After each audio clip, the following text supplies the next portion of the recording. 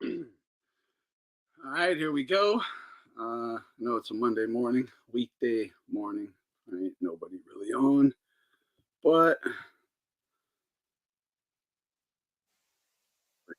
let me mute this. Pop the chat out real quick. And we're good. How's everyone doing? Hope everyone's having a good day. Good, dude. Good weekend of fights again. Can't ask for much more, dude. I'm telling you, there's like a culture shift. There's a culture shift happening. We're getting much more evenly matched fights. Um, the UFC is doing what the UFC does. Great UFC card too, but boxing in itself, we're getting more evenly matched fights, and that 5v5 was awesome. There was really only one fight I didn't like. I can't. Well, two. The Dubois Hergovic. Oh my god, they looked like shit. Um, and then there was another one that wasn't anything special, but every other fight was good. Even the dude who fucking fought Bivol. Saudi is good for look. As of now, I can't say anything bad about what you know Turkey is doing. The Saudis are doing. I it's there has dude. The judging has been good. The refing has been good. The refing sucked in the Dubois fight with the headbutts, right? Dubois kept headbutting the whole time, and the ref just let him do it. But whatever. Apart from that, like the refing has been good, the judging has been good, uh, the matchups have been good.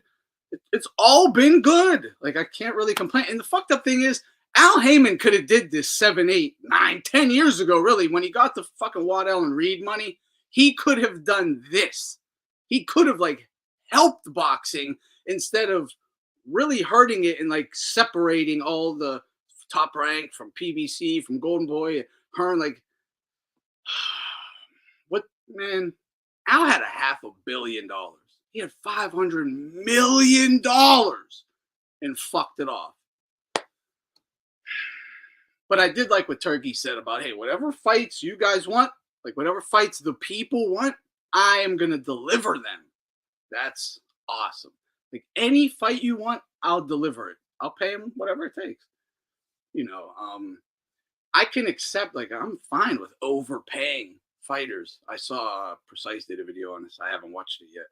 I plan on it about Saudi quote unquote overpaying guys, but to fight other, top guys, not you know jobbers like Al was doing. Hey, Charlo, you want to go fight a jobber for 5 million? Yeah, and then he's not going to fight Golovkin for 3. It's like, come on, man. Uh,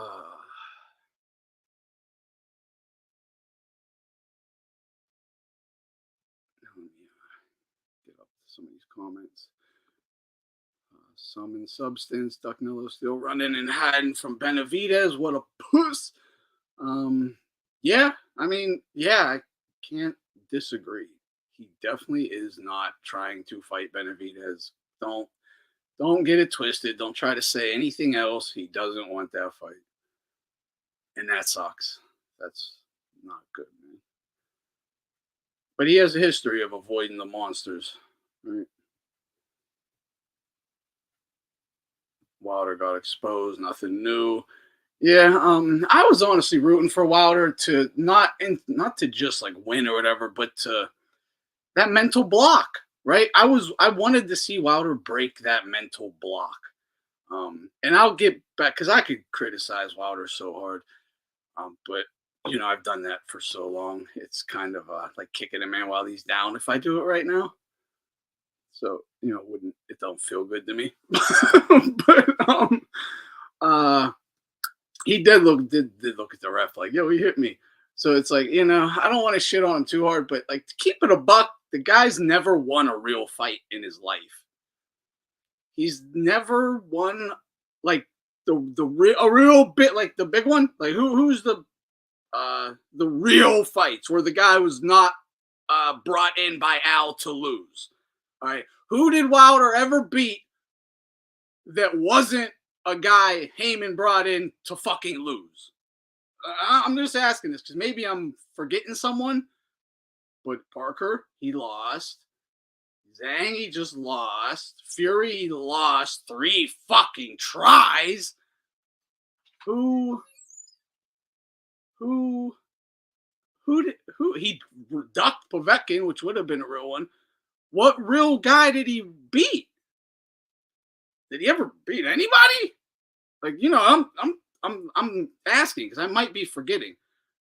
Luis Ortiz, okay, Luis Ortiz. That name was escaping me, but he kind of lost that fight too. We forget even that's literally the reason Paulie Malignaggi got shit canned from Showtime because he exposed the corruption to help Wilder survive when Ortiz basically had him out. But his best win, give him the win, right? Shit Ortiz in Omo, he kind of lost, but whatever, Ortiz. Yeah, and he's brought there to lose. Let's keep it a buck. Ortiz was brought there to lose. That's why they made the fight. Get him off his roids for a couple of years, then they bring him in. Yeah, he was brought there to lose. He just almost flipped the script on their ass. And again, I don't want to kick the dude while he's down, but I have to. Just because I told you this was going to happen 10 fucking years ago. Literally. Not 10. 8 years ago. I literally said it. Anytime he steps up, he's getting smoked. 8 years ago. But the reason I wanted to see him break the mental block, right, is because we've been talking a lot about this mental shit. Like, I brought up how Barrios and Spence, they're generally the same physical being. What makes them difference is their mental, right? And I use like Tank. If Prime Spence, was going in versus Tank, he's going to look at Tank like, you little midget, you have no chance. I'm crushing you. Right? Or Barrios looks at Tank and is like, this is the toughest fight of my life. Oh my God, I'm in trouble. It's the way they're looking at it. So to see, all right, I got you, Otto. I have my Twitter open right now because I'm about to talk about this Victor Conte shit too. So I'll check it here in a second. And what up? With Wilder like just sitting with that right hand cocked the whole time, just cocked, and he just right there, just boom, and he's fast, so bow, just tap him. Couldn't, and anytime he threw it, he was having success. Yeah, he might get countered, but you have to take that chance, right? Or you're just gonna get punished. So you have to gamble. But that's the problem. I've been that's what I was saying 8 years ago is why he's always going to get fucked up is because he throws like this. Right hand, left way out here, right way back here, chin way out. What do you think's going to happen? Like when there's a guy right in the pocket like this, just bink, it's over. Lights out, good night, bye-bye. Right, that's what he did. Bink, he's 360s. Eats the right. That's why my statement about Wilder was the guy is the worst boxer in boxing. Out of the top, so-called top guys, because I didn't think he was actually a top guy, but out of the people that people would claim are top guys, he had the worst skill set out of anyone. He was atrocious in every field, from the feet up, atrocious. He just could take punishment. He got a good chin, honestly. He could take a beating, and he'll keep coming. But his skills are terrible, and he don't have the mindset for it. He just don't. He should retire. He has to retire. He absolutely has to retire. Because, all right, I'll go get it here right now. He has to retire just because, and it's not that he can't fight again, but he has to leave. Like, because he has to get a whole new perspective change. He needs time. It's time to make his brain like change. When he's constantly like in the mode of I might have a fight coming, that fear is always going to be there because it's fears, doubts, worries. That's what is preventing him from letting that shot go. You have to it might never change, right? Your mindset might never change, but it might. It just takes time. Forget boxing completely. Don't go to the gym. Don't fucking lace gloves up. Just go live life. A couple years, see what happens. See what might change in your mind. I don't think he's ever going to be, the man or anything like that. But if he really wants to fight again and have a chance at winning, he got to step away for some time. He got to step away, get his mind right. He's separated from his wife too. So he's just his mind's fucked up. He can't be fighting right now, man. He just can't.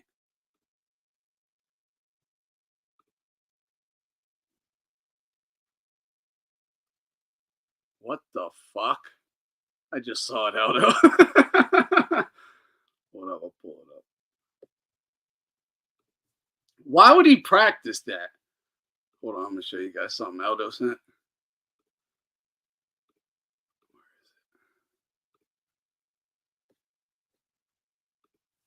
I don't know why he did this, but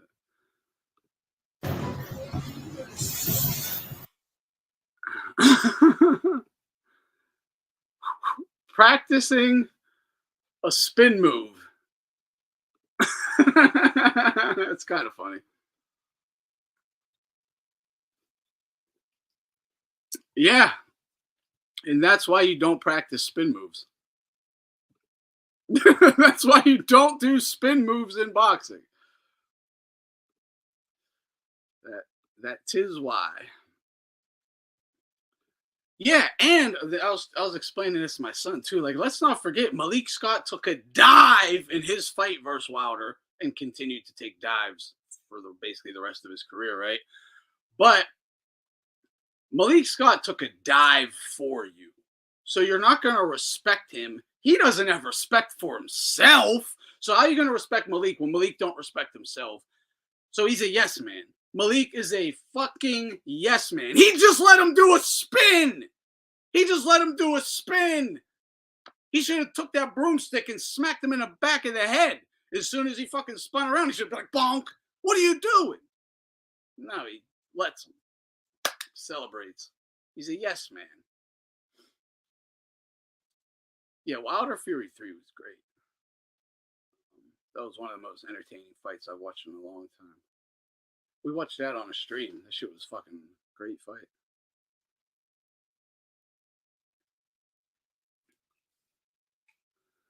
I have this Victor Conti stuff pulled up here. Because this is kind of funny too. There's so much to talk about with all these fights, obviously. But hang on one second.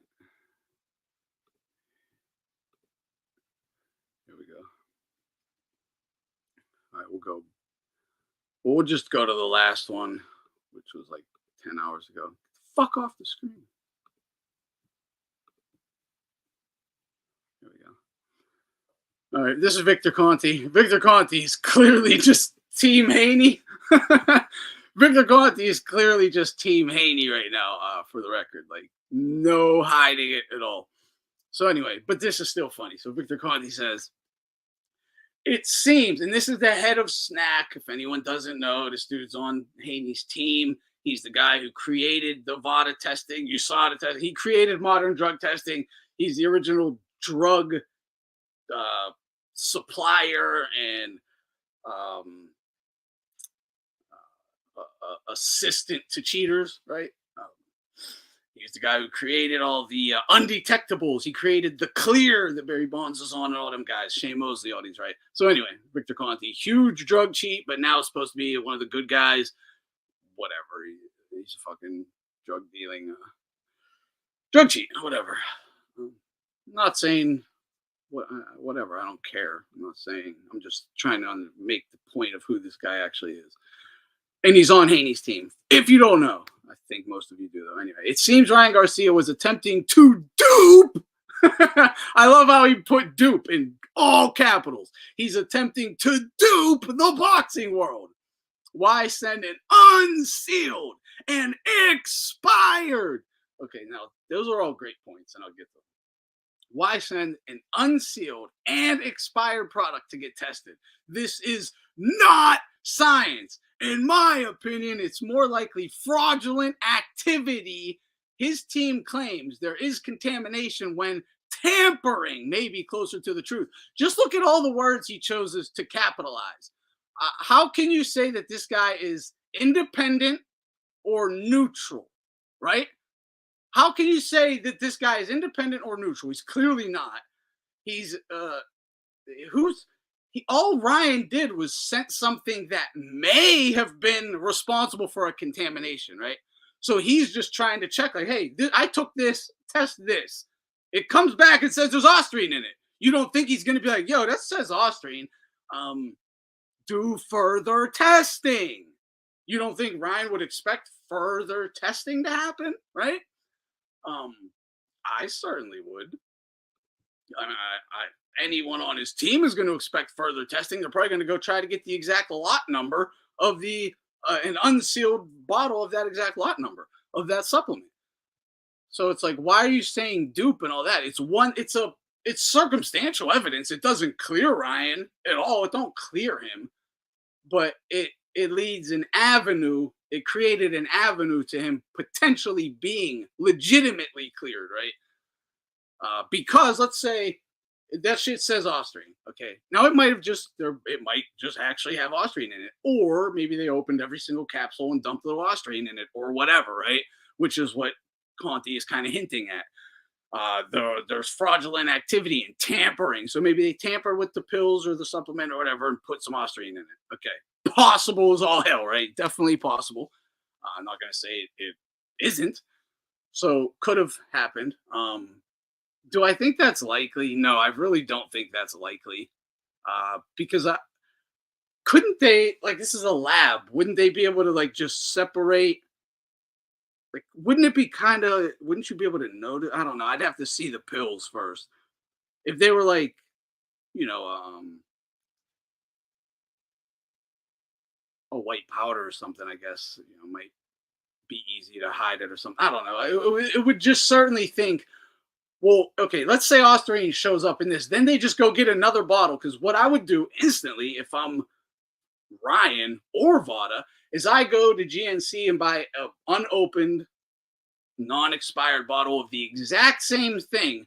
Not the same lot number of the bottle I had, but just any other bottle. Because if any other bottle that's unopened also does show up when you test that, if it also shows up for ostrine, case is closed right then and there. If it doesn't, if it doesn't show ostrine, then that's, that wouldn't look good on Ryan, but it still leaves in the avenue. He has to then go and find an unopened bottle of that exact same lot number. It's like, why would you even do drug testing when you might just have to go through all this bullshit? I don't know why fighters agree to this shit anymore. But whatever. I mean, that's the options, right? That's the options. I would just go grab another bottle, unopened, test it. Because if any other bottle from that company says ostrine, the case is closed. That does clear him. Not, 100% factually, but just through ponderance of the evidence, it would clear him. To any reasonable person. There would still obviously always be doubt, right? But I wanted to get to this. I think that's all the Haneys really want to do is create doubt over Ryan. That's like their general goal. Just, it doesn't matter if the O gets overturned or whatever, but just muddy up Ryan's name and the win, right? So, that's all it is create doubt and muddy it up. But it's like, dude, Haney, your whole career is already in doubt and been muddied up by you. You're cheaters. All right? You are cheaters. Your whole fucking career has been bumper bowling. Like, you never could fall in pitfalls because you were protected the whole fucking time. You got to fight 20 literal cab drivers, then like a Linares, basically lose but get protected till the end. Then you get a Kambosos fight. Okay, you win Kambosos with dirty tactics and all that. Rabbit punching, clinching, low blow, and duck and blow to waist, all that. Cheating, but not, okay, I'll give it to you. Wouldn't be as extreme as maybe drug cheating, I guess, maybe, whatever. But all this bullshit, all the elbowing and Taloma and the other guys, right? All the constant cheating, weight bullying, refs in your pocket. It's like, that's way more significant. That is way more significant. So you're already in doubt. Like, your whole thing is mud and doubt. So you can't like give it to Ryan. It'd be like, like, I don't even want to say what I was gonna say. And you know how it's even really bad? Like, why haven't the Haneys criticized Harvey Doc? Why haven't they criticized Harvey Doc? The whole world saw there was plain as day corruption. I don't know if it's through bribery, just friendship, or Harvey had money on the fight, or Harvey's racial bias, whatever. I don't know what the reason, but he did it. That's all that matters. He did it. Did the Haney say that was wrong? Any man would be like, yo, what the fuck did you do that for? I don't need your help. I don't want your help. You just made me look like a bitch. You made it look like I bribed you to help me. You made me look like a corrupt pussy. Harvey, if I didn't give you, like, if I'm Haney, I'm like, yo, Harvey, I didn't like ask you to do that. Why did you just fuck me up? You now made everyone think I bribe referees, I'm corrupt, I'm a pussy, and I'm a cheater. What? But he didn't say that, did he? He didn't admonish Harvey. He didn't criticize him. He didn't say anything negative about it. So that's how you know he's not only, well, I'll just say that's how you know at a minimum they were accepting of it. They're accepting of receiving benefit through corruption at bare minimum. At the extreme, I guess, would be they gave him money, he did his job, so why would they criticize him for it, right? That's the spectrum that's on. Either way, it's all bad in terms of the Haneys. All bad. All bad. No one wouldn't shit on him for doing that if you didn't want it or ask for it. Like, I can't see any way. There is no reason. There's no justification for why someone wouldn't shit on Harvey Doc for doing it. And they didn't. So, because the only people calling Ryan a cheater are going to be like, I don't know. I want to say Haney fans, but they don't even have fucking fans. But, Haney fans, I guess. But how, like, again, I'm not going to criticize someone for, even if he did cheat, he cheated versus a cheater. So why the fuck would I care? Why would anyone care? You're cheating versus a cheater. Worst case scenario for Ryan is he cheated against the cheater. Doesn't that just make it a fair fight? Right? And I think I would rather have a referee on my side than Osterine. I don't know how many times I can make that clear. Here's his other comment right before that one. Victor Conte's supplement company NutraBio fires back at Ryan's team for claiming their product contains Osterine. They say it does not.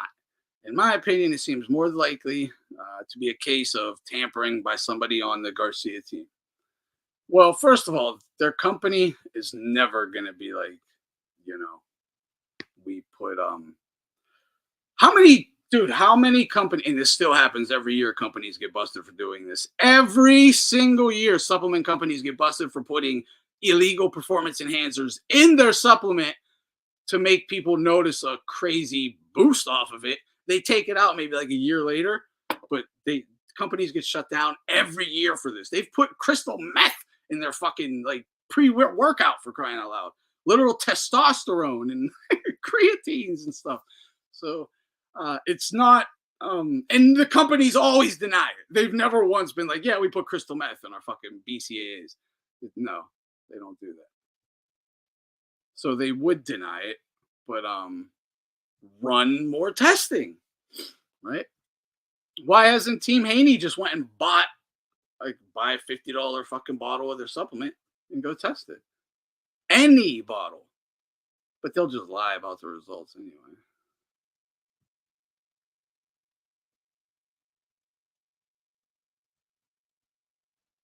That's the letter. But yeah, sending unsealed and expired. Pretty funny. Unsealed and expired.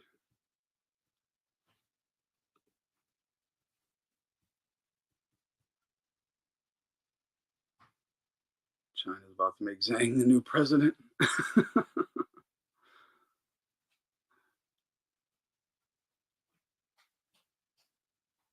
Oh, yeah, that's there's no I was talking to my son about that fight. Please don't make AJ and Dubois. Please don't make that fight. You're wasting an AJ fight. AJ could be fighting anyone else. Um, Dubois doesn't deserve it. He's a career bum, cheater. He sucks. He's just garbage. Fuck that dude in every way. He don't deserve it. An AJ payday, that is. He don't deserve an AJ fight period. And AJ will brutalize that dude. Brutalize him. What Hrgovic should have done, AJ will do. It's gonna be Ngannou all over again. The guy don't move his head, and he keeps his hands at his shoulders. He's getting his fucking head knocked right off of his shoulders.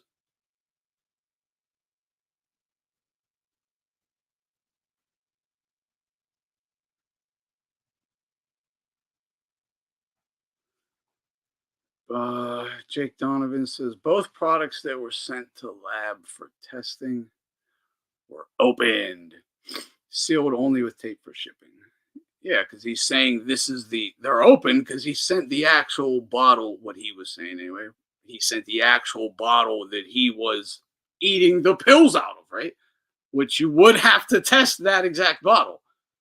So, I mean, obviously the first that is going to be unopened. Like he's saying, I took the pills out of this bottle. Obviously, you have to test those pills. Yeah, they could have been tampered with, but you have to test them. Because what if they just come back negative? Well, then you're like, it ain't that. Next. If it comes back positive, then you go, okay, this is positive. Now go get me another bottle of it that's unopened. Let's test that one.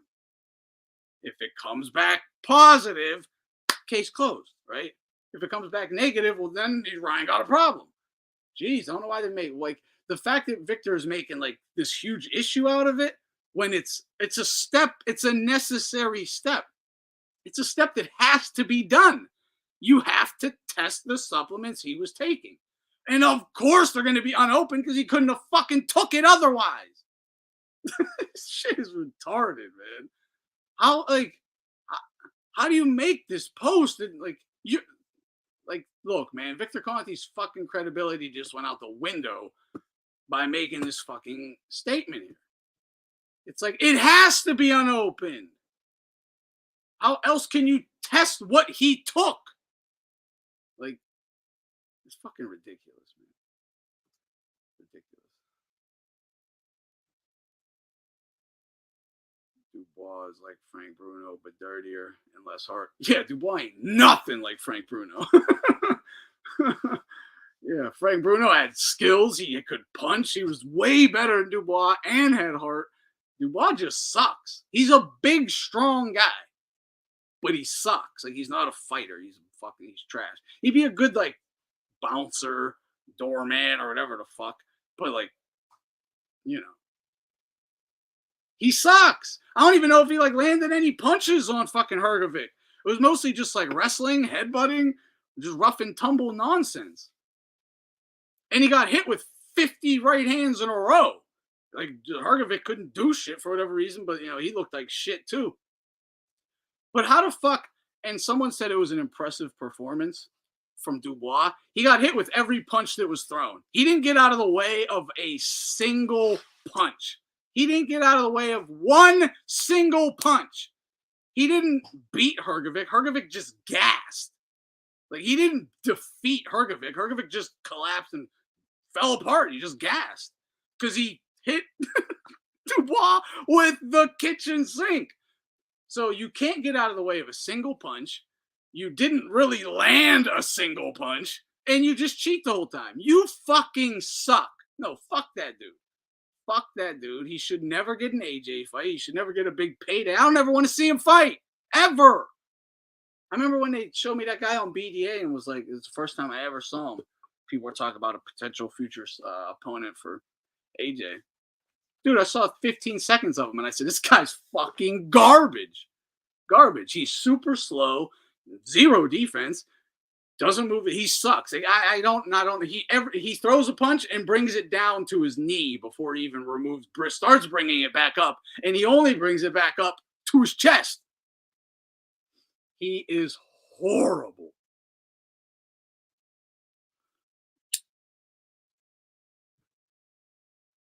I'm just not. No. Look, keep him in a certain level of fight, right? Like, that's fine. Keep him at a certain level of fight. I'm not interested in them. Like him and Joyce or something. Yeah, he go do that fight because I don't care about that fight. Go do it. Don't care. I'm not. I probably wouldn't even watch it unless it was on another card that mattered. But yeah, he can go have those fights. But I don't want to see him wasting a night of a Fury, a Usyk, a AJ. I don't want to see Dubois versus any name because I don't want to. I'd rather see a name versus a name. You know. Fuck Dubois. And Hrgovic, fuck Hrgovic too. That dude, what the fuck was he doing? All he had to do was sit down on a shot, hard jab, hard right, boom, boom, follow with the left. His corner was telling him it the whole time. He just kept like slapping everything on his toes, standing on his toes, slapping. And even the right hands were like just arm punches because he's up on his toes rather than like bend your knees, sit on your ass, and boom, hammer him. Nope, didn't do it. Instead, threw 300 arm punches until you gas, and it's like, oh wow, you just punched yourself out without ever really laying some heat on them, and you cost yourself the fight. You know, I don't know if he took Dubois lightly, which he probably did, but cost him.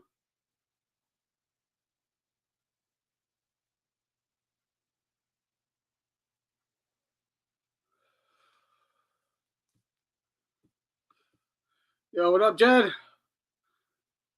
Hrgovic sucks. Some idiot said he would be the next Klitschko. Yeah, I mean, he was never going to be that. He's never, I mean, yeah, I never saw much potential with him myself. Not like this level is where you'd see him. There's too many, he has too many, he does too many mistakes, too many mistakes.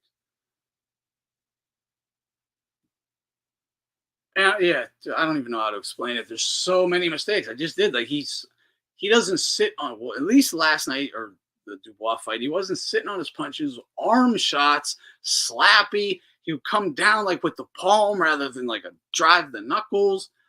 Yeah, yeah, he is. He is. I was This was actually impressive to me, and I look even with Wilder being hesitant to throw a punch, right? Even with that, Zhang walked right towards him at all times, right?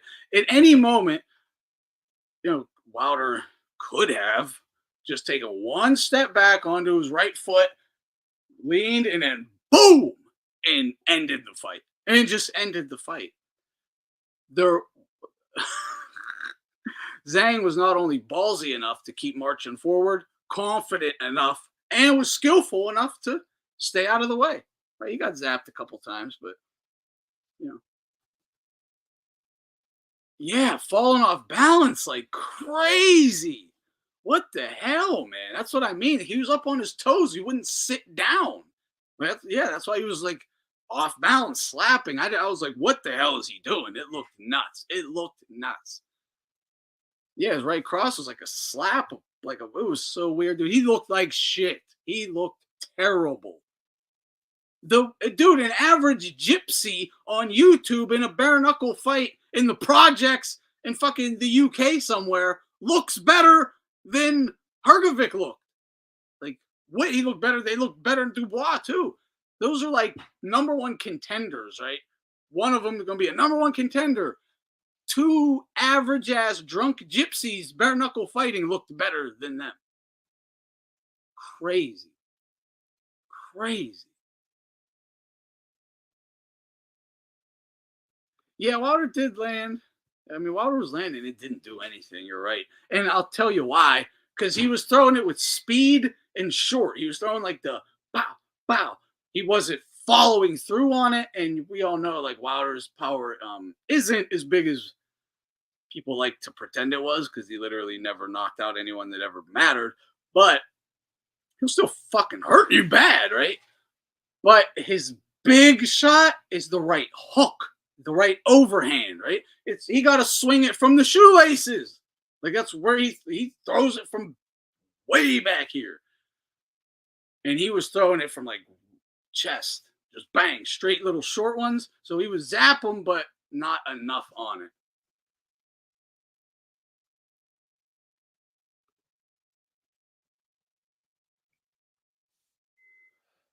Hang on one second. My dog's sick. Hang on. Hello? Yeah.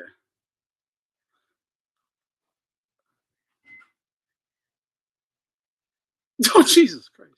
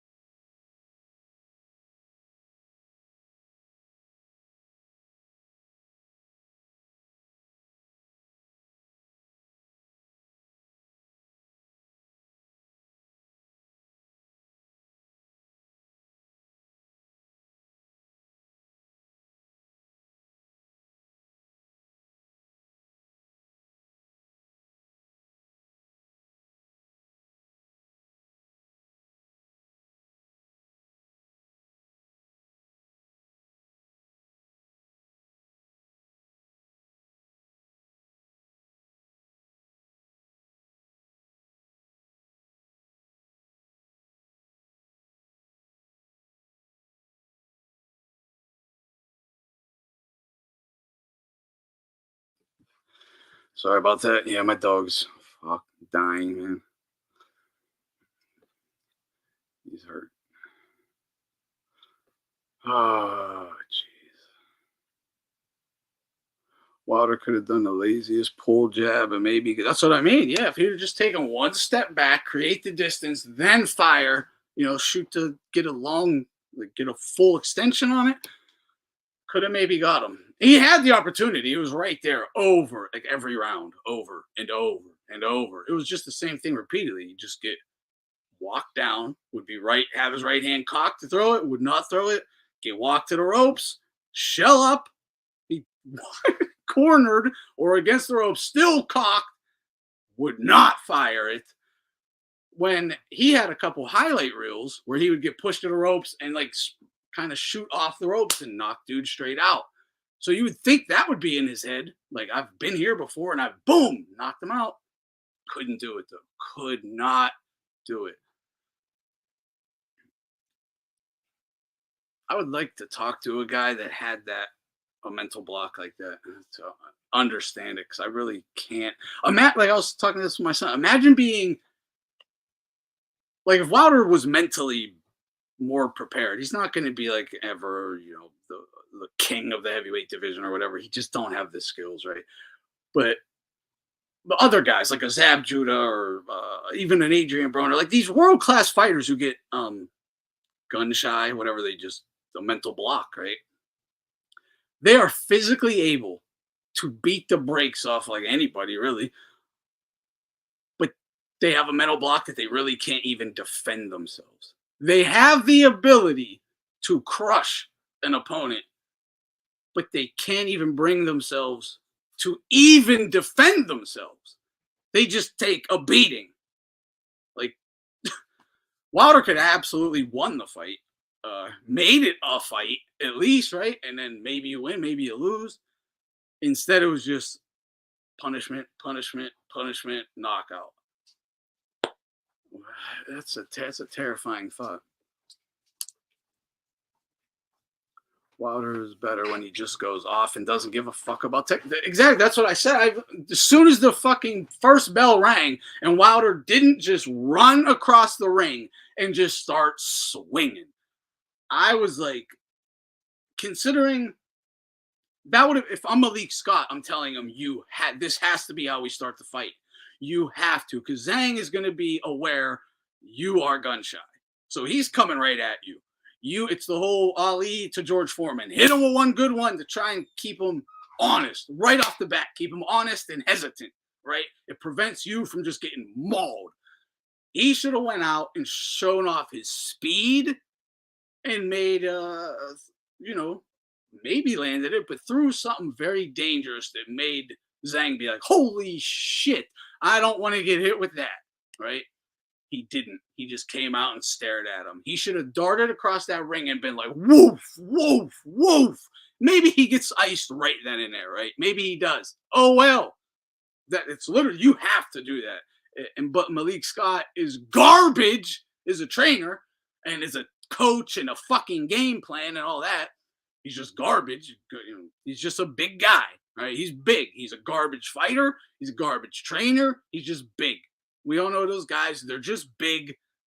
They try to do something in boxing. They never do. Every gym has 2-3 big-ass guys thinking they might be able to go get a heavyweight title fight. Lose it, but get a payday. They never do. But, he's one of them guys, they never do in terms of, 99.9% of them never do.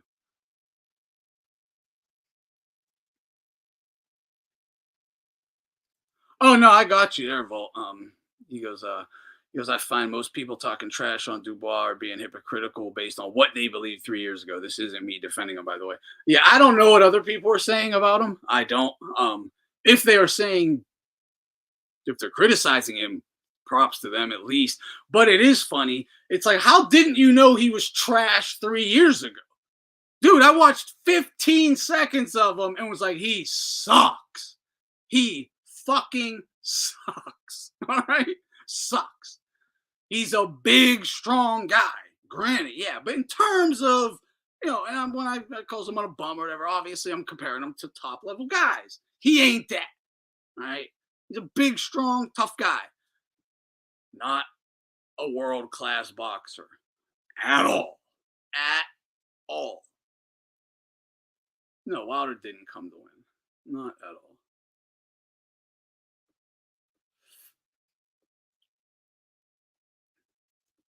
What's this? I think Wilder's just done. The book is out on him. Every fighter knows what to do to beat him and how to fight, especially the elite heavyweights who ate superior boxers and know how to implement that. Yeah, and it's just always so hard for him to land. Like, it's going to be, and I always said this, it's always going to be so hard for Wilder to land on the upper class guys, the upper echelon guys. Dude, when you throw from the shoelaces, they're looking at that punch from your shoelaces. They see the exact trajectory it's about to come on, and they take their head right off that line. They see it's going to come swooping right over here, like and hit them here. So when it swoops down, they just move, whoosh, whips right by him. You'll never land that shit. But when you fight these fucking bums who had 2 weeks of training, they're brought in to lose, then yeah, you can land it eventually. But yeah, my dog's like 100. He's 100 and something in dog years. He's like 14, 15, 16 years old. I think he's 16, maybe 17 now. I got him when my kid was 2. Yeah, he's old as shit, man. But yeah, it's bad. Yeah.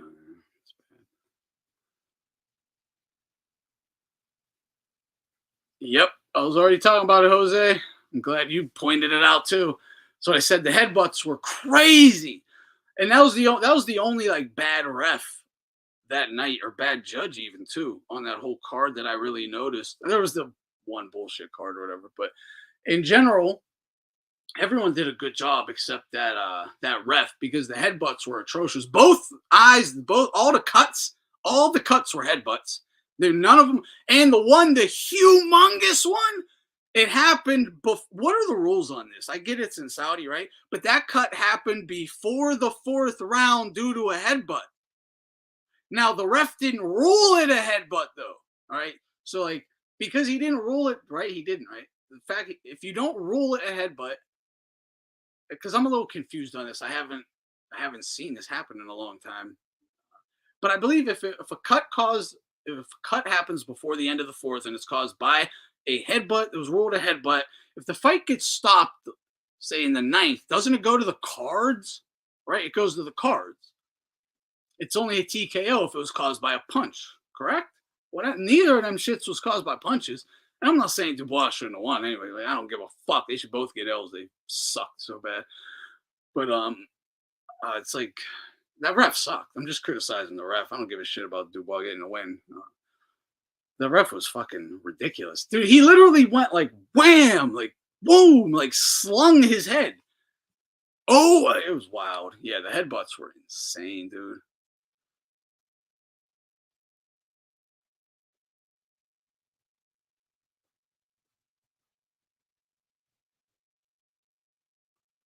Low self-esteem. Might be. It might be. I'd really like to talk to one of them guys though, because like I can only envision what it might be caused by, and I don't ever want to experience it to understand it. Because imagine not being able to defend yourself, like someone rushed you and you're just like you don't know what to do, but you just can't do it. Oh my god. Yeah, it goes to the cards, right? If it stopped before the round fourth, it's a no contest, correct? And if it keeps going, yep. Anything before the fifth, no contest. After it goes to the cards, exactly. Yeah, it should have went to the cards, but it didn't because he didn't roll it a headbutt though. And again, it's in Saudi, so I don't know. I would still envision it's the same rules. Hamza, what fight was that? Dude, that guy. No, I'm not sure who you're talking about, but the two Arab dudes, the Libyan, the dude who fought Bivol, dude, I fucking like both of them. The Libyan dude was gangster, and he brought it, dude. He brought it. The guy who fought Bivol brought it, and the other guy, who was he? Oh, the dude who stopped ammo. Yeah. Dude. Oh, well, yeah. Okay. He might be the best middleweight in the world. Okay. That dude. That's his name, Hamza. That guy might be the best middleweight in the world right now. Or maybe not right now, but in like 2 years, like 2-3 years, he might be the best middleweight in the world. What I noticed with him in the first 6 rounds, he was a bit nervous. He's a bit green. Experience isn't quite there, but as the fight wore on and he got a little more comfortable, a little, sure of himself, dude, he's good. He's good. Once you get him a little more experience, a little more sure of himself, he's going to be one of the best middleweights in the world. Hell of a chin, tough, bro. Nah, that guy's good. That guy's good. Big power, both hands. No, he's fucking good. Williams, Hamza sparring partner? No, I don't know. Is he? I don't know. They're both undefeated up and comers. I wouldn't say either he ain't Hamza's sparring partner. They might spar together, but Ammo ain't his sparring partner. You know what I mean, bro? Like he's not like, hey, I'm bringing you in here to do what I want with. Nah, dude, that's they might work together. Big difference though. Oh, okay. Commentator said first cut was called by the ref. Really? Then what the fuck happened? I guess it wasn't stopped on a cut, or I guess like if the fight wasn't stopped on the cut technically, then it wouldn't matter, right? It just might be the guy just don't look good, and the cuts are part of it. But he looks all glassy eyed, he ain't defending himself. If it's like the overall Hergovic is the reason it was stopped. Okay, I can accept that. That's fine. Because he looked like shit. Let's keep it a buck. He looked like fucking shit. Hergovic looked like shit.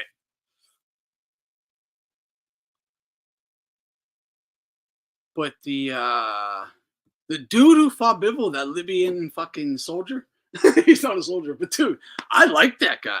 I like that guy. Dude, as soon as because I didn't know who he was fighting, but when I saw they showed like backstage, they showed him, like hitting the mitts, right, getting warming up for the fight. I saw he was tall, long, fast hands, and he was hitting hard, and he's shooting right down the middle. Anyone who knows box, like at least for me, I'll be honest, the thing I hate the most, taller guy, fast, shooting right down the middle. It's like you're like, what the fuck? You can't. It's horrible to deal with. You have to just take it and go and work the body. So I was like, this could be interesting. But the guy, the kid fucking brought it. He had his dad and his brother in his corner. The Saudis, like, dude, every time he would land the Arabs were getting so happy. Every time he would land, they'd jump.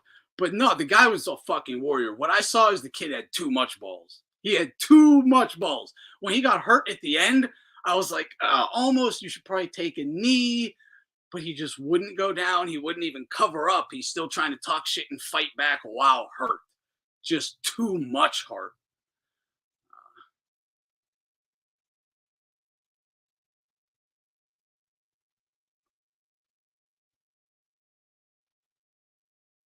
Really.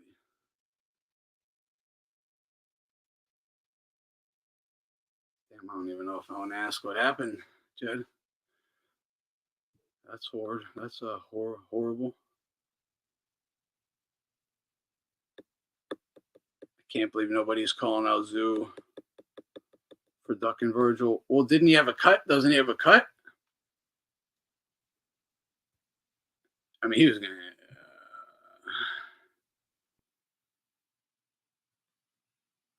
Ford Nick Ball. Yeah. Okay. I like that fight too. Oh man. Okay. I didn't know. All right. This is an interesting fight. I'm just gonna go through it, like rounds 1 through 4, whatever. Uh Ball's making it a fight, right? Ball is there. He's fighting, right? He's throwing with bad intentions. He's making a rough and tumble. He's fighting, and Ford is trying to just stay in form, little quick inside, little trying to box. You're in a fight, dude. You're in a fucking fight, and you're trying to point fight. You're trying to box in a fight. And like I'm watching it with my son. It's like the third round. I'm like, you better start. He has to start sitting down and ripping those shots. Start slinging leather, bad intentions. It took him till like the 5th, 6th round, but he started doing it. As soon as Ford started throwing with bad intentions, started slinging leather, then he started winning rounds. Started banking some rounds and started doing good, right? And then it gets real exciting, becomes a fight. At the end, he even wobbles him, hurts Ball a couple times. My scorecard, this is fucked up, right? My scorecard was 7-5. My scorecard was 7-5 for Ball. 7-5 for Ball. But I could see a draw. And I could see even 7-5 Ford. It's like it's hard to see 7-5 Ford, obviously, just based on how you score. But the problem with me was I did have the card was 7-5 Ball, but Ball took damage. Like he got punished at the end, right? So it's like it's like Ball rounds 1 and 2 or whatever, say whatever, any one round he won. It wasn't equal. He got 1 point for it, and he just outlanded Ford. But then in that round, Ford like punished him, right? Like beat the shit out of him, hurt him and everything, and he only got 1 point for it. It's like that's not really even though, man. It's not even, but I have to give you 1 point. So in that way, Ball won. But Ford, it's like I wanted to give him some extra credit for putting the pain on him, but you can't, right? I don't know. I didn't think it was quite 10-8, but he hurt him because Ball came back. It wasn't 10-8. So yeah, I had Ball winning, but I was saying rematch. I was like, we got before the cards were even announced. I was like, it's basically a draw. You got to run it back. But then, you know, Ford said he's leaving. He got to go up to what 130, I guess. Yeah, 130. Ford couldn't even beat a midget. If he would have started earlier, he probably could have. If he would have started earlier. And that's why I be telling motherfuckers, like, dude, quit this wannabe point fighter bullshit in the pros. Like, tippy tap, pat, pat, pat, pat. When this guy's slinging leather, because you're just losing round after round after round. I mean, Ford was just trying to stay in form and box little pitter pats like he's gonna have a glorified sparring session. When Ball's here to kick your ass. And he started kicking Ford's ass. And Ford finally bit down on his mouthpiece and started slinging. And then started winning. It's like, dude, you know, you lost your title. Oh, because you fucking didn't start slinging earlier. Maybe he gets knocked out if he slings earlier. Who knows, right? But I don't think so. He didn't have to only throw big punches, you know. I think he just could have did a lot better. Yeah, Ford was outlanded in most rounds. I had him losing in terms of the rounds, right? I had him losing 7-5. But he fucked Ball up at the end, so I was like, I didn't see the Vargas fight, so I didn't. I don't know how bad the robbery is. I know everyone said it's clear robbery, but you know. Yeah, it was definitely super close. If the fact, look, honestly, it should have been a draw. It probably should have been a draw. But the fact that Ball, Ford is leaving the weight class, so the belt's going vacant, and Ball was just robbed in his last fight. You know, they're not going to do them. I'm glad that I understand why they just gave it to Ball because Ford's dropping it anyway. Ball kind of did win. They should rematch. They should be rematching, but apparently Ford don't want the rematch. Not because you don't think he can win, I guess, but just don't want to. He wants to move up in weight. Ball clearly beat Vargas. Yeah, that's what I didn't see it. That's what I heard. Yeah. What up, Friesen? No. Oh, okay. Yeah, okay. About Virgil and Zoo. No way that cut isn't healed. Been stitched a month ago. There's a reason Zoo hasn't said a word about it. And they're looking for a new opponent, right? They're looking for a new opponent. They were talking about Ryan Garcia, Errol Spence, and I think a Ukrainian were the three names they're talking about right now. But Spence is obviously out because he's doing Fundora. And Ryan, that ain't happening. And please don't do that, Ryan, because you're going to get fucking hurt. So, yeah. It's probably going to be the Ukrainian.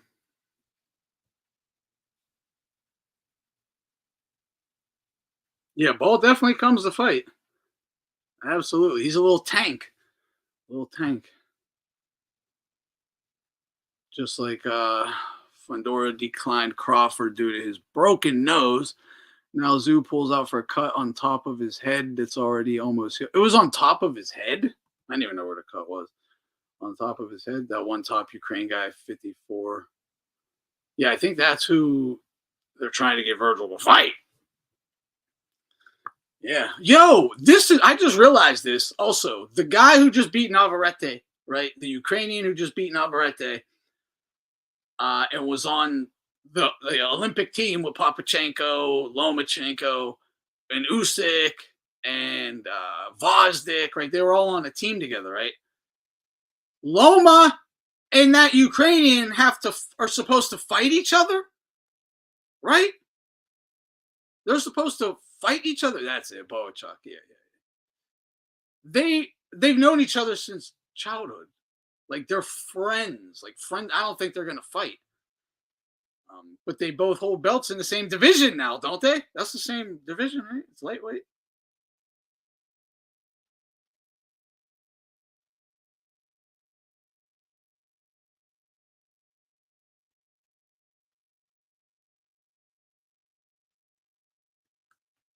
Yanabek and Virgil. Yanabek's too right now. Yanabek, man. Yanabek right now. He's too big, but he's also been active and shit. Like you got to get right now. Yeah, Yanabek. You got to get Virgil back in the ring a couple times, get him proper shape. Yeah, let me drop this link too.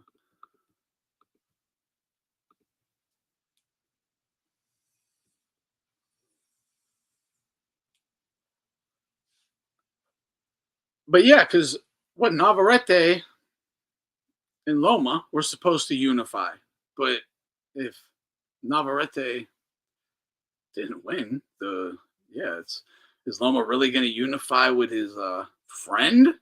I doubt that. Yeah, Virgil needs rounds, man. Didn't he date Loma's sister? Oh, I don't know. See, yeah, okay, there you go. I wouldn't doubt it, right? They hung around every damn day for years. It would make perfect sense. Yeah, that fight, they're not going to be fighting. So what I was thinking then, right, is well, then what the hell does Loma do? Isn't Loma's sister hot too? I swear I remember someone showing a picture of her on stream. She was actually hot. Can't remember though. I think it was Loma's sister.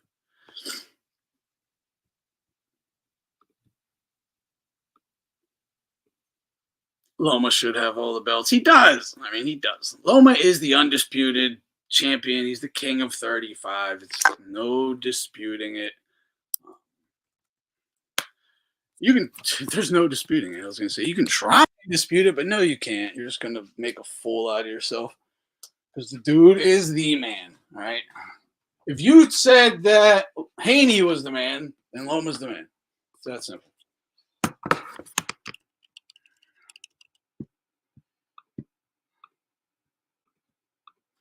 What's going on, bro? Yo,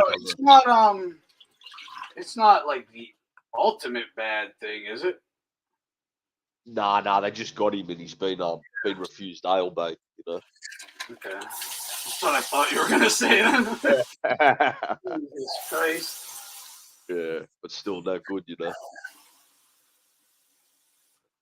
How long ago?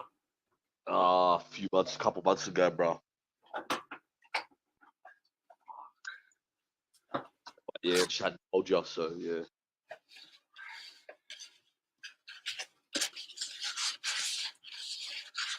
Did him and his girl, I shouldn't be asking this on here, but him and his girl get back together before that? Nah. Fuck. Damn. It's kind of over, you see, yeah. Yeah. Obviously, we'll talk about it more, you know, another time, but yeah, I just want to let you know. But yeah, it's no good. They got him on taps and that, so yeah. Fuck. Yeah, lad. That Barancek though, bro. Him and Lobra, I seen them fight the Emmeters cunts. I seen that fight's on YouTube from like way back in the day, brother. They fought in probably I don't know, 15 years ago or some shit. Yeah, Lomachenko and Barancek. So they did fight. Yeah, I saw it. I've seen them fight. Yeah, and they did. Oh, okay. Yeah, it's not in a big tournament. It's like in a little gym in Ukraine. Must have been just like a domestic, a local matchup. That's how I remembered him, bro. I was like, oh, this is the lad I've seen Lob box before. And then I remembered him from the Olympics. He beat Jeff Horn in the quarterfinals or semis or some shit. Yeah, I cost a friend some money. I told him, like, I told him bet on Usyk, like he's fucking taking this fight, and I said you might as well parlay the Navarrete because he's like an 8-1 favorite, right? And it's like a guaranteed another like 0.5%. So I'm like, you might as well definitely do that, right? Totally. And then afterwards, I find out who Navarrete was fighting. And I'm like, oh my God, I could have actually made you so much more money. Like, I didn't know he was fucking world class. Yeah. Yeah, not only that, he's actually like, to me, he's a bit of a waste of talent, bro. Like, he's 36. He should have been fighting like these fights 6 or 7 years ago. Where the fuck's he been? That's the other thing I was looking at. I'm like, the age, the lack of knockouts. I'm like, yeah, I didn't really look it up who he was. I just took a cursory glance. Yeah, and then I found out. I don't get it, cuz, because he turned pro like a long time ago, but he just hasn't had any fights, bro, against like, top level lads till the Navarrete fight. But he got his victory. He's got that one big victory, so salute to him. Wait, someone's saying no way she looks too much like Loma. Someone said she is really hot. Is her name Anastasia? She's hot, bro. I see that. I'm going to look it up. Well, I'll decide on that.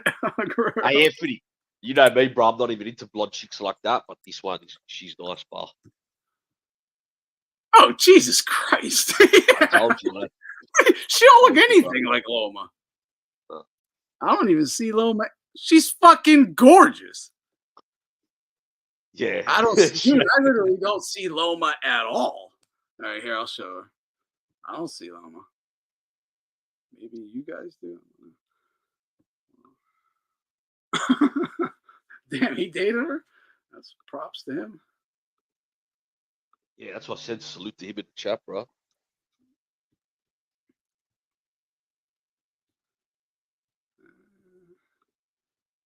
little blurry. Let me get some. No, it's not that bad. Yeah, she's like a world-class gymnast or some shit as well. So yeah, it makes sense. That family, yeah, they breed them. Oh, barely any makeup. A bit of a butt chin. No. Yeah, I don't like it there. I like it with the makeup and that. Okay, her is Lo and Loma next to each other. No, dude, they just don't look alike to me at all.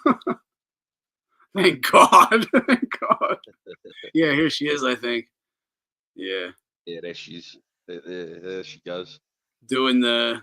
Yeah. That's a picture, bro. Yeah, for real. Yeah. No, she's a looker.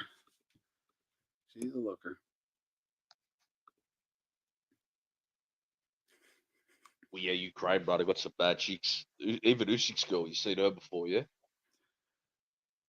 Yeah, I did. Yeah, she's a dude. Nice.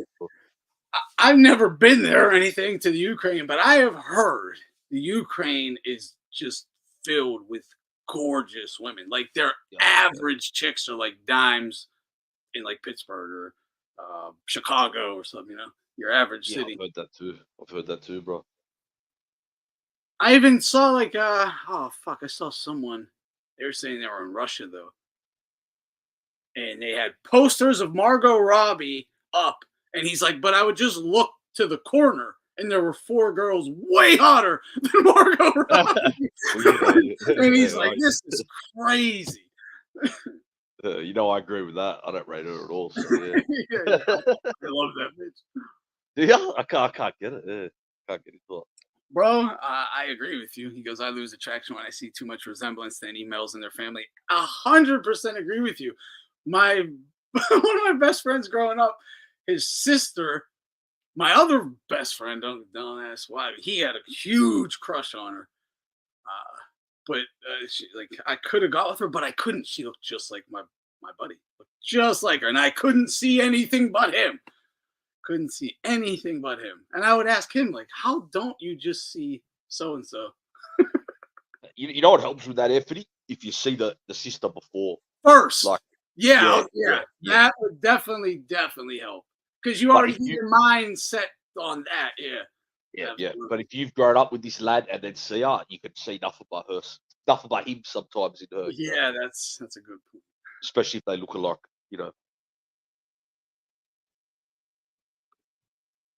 That's yeah. They actually should do that fight. It won't happen though, because Dubois is like fucking Mando now, ain't he? Yeah. I reckon he'll fight Joshua, maybe, bro, end of the year. He's going to. He's going to. Yeah.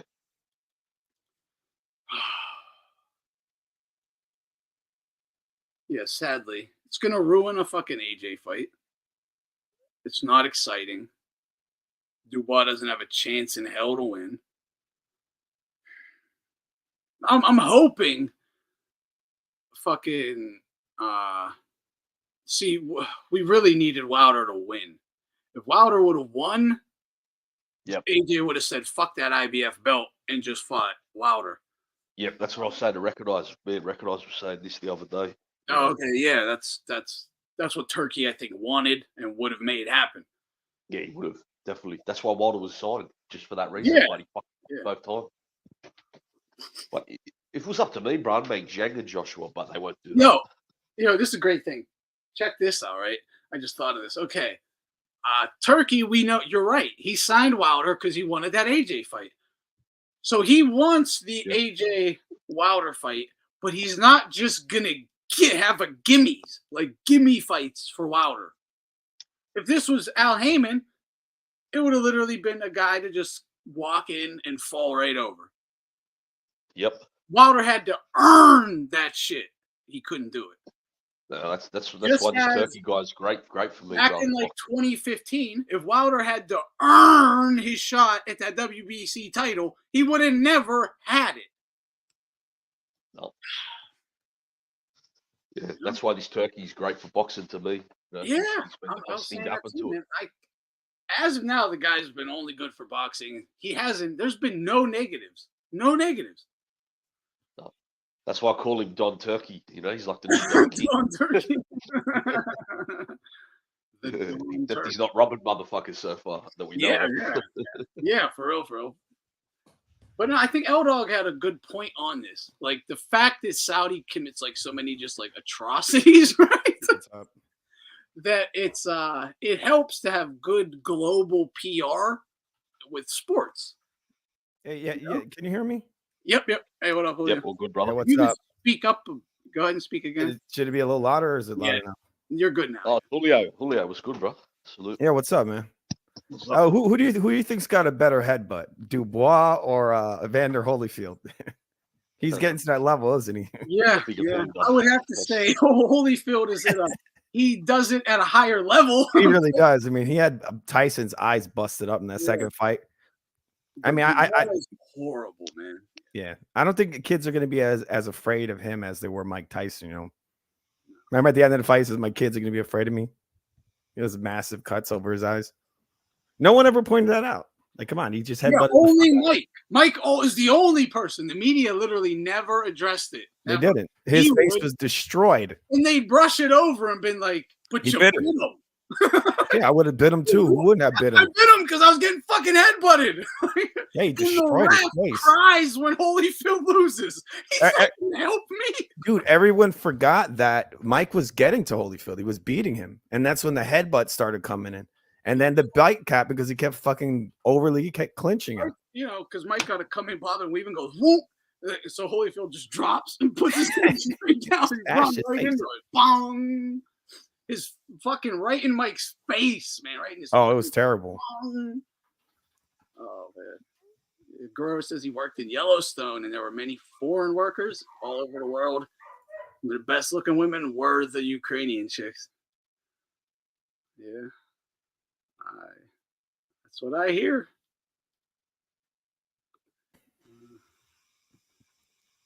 Yeah, at least they got to flee, right? So now they're gonna let Dubois fight AJ. Is that the next fight? I would imagine. Yep. Yeah, if Wilder would have won, I don't think that would happen. But who else is AJ gonna fight?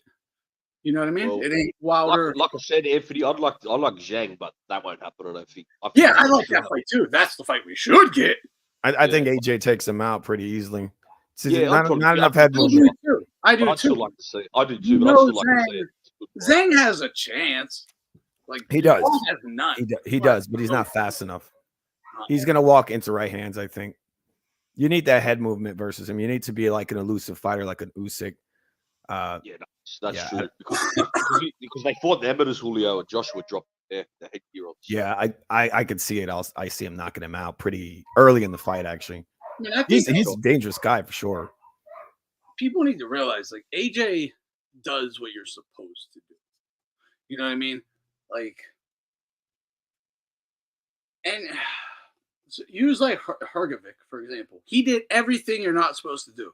You know? Like a slappy jab, slappy right, up on the toes, like just off about like Wilder or AJ is going to sit down, hands high, in the pocket, waiting. As soon as you open up, bang, hard jab, stiff jab. As soon as you jab, pull right over the top of it. Like he's locked in. Not I'm just throwing meaningless. This hatred, I can't understand this hatred for AJ. AJ's brought so many good fights, and he's great in the ring, man. He brings so many good fights. AJ's the best heavyweight in the world, apart from. I think he is really. If you look at resumes at heavyweight, I mean, he is. Oh, I'm talking resume and actual skill sets. Like every way you want to go about it, AJ. He's a student. He's a student. He's never thought that he is the greatest. You could tell because he's always trying to improve himself. Yeah. You know, he's sort of like Oscar in a lot of ways. You know, Oscar was obviously, you know, Oscar was a lot better than him, but he kept trying to improve himself. And this is what AJ's doing. He's just gotten better and better. I think he's gotten over, like he was a head case a little bit after that loss to Ruiz. Yeah. I think he's kind of shaking it off. He's doing real good now. But the hatred for him, I never understood. I mean, come on, just watch that Klitschko fight. That was amazing. That's one of the best heavyweight fights you'll ever see. Exactly. It is. It is. Dude, his fights with Usyk were fucking great, too. They were great, too, yes. Yeah, did he lose the majority of rounds? Yes, right? But he's in there the whole time.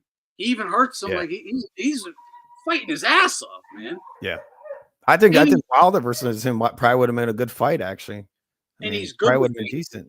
Disciplined in terms of like form in the ring, his technique. He does what you're supposed to do. That right hand he has is one of the best ones at heavyweight. That's maybe the best right hand. That is like straight as a spear. The way he throws it, amazing. The way he throws it is just whose right hand even comes close. Almost perfect. Yeah, it's like perfect technique. Yeah.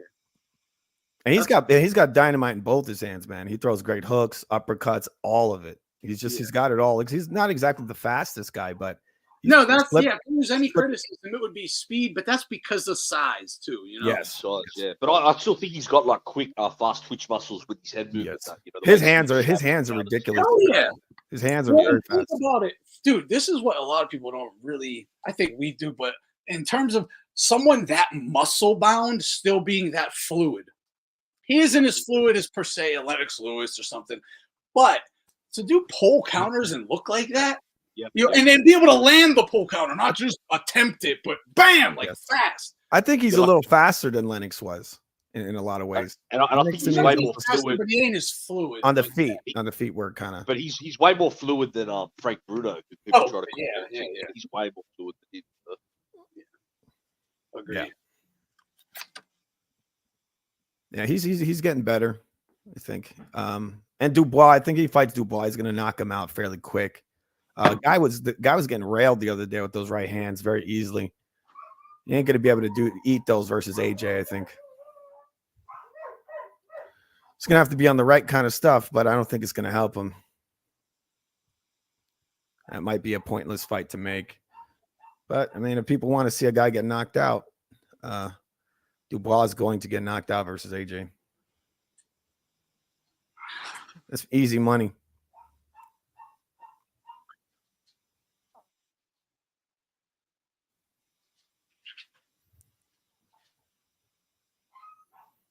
I got this UFC poster on this thing. What the F?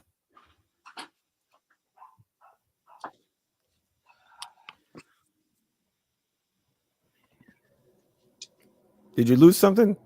My dog. Oh, wait, what happened to him? No, it's about to get put to sleep. Not yet, though. Yeah, sorry about that. You know, he's fucked up, man. Yeah, we got a snake over here that's pretty sick. But, you know, we've had the snake. It's got to be like, what? How old is that snake? It's got to be what, like over 12 years? Yeah, the snake's pretty old. You have a pet snake? Yeah, we got a lot of snakes. Okay. Yeah, we used to get snakes. This one's pretty old. It's got to be 12, 13 years or something. Yeah, what is this? If Usyk didn't exist, there would be no one stopping AJ. Yeah. Yes. I mean, yeah, exactly. I mean, at this time period, I mean, heavyweight boxing, it's not doesn't have the greatest fighters. Usyk is at the top. AJ is really good, but any other time period in the 90s, I mean, it would be a different story. All this stuff. AJ would have been crushed by a lot of those guys. Look, I'm going to say this. Because there's a poll on BDA's channel asking who would win between AJ and Tommy Morrison. A lot of people are picking Tommy just because he's from a tougher era, has the left hook. This is the thing. Hooks, man. The hooks. Morrison's dangerous. Yeah, don't get me wrong. Dangerous. But you know what? I don't think you're stopping AJ early with a big punch. We watched Povetkin, Klitschko, Usyk, like many big punchers, right? Even just like Klitschko and Povetkin, tee off on this dude over and over and over with like everything they had, and he ain't go anywhere. So what are they predicting? Morrison just runs. Yeah, exactly. He couldn't do it to a bunch of lesser guys, but he's gonna do it to the problem is that people are seeing AJ like he's not a strategist. AJ, and that's a round punch. So the perfect punch is that straight right down the middle. AJ's got one of the best ones. So when Morrison comes and loops that shit in, the right hand's going right through the center. I mean, I could see AJ knocking him out all day, but he definitely has an opportunity to beat him. Time Morrison could beat him, but I would pick AJ. Yeah, you would have to. AJ is absolutely going to be a clear favorite. Yeah, he would be a strategist. He's not, people acting like he just comes in there like a wild man, just swinging out punches. I mean, if that's what AJ did, then yeah, maybe Morrison would get him, but most likely, he'd be very conserved, taking steps back, lining him up. That's it. Yeah. Morrison never even fought a good big guy, let alone beat him. No. If he was fighting Ray Mercer maybe is the best guy. He was his own size, maybe 6'2", something like that. But wait, did Lennox Lewis beat him, right? No, he fought Lennox. He fought Lennox and got dominated. Oh, you're right. Yeah, we never beat. He looked like a child against Lennox. Yeah, he never beat a decent big dude though, let alone. He beat Evander Holyfield, right? But he was an old man. And you saw how that. No, they never fought. I thought he fought Holyfield. George Foreman. You're thinking of George Foreman. Sorry, yeah, that's what I meant. Foreman. Yeah, he fought an old George Foreman. Old Foreman. Yeah, that's not a bad win though, because it was before Foreman knocked out Michael Bora. So yes, I'll give you that. But that was his biggest win. Yeah. Yeah. Yeah, there's no way you can't go for AJ though, man. No way. AJ. AJ over Morrison. If people are really asking this, it has to be someone young. Saying how would a prime Pac do against like Tank, Shakur, and Bud and these guys? Oh Lord, he would beat them. They wouldn't have fought him. They wouldn't exist if Pac was prime. Okay, they literally wouldn't exist. Dude, I think Pac could beat them right now. He probably could. Tank Davis in the ring, Manny Pacquiao right now, and he will knock him out. He's gonna knock Tank out. He'll knock Shakur out. He's definitely fucking Shakur up, no doubt about it. Yes. Tank and Bud beats him. Tank has a shot. Shakur quits. Shakur's gonna quit. Right now it's like he will quit right now. No joke. He'll beat him. One, loses the one, and it's a 50-50 with one. He knocks Tank out. What happened in his prime? This is what happens. He fights Tank, knocks Tank out. Then he makes Shakur quit, and then Bud ducks him some more. He ducks like a 46, 7-year-old Manny Pacquiao. Dude, he's supposedly out of retirement. Manny Pacquiao. He's training right now. He called Tank out. He says, "I'll fight you at 147." I know. He wasn't joking. No, not at all. Not at all, bro. He's supposed to be fighting Conor Ben. I don't know what's happening with that though. I'd like to see it. I'd like to see him versus Tank. I think that would actually make a lot of money. I mean, I'd like it, but it's like, why do it? Oh, money, and everybody would tune into that. Yeah, that. I'm definitely watching it. I just don't. When someone's like old and loses, there's really no benefit to tank, is what I'm getting at. Like, you either lose or you beat an old man. There's money. There's a lot of money there. Yeah, a lot of money. I mean, look, if B-Hop can do it, why can't Manny do it? Right? Manny should do it. He should give it a try. He's already the oldest welterweight champ in history. He already did it. He is an old ass dude. Yeah. Oldest welterweight champ in history. I think he's the oldest lineal welterweight champ in history too. Yeah, he got to break some more records. He's not done. His own records. His own records. Exactly. Yes, he's breaking his own records.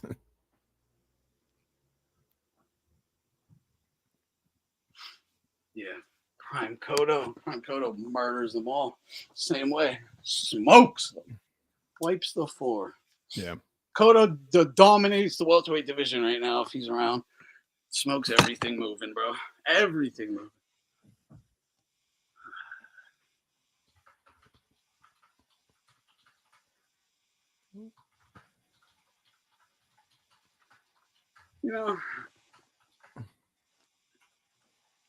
Let me see this. Fuck it. I was about to talk about something. Never mind.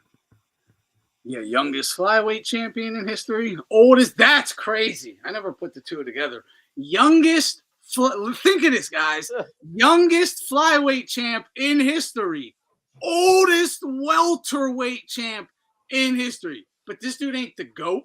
So he was whooping ass as a child.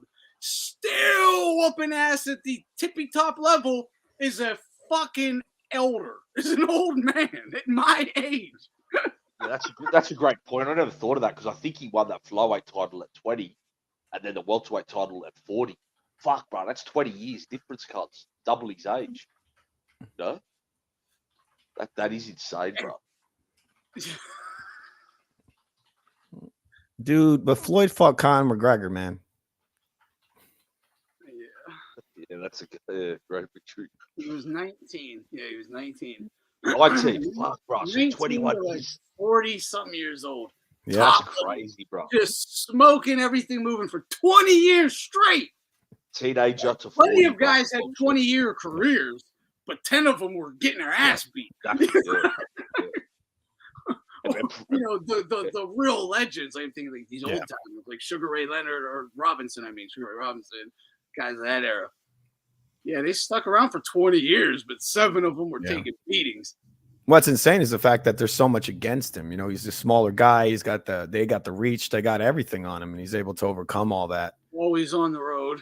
Yeah, I mean, a lot of people talk shit about Mike Tyson, but Mike Tyson, they treated like the greatest beast at heavyweight. He was the smallest fucking dude there. It's like Manny, he's a small little guy beating up all these guys. It's crazy. And the way they downplay him and build up guys like Floyd is just fucking insane.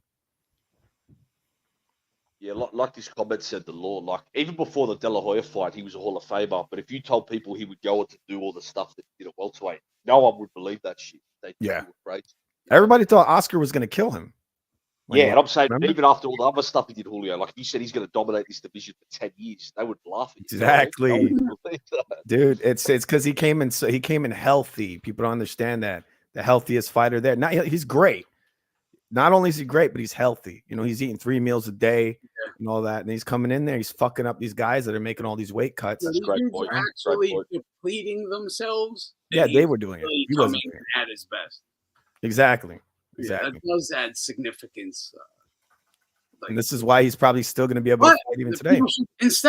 People should take a note from that, number one, and be like, yo, maybe I should just fight at the weight that I'm best. Exactly. But what they do is they want to weight bully a little bit. They want to have that weight, that size advantage and all that. So, but there's a price to pay for that. You're shortening your career. You're damaging yourself. And I mean, look at Earl Spence right now. You have a weaker chin. Yeah. Weaker chin, exactly. It just messes you up. And you're just going to be worse off in really every way. Yeah. And he's the only guy to be champ in his teens, 20s, 30s, and 40s. The dude's a fucking monster, man. Dude is a monster.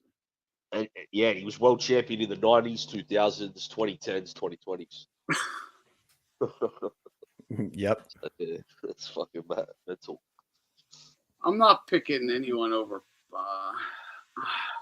I can't really pick anyone over Prime Cotto of this generation, dude. Not yet. No one. No. I mean, I saw. Let me just. I gotta let you know just how good this guy was, man. Old fucking man. Old man fighting juice to the gills, prime Canelo. Yeah. And he arguably won. Yes. He arguably won. He's much smaller, too. Yeah, way smaller. He outlanded Canelo bar none and was working body, head, slipping. Canelo's just ripping one or two at a time. And Cotto's doing everything. Okay. I watched it with you one time on this channel. Remember? I scored for Cotto. Canelo hit him with a low blow. See it going either way because it's like, Canelo is a bit more effective with his shots. So it's like, I get it. But in terms of, whatever. He arguably won. He was that good and is old as fuck, way past his prime. He's fighting. You guys say Canelo's the greatest Mexican of all time, right? Well, then how good is Cotto?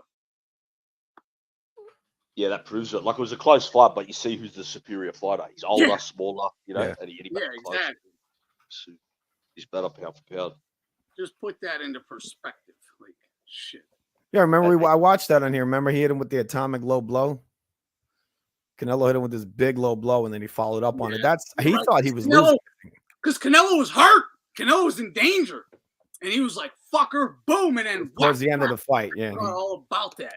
Yeah, he suckered him with the nastiest low blow and then exploded on him. He did that all on purpose, too. Yeah, he was trying to knock him out towards the end of the fight. That's how confident he was winning the fight, that he had to do that shit. Yeah. Low blow and then follow up on it. Yeah.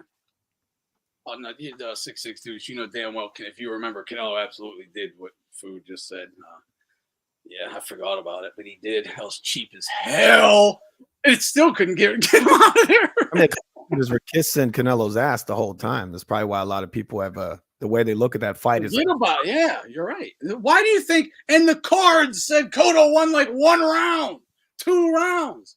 That's why he left. He just walked right out the fucking ring and wouldn't even do an interview. He's like, this is bullshit, man. Because he thought this was going to be a split decision, honestly. Like, what happened? Like, no split. You got 11-1, bro. You suck. He's like, what the fuck? I was in there. Yeah, 1 round. That's like the Munguia fight. I think there was a judge that actually gave him like 1 round. It's like 7-5. Come on, man. People also seem to forget how close like Danny Jacobs was. Like, dude, I think I actually thought really Jacobs outlanded. In that Jacobs fight, Canelo did really good when he did good, but for rounds he was losing, like just losing. People forget about it because it's like in the middle, but it's like, bro. Well, they get brainwashed by the commentary. That's what it is. The business of the sport, they get brainwashed. They're like, oh, well, why would the judges give him the fight then? It's like, are you an idiot? Like, there's a business here. They're not. Danny Jacobs was towards the end of his career. They don't give a shit about Danny Jacobs. And he goes, Zednia says, I scored that fight for Jacobs. I rewatched it, and I scored it for Jacobs at least 1 time. Yeah. I scored it for Jacobs. I know how legit that fight was, how close it was. The first time I actually... I don't have a problem with Canelo winning, but don't act like he smoked Danny Jacobs or something, because he didn't. He actually didn't do as good as Golovkin did at all, and Golovkin fought a much better version. He did, yes. He did. I thought Jacobs beat him. I thought he beat him when I first watched. I haven't seen it again after, but when I watched it originally, I thought he outpointed him. Yeah, I definitely had it scored for Jacobs. He was throwing baby punches the whole time. I'm not saying he actually won, but I did watch it one time and have it scored for Jacobs. I mean, Jacobs hit him more, but there was nothing on them. It was like the Kovalev fight. It was like no power on the punches. No, we were talking about when Canelo low-blowed Cotto, but Cotto low-blowed Zab Judah, too. Yeah. That was a big 2 times in a row. Yeah, I mean, he was out. He lost that fight, bro. Like, that's one of the most upsetting things to me. Like, going thinking back on, like, my teenage years watching that fight or whatever, because Zab was, like, my guy, and he needed a bounce-back fight. Like, he needed an ego boost fight. And that was it. He fucking knocked out Cotto. Like, he was going to, and Cotto knew it. Just fucking walloped him in the dick 2 different times. Like, he dropped him with one, he gets up, he just does it again, drops him again. Like, it got him back in the fight. He even told Zab, it's on the interview with Paulie. He's like, yeah, out of there if I didn't do that shit, dude. And they all laugh about it. But because they all fought each other, like they did a round robin every which way. But it is funny. Like he told Zab that. Because he told me, he said I was done. Like you absolutely beat me if I didn't do that. They were like laughing about it. Yeah. What are you gonna do at that point? But it is like, man, what would have happened? Because I know Cotto was mentally a robot. Like that dude would have came back like it was nothing. He's just Cotto. He is who he is. That dude's a fucking mental giant. Zab's like a mental midget, so he needs. Yeah, I think if Cotto could have survived that, he would have beat him up how he did anyway. Well, if he wasn't surviving it, that's the thing. Not surviving it. He couldn't even stand up. Like in Zab's lightning fast and fucking. But see, Anthony, I think Cotto knew that as well. He's like, I just got to low blow this motherfucker, and then I'll beat him up because he's a front runner. I'll beat him up. He needed a breather, right? Yeah, well, he needed to just get his fucking legs back, his brain back. That was some bullshit, man. He should have got a DQ on that one. Yeah, definitely. But there would have been a motherfucking riot. Well, yeah. Anthony, this Puerto Rican parade in the 90s. It was, early 2000s. Does Vargas have a case for that as well against Trinidad? Because he kind of got low blow. Well, that fight. Did he? Yeah, Fernando Vargas against Tito. Kind of rocked Tito, and I remember. Yeah. Oh, yeah. Yeah, Tito hit him with some low blows. Yeah. You got a little breather there. Man, I don't even remember. Yeah, Vargas was taking it to him. And then after the low blows is when he turned it all around. That's when he started dropping him. Yeah, I think it's similar. And that's another good point on just how good man he is. Look how that dude treated Cotto. Treated him. He's like, I don't want to hurt you anymore. He's like, I don't want to hit him. Stop the fight, please. Yeah, that's Pacquiao at his best, in my opinion. That performance against Cotto. That's like prime Pacquiao. Yeah. And Cotto exploded his ear, man. He gave him cauliflower ear one punch. He had him on the ropes. Freddie's like, no. He's on the ropes. It's when one left hook, his whole ear was crushed. Remember, he came to the post fight with his big giant pad on his ear. Like his face, he was all fucked up, like in that fight, Manny. Oh God, yeah. Dude, that's like one interesting thing that I really wish they would have talked about a lot more with Cotto through the commentators, like during his fights. Every fighter who fought him addresses this, like when they bring him up and they talk about him. But they never would ever talk about it during the fights. They call him a hard puncher, but just how hard of a puncher he was. His jab alone, like Paulie did a great job of explaining it. That Cotto was well aware of what his jab must have felt like to people. He must have had it explained to him numerous times, right? Because one specific instance, and him and Cotto were talking about this together, and Cotto fucking wallops him, just a jab right to the front of the mouth, and he goes, I thought he broke my jaw. Like he goes, my whole jaw just slams into my skull and it's hurting. So I start moving my jaw. Can I open my jaw? And Cotto goes, hurts, huh? And backs and whacks him again. Hurts, huh? Wham! Is that you again?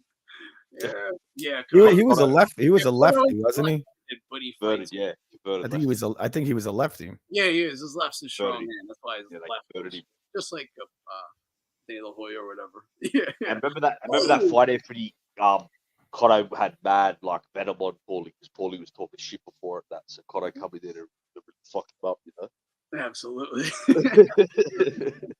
Absolutely. Paulie was saying, "I'm gonna school you like Kawasaki did Lacey." Yeah, but I will give it. Hey, you got to think like that. I'll give it to Paulie for at least trying to talk himself into. I'm gonna do Yeah, no, absolutely. I'm gonna Kawasaki Lacey your ass or whatever. Yeah. He talked all that shit, but took the beating that he had to take. Yeah, that's true. True. He did talk the shit, but he backed it up. You either got to back it up by winning and doing what you said, or handle what comes with it. He did at least handle what came with it. Yeah, fought with the fucked up jaw, and he was humble after the defeat as well in the ring. So yeah, I agree. Are you talking about Paulie Malignaggi? Yeah. Paulie Malignaggi was he was a lot better than what people thought. He just couldn't fucking punch. You always say this, dude. Paulie was fucking damn good. Paulie had a great jab. I thought his jab was Paulie really was damn good. You ever seen him in the gym hitting the heavy bag with that jab? That thing sounded like I had some thump. Yeah, on Look it. how far he very got with old. zero power. Look how Yeah, far he got. Yeah. Power. The whip, though, yeah. It's a whoosh. Yeah, Oh, did you see what Belito's Joey's show, Effie? yeah, I did actually. I did watch that. How good was that when he goes stop glorifying rats? I'm not going to say nothing bad about Paulie now after that. I mean, I went back and forth with Paulie over what I go back and forth with over him. But in general, I've always said he knows what the fuck he's talking about, and he's a good fighter. And that showed me he's a stand-up guy when he went on. There was a couple things. He holds his tongue a little bit sometimes. That I don't like much. There was like, the criticism he gave Manny about roids and then defending Floyd over roids was disgusting. Yep. Yeah, that was disgusting. And Andre Ward. Yeah, that was disgusting to me, and I went hard as fuck at Paulie over that. But apart from that, I'll still do that. Like, you were dead fucking wrong, bro. That's what it is. But another thing that I personally have a problem with Paulie is like we had Gaddy for like Italians and then Paulie, right? And you're like, Paulie, come on, man. Come on, dude, right? But this motherfucker would come out in purple braids and shit. Yeah, that was weird. That shit, like, dude, I get like, okay, Italians are a little fucking fruity with fashion at times. Flamboyant, man. Yeah, I get it. I understand this. Like Milan, I get it. But no. He looked like the white Serena Williams. Yeah, there's a limit, man. There's a limit. Anthony, remember that was around that time of that, like, growing up Gotti, that spiked hair, that Guido thing. He had the Gotti blowout. He had a blowout. Shit with the young Italians, you know. But yeah, it was weird as fuck. See, remember they had to cut his extensions in the ring? That was that's messed up. Yeah, that was hard to come back from that, but he made the comeback, man. He did it. He came back from that one. He started off like Jersey Shore. Remember that? He had the frosted tips and all that. Exactly. That's what I meant. That culture.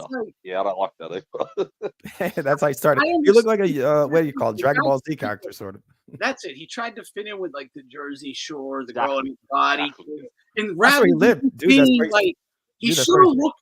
What he should have done is look to the era of guys right before him rather than the era of guys right after him, because he was a little older than those guys. Yeah, he's from that era. He was teenagers. From.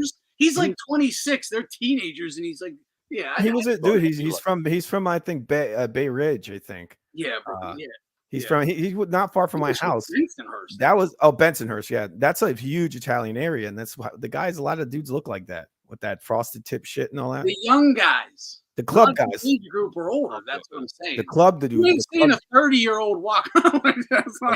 See, the club dudes, they look like that. He should have been like the Italians in MMA, like Matt Serra, Frank Diego. He should have been more like that. That's what he should have done instead of that frosted tips and shit. He should have been more like that. Well, he thought he was a pretty boy. Matt Serra is like a dude. I can accept the blowout and shit like that. Yeah, he took it a little too far. Yeah. He went down to Flatbush. He kept moving to different parts of Brooklyn. And at one point he was in Flatbush, and it's like got the extensions, Those were extensions. Those were not real hair. Yeah. And they were like very thin, very thin, feminine, girly braids. Exactly. He did it like the black Derek braids. Like what? Maybe he identifies as a black woman. Some black ladies. I don't know what he was thinking, dude. I don't know what he was thinking. He's changed now. Now he's got the short hair. He's keeping it short. Yeah. He's done. See, how he is now is how he should have been when he boxed. Exactly. Wait, you sound Asian for a second. That was like an Asian stereotype. You said exactly. Exactly. Yeah. Do you know what it is? You know how a lot of fighters, they wear the fucking fringe? I guess he thought if he made his hair like a bunch of fringe. That's like the worst idea, right? When you get punched, it looks 10 times harder. Yeah. You got all that hair. Yeah, like Lemieux and Golovkin. Exactly. Just whip every time you get hit. Yeah, it's like you have a buzzer on your head. Every time you get hit, it goes burn. Yeah, the refs can see that. Yeah, they see it for sure. I mean, the judges see that shit. So. And Golovkin hit so fucking hard, it looked like he was knocking that thing, Yeah. The hair looked like it was going to come off. Yeah, exactly. It looked like he was going to knock it into the fucking crowd. He kept sweeping that out of his face, too. Dumb idea. Yeah, but let's think of this. Power would have helped Paulie. His defense on the inside was not that good, right? He had great defense. He did have good defense, very good. But any deficiencies he had with like defensively, he's tough as nails. He's tough as nails.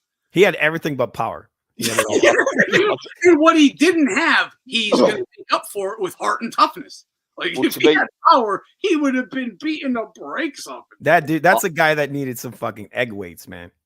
Yeah. I'll tell you who he'd be with power. He would have been Hector Camacho with power. That's what he would have been to be. You know, if you look at a young Camacho, that's how poor he would have been. Just light guys up. Because Camacho wasn't the best on the inside, but he had such speed and power. Imagine the shit he would have talked if he had like one punch KO power. Well, he would have been Camacho personality-wise as well. Yeah, he would have been Camacho. He was more of a whiner, actually. Paulie wasn't like the tough guy in the ring. He's like, yeah, man, I got robbed, man. That's like his big thing. You just fucking whine all day. Well, he'd be the Italian Camacho, I guess. No, I'm telling you, Italians always wanted to like Paulie. Yeah. He made it tough at times, man. He did. Don't talk about my side chick. But that was like his claim to fame. Every time he would just fucking whine. It's like, what was that guy? He got robbed. I think it was a Mexican fighter. He's like, man, I can't win nothing in this state. Yeah, that was Diaz. He did. He beat Diaz. He got blatantly robbed. The thing is, he can't fucking punch. It's clean. Look, what are they? Clean, effective punching. His punches are never effective. They're clean, but not effective. But we all agreed that what he said in that post fight was like. It is true. Yeah. It was perfect because he goes, this guy, he goes, I'm fucked. Now I got to go be an opponent in someone else's backyard and get fucking robbed again. This guy gets to go call out Mayweather and Pacquiao, get $1 million paydays, and that's rightfully mine. I won. Like, that's insane. And to hear like a fighter, because we verbalize it every time the robbery happens. We say basically that same thing. And we're like, why don't fighters like say this? He did. He's like, this is I gotta go be an opponent in someone's backyard. It kind of shows you how good he is. Like he not only is he has everything but power, but he's also analyzing the fight while he's in it. A lot of fighters can't do that. Yep, I knew what you were gonna say, so I had a point. He's analyzing right in the fight. And that's why he's able to verbalize it, because he's like, what the fuck? Like he's so sure that he's won. He's counting up those rounds, Yeah. Oh yeah, he knew. Yeah. He's like, this guy's not touching me. This was really, he was very high IQ, very good awareness on what is happening in the moment. Very aware. Yes. Very aware. That just shows you his toughness, the fact that he would be in that moment. Because you know why? You have to be calm to be able to take it all in. Yes. So he's a lot better than what people thought. But I mean, people have said it. I mean, a guy to go as far as he did with no power at all is you have to be a pretty good special guy. Yeah. And he did have power before his hands. He had a decent jab. Yeah. All his hands were shattered. Before his hands, he had actual. He was a little man too. I don't think he ever should have gone to welterweight. I think he should have stayed. No, he was never a welterweight. Yeah, he's always a smaller guy. I saw a comment I wanted to highlight. But he came back in the rematch. He beat that dude, almost knocked him out in the rematch. The dude he got robbed against. Yeah, you're right. Remember, he was like, he wide mouth. He's like, oh my God, I hurt him. He should have actually got the nod versus Broner, too. He should have got the nod versus Broner. I thought he won 7-5. Yeah. And Broner was never shit. Like, Paulie won that fight, too, man. That was fucked up. Well. He got fucked over with the judges. One of them had it 9-3, which shows. Remember the Danny Garcia fight? Danny Garcia couldn't hit this guy with a fucking clean punch. Yeah. Remember that? And then they robbed him and they watermelon-sized burgundy mark on his fucking left kidney. Oh, exactly. There were so many kidney punches in that fight. It was disgusting. Gross. I mean, Danny should have lost on a DQ for real. You can't hit a guy in the kidney that many times. It's real dangerous stuff. He couldn't land a clean punch. That's why. So he started kidney punch, all kidney punches. Disgusting. And then in the end, they gave him a fake TKO win. Did they? Remember they stopped it on that weird shit again. Yeah, the PBC stoppage. A PBC stoppage. Yep. He was like, oh, you're knocked out. Paulie's like, what?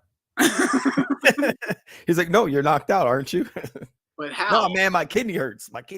Al says, I thought for years the PBC paid Malignaggi to be such an ass versus our fighters. They did. They did do that. That was obviously the other main issue. And what it was Paulie criticized them way before, like he was shitting on PBC and Heyman bad. Then they came and gave him this big offer, right? To fight and commentate, all around, make a ton of money. All of a sudden, it was, dick ride. But even with it, dude, even with it, fighters. The second that fucking he spoke a little truth after a couple of years of being a fucking company man, bullshit, scam artist basically, telling lies for fucking PBC, right? After that, he starts telling a little bit of truth. They shit canned him instantly, and then he started telling the truth. Exactly. You knew this. This is what I didn't like, right? Yeah. Because now you're telling me you did know I was right or we were right the whole fucking time, but for 2-3 years you called us any name you could think of, and we were fucking idiots and didn't know shit about sport, right? But the second you get fired, I'm right now. Fuck that shit. You're right, man. He was always meant for the internet mostly. I think Paulie Malignaggi. I don't think he ever liked holding his tongue, because like even when you watch the Ward versus Kovalev fight, remember he was trying to call it out in a way where he could get away with it. I don't think he really did. He was like, that's really weird when you stop a fight like that. Those were not legal blows. Like he kind of laid it out, but he was nice about it. I mean, Paulie's not the kind of guy you want to see controlled like that, because his big thing is pointing out the truth, but being whiny when he does it. He's pretty funny.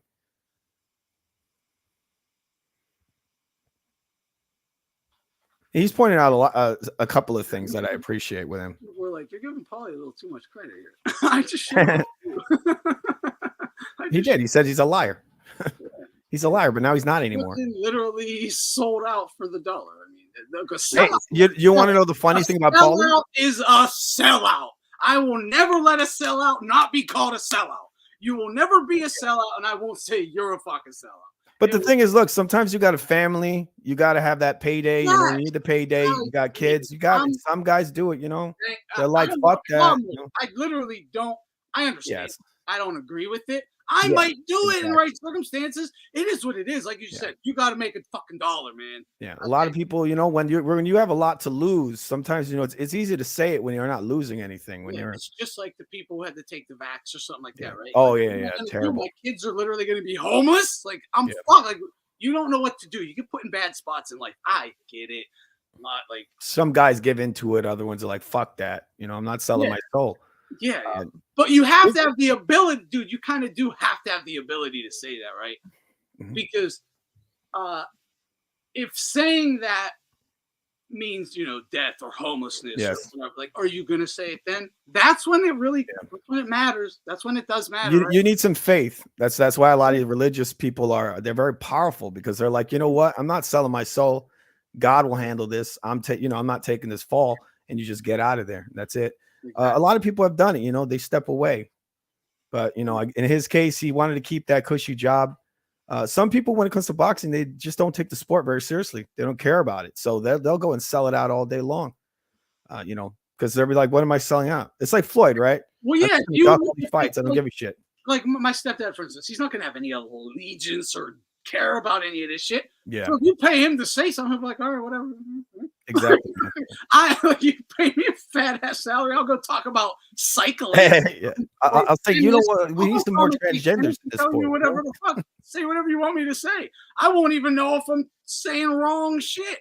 Like, you know what's crazy about Paulie? The fact that the statement that really destroyed him was him pointing out how the Europeans are the best fighters in the sport. I've actually heard guys say he was racist. That's why they got rid of him. He was just pointing out what's true. It was a two-sided thing. It was criticizing the Wilder Ortiz shit, then saying Eastern Euros are running boxing right Exactly, yeah. And he was correct. They really are. Absolutely correct. The top fucking 5 was all Eastern Europeans. It was like Triple G, Kovalev, Lomachenko. Yeah. Like all of them. I mean, come on. Yeah, they're clearly running the best 5. It still holds up today. It does. Yes. Imagine if the best 5, undeniably, the best 5 are Black Americans. Would it be any problem? There would be no problem. I would be saying Black Americans are running shit right now. But that seems like that's the narrative they want it to be. They want, even if it's not true, they want it to be that way. Yeah, even when it's clearly not. Yeah. Even when they don't have, whatever. But That's what it seems like. he told the truth. They just got mad about it. It's wild. But yeah. It's crazy because you'll see the fans say this shit. Like the other day, I saw a video with a guy. He could have swore that Paulie was racist. Like, where do you get this stupid idea from? That guy's from Brooklyn, dude. You know how multicultural Brooklyn is? No, it's just such bullshit. Yeah, and look how good his comment held up. Like Usyk's undisputed now at heavyweight. You know. Yeah, good thing here too. And this ain't just boxing. LL, salute, bro. Says commentators hating on Jokic and Doncic too because they're the best basketball players in the world right now. Eastern Europeans, the two best, no doubt about it. The two best players right now, all around. The two best, or the best is Eastern Euro, hands down. Jokic is the best. And Luka's second. You know what? You know what I call Luka? Luka Edwards or old ass LeBron or nothing. They're good. They're not the best right now. And no. And for like allowing the worst traveling ever that you've ever seen in the history, like it literally Edwards puts Harden to shame. So don't talk to me about fucking Edwards, dude. One good series. It's like chill, bro. This guy's a champion. So dropping 70 on elite teams. Yeah, it's wild, but they're mad. The white bitch in the NC, the college ball, the best college ball player was just that white bitch. They flipped shit. The black chick from LSU was not being called the best. It's fucking wild. It's like, but she's not. She got beat. She's not. Like, what do you mean? It's weird. You think Doncic and the Mavericks win that series, Anthony? What's that? You think they beat Boston, Mavericks and Doncic? Oh, I don't know. Yeah, I don't really follow that. I don't really. Yeah. You know what I call that? Luka? I call him Lukashenko. So when Lukashenko, that's a good one. Yeah, I coined it. If you hear it in years to come, you know I coined it, bro. Yeah, Lukashenko. He's nasty, man. Nasty. He is, bro. I wanted to see him and Joker go at it, bro. I wish that, but they fucked that series up, Denver. You know. Luka could be the GOAT.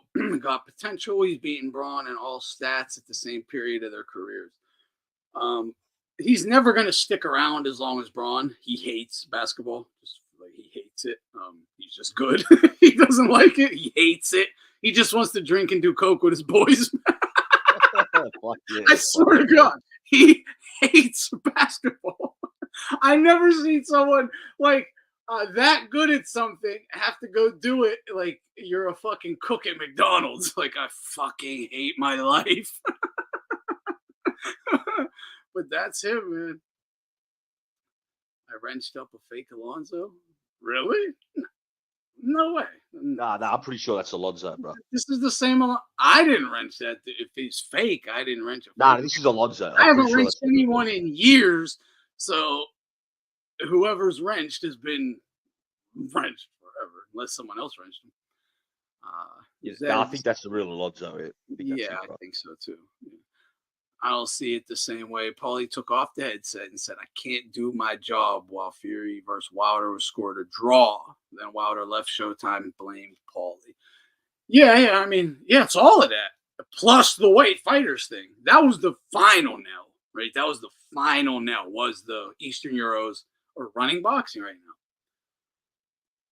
I will never understand, ever, why it's a problem to just say the truth if it deals with a white guy being better than a black guy. It's fucking nuts. I will say Jordan, greatest basketball player ever. I could argue Bird or Jokic. I could do blah, blah, blah. It's fucking Michael Jordan, okay? Like, there's no doubt about it, okay? Football, I could say Tom Brady. Fuck no. Like, it's going to be like Lawrence Taylor, Randy Moss. Like, it's going to be a fucking black dude every fucking time.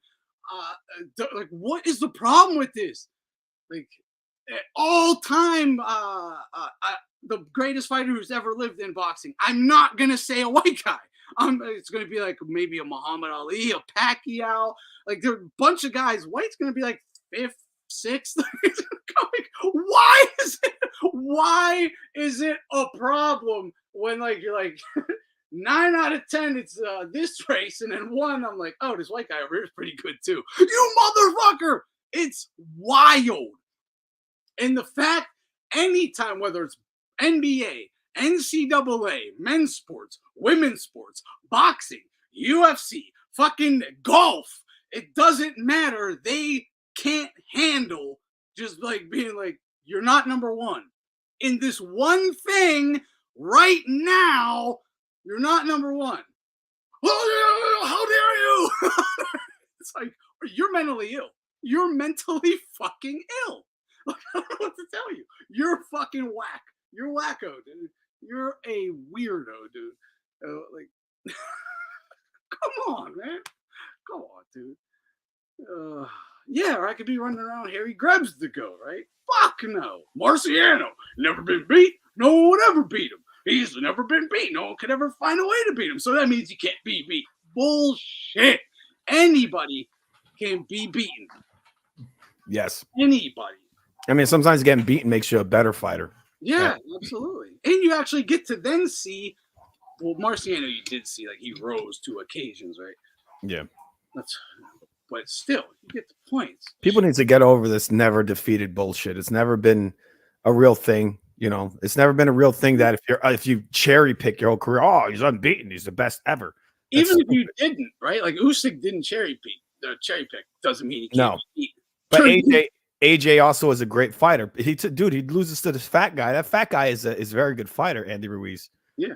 He loses and they just throw him under the fucking bus. So like he's done, he's trash, he's garbage, he's got a loss. Like, come on, man. And he got beaten away where most people would get beat. Like he tried to trade with Ruiz. Ruiz he never quit. They said, oh, he quit. Dude, he didn't quit. The rep protected him. He was calculating in his head all day long. The ref's like, I'm going to do this decision for you. And he just. But anyone who trades on the inside with Ruiz, the way Joshua did, would probably get beat. You know, so he just too fast. Playing the wrong game. Exactly. Yeah, he's super fast. His hands are ridiculously fast. And actually, he fights better when he's fat. When he lost the weight, he wasn't as good. You know, he was eating shots and going down pretty easy. Like, no one thought that Areola was going to do as good against him as he did. I kind of lost respect for Andy Ruiz because he's just taking this huge break. Like, where the fuck is he?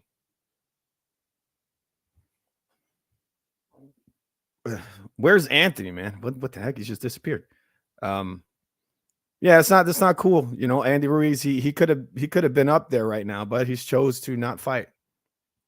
He did those 2 AJ fights. He pulled a Maidana. He had the 2 big money fights, and he just pulls out of the sport. I guess you also have to call out that Wilder ducked him for sure. He was supposed to fight him. He's like, nah, no, thank you.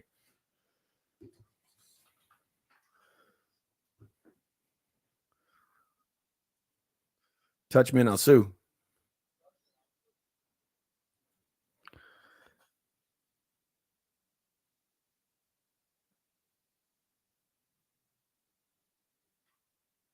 Ruiz dropped the ball on his own career so bad. It's sad. He played himself out of relevance. That's sad. That's true, man. That's exactly what he did. He could have been he could have been considered one of the best fighters of this era, possibly. But he's just not fighting. I think a great fight for Ruiz would be the Zhang. That'd be a great fight for him. I think he's got the hand speed that he can come in on Zhang and piece him up, maybe take him out. Zhang's a very good fighter, but his head movement is not very good. Body's wide open. I think Ruiz could possibly turn him into a punching bag. Definitely dangerous. You know, he could definitely get knocked out by Zhang, but I would pick Ruiz in that one, and that would be the perfect fight to come back on.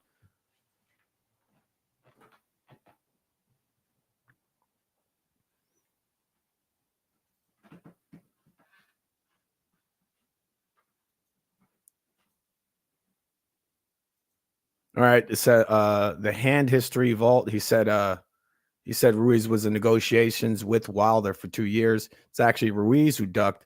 Ruiz wouldn't agree to terms. Then Wilder moved on. I feel like I think Ruiz knew his value, right? This is what was happening, I think, is that Ruiz had beaten AJ and everybody was disrespecting him. I mean, you got to give him his worth. He just fucking beat AJ, man. And what it was is probably, I bet you Wilder was trying to take the bulk of the money. And you can't do that, dude. You just beat at the time the best heavyweight in the world. Tyson Fury was not the best. It was AJ. Right. 662, didn't he accuse Pacquiao of Peds and work with Memo later? Yes. Irving was right about the you and Fauci copy. Yeah. Yeah, absolutely. There's a lot of stuff going on. Yeah, I was just thinking of this earlier. Like, we can't even trust medical professionals anymore. You really can't. And I'm like, from like WHO, World Health Organization, to your local fucking doctor. Your local doctor literally flooded your neighborhood with fucking OxyContins, Zolofts, like just horrible, horrible drugs that ruin lives, like in every way. Look, I know a lot of you might be even on antidepressants or whatever. They're horrible for you. They're not like legitimate cures to depression. They're temporary fixes. You got to go really exercise, do something. Like, you got to get something, a mind state change. It might help you, but it's doing a lot of harm as well. When you're stuck on it forever, it's not good. I mean, if it's situational, one of the problems is that it could be situational depression, and they'll give you fucking pills for it. You just got to remove yourself from the situation. They like to with a lot of these drugs, they just push drugs on everyone, and a lot of times all you require is lifestyle changes, whether it's your environment or your diet. You know, that's what you need to do. That's it. 99.9% of the time. Yeah. Yes, but they're like, no, just take this pill, bro. It's all right. Yeah, exactly. Keep doing the bullshit you're doing. It's all right. From like the issue with the pushing the drugs and the vax and telling you, like, well, this medicine is like a great medicine. It does treat this. You're literally, don't ever say that again. It will ruin your life. And then 2 years later, you should probably take this. It actually works, right? Well, ivermectin or something. You can't trust anything they say. So in 2 years, when something happens, some virus or whatever, and you're watching on TV, we're not going to be able to. You can't. You have to just do your own research, figure it out on your own. You do, because their educations many times are given to them by the drug companies. So everything is a drug. Put it this way, they're not on TV. You're not going to hear them if they aren't paid by Big Pharma. You're really not. You ever see that the scammers now? Unless you're like finding them individually online or something, but no big network is going to bring them to you unless. You got to watch out for the scammers, because the big scam they're like, oh, this special elixir. Doctors don't want you to know about this. You ever seen that? Yeah, that's never a real thing. You do not want to go with that. The doctors are trying to silence us. Yeah, lifestyle and diet changes aren't profitable though. They're not profitable at all. At all. Yes. Unless you're selling a diet plan. Not just medically, in many, many ways. Because, if you start feeling better about yourself, you're going to stop eating a bunch of fast foods. Just probably stop trying to fill a hole in you.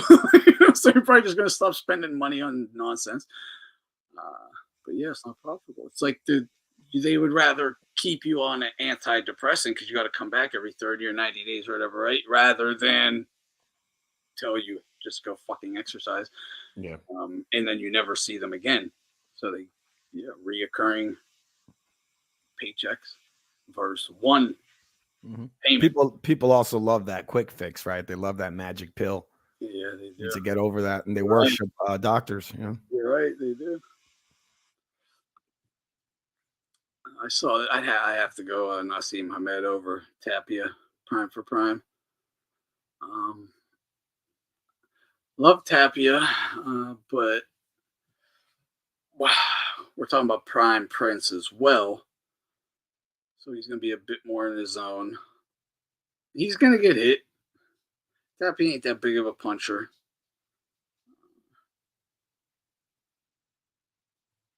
Yeah, I got to go Nassim. I might even go by. No, I won't say stoppage. They'll probably both go down. But Prince might he'll do better. Might even drop Tapia a couple more times. It was weird how he retired so young, right? He wasn't very old. And the Barrera fight really wasn't that bad. It wasn't that bad of a loss. No, not at all. Not at all. No, it's gonna happen. Whatever. Post Barrera versus Prime Tapia, I'd go Prime Tapia because it's all mental. So if he, if he came back and buckled down and locked in, I'd then still go Prince. I'd just say he's just going to become basically Prime Prince again, or close to, and I would think Prince again. But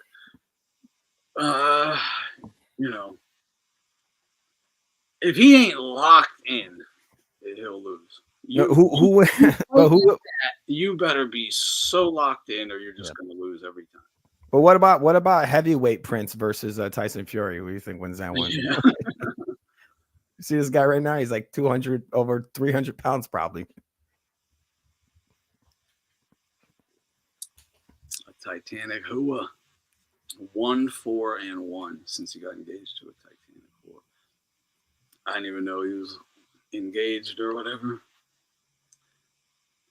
Mentally, the Barrera lost totally destroyed Ahmed, though. He really believed he was invincible. Religious beliefs. We turned him into an atheist.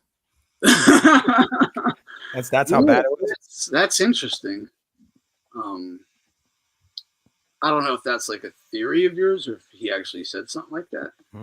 But it's a good theory. And if he said something like that, well, then that answers everything, right? But yeah, he definitely believed he really did believe he was invincible. But he was really fucking good too. I don't think people understand how good he. Remember, Manny Stewart, apart from like a custom auto, Manny Stewart might just be the greatest mind in boxing since like 50s onwards or 60s onwards or something. In a like relatively modern era, those might be the best minds. I feel like Stewart, he would make large fighters really boring fighters. He did. He should never have gotten involved with heavyweights. He really shouldn't have. He did really good with Cotto. He did good with just a lot of little guys. He improved Cotto. He used to have more champions than any trainer in the history of the sport at one time. He still might have that record, but I think Freddie probably overtook him. Well, who do you think was the best fighter he worked with or improved?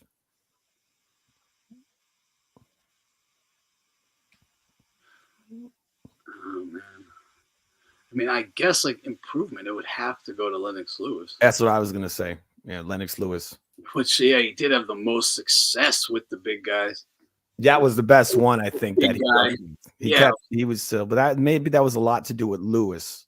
He was still excited. Sometimes he was pretty boring with all the holding, excessive holding. Yeah, I think he might have given him some of that. I think Manuel, he's like, oh, you throw the punch and grab, that kind of thing. Because Klitschko would do the same shit. No, he created the jab and grab. Yeah, that's terrible. Clinching is this. I love Manny, but the reason clinching is big in boxing right now is sadly because of Manny Stewart. I remember this. He talked about it and everything. He brought up because they were criticizing Lennox starting all the clinching. Lennox introduced this jab and grab in the clinching. Yeah, terrible. For anyone who doesn't understand. And Manny was questioned about it on HBO, and he said, "Hey, yeah, it's illegal. It's cheating. It's basically bullshit." He said it's illegal and cheating. He goes, "But I'm going to tell my guy to do it as long as he can get away with it. It's the ref's job to tell him to stop." And he said this on an HBO broadcast. It is the job of the ref to tell my fighter to stop. He goes, if you keep letting him get away with it, I'm going to keep telling him to do it. So, he didn't hide it. He didn't hide it. He just said, hey, man, criticize that ref right there. If you want to criticize anybody. But it's wrong, and I agree. But, hey, he might get knocked the fuck out if he don't do it. So I'm going to tell him to do it. And he did that to Mike like crazy. Yeah, and he did. Mike gave it to him. Like that right over to Vladimir Klitschko and started having him do the exact same bullshit. And it really started to spiral from as soon as people were like, wait, you can do that? Like they're letting us do this? So, Stewart does need to hold a huge L for that and needs criticized. Yeah. For real. That's definitely hurting the sport for sure. Oh, They fuck need yeah. to call that shit. Yeah, it hurt. Ali was big into that as well. Real big on the punch and grab. Yeah. You know? Pulling back at a neck down. Yeah. It's ugly. It's ugly stuff when you see it. Inside fighting too. It's like, got to get rid of that too. Like, we don't need inside fighting. They need to start having more penalties for running and holding and all that. But yeah, just don't give people fucking rounds. Like, just score the fight the way you're supposed to score it. You'll never even see these bums and these runners in a big fight because they won't make it to the big fight. Like, if you don't hold their hand and give them bumpers in their fucking gutters, they won't even make it to the big dance. Yeah, it's all about the money. It's not about. I mean, it used to be all about how this, sport being exciting. Now it's like, oh well, he's with the right promotion company, and you're just hurting the fucking sport. It's not going to be good for it in the long run, and we've seen it. I mean, all the networks dropped the sport pretty much, the big networks, and this is all because of this punch and grab, wrestling, running away. That's really what's going on because people love boxing, no doubt about it. This is why Jake Paul is a boxer. He's pretending to be, or it's Jake Paul, right? If you have a history of if boxing had a history of exciting fights, just evenly matched fights, if you just evenly match guys and both guys coming to win and they're dude, they don't even have to be all that evenly matched.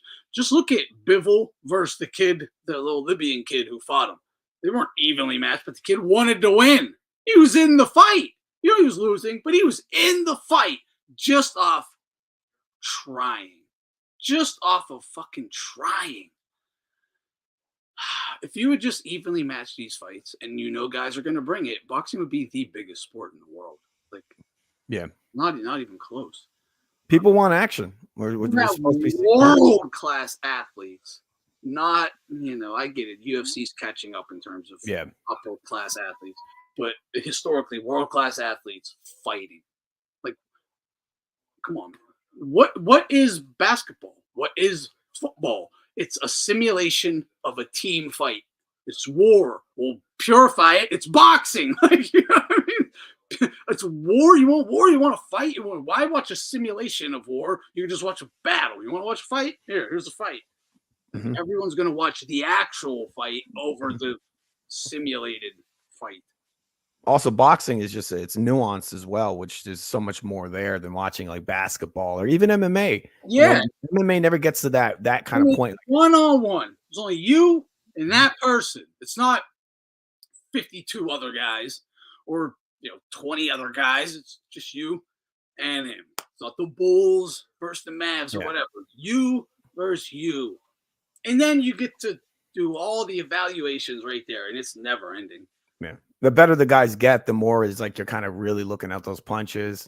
Yeah. There's so many layers to it. It's a lot more complex than what people think. They look at MMA, oh, there's a knee, there's an elbow, there's a this, there's that, but it's all broad strokes. It's not very hard to score an MMA fight. Boxing is nuanced.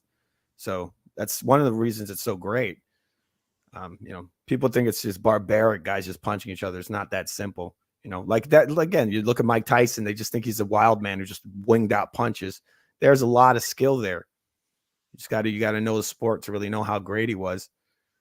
And then along, all the other fighters are this ain't a bunch of fucking retards just swinging out punches. We saw that in the AJ Ngannou fight. People thought, oh, well, look, Ngannou is huge. He's going to knock him out.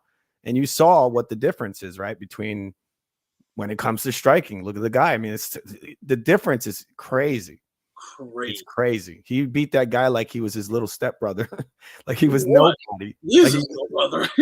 It was like he beat him like he was a little, like a nobody. Yeah, he's just gonna be like, if this were like, if this were like no rules, just in the streets, Ngannou, he's gonna punish him and be like, "You're one of my soldiers. Get in line." In the street, maybe Ngannou might get him. He could wrestle and all that, but in that boxing ring, Ngannou was his bitch. And he showed the level. That's it. People got to respect AJ for that because Tyson Fury made boxing look real bad, going the distance with that guy. Imagine that shit was 12 rounds. Like Tyson might have got knocked out. Yeah, Tyson isn't that guy. He should have never been the one even fighting Ngannou, just because that isn't because what they were doing. All right, we understand this. They're trying to show UFC heavyweights. The best UFC heavyweight is better than the best blah, blah, blah, boxing heavyweight. It's like, if Fury ain't the best, we just literally talked about this. It would be Usyk and AJ, right?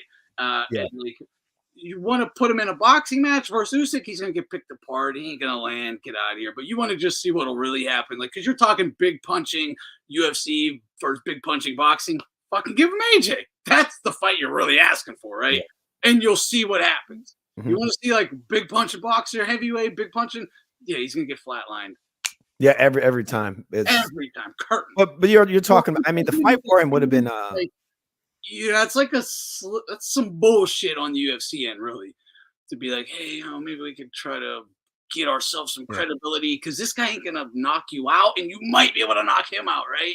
Yeah. So it's bullshit. It's like, no, have him fight an actual heavyweight puncher. I mean, it was insane that you got this guy who's not a boxer, and he fights what they were considering the best heavyweight in the world in boxing.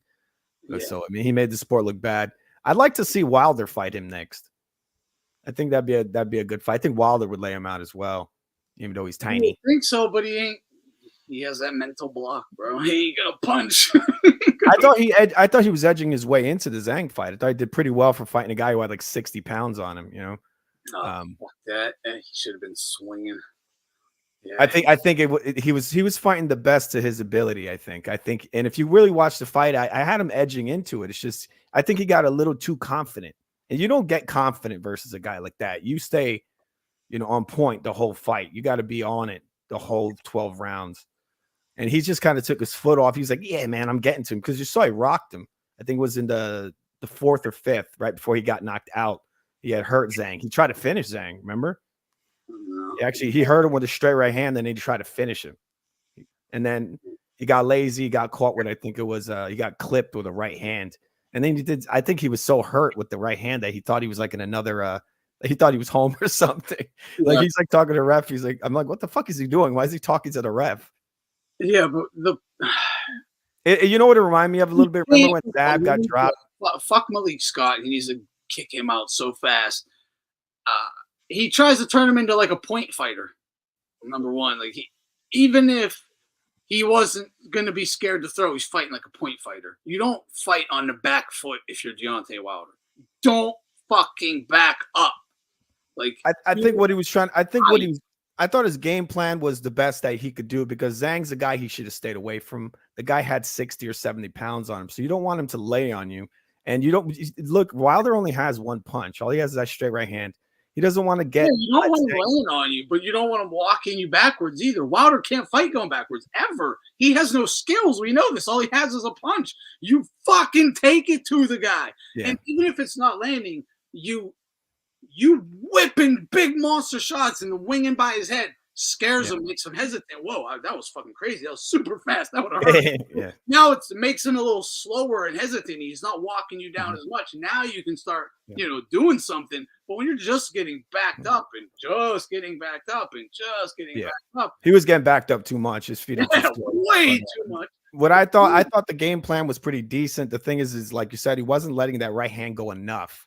He needed to keep that guy off of him all night. I think as soon as that bell rang, he should have ran across the ring and just the fast. I think he was the first one to throw a punch. He threw the first punch. Let him see something crazy to be like, that was way faster than I was expecting.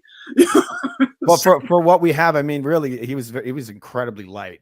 The dude was like almost a cruiserweight. That I feel really in reality, that fight never should have been sanctioned because the guy's coming with. Dude's coming with over 60 pounds on you. You can't say he's lighter than your average cruiserweight. Yeah, he was tiny. What's that? Why this guy can't gain weight? Think about fighting at cruiserweight. Maybe you should think about eating some fucking hamburgers and getting fat like Andy Ruiz. Like, what the fuck? He's so light. Like, he was a skinny toothpick. The dude's like 1% body fat. Like, why the fuck are you so lean in here? You saw how skinny he was, right? There's no fat on him. Like, what are you doing? Are you training for cruiserweight? Like, it didn't make sense. And then Zhang's just like built, stacked, and fat all together. Like, he's so much weight. But for what it is, I thought he did decently. I think to his abilities, he had the right game plan. The problem was that he just wouldn't let the right hand go enough because he did hurt him. He hurt him in that, I think it was a fourth or fifth. He rallied. He tried to finish him off. And it just didn't work out. But I got respect for him for that one because he that's a big, scary fucking dude, and he took him on even though he was so much smaller. He might be the same height, but he's definitely not as big anywhere. He shouldn't even be at the same weight class as that guy. Like that guy is so much bigger than him. No, yeah. Well, and he's so close to cruiserweight. Yo, Like, it's just he doesn't have much muscle to take off, water out of. But if you're making that weight without, you're just making that weight. That's just what you weigh. If you dieted just a little bit, you're easily. I feel like this guy has never really been a heavyweight. He's kind of eating his way into that division, and he can barely put on weight. Like he's just a naturally skinny guy. Yeah, he's super skinny. He's skinny. He doesn't put on fat. Like when I was looking at his legs to Zhang's legs, Zhang's calves were like 4 or 5 of his calves. Not joking, like 4 or 5. You see the delts on Zhang, delts and all traps, all of it. Even though there's fat, you could tell he's a very heavily muscled guy. And he's just big, and his bones, like you see that the difference in their heads. Like this guy looks like he would have been like, Joe Rogan used to go around about Brock Lesnar. Yeah, I can see this fucking guy wearing armor going into battle, just chopping everyone's fucking head off. He's a big guy, and it ain't just his height. He's just big, really big. So that's why I thought Wilder did decently for whatever skills he has left. But I think he got a little too confident, and that's why he got caught. Also, fundamentals aren't really there. Doesn't block correctly. Just a lot of issues. We already know that, Yeah.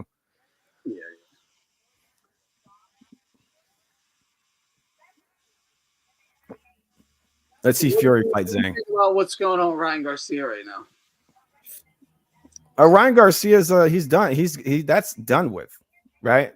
Ostrine. People don't know that Ostrine is a common contaminant in supplements. It's been known for over a decade. Yeah. So the whole thing, and I said a few weeks ago, I put up a post. I showed it to people the other day because I heard this. They're like, "Oh, it's a contamination," which is what I always said it was going to be, because this has been known. USADA themselves came out about 10 years ago. It was too. I mean, I said regardless if it's contamination through any illegal form or a different illegal, he didn't take Ostrine. That was a contamination of Ostrine.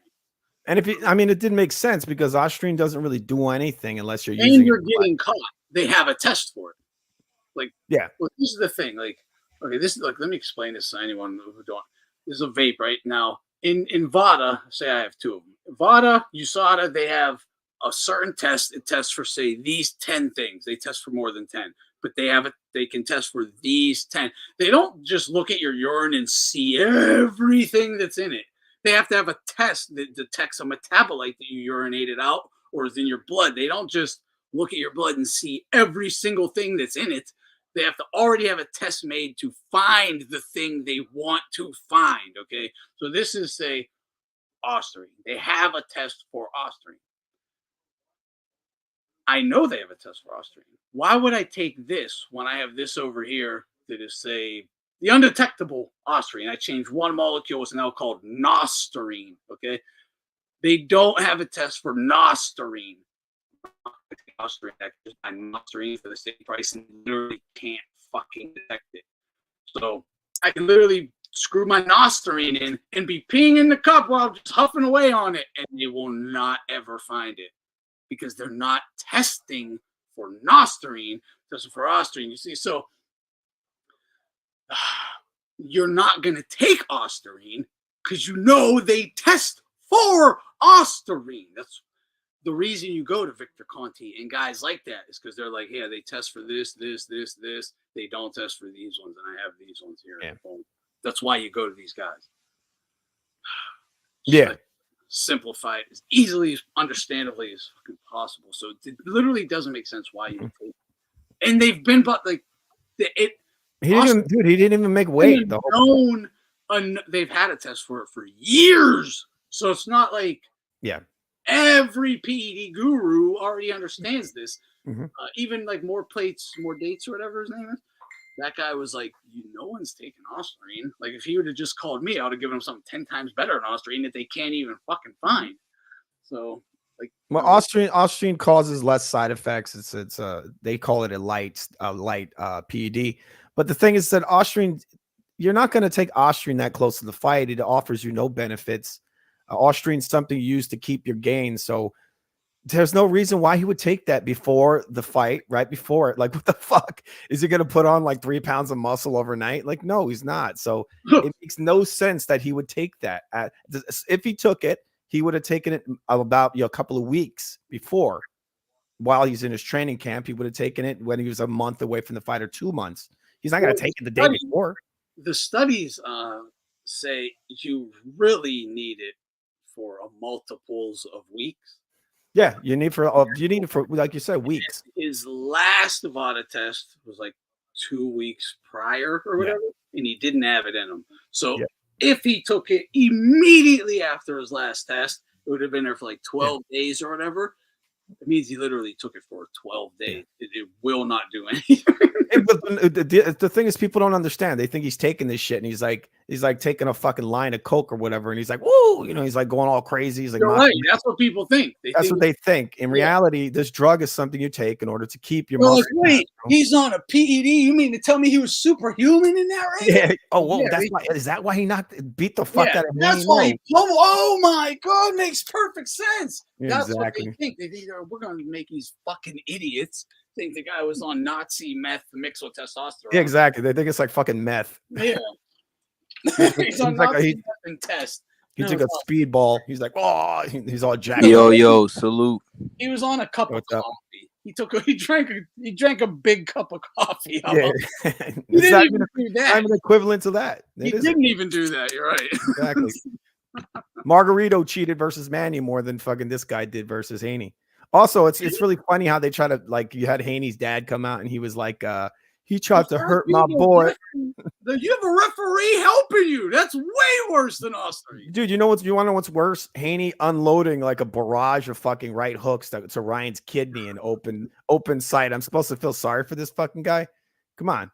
He's a cheater. He's an open cheater. And you're like, oh, they're treating him like he's an innocent little man. Like, no, he's not. He was cheating in that fight like crazy. So, like, I'm not saying he did it, because look, the evidence points towards obviously it's a contamination. That's what they're calling it. So he didn't cheat. So get over that. Get over that narrative. Clenbuterol will do everything Osterine does, but way better. Yeah, it's not EPO. He didn't take EPO. There's a reason people take Clen, and even Clen is still nothing. Like, let's keep it a buck. It's really still pointless. It's going to help you cut weight and keep some muscle and whatnot, but it's still not really it's not making you beat someone you shouldn't beat. Okay, it's not. I think Clen maybe gives you more strength. I have to look it up more. It's gonna do a little something. It's more of a hardcore drug. Beat someone you shouldn't beat, man. Like, it is. It's definitely a higher grade drug than what is this, Osterine? It's a higher drug. That's what I said. You would take Clen instead of Osterine. That's a hardcore. It's better than Osterine, but it still ain't. It's not EPO. It's not test. But you definitely don't find Clen in fucking supplements. You're not gonna find that. But Osterine has been known for a long time to be in supplements. But think about it like Fernando Vargas should never beat De La Hoya. He took every fucking steroid under the sun, still just got smoked by De La Hoya, right? Yeah. Now, to say De La Hoya wasn't on some shit, probably not being honest. He certainly didn't look like Fernando did. Fernando came in completely transformed. And De La Hoya never been more muscular than that. De La Hoya was a little flabby. Yeah. So De La Hoya clearly wasn't on the same sauce that he was on. And he's pummeled, fucking pummeled. Okay, it only helps so much, not as much as people think. And he was on the stuff that they want you to believe that someone like Ryan was taking, right? Like, he's on fucking Nazi meth mixed with test. No, but that's the narrative. That's what they want. Someone is, if they're supposed to lose, they're more than likely still gonna lose. EPO, I think EPO is a much more dangerous drug for combat sports. That's what if you watch UFC, anybody here, there's a guy named Dillashaw. He took EPO and he was blowing guys out. They were beating his ass, and then he would just never get tired. Yeah, that's it. You can train harder and longer, so even naturally, if you didn't take it in the ring, you're going to already have. I think it gives you more red blood cells. I think. Yeah. You actually have more stamina. You don't get tired. You don't get tired. Yeah, you just keep going and going and going. That's dangerous. But Austrian, I mean, come on. So he keeps his gains. That's gonna, that's just gonna allow him to make weight and be more solid. That's it. They have super EPO now, for the record. It is undetectable, and they call it super EPO. Yeah, that's probably the stuff Dubois took the other day. So.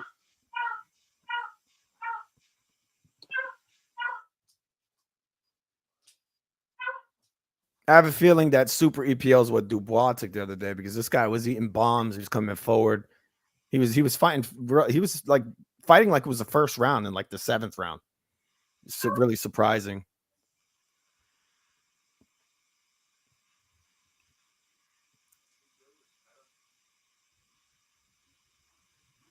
Yeah, EPO is like jet fuel. Yeah, I mean it's like supercharged. Yo, to a lot more. All right, I'm back, man. I had a fucking phone call. Someone called me and shit. Yeah, what's up? Yo, what's up? What's up, Julio? Yeah, we're talking about EPO and performance enhancing drugs and Ryan Garcia. Supposedly, well, not supposedly, they're saying that his legal team, I think, is saying that there was a contamination of Austrian in his supplements. So obviously you can't say that he cheated versus Devin Haney. So I think that narrative needs to end. But this is what they're saying. So, because we're saying a lot of people think that even if if he had Austrian in his system, it doesn't mean it's going to allow him to beat Devin Haney. It's really not giving him an advantage. Yeah, man. Look, man. Devin Haney got exposed regardless, man. You know what I'm saying? He got exposed, and no matter the outcome of this shit, if Ryan, they say he cheated or not, you know what I'm saying? Like, it's just kind of ridiculous to me that people are still even talking about that shit. Like, the fight was back in April, man. Fucking Usyk and Fury fought for undisputed, and fucking Bivol. I mean, not Bivol, sorry. The 5-on-5 card we just had the other day, you know what I'm saying? Like, that just happened. Like, and they're still talking about this Ryan Garcia, Devin Haney shit, man. Devin Haney's a fucking bitch if he tries to erase the loss off his record and put it back as a win. I mean, not a win, sorry. No contest, whatever. Yeah, that's some fucking bullshit, man. You know what I'm saying? That's unfair to like all the fighters that have been robbed and also fought fighters on steroids too. Because you think everyone is fucking clean in the sport? Fuck no, man. You know what I'm saying? Like that shit's just a joke to me, man. Devin Haney's a bitch. I don't have no respect for him, bro. And he's just fucking crying. He's just crying about this shit, and he can't stop, bro. Yeah, he is crying. He is trying to erase that loss. He's really bitter about it. But it's not gonna be. They can't erase that. Have they done it yet? Have they tried to overturn that? I don't know. I haven't looked. No, I just heard he was trying to do that. That's what I've been hearing. Like a lot of people saying that he was trying to, and his father as well. I think it's really his father, man. Like, because his dad got a lot of connections and shit. Yeah. You know what I'm saying? So definitely has a relationship with Conte. He seems like he's really trying to defend this guy. I mean, dude, look, they're saying it's a contamination. The idea, I think, is where there's smoke, there's fire. What they're saying is that there was no fire. This is just a contamination. So that means there wasn't enough in his system to have any advantage. Even if he took this by accident, there's not enough there to give him an advantage. But that's just it. There's not enough there. So how could people say that? Oh, well, the only reason he beat Haney is because, Austrian. It's like, no, that's not it. I don't know what's going to happen if they're going to claim it's a no contest. Maybe they will. And I think that's a great narrative for a rematch to kind of catch it again and then build it up on, oh, well, he had a contaminant. He had Austrian in his system. Now he's completely clean. They can build the fight on that. And the outcome, I think, will be the same or worse for Haney. I think he'll be completely knocked out, possibly. Because Ryan will be coming in there to prove something. So he's going to try to knock him out. Like, he's going to try even harder to knock him out. Yeah, man, I definitely see that, bro. Like, but I don't know too, Julio, because Haney did be a great build-up, wouldn't it? Wouldn't that be an amazing build-up? Yeah, it would. It would. But Haney did say on ESPN he don't know if he want to fight him again, though. You know what I'm saying? Oh, the way he looked like he never wants to fight again, man. He looks traumatized. They put him on that talk show. They were all like, "Hey, where did he touch you?" Like they were claiming like this guy was a victim. That's what they were trying to build. It's not a good look, man. Imagine Mike Tyson on TV just crying about PEDs. He's fighting all kinds of cheaters. He barely made it. Never really made an excuse ever. The only thing you talked about was, hey, dude, this fucking guy is headbutting the hell out of me. You never said anything about, oh, this guy's on steroids. Even though, the guy he fought, Evander Holyfield, was caught on all kinds of steroids. And you never saw Mike go, oh, you only beat me because of steroids. Yeah, that's true. But yeah, for sure. Back in the day, man, I think in the heavyweight division there was way more like roided up, man. You know what I'm saying, than they are today. You know what I'm saying? Like Evander Holyfield and Tyson. You know what I'm saying? Like, look at Tyson at 19 years old. Look at his body, man. You know what I'm saying? Like, yeah, bro. It's just a different time, but yeah, Devin Haney's a bitch, man. You know, I'm glad he lost, bro. I actually put money on him because I really underestimated Ryan. You know what I'm saying? And I lost 180 on that motherfucker, but I wasn't that mad. You know what I'm saying? Because at the end of the day, I pay my bets. You know, I don't like being in debt, so I always pay my bets off. You know, but also because, like, bro, fuck Devin Haney, man. I just never liked him as a fighter. You know, I'm not a fan of his style. You know what I'm saying? And for years, man, I was saying Loma was gonna beat him, and when they finally fought, bro, Lomachenko won that fight, man. You know what I'm saying? They robbed him. I don't give a fuck what anyone said. They robbed Lomachenko, in my opinion.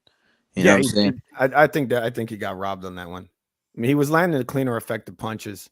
Haney was coming forward. They were just counting the forward movement, and a lot of shots Haney was landing they were borderline. A lot of borderline shots, and even some low blows in there, and a lot of headbutting too. He was coming in with his head a lot. All that marks all over Loma's face was not from punches. Most of that shit was all headbutts. You saw it in the Cambosos fight too. You just saw Loma versus Camboso. Loma had those marks on his face. He got touched with a punch in that fight, and he had big bruises on his face, similar to the Haney fight. Yeah, man, Lomachenko is a smaller guy, so these bigger dudes, they got to punch down to hit him and shit. And he's an aggressive fighter, so he's always going to be in a fighter's wheelhouse, you know? He's always going to be in front of him, so he come forward. He's going to get hit, man. He's going to get hit, but even still, he's still very good defensively coming forward. You know what I'm saying? But, yeah, Loma marks up, man. He marks up, but that doesn't mean he fucking lost, man. You know what I'm saying? Like, he landed the cleaner punches, like you said, bro. Like, the straight left hand was landing all night. All night on Devin. Devin's head was getting bounced back multiple times. Loma threw some body shots too, man. They counted out Loma's body work in that fight. You know what I'm saying? Like, he threw some shots too. And he actually hurt Haney. You know what I'm saying? The shots were effective too. You know what I'm saying? Like, Haney landed some of those shots, but they weren't effective, bro. Like the body shots. The body shots didn't slow Lomachenko down. No, you know they didn't. Yeah, man. So I mean, I don't know, man. I just always that's always an asterisk to me. Like Haney lost that fight, man, already, man. So he lost in my eyes, you know, and just Ryan Garcia beating him, that shit really shocked me, man. Cause fuck, man, I'm not high on Ryan either. I don't think he's that good either, to be honest. He'll lose again. But yeah, bro, the way he beat Devin in that fashion, that shit was shocking, bro, to me. Yeah, I think Ryan's a lot better than what people think. I think the only time we saw him lose was not a healthy Ryan. I want to see somebody beat a healthy Ryan. Then we'll know. He definitely should fight Tank again. I think Tank should go up to 140. I want to see Tank fight him again. I think Tank will win, though, to be honest, in a rematch. But yeah, he definitely drained him that first time, you know. So I can't give Tank that much credit, man. Like Tank too, man. He's a fucking pussy too, man. That dude's not fighting nobody. That dude doesn't fight nobody, man. You know what I'm saying? He should fight Loma. I'm pretty sure that'd be a big moneymaker. Yeah, I don't think he'll ever fight Lomachenko, man. He won't. To be honest. He's not into money, I guess, as well. I mean, because after that Cambosos fight, you would think that would be, and this is an older Lomachenko as well. That would still be a big moneymaker, I think, for Tank and for both men. Because I mean, Tank, they try to claim like he's a superstar, but in reality, he's looked at as a little dangerous fighter. But he only makes the money when he fights a fighter that can actually beat him. You know, so Lomachenko would make good money. That would be a big fight, and the Ryan rematch would be a big fight for him. Yeah, man, I see these dudes. They tell me that Tank will knock out Loma right now. I don't even think so, man. I don't think Tank will knock out Loma, man. I don't see it. Lomachenko, bro, I barely even seen the dude hurt. The only time I really seen him hurt was against Tio, but oh no, he got hurt by Campbell too. He got hurt by Luke Campbell as well. I mean, Lenar's dropped him, but he wasn't hurt that bad. More like flash knockdown. Yeah, that was flash. That was not flash. really hurt. Yeah, I think Luke Campbell hurt him though. I remember Luke Campbell hurt him, but yeah, I never really seen him hurt like that, man. I don't think Tank will will knock Loma out, man. You know what I'm saying? And Tank is a yeah, smaller target. He's a smaller people forget, target. look, Tank went what was it, 12 rounds with Gamboa when he had pulled his Achilles out. Is that what's called, Bob?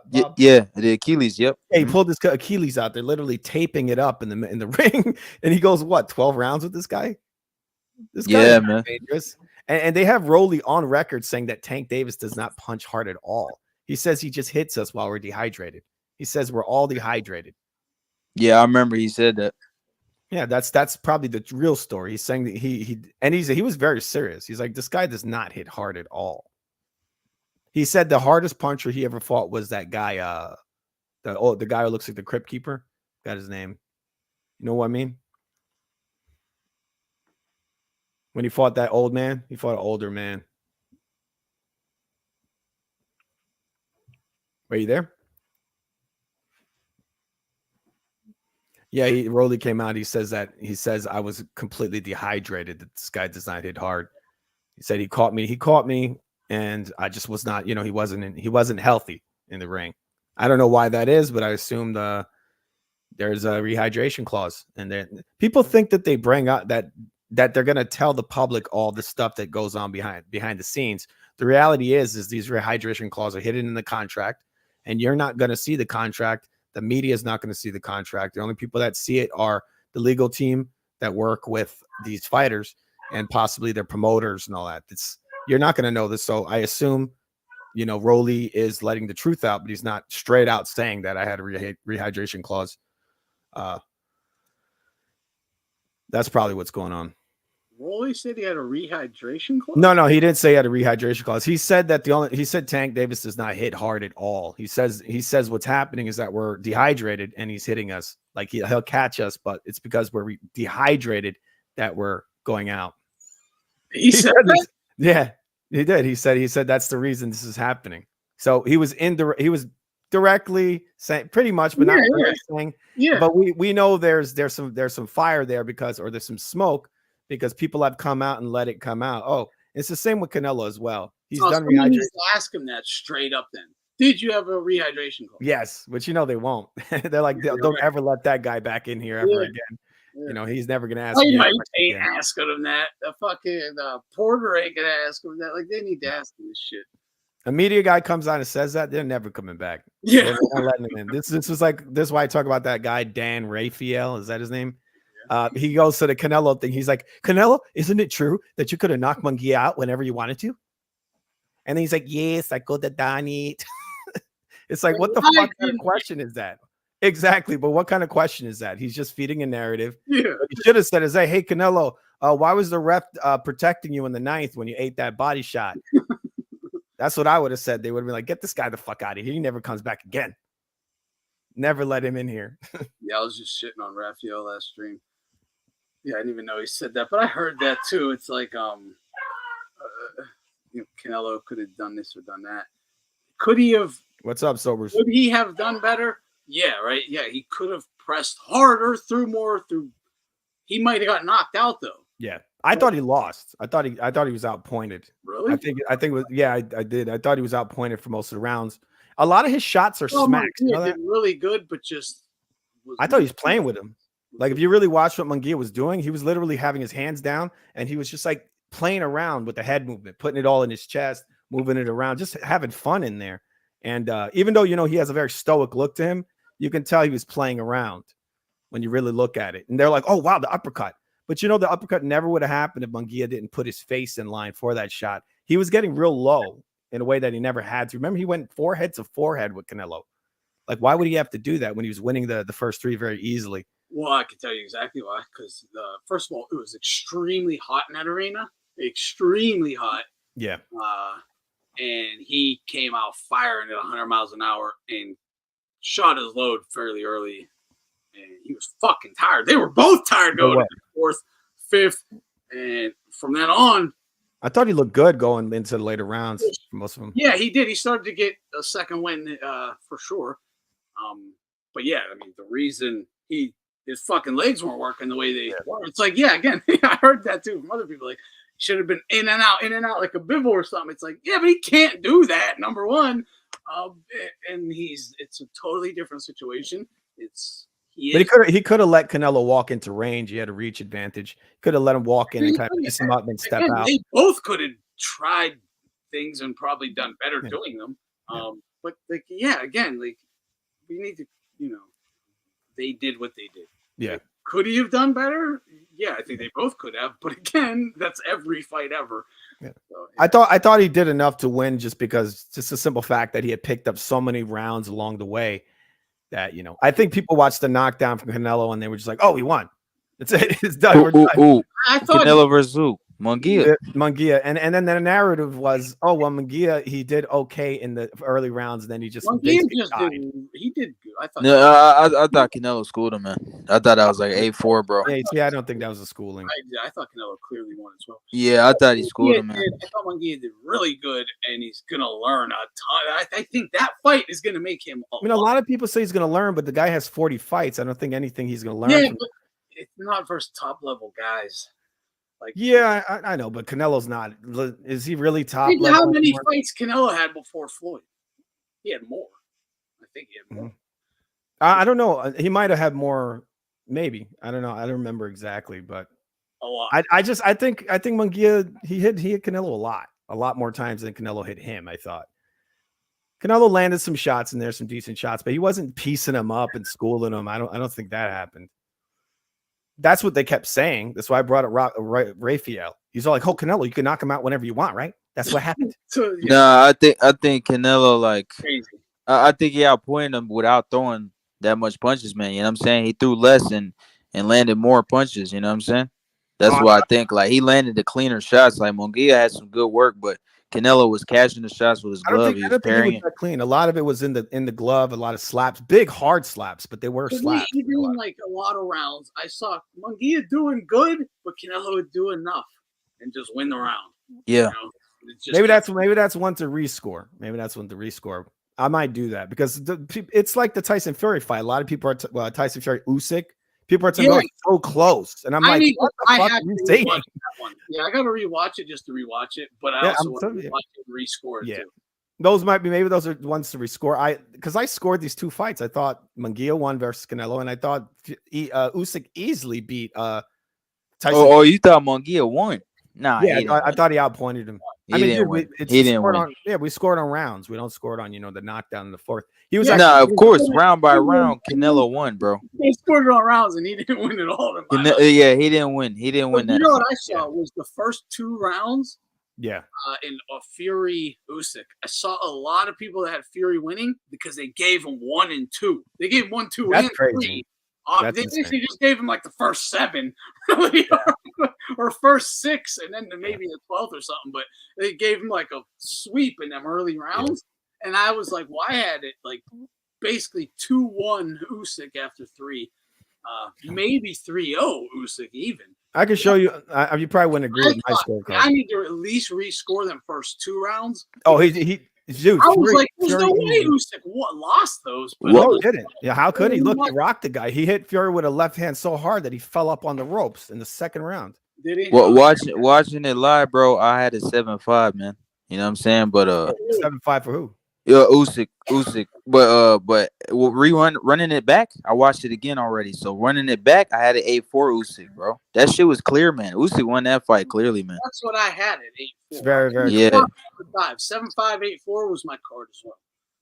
Yeah. I need to rewatch it though. Yeah, Usyk gonna knock his ass out in the rematch, man. I'm telling you, man. He's gonna knock him out.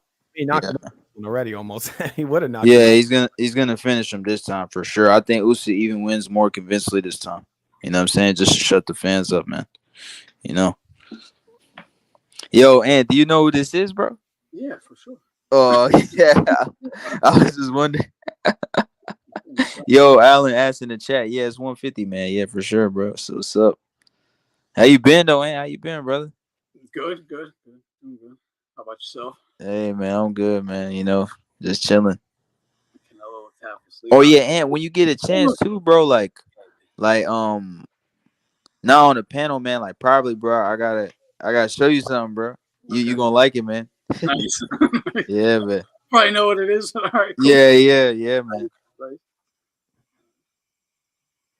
Sweet. Fury could win the rematch. Fury can always win. He's a big guy. I mean, he got a puncher's chance. He's not a puncher, but he has a puncher's chance. He got a ball puncher's chance. He's gonna punch the fuck out of his balls. That's what he's gonna do, probably. He's like, if only I hit him with more low blows, I think I could have got him. That's what he's angry about. That he's like, damn, if only I would have got a little lower. I like on the ball. Fury needs to stay in shape. He needs to not take time off. He needs to get right back in the gym and just keep working, keep building off what he has. If he had like a ramrod jab and he was like a sharpshooter, I'd say he'd have a great chance, right? Because he could just take steps back and catch Usyk coming in. But he's never been a sharpshooter ever. He throws ramrod jab. More like exactly. Or even a ramrod straight hand. If he had AJ's 1-2. yes. But even AJ couldn't do it, right? Yeah. But you know, with his length, it's just be more dangerous. But he's always had like a sweeping kind of slapping punch. You know, it's coming up like a slap. It's coming. He sweeps it out there. You know, he likes to sweep it around backhands. That jab is not great at all. Never has been. People really believe this guy had a great jab, Tyson Fury. It's never been the case. Usyk literally, look, Wilder walked straight forward versus Fury, right forward. If you got a great jab, guys can't do that. They got to be taking the head off the line coming in, right? You got to have head movement. And look, man, when I think of jabs in boxing, I don't think Tyson Fury, but no, I wouldn't say jab's bad though. To be honest, bro, I think it's pretty decent.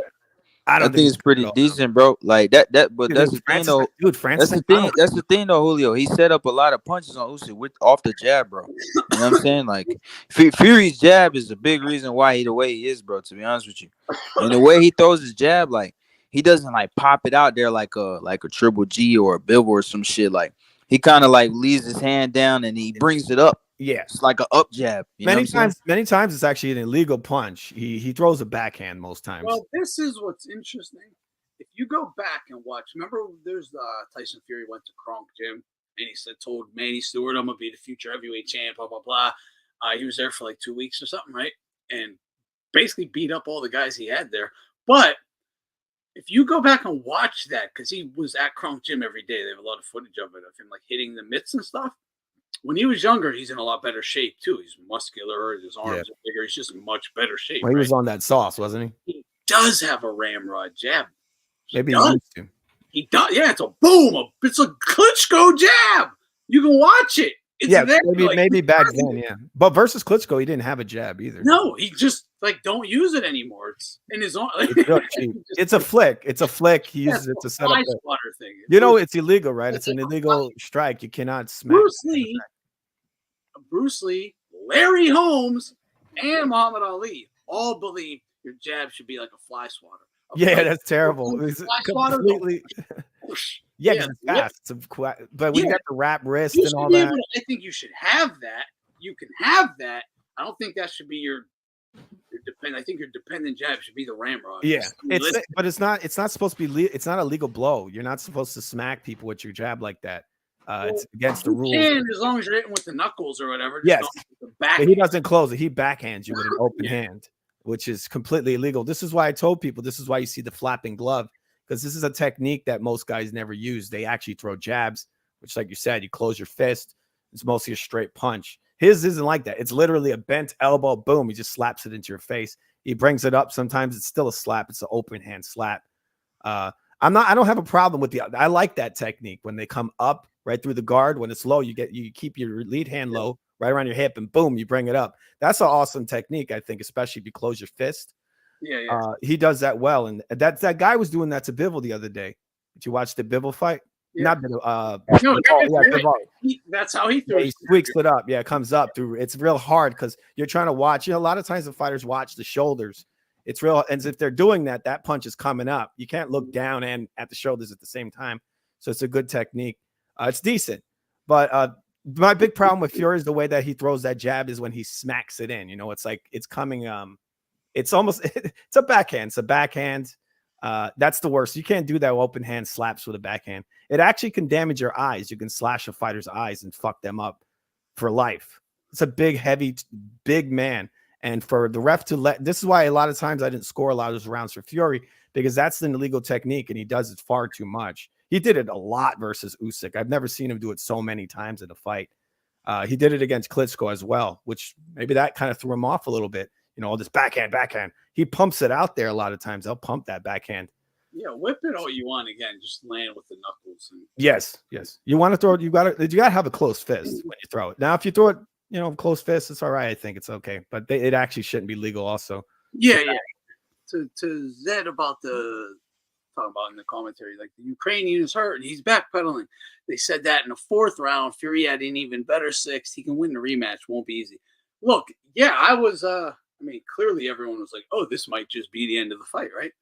He hurt Usyk, started punishing Usyk, and Usyk was definitely lost for a moment there, at least a whole round. He was kind of just lost, but he just said, "I'll find a way." He just shelled up, marched forward, and kept just working. Like, how long can you keep this up? Because I'm gonna go all fucking night. How long can you keep this up, buddy? He hit him with some huge low blows in that fight, dude. Real big low blows. You got to think about it. So in the rematch, Fury, if he don't flatten him, like flatline him, okay, he hurts him. How can he finish him? Like, because you're gonna have to do it. You can't just have 2-3 good rounds, like of really beating some ass. You're gonna have to, because even in some of them rounds, Usyk lost, right?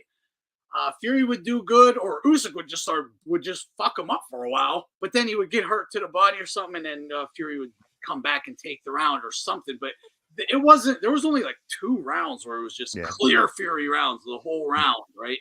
Other than that, they were kind of going back and forth, and then Fury would win it. So you need more than that. You're gonna need to really sustain it, and that's why I was saying Fury's going to need to be better than he was that night. And I think that might have been the best Fury we ever saw, but he needs to be better. So how can he be better? He has to go right back into the gym and build off of that.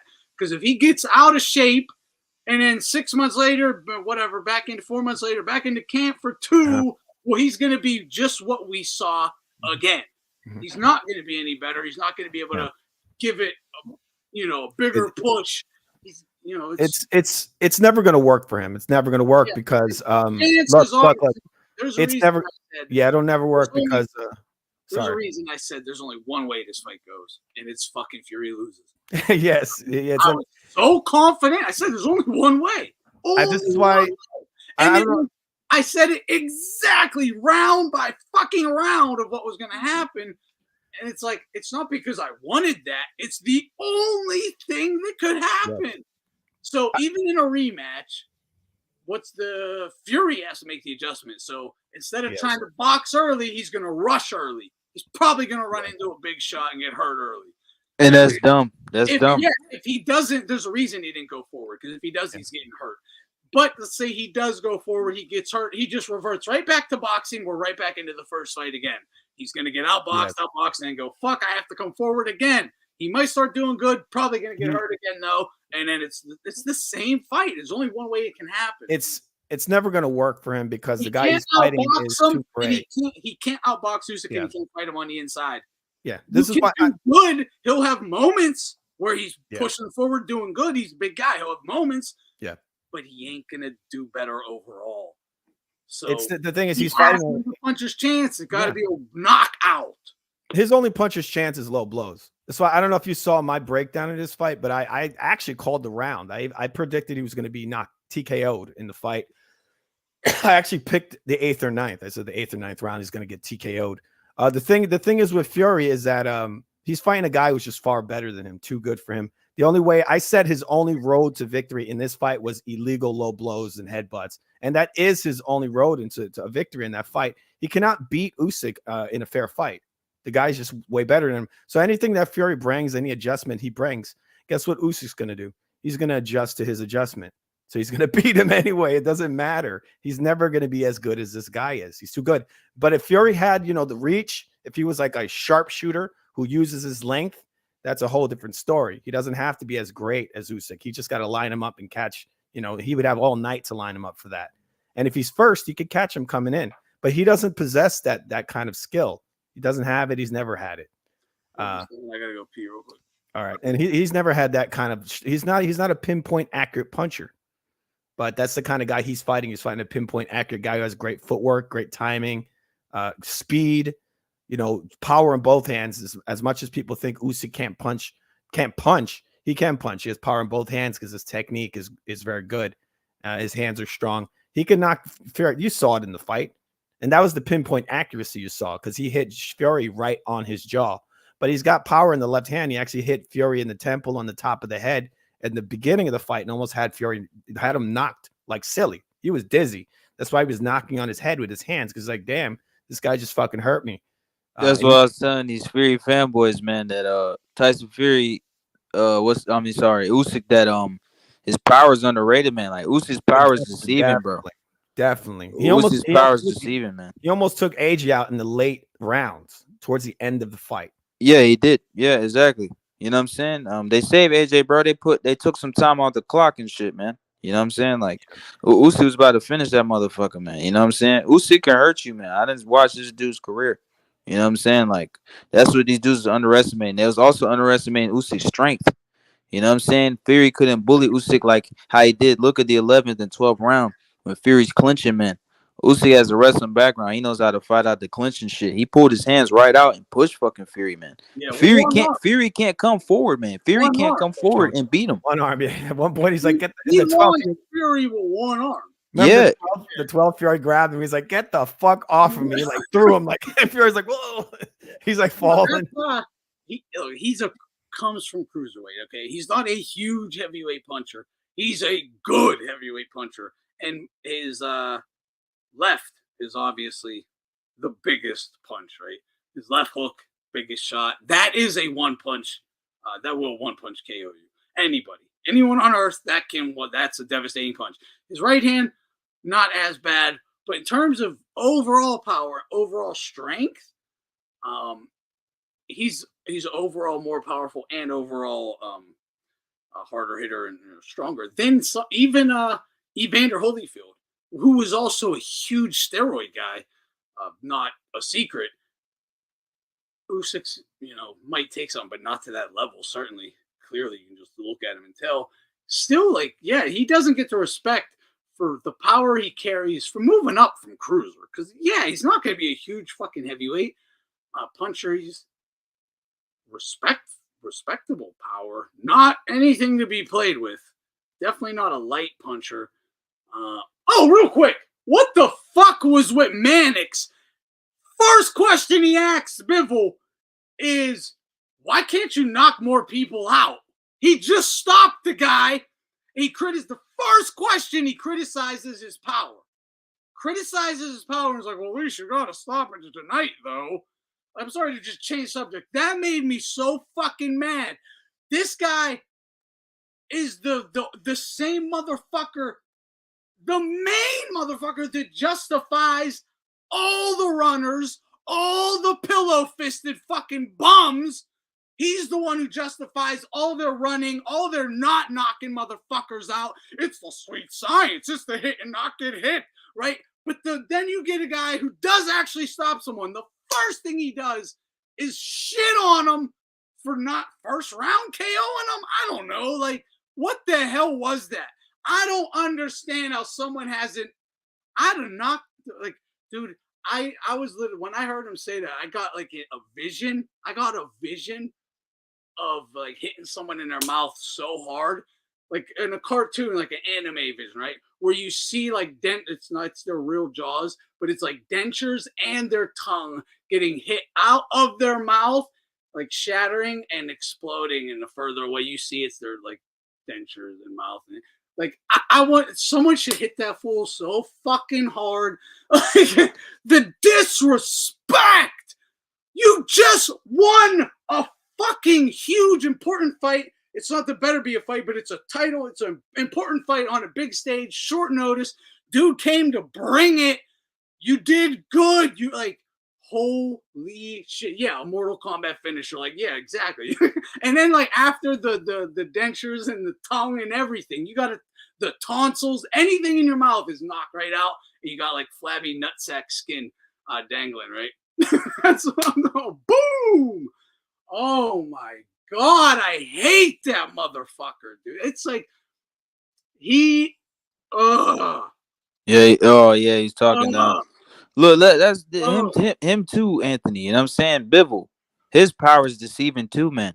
You know what I'm saying? Like his power is underrated, man. Like, yeah, he's not a knockout artist, man, but he definitely has power. Like Bivol, you can't just run up on him. You know what I'm saying? Like you have to respect his power, man. You know what I'm saying? Like that's what these dudes don't understand, bro. They don't know that shit, man. They haven't watched Bivol for real, man.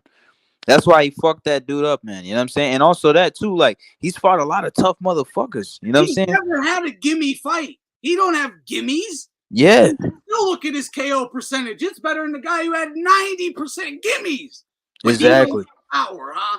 You got to make fun of him right after he won a fight. You're supposed to be saying, congratulations, amazing. We look forward to blah, blah. Like the first thing you do is shit on the guy, and you are the guy who justifies all the pillow punching runners. Like, I can get it if you maybe don't, if you're not like this guy who dick sucks all the pillow punching runners, but the fact you are that guy and you criticize, like, holy shit, like, wow, like, dude, someone from Bivol ain't gonna do it, but someone from his team should have at least smacked that mic, like, did the old B-hop, do the old Floyd, like, you want to come in here, I just want to fight, and the first thing you're gonna do is shit on me, like, fuck you, like, grab him, like, fucking by the lapels and launch that little fucking Jew, man. Like, what the fuck? That dude is an asshole, man. Asshole. Like, does he not? I don't know. Does this guy, like, literally not understanding what he did? Like, the disrespect or something? Because to me, it's like, I don't know. You shouldn't be interviewing fighters if you don't understand how disrespectful that is. And the fact that if you don't understand how disrespectful it is, someone needs to teach you. And apparently, so I'm assuming you know. So you just purposefully disrespected the shit out of me. Like, something got to be done about that. Something got to be done about that.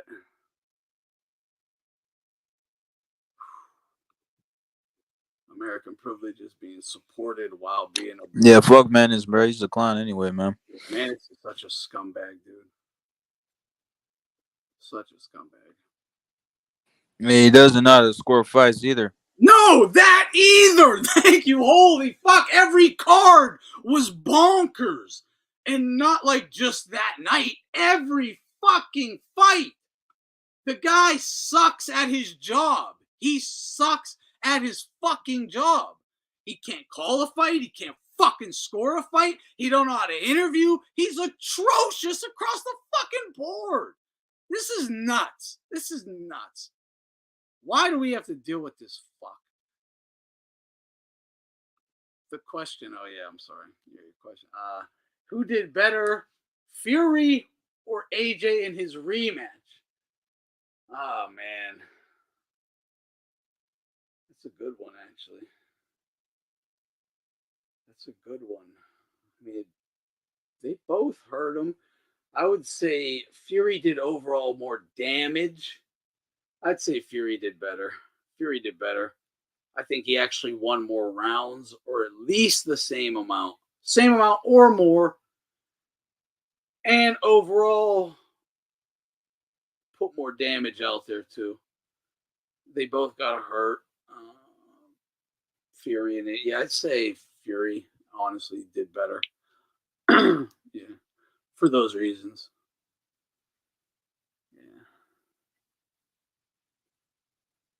Yeah, I guess when dude, look, I crack jokes and I'm like, who did Mannix suck off for this job or whatever, blah, blah, blah. I'm seriously asking the question, though. Who did he suck off to get the fucking job? Like, there's no way this motherfucker has he has no credibility. He has no knowledge. He has no skills. He's just terrible at his job. He shouldn't be there. What the fuck? Dude, how does someone who's terrible at their job keep their job? Time every card. He's terrible. He's never good. He's shit every single fucking event. He always has the wrong scorecards. He's never good at interviewing. He's never good at calling what is happening. He's across the board terrible. How, like, nepotism Okay, then tell me, who is his family member who gets him this job? I need to understand this shit. And who's his gay benefactor he's sucking off to get these fucking because I need to understand. Like, I need to understand. He's nowhere. Is someone gonna have a fucking a job? I don't care. You can't burn every McDonald's burger and keep a job at McDonald's. Like, what's up, EDA? What's up? Yeah, that's an interesting thing, man. I mean, there's so many people on Twitter that I see that have access to fighters, and you go, well, how did these guys? It's boxing is like any other business. It's you suck your way to the top. I mean, look at Dan Rayfield. Remember Dan Rayfield in the early 2000s? He came out of nowhere. On ESPN, and he admitted he wasn't really that much of a fan. He just got hooked on boxing. He got a hold of a guy who had a bunch of tapes, and boom, that's how he got into the business. Ariel Helwani, how they have this fucking guy calling boxing now. That's another dude. What does he know? Another one. Think of that. Hold on. Mannix, in terms of the mainstream, like the bigger news outlets, right? Not even mainstream. Bigger news outlets, boxing news outlets. Dan Rafael and Mannix were as big as it gets. They were ESPN's #1 guy. Oh, like, so they didn't learn. You don't hire someone who don't know what the fuck they're talking about. The Raphael fucked it up for years. They just passed it to Mannix. Continues fucking it up for years. Still got the job though. They never recaptured that HBO experience. I think that was the best commentary teams they ever had. Why don't they? Hold on, wait. Why don't they just go to HBO guy? Cries all the time. He's actually online right now. He's awesome. No, he is. Give it to him. Give him the job. Give him Mannix's job. Everything Mannix does, just give it to Lampley, right? Everything. He'll do 1,000 times better of a job. He's more deserving of it in every way. More deserving, and will do a better job. Dude, I think Rosie Perez would probably do better than some of these guys. Remember they had her. You can't do worse. Literally, I'm not kidding. You can't do worse. The commentary is terrible nowadays. Dude, his scorecards were 3 to 5 rounds wrong every time. Like, what the fuck is happening? Do you think that's because he's a fucking fraud, or he just doesn't know how to score? Like, maybe I think it's an agenda on his end. He has a bias that he tries to hide it, but he can't hide it. The bias is so strong. He's got white guilt. No, I think he has white hatred because he's a Jew. Yes. He don't have white guilt. He has white hatred because he's a Jew. He thinks he is. Maybe he is, but he thinks I'm more black or brown than white. And fuck white. White tried to murder my. But a lot of the great commentators were Jewish. A lot of them, I think. Yeah. I'm not. Yeah, I think those what I'm saying is that you have any. Have any feelings you want in them regards. I don't give a fuck. Yes. You can broadcast it. I'll be like, yo, salute, whatever. I don't care. Yeah. Don't let it interfere with the fucking your scoring and commentating. That's all I ask. That's all. He's got white Jewish guilt. Well, what's interesting about that is you've been gone for a while there, Thunderdome, but there was a point after the Haney loss where if you went on Twitter, there were people going, who was it? One of these, I think, one of those guys that's always breaking news. I forget the name. He posted something. He tweeted something about Haney saying, youngest undefeated lightweight champion. Beat this guy, beat that guy, beat that guy. Haney has nothing to be ashamed of. And I'm thinking, well, wait a minute. Why do they always say that? And they're saying the same thing about Wilder now. Like, he has nothing to be ashamed of. 10 title defense. Blah, blah. I'm thinking they never said that about, let's say, Lomachenko, about Golovkin, Koval. Right. Instead, they shame them and say, this is why they always suck. Exposed. Yes, exposed. There you go. Nailed it. Exposed. That's it. Exposed. Meanwhile, they're losing decisions. Lomachenko exposed Haney.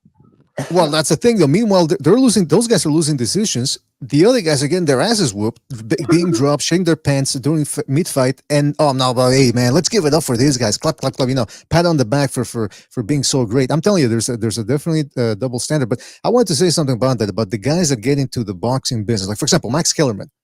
I didn't even know about this until a couple of years ago. That the guy had a William Morris or one of those big agencies, Hollywood agencies, was behind him. which explains why he was able to go from a public access boxing show to ESPN, then to Fox Sports, and then to HBO, the home of boxing. I mean, how do you do that? Just I'll have my pick of networks. I'll tell you exactly how his dad was a television network executive. So he You got guys talking about Max got Kellerman? him an agent, like a reputable agent, whether it's CAA or William Morris, one of the big firms, right? Gets him a big agent. They don't deal with anything but fucking, top of the line gigs. Yeah, you're going to get put on a major network. They're going to just be like, whenever the next slot opens up, throw my guy in, or throw him as like an underling, the whole like kind of what Mannix is doing now or whatever, right? Until he gets right up to next to Lampley's. And now, yes. That's how, though, nepotism. Pure and utter nepotism. That's why Hawani's in there. I don't know what Mannix's connection is. I know him and Kellerman have been like best friends like for over 10 years.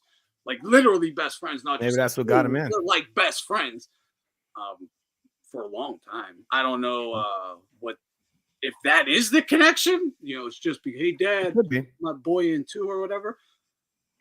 Or Kellerman might be his connection. I don't know. And if that's the case, I don't know if it's friendship or they suck each other, whatever. Well, the other thing is these guys are a good fit for the corporate TV culture, because you got to remember the executives are in charge at the end of the day, and so they look for guys that are like-minded. So guys like the aforementioned Errol Hawani, guys like Eli Segba, these are the guys that they don't care about the reputation. If they get told to say something, even if they know that it's wrong, they'll repeat it because they have that type of attitude. I mean, look at Errol Hawani. How many times does he make a fool of himself on Twitter? But he doesn't care because he's one of those guys that thinks all publicity is good publicity. That's what these executives want. Ellie Setback has nothing, is he? He doesn't really have a. Nah, but he's like on the cusp. He's on the cusp. Does he have a lot of followers? Ellie Setback. I hate to go this route, but like it comes back to your belief system as a man and the code you live by. So when the code you live by doesn't really, like I couldn't envision a true blue Muslim ever doing something like that.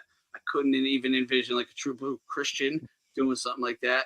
If your code though is to kind of just be a whatever, like I don't want to just straight up say it, but they all have one thing in common. All of those guys, and those guys will do it at whatever the moment calls for. Like unless it comes down to their one thing, like Israel. Judaism, the one. No, wait a minute. Yeah, the one thing, then they will hardline it. But apart from that, they are wishy-washy it all on everything else. They don't have a hardline stance. Generally on anything, really. So yeah, it's all Mannix, Hawani, Kellerman. Who was the name? Some more you were saying? Everyone you were naming was all in the tribe. All right. It is what it is.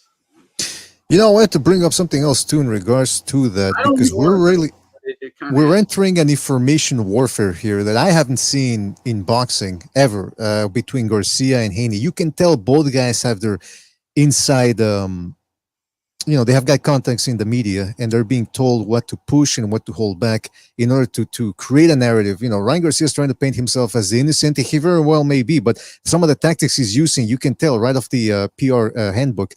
Same thing with Devin Haney. Bill Haney. There's that clip of Bill Haney dining with a bunch of YouTubers and saying, Blue Blood's paying for the dinner, and they're all laughing. So we know they're telling you they've got contacts in the media. But I wanted to ask you, Tony Dome, did you see that Secrets Under Secrets documentary? Rude. Oh, there you go. I haven't watched it yet. But Aldo was saying, "Do you make a Haney thing?" And I was like, I was gonna bring this up. Someone sent it to me. I haven't watched it yet though. It's called Secrets Under Secrets: The Haney Deception. I haven't watched it. It's interesting because good. The question is, who made that documentary? Nobody knows. It's a fan-made documentary. So someone's pushing back against the Haneys, which I haven't seen in a while from anybody other than our little circle. Here's the other thing: there's 3 clips in there that I'd never seen because I don't pay attention too much to the weigh-ins and all that. There's 3 clips of Haney telling his opponents. He's telling Lomachenko. He's telling Cambosos, and he's telling Prograis, "You're too small." During the weigh-in face-off, he's telling them, "You're too small. You're too small." And then his fans are like, "Well, he's just trash talking. It's just trash talking." I'm thinking, yeah, but it's still true. He's bigger and he knows it. So that whole thing about the weight bullying thing, people trying to say there's no such thing as weight bullying, blah blah blah. Come on, man. He's admitting it right on tape, man. It's amazing. 3 clips, 3 different examples of that. Yeah, people No, bitch he's about the weight bully. the weight day before, but not the weight day of when it actually fucking matters. Like, oh, he's 3 pounds over. He's huge, He's but not the 3 20 pounds pounds heavier the day after before. when they're But fighting. he's 20 pounds heavier the But, next day. BDA, Oh, real he's quick, a- you've seen the full doc, right? No, I haven't watched it yet. Yeah. Well, No, I've seen it. Yeah, yeah. Wait, I haven't seen was yet. it just like background stuff, like behind the scenes stuff, or did it talk about like in the ring bullshit as well? Well, they're talking about how he had a height advantage and reach advantage over Cambosos, and then you factor in that he was way bigger. So it's a welterweight, it's a junior okay, middleweight so against state. So they just do like- talk about some of the in-ring stuff, yeah. But But no, like, no. you But about about BDA clinching and all that, I don't Anthony, yeah, I don't remember if they talk about some of the dirty stuff. Yeah.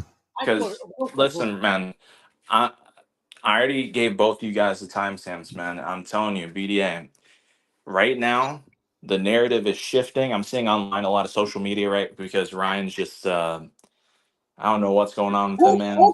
Everybody is against him right now, but they're painting Haney as like this innocent bystander when he literally does everything Ryan has done in this fight, apparently. Yeah. But he's also doing worse. Yes. And nobody even knows about what's going on. That's why I said, like, man, if you guys make a video on that, and B-Day, you have some really high production videos, dude, that shit will go viral. Because I promise you, no one in the public knows about what happened in that fight, the cheating. I know what should be in the video and everything. I'm not doing it though, so someone else definitely should. But That's why I asked BDA, because he makes high quality, like, I don't know how it works if you clip it anything, but like if you took like 2-second clips, like him elbowing Loma, or even attempting, like, I'm telling you, people don't know it, and right now he's like being portrayed as an innocent guy. you could do it It in 2 needs to be days. destroyed. You could just watch the fights. Some interview clips. They're already kind of highlighted the interview clips you need, and you just got to watch through the fights. And as you're watching them, keep screen recording all the bullshit. Yeah. Compile it, throw it in. Yeah. I mean, a Loma fight would be a good one to look at. He's throwing elbows, lots of headbutts in that one, right? Loma's face is all busted up. Those were Rabbit not punches and that's not- elbows. Those are the that main wasn't two. punches that caused. Like, all that. yeah, like again, like this is what I'm saying, and I don't know what channels did or not. I haven't been paying attention, but if anybody who's criticizing Ryan for coming in, blowing weight and being 3 pounds heavy, Yeah. And saying it's a big deal, but then didn't criticize Haney for being so much heavier than Loma and getting his ass whooped at the same time. If they're even saying Haney won, He's bigger than Ryan as well. not shitting on him for being a fucking crazy weight bully and still getting punked and punished. Still, I calling noticed him nobody top talked about. fighter or whatever. You should never listen to them people ever again. But he was Yeah. bigger than he was bigger than Ryan. So the whole thing they're saying is Yeah, it's retarded. He had like fraudulent ass he had claim. over 10 pounds on him. Oh, he's 3 pounds. He just didn't kill himself to make weight. Well, yeah, and that matters. That does matter, though. It does, but I But mean, the it's point always is, Haney's fault because he's the one you- killing himself to make the weight. I would still. It rather- levels out though because I he would got the rather refs have and the the judges ref on his side. helping me. I would rather have the third man in the ring helping me than just about anything. Yep. Literally, than just about anything. I would rather have the ref help me. I don't want that ever, but that is going to help you win more than It's gonna help you a lot more. ever. The judges too. Steroids, judges, you got to survive to make it to judges. Yeah. You got to still Yeah, know how to exactly. fight for Dude, steroids if they- to matter.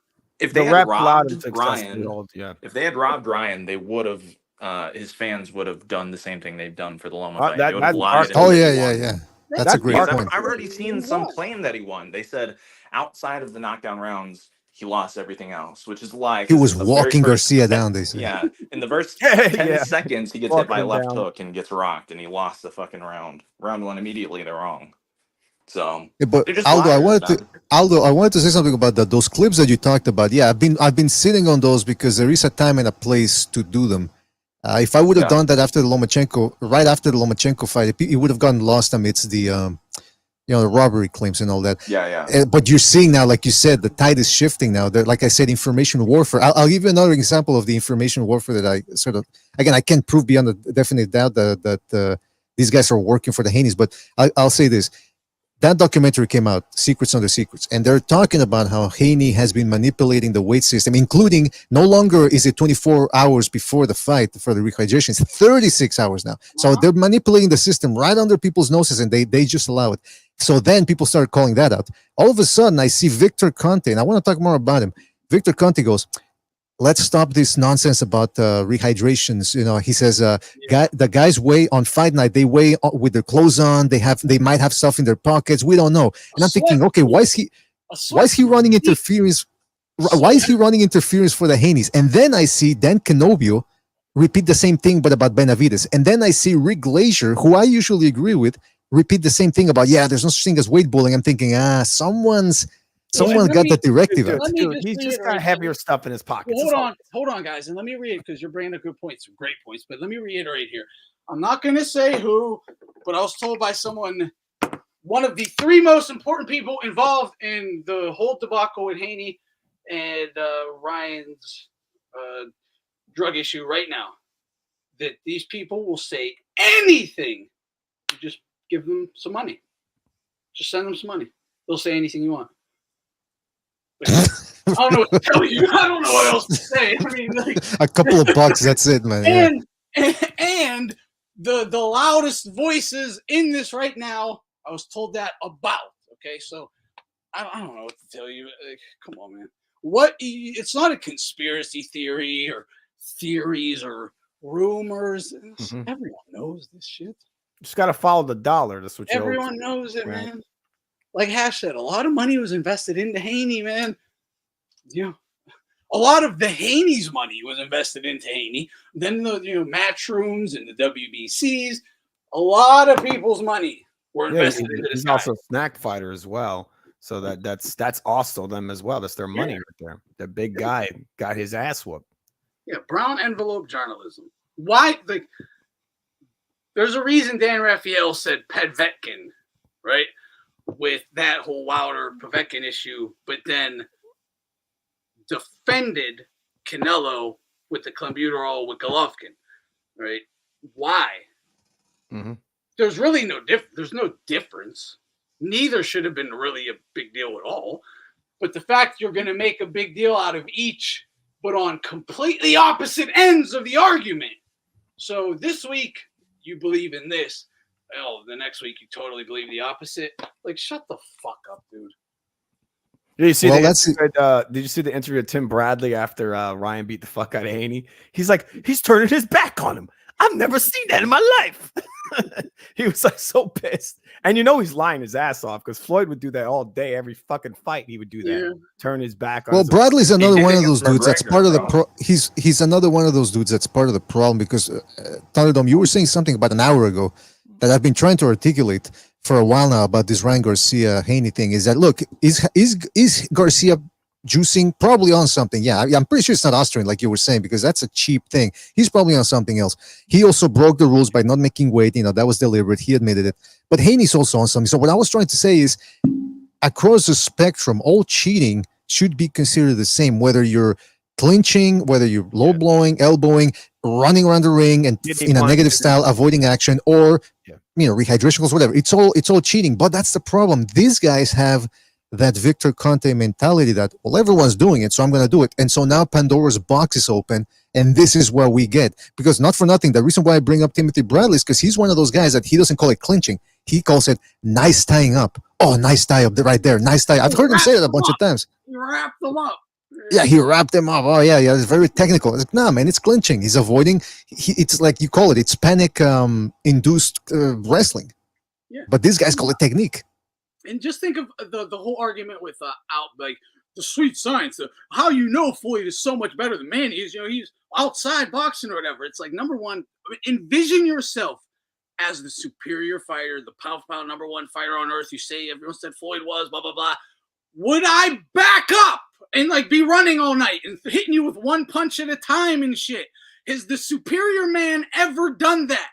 If you are that, aren't you going to be like, bring it, bitch? So what you got? Pow, pow. Oh, you like that? I'm going to give you some more. Take this too and keep fucking dude up. You're not going to be like, the only way you might, and then you call him a midget. I'm going to knock him out. I'm going to do this, do that, blah, blah, blah. And then you get in and it's all the opposite. Running, single punches, jabs, tying up, shelling up, just survival bullshit, right? The only way you can ever envision yourself doing that is if you get into the ring, you might be all confident, and then you're like, oh, this is totally different. I'm out of here. I'm surviving, right? There's no way you're the actual better fighter and you fight like that. It's bullshit. And you should not get rewarded for it. This came to mind after the Ortiz-Teofimo Lopez fight because, again, some people, Ortiz did move excessively in that fight in certain spots, or most spots, I should say. That came up, the subject of whether at which point do you warn a guy for not engaging, right? Because it is true. I mean, how do you set a mark? But here's the thing, though. It's difficult to set a mark, but we as fans know it when we see it. I don't think you set a mark necessarily as like a ref or anything. The judges know when you're not winning. That right. You're winning that round. You're running. They already have a way to and we know that, exactly. Right? It's a ring general. That's what you go by. You're like you're saying. There's no mark. Because there is boxing on the outside and whooping someone's ass. Yeah. There's a big difference. Well, when the guy doesn't set his feet and he's just running, that's running. That's not engaging. When the guy is leaping in the air like Shakur Stevenson against De Los Santos, that is not engaging. And by the way, so here's what I said after the Ortiz-Lopez fight. I said, because some people were defending Ortiz for his excessive movement. I said, okay, well, wait a minute. They're saying that there's nothing wrong with that. What would have happened, theoretically, if you're Teofimo Lopez and you say, you know what, fuck this, you start moving in counterclockwise so that both guys are essentially running away from each other, around the ring. Who's to blame then? Is it the guy who started it secondly? Or is it the guy who engaged? No, but then again, you wouldn't be able to fault Lopez for doing that because you're not faulting Ortiz for doing it. So started running. Was that? I remember getting this dude fucking in a parking lot of a grocery store, whipped his door open right into the side of my door, and then spit on the chick I was with. I ended up getting into a fight with him, but he's running around the parking lot. Like, I couldn't fucking catch him. I literally just fuck this and charged at him and had to wrap him up just to get a hold of him. You can't do that in boxing, though. I was a boxer. It's a parking lot. It's huge. He wasn't a boxer, but I couldn't fucking close. Like, what are you going to do? Yeah. But, I had to do something. It's like my honor was at stake. But, in a boxing ring, what are you going to do? If you're running, dude, fuck you. Yeah. But that's the thing, though. If two guys are running away from each other, one counterclockwise, the other one clockwise, so they're both essentially running around each other. As a referee, what do you do? Because technically, people are saying, well, running away is legal, right? That's what they're saying. They're saying it's a sweet science. So if both guys are running away from each other, one counterclockwise, the other one clockwise, who's to blame then? As the referee, right? You have to enforce the rules, which is, hey, guys, you got to fight. You got to engage. It's a boxing fight. They need something to score, right? Back in the day, again, a ref, if it gets that bad, then a ref does have the discretion. They do have the discretion. They just don't use it on exactly bigger levels. They'll use it in the, smoker, 8 people in the crowd, they will. But yeah, timidity, hey, you're done. No contest. Fuck out of here. No payment. Fight's off. You're done. You don't want to fight? Obviously, after multiple warnings or whatever, but yeah. Yeah, you can't win on points in the street. Exactly, Nordic. Exactly. In a boxing match. Now imagine if the runner is the A side, Floyd Mayweather. I'm 3 points down when the fight starts. We all know this is keeping it a buck. You're already down, right? How the fuck, what are you supposed to do, right? You have to be the one to take all the extra risks. Put yourself in dangerous situations that you normally would never put yourself in just because this guy refuses to fucking engage because he knows the predicament you're in, and especially with the defensive guy. Oh, another defense wins fights? Oh, I'm the offensive guy. I'm the power punching offensive guy. But the defensive guy, he's the one you're praising? I'm the offensive guy, the knockout guy. And you're like, well, if you don't knock out the defensive guy, he loses. It's that's a big one. one. I'm wailing on him all fight. My Donna won, right? I'm pounding this guy. But because I didn't knock him out, I can't win. Because man, he protects the KO so well. He takes a hell of an ass whooping, but because that was the case in the Triple G Canelo but fight, right? They're like, oh, he didn't knock him out, so he loses. Oh, he's taking steps back. It's like, come on, man. It's okay for Floyd to take steps back. I get agitated when people look. If you come at me and you are defending not what I consider, what is bitch behavior in a ring. There is a thing called bitch behavior in a fight. Whether you want to call it Kurt or like punk, bit, whatever. We all know what it is. You're not with the shit. You're scared. You're timidity, whatever. We all know what that is. If you come in here defending bitch or trying to argue that me criticizing bitch isn't bitch, you're a bitch. Like, dude, what don't these people see about this? Their whole channel will be based on defending bitches. Dude, it's like, you're a bitch. That's what you're telling the world. You're a bitch. You're every day you just broadcast, I'm a bitch. Dude, why you gotta be like that to Canelo? Just leave him alone. I do what I like, man. He's not talking. I'm not talking about Canelo. I'm kidding. Bitch. I don't think Canelo ever showed bitch ever in a fight, really, but that I can think of. Yeah. Well, when he fought Triple G the first time, he was moving excessively, but then again, that's my point. Is you see night and day. You run away, you lose a fight, or he should have lost a fight. Then the second one, he does much better because he stood his ground, and it's the same thing with like Shaki Foster, for example. That's another dude that has the Shakur Stevenson rabbit leap. If you watch his fight, especially his last fight against Nova, he's leaping in the air. I mean, that should be illegal when both your feet leave the air that many inches away from the canvas. But anyway, that's besides the point. My point is that when he fought Rocky Hernandez in Mexico, he was back foot bitching it. He was fighting in the ass style, the American slick style. And the referee warned him and said, hey, man, you got to stop clinching, blah, blah, blah. So now he was forced to fight. And what happened? Yeah, he almost got his ass knocked out, but he pulled off the win. So these guys like Raymond Ford, he showed balls because he wasn't running around the ring. He actually stood his ground and tried to hurt ball. That's what these guys need. Eventually he did. He's right, and that's the same thing with Frank Martin when he fought that Armenian guy in his last fight. He was trying to be the slickster, the cutie. He wasn't working. What was working was when he planted his feet and hurt the guy to the body, which happened twice in the fight. But these guys, they're hardwired because of the Floyd Mayweather era, and because the media lavishes them as praise on them as the slickster, the hit not be hit, the sweet science. That shit doesn't work, man. Not if you're fighting abroad. They allow them to be lazy. That's 2 examples from the same gym. Train together, hang together. Well, not necessarily, but they're close. Crawford, Shakur. Crawford, he knows when he got to start going forward, letting them hands go, slinging leather, sitting down, trying to hurt you. He goes when it's that time. He's like, I got to make something happen. He goes. His little homie Shakur was in that moment a couple times. Doesn't do it. There's never really shown that yet. Doesn't know how to bite down and go forward and thug it out. He's afraid to get hit, isn't he? He's afraid of getting hit, isn't he? Yeah. Yeah. He's gonna. By the way, a fan called him out.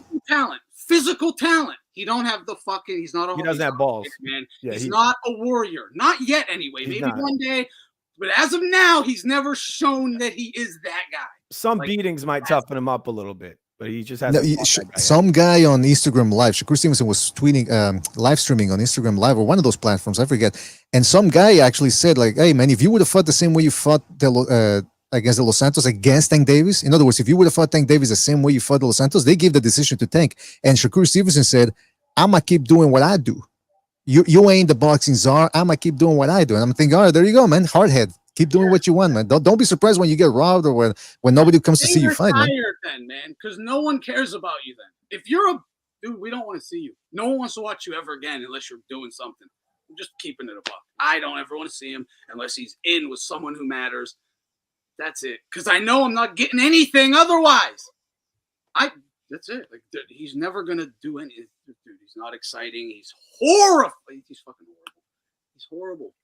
And you don't have. He's a great physical talent, man.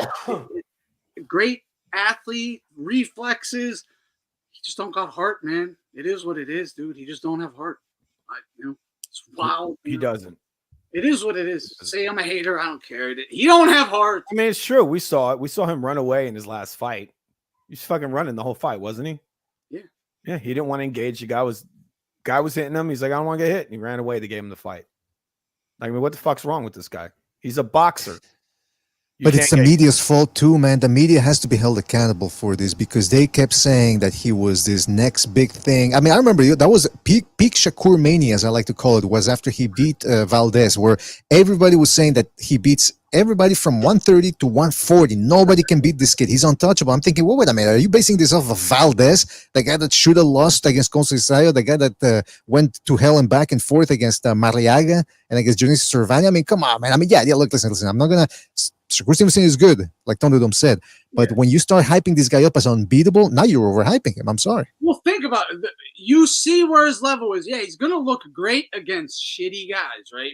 In terms of, world-class fighters.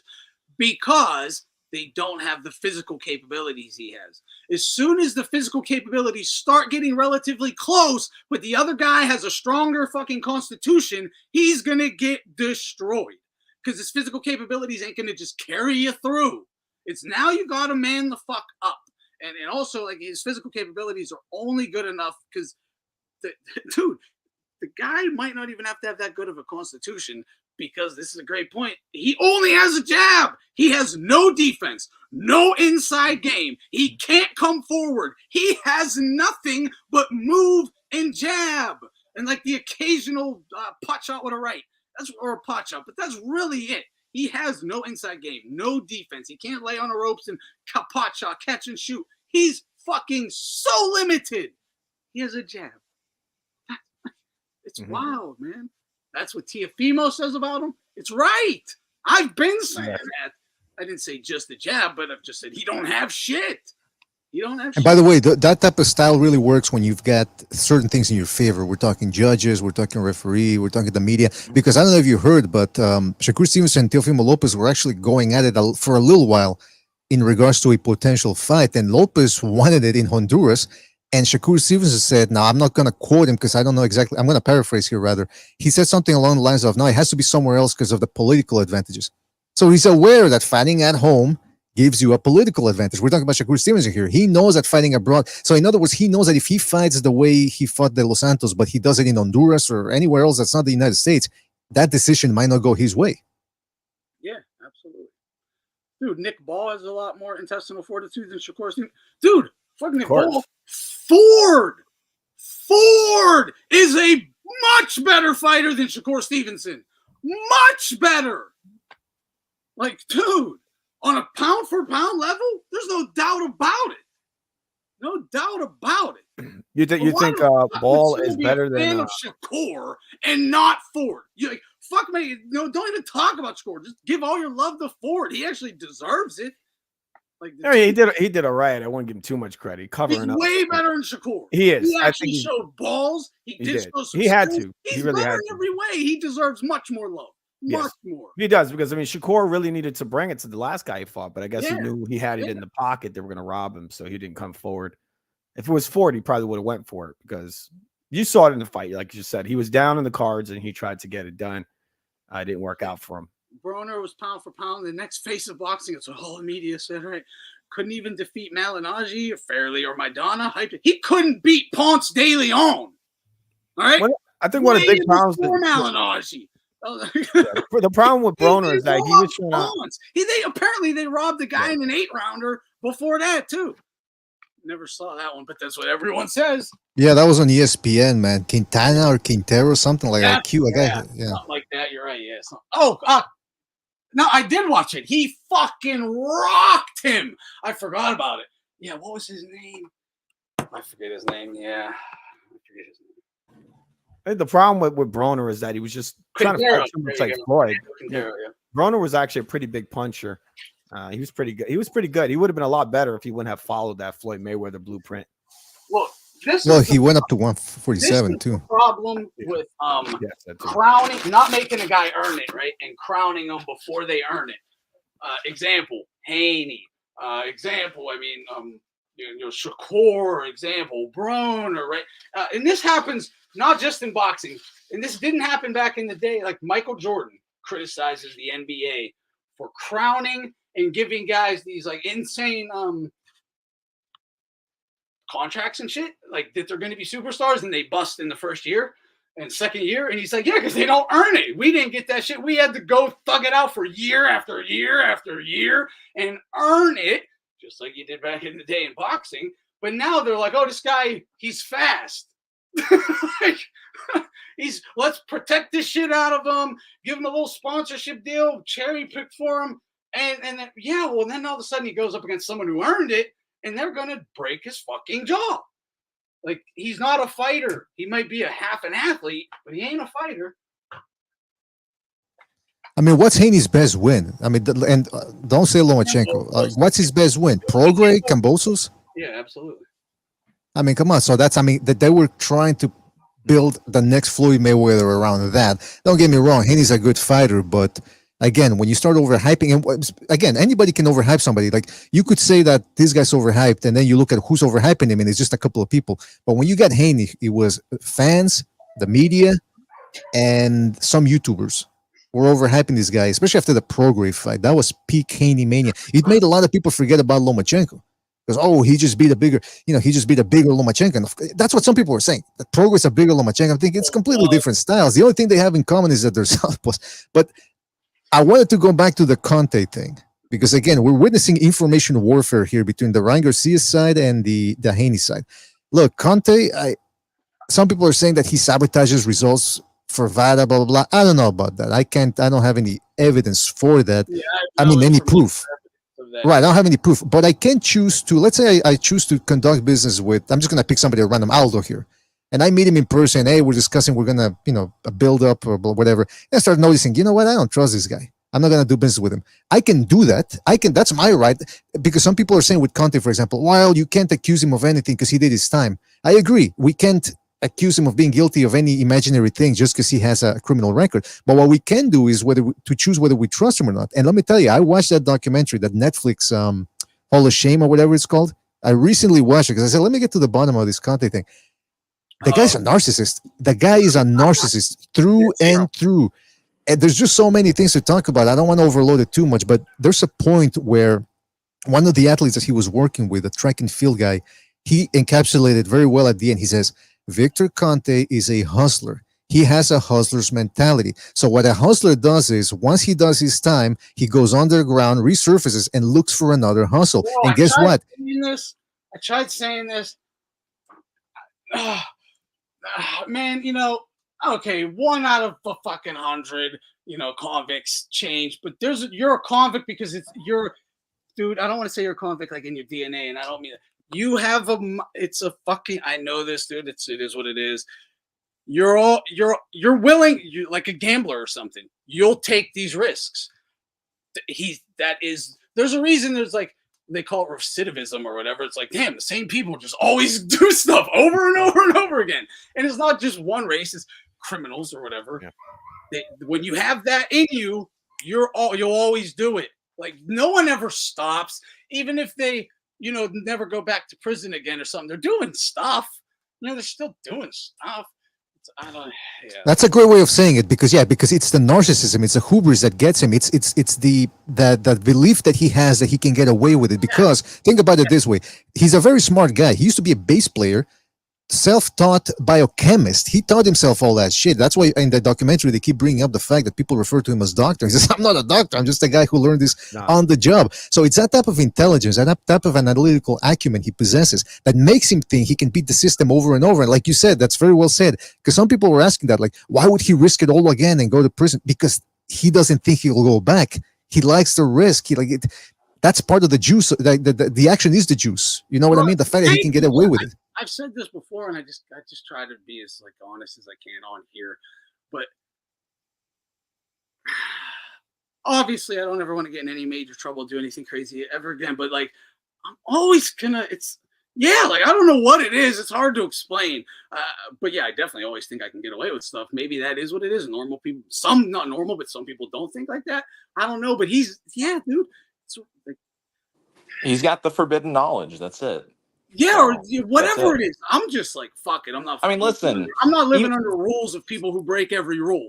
That's literally all the way I. Even if he did turn a new leaf, I mean, like some things just shouldn't leave you. You know, if your friend, right?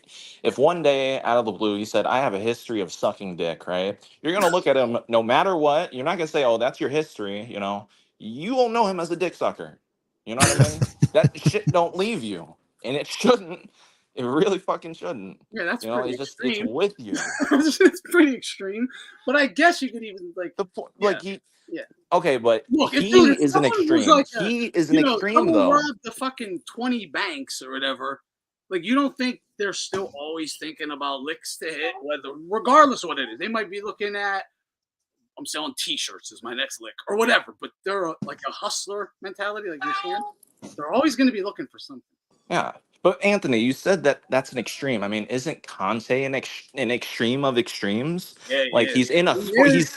he's still working with top athletes as a supplement dude or whatever that means. Yeah, I mean, That is as close as you can be to what he was doing anyways. That's considered exactly. illegal. That's like, oh, I don't like. I'll say the example again. I suck dick, but now I'm just a male stripper that only Now does it's shit for just men. hand jobs. It's like But I I'm not bet gay, you know. I'm you not suck gay. It's just for money. I'm gonna clip that, by the way, of Aldo just I saying that bet over and over. sometimes in that champagne room, you still.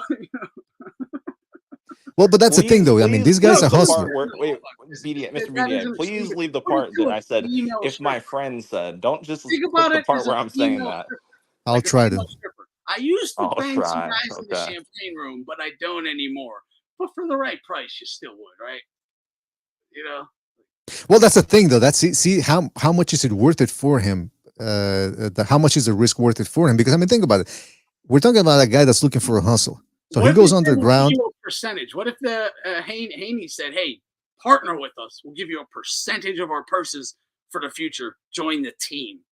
Right. Yeah. I mean, listen. I just want to say Yeah, right up that's probably front. what he's doing, man. I just That's want to say probably right what up he's front. These We're speculating. these tweets that Victor's putting out like today and yesterday and stuff, they're clearly not like he's not hiding that he's picking a side and even insinuating tampering, further corruption, duping, commissions, drug testing systems, and all this. Like he's alleging literal felonies or insinuating that there could actually be literal felonies going on with Ryan's team and whatnot, which is pretty crazy. I mean, you're clearly taking sides here.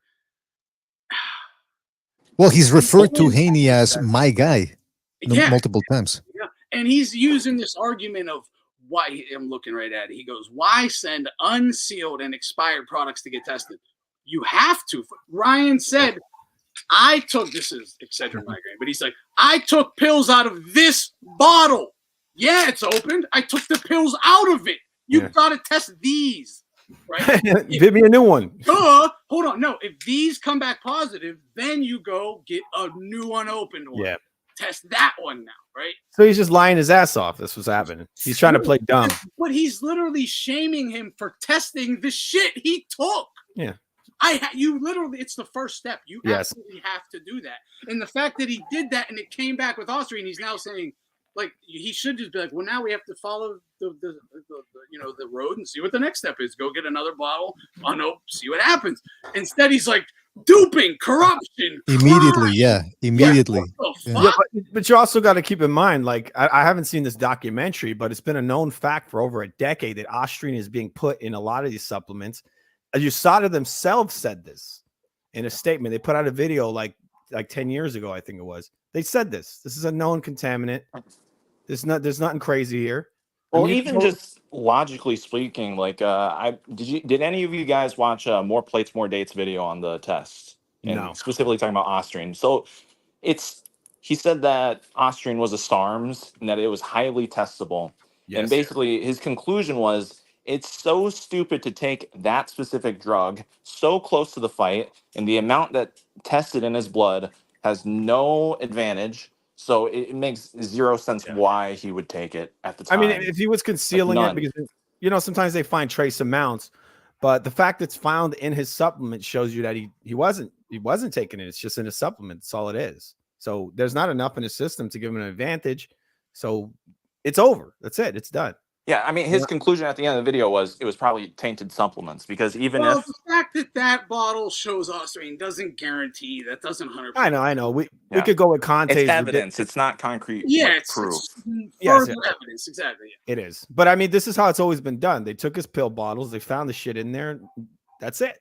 That's what are we going to do? We're going to take back all, because, you know, a lot of fighters that come in, they say we have it in my supplement. They check the supplement. Obviously, it's open. Like you said, it's open. They've been taking it.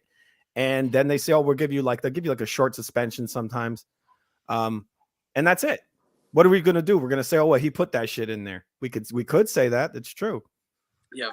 Yeah, I mean, another thing too, like if he's been taking, let's say, right, he's been taking, because he didn't down the whole fucking bottle, right? So it's probably like what, a month's supply, maybe 3 months supply, who knows? They said he was He's been taking taking it for a ashwagandha or while. something. Why did it suddenly pop? What? Because if it was tainted, right, wouldn't that mean like one of the pills specifically was tainted? No, the whole bottle would probably possibly have it in there. You know, when they put the drum, they mix all this shit together. It's probably in that. I heard these supplement companies actually put it in there. You just got to use logic here too. Like you just have to use logic, or like we're just again. I would just always bet that everyone's using something. Yes, but just logically, right, what does Conte say he does now above the board, all legally and stuff? He gives you legal PEDs that will have an effect on you. They will enhance your performance, but they're technically legal, correct? So regardless of what anyone says, Devin Haney is on performance-enhancing drugs. Okay, let me just follow my logic. He's 100% admittedly on performance-enhancing drugs. The drugs he takes are just legal, right? If he's already taking certain performance enhancers, why wouldn't he just take another one that does a lot more? Like, why wouldn't, right? Why wouldn't? You're already literally taking the morning, night, and day.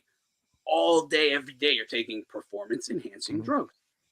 Why wouldn't you take one more or two more that they don't even have a test for that is going to really help you? Like, come on, man.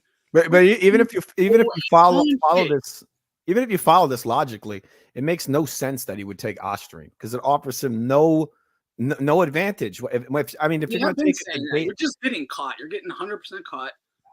Yeah, it does, but it offers him nothing. If anybody knows how Austrian works, why would he take this drug like the day of and the day before the fight? Even if he took it the day after the last VADA test, it's still not long enough. He could have taken this shit right before he went in the ring. It would have given him nothing because that drug is to hold on to your muscle. He would have taken that months in advance. There's no reason why he would have taken it. So logically, it makes sense that it would be a contamination. Well, and just peep this, right? And this is conspiratorial. Obviously, I'm not saying that this happened or anything.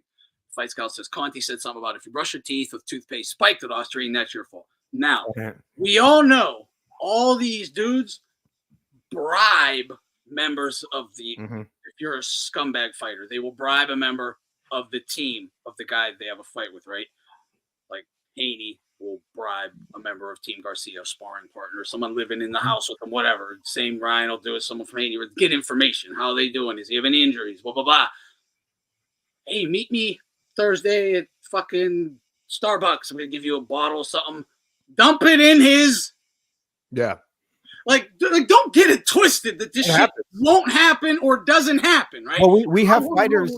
And I'm sorry, this is my opinion. Haney's are fucking scum. They will do anything.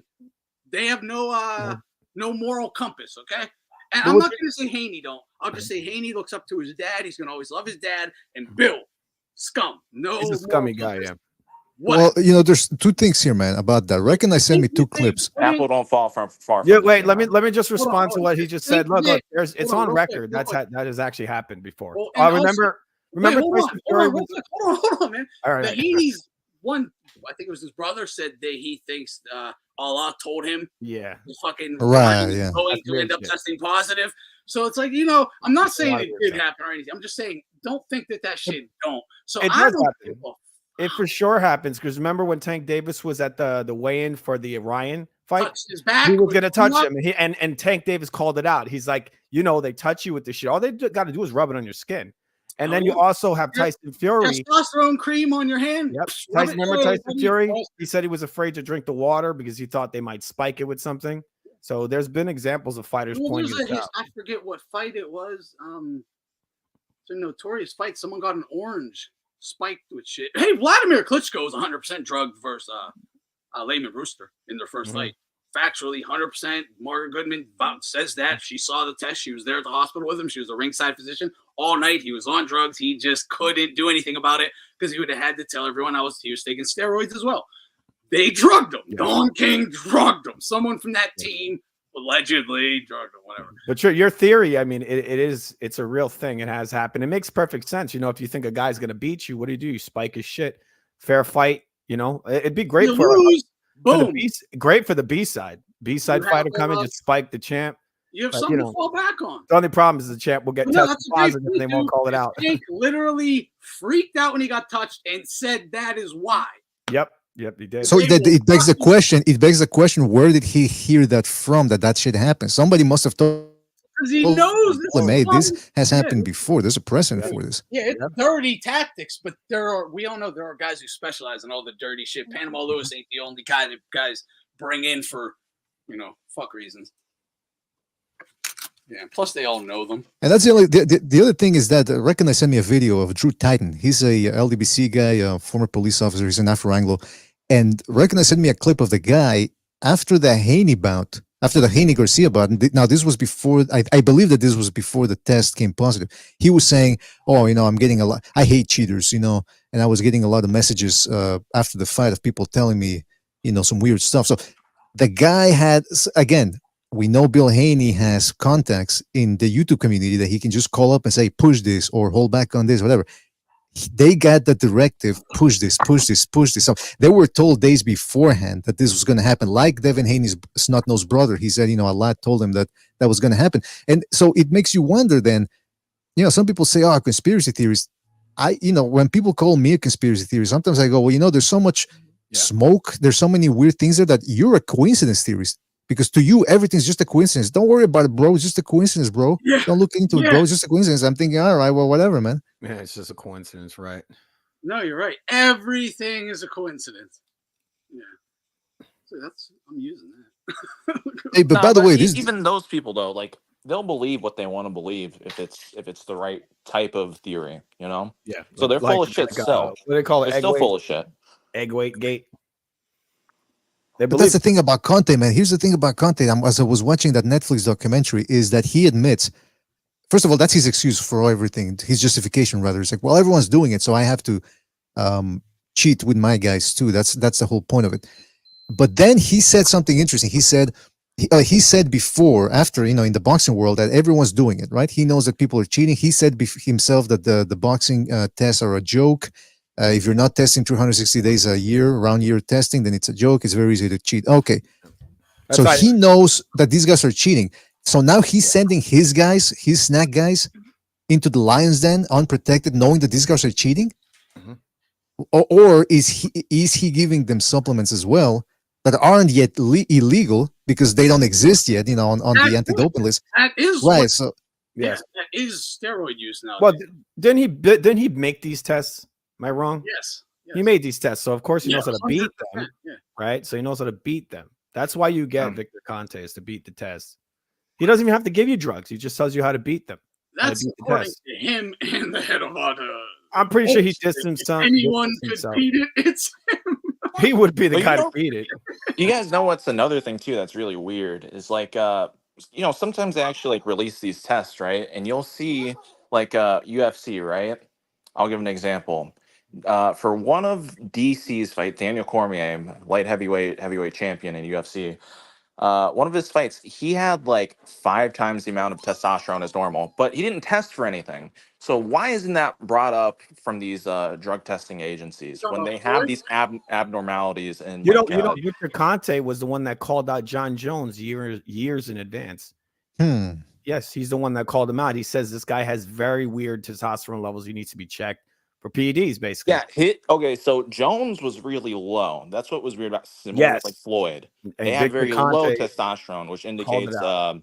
what You're the putting use of epi tests. synthetic Yeah. testosterone, so you don't produce as much. But DC's was really No, high. or No, your DC's was normal. or your It's test normal. was really They were not super normal. No, it was not normal. I It was like remember it being No, normal. hold on. Their no, test it was is like 10 low. times higher. Wait, hold on. Their test is showing up as really low. It's really super fucking high, but they inject epi test to levels. Yeah, they bring it that down. Look like Yeah. it's low, Sometimes it gets too low, and then that's how they know but it. it's really Well- super fucking high. They're just Well, massive. isn't that that's the ratio? I'm not talking about the ratio. I'm talking about the total like That is how you tell how much test they have. It's test to epi test. That is the ratio. That's I'm not too knowledgeable about it, but don't they also test the amount like total as well, not just the ratio? No, that's how you get it. That is how you get the amount, per milliliter. That is how you get it. There must be something else too then. Well, it's interesting think though of that what's his name, Dana White. He used to be a hustler too. He's still a hustler at heart, and he fine. knows that he knows that Conte should not be in that sport of boxing. I mean, he doesn't want him anywhere near MMA either. So he knows, like they say, real recognizes real. That expression. Well, I mean, a real con artist recognizes another con artist. And Victor Conte, we were talking about him looking for a hustle. He found a nice little nest in boxing, man. Unregulated sport. He knows it. People look the other way because it benefits them to look the other way. I mean, listen, think about it. Boxing is the sport where a guy who curb stomps somebody to death made it as one of the best promoters of all time in Don King. I mean, that's the sport we're talking about. So, of course, Victor Conte found himself a nice little, like a spider. He found himself a nice little warm corner behind their fridge. Yeah. It's funny. It's always been a haven for criminals and people with dirty money. Always. Right. And that's the thing, though. Listen, again, I'm casting aspersions here, and I know some of it's speculation, but we're talking about whether you trust the guy, all right? I'm not saying that he's guilty. I'm just saying whether you would trust him. Conte, if you watch that documentary on Netflix, the way he was caught, he was doing dumb shit. He was throwing out receipts. He was throwing out printed emails where people were asking for the clear and all that. I mean, the guy was dumb. All of that came out in discovery during the trial. So don't you think a guy like Conte now looks at that and goes, oh, now I know how to switch it up. Now I know what to do to avoid getting cut the next time. Yes, of course, he learned from because they never. I mean, think about it. Mosley never tested positive for anything. Marion Jones never tested, but none of these guys ever tested positive. They caught them because of the dumb shit Conte was doing, but throwing out the trash, and Nowitzki was eavesdropping on him and all that. Didn't he rat like Conte basically ratted out all these fighters? Didn't he? I think it was Memo Heredia in part. Heredia. But my point is, here's the point, and this is the most important one. If he was able to get away with it back then, which is what he said he was doing, his intent was to create maskless PEDs, or masked PEDs rather, masked PEDs. If he were to choose to do it now, how do we know? How would we know? Because the testing wouldn't be able to get to him. He's got shit that doesn't even exist in the anti-doping list. So who would catch him? How would anyone catch him? You'd have to catch him the same way they did the first time, and he's probably too smart to get caught that way again. Mm-hmm. So, I mean, it's illogical for this guy to be anywhere near the sport, but everyone just, like Devin Haney in the documentary, in the Netflix one, they interview him at the end. He's got a little quote there. He goes, yeah, people always bring him up, his reputation. And I never pay attention to it. And I'm thinking, well, of course you don't. Why would you want to? Why would you want to admit during every interview that this guy is guilty and that he's the best at creating masked PEDs? I mean, it makes no sense. The whole thing is illogical. It's nonsensical to have this guy anywhere near a sport. And the same thing goes for Memo Heredia, who admitted that the testing was a joke and that he would laugh about it. He would enjoy getting away with it. I mean, I'm telling you, these guys have narcissistic mentalities. And that's the other thing about Conte. While he's on trial, he doesn't know if he's going to be found guilty. He doesn't know how much time he's going to do in jail, blah, blah, blah. He goes on 2020 for an exclusive expose interview. And his lawyers are even going, what the fuck is this guy doing? He goes on the interview. They describe him as the mastermind. And he's sitting there with a smirk going, yep, I'm the guy behind it all. I'm thinking this dude just loves a camera, man. He loves a camera. He loves a microphone in his face. How do you trust a guy like that not to do that again? You don't. You don't trust him. That's the thing. I don't know why you would want to be associated with a guy who's done stuff like that. Just shows you, just shows you what kind of guy Haney is. I mean, obviously the guy's doing something for him. Why would you ever go to? I said this on another panel. It's like, you guys ever looked at Victor Conte?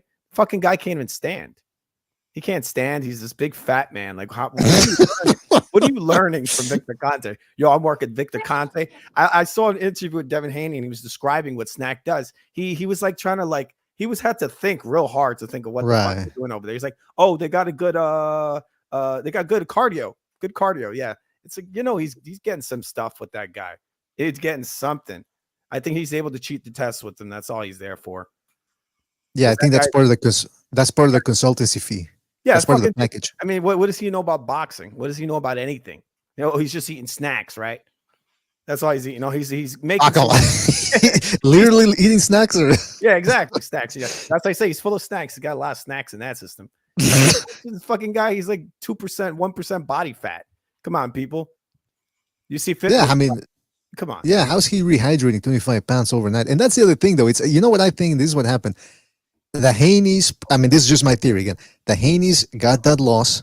They couldn't handle it, so they went into DEFCON 5 with Conte, and that's part of his consultancy fee. That if push comes to shove, we can probably maybe manufacture something. But they reached too high, or they overreached rather, because now it's blowing back on them. They're finding out that people are looking into this in the age of the internet. Everyone's looking into these little inconsistencies through a microscope, and they're starting to realize something's not adding up here from the Haney side. And again, I'm not defending Ryan Garcia either, man, because that dude, he's probably is juicing on something, but it ain't Austrian. But there's no proof. There's no real evidence on that. We're just looking at, if we just take it at its face. I'm looking at I looked at Canelo when Canelo was at 154 and then he leapt to 160. And you see he's got a bull-like neck. It's the same thing with Ryan Garcia. But compare him 2018 to 2022 when he was fighting Javier Fortuna. These guys, all of a sudden he's looking jacked. He looks like a junior middleweight in there too. So I mean, come on, man. Yeah, it's true. I mean, but also, he's making it's a higher weight now. There's some differences there. He's a growing guy. He's still a young guy too. He's still growing. Maybe he's able to eat correctly before he wasn't. But I got a question for you guys. Oh, sorry. No, it's fine. You can go, I guess. Okay, so BDA, you're talking about a documentary on Conte, right? Yeah. Where was it from? Do you know? The one that I'm talking about is the Netflix documentary called Untold Hall of Shame. Yeah. Okay. Because I just chose to go to the Snack website and just see what I could look at. I was like, is he talking about an older one from years when it first happened, or this Netflix one? Because I know that there's the 2020 one. He would tell his shameful story on his fucking website, Because Aldo, it's he loves the notoriety. That's what gets him off. Whether it's bad, negative, or positive, that's what gets him off. That he describes himself as the mastermind during his trial. I mean, come on, man. That's what made him famous. Yeah, that's what that is to him. That's his everything. That's also advertising, right? I'm the PED guru. That's exactly me. That's who I am, bro. And he does it with a smirk too. He has to tell you how good he is at doing all the bad. dude, it's literally advertising. That's what it is. Exactly. Why the fuck you think they're working with him? He's like, hey guys, yep, that's me. And Devin Haney's like, I want to work with Victor Conte. No one's gonna do a documentary with him unless they're like, you're gonna tell us all the crazy shit, right? And he's all too willing to do it, man. Yeah, and then he'll cap it off with saying, but I'm reformed now. I mean, now I'm an now I advertise for legal PEDs. For the good guys while he has the most sinister smile on his face. That's the other thing. That mustache, man. I don't trust anybody who's got that type of mustache, man. It's unhealthy. It's unseemly. And the other thing is, in terms of doesn't he? He looks like LeVay. Anton LeVay. He looks like a porn producer. Oh yeah, he looks like Anton LeVay to me. I'm like, is that the same guy? I mean, if he goes completely bald, yeah. But that's the other thing. During the documentary, he also says something interesting. He says he wanted to be part of something great. And I'm thinking, well, wait a minute. You're cheating. But that for him, that's being great. It's beating the system. And that's what he's telling you if you read between the lines. Don't forget this. Marion Jones, right? She took hundreds of tests, never failed any. She was on drugs on every single one of them. Gas to the gills on every single one of them. Never failed a test, ever. Olympic testing. Smoked every test. No problems. But Thunderdome, that's what I was saying. That's what I was telling people. Remember, they never caught these athletes with a test. They caught him because he was throwing trash out, receipts and emails and all that. So if he's doing that now, tests never got anyone busted. He never he beat every test. He got caught through wiretaps, and evidence, like physical evidence and stuff. So all he learned was to burn his fucking. Yes, Exactly. So that's why I'm asking. That's why I keep asking Tonodom. If he's doping now, if he's doping his guys, how would they catch him? How would the shitty VADA and WADA and USADA testing catch him? You don't. And you don't. Yeah. The only way is if someone slips up transporting or something, carrying the drugs, gets busted, but steroids is a misdemeanor. You can literally be smuggling millions of dollars and you might get a year in a camp like he did. So what? Even if someone gets caught with his whole entire shipment for a year, they're not going to rat on him. Like, why would you? Honestly, he ratted because he was the top dog. He had no one to rat on. So he ratted on people below him and his partners thought he was still going to go. He basically did go free. He didn't have to rat, though. He's just a fucking rat. Well, he went to a white-collar prison, so he wasn't like, Yeah, he went to a camp. Yeah, it's a fucking college campus.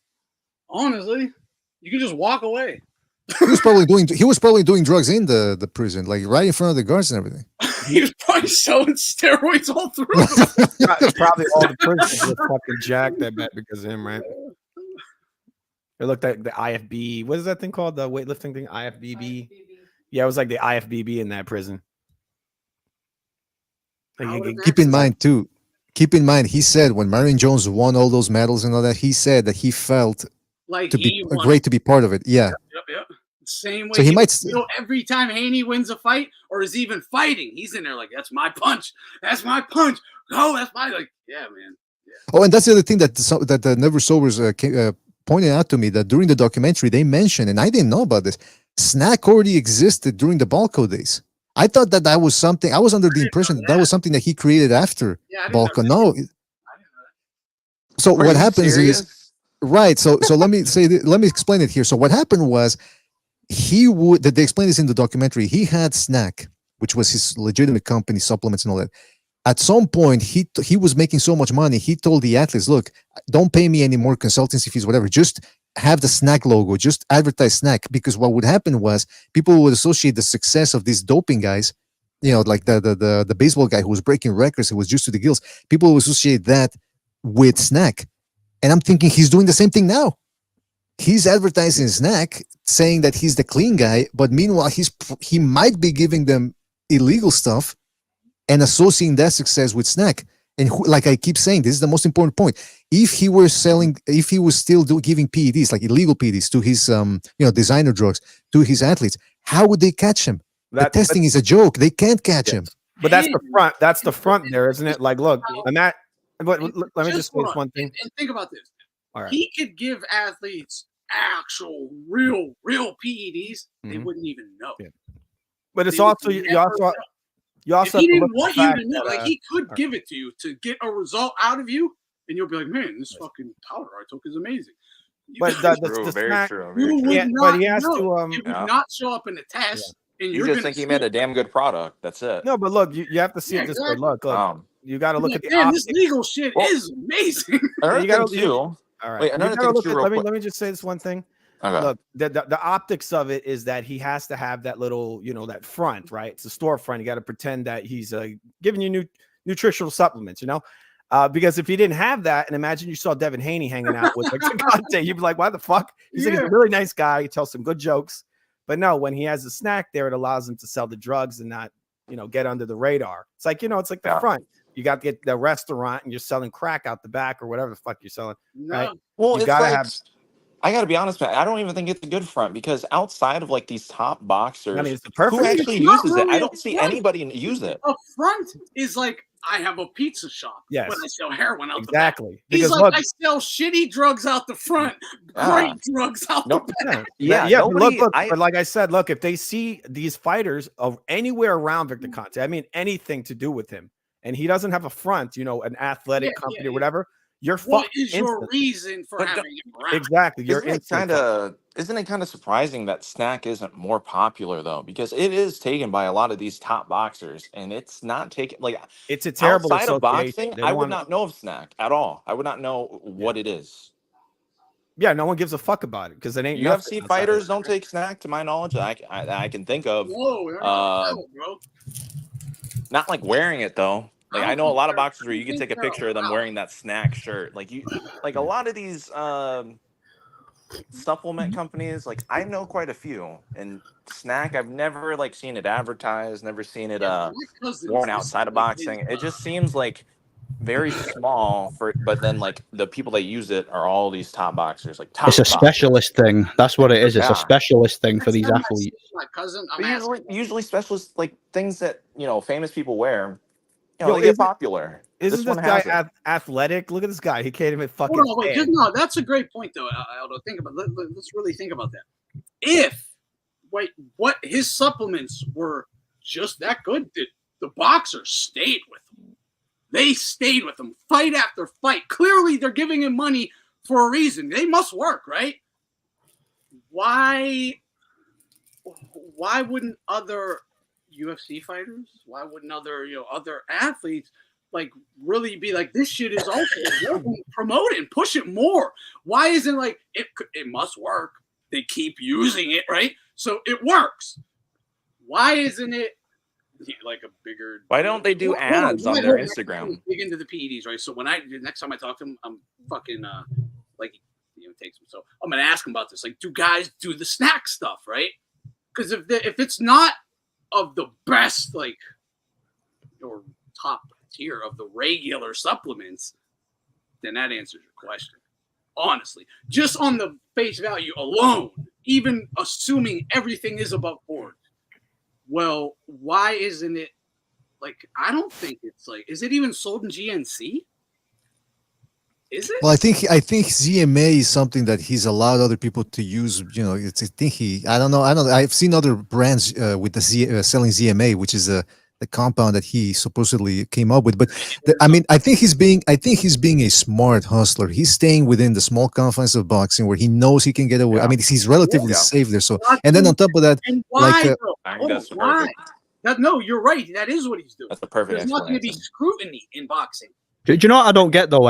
Why See the supplements that Conte Why is he provides. scared? I think he is scared of scrutiny. Why is he? Yeah. You see?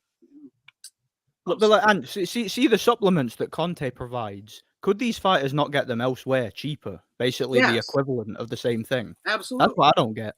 Yeah, you could just literally buy pure bulk of whatever you want. Well, Exactly, but it's like they specifically signed to Snack because it's like they're part of some sort of group where they get everything shipped straight to their door, everything they need specialized towards them. Well, yeah, and you wouldn't pay that much for just supplements. Their case would be, it's not just supplements, it's not just a lifestyle, right? It's going to be, we're going to look at your blood work and we know what we're looking for and all this stuff. Like every anti-aging doctor doesn't know all that anyway, I think also another thing we have to take into account, like a good hustler, I think he's got a certain amount of charisma, because in the documentary, one of the track and field guys, I think it was one of the first clients that he ever had, he says that he was partying with Conte every day. Now, you got to keep in mind, this was in the late 90s, so Conte's 74 now, so he must have been in his 50s back then. So 50-year-old guy partying with a 20-year-old every day, so he must have something that he attracts his people. I think he has a certain amount of charisma. He's got a persona. Wild man shit right there. He's like a snake oil salesman. That's what he's like.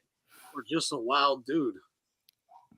Did you ever see what Dana White said about Conte back in the day? That was quite funny. Well, think about like this reminds me of almost some Soros shit. But Conte said he feels like a god, or felt like a god, beating every test while other athletes would pop 30 who weren't with him. And I remember that, and he would be like, "Ha ha, fuck you for not being on my team." Wait, so is this company like? It almost seems like it's more like a consultation thing where these fighters pay him to be a part of Snack instead of like him trying to, promote them, get them to like promote them on like their Instagram and stuff, and then have people buy from the company. Does that make sense? Like, I'm not really knowledgeable. Yeah, that is what he seems said. backwards, because usually these big supplement that's companies. his public business model. Yeah, have athletes promote it. I'll pay them to promote it. Blah blah blah. Free products, yeah. Like, but this is the opposite. interesting thing. They don't. Haney and him don't behave like a Pepsi and Pacquiao or Nike and Pacquiao would. Like, you're not going to see the fucking any sponsor come out and like start doing the shit he's doing. There's clearly more than just like a sponsorship relationship. Is all I'm saying. You know. Well, it's not just Haney. It's like all of them. All of them, yeah, absolutely.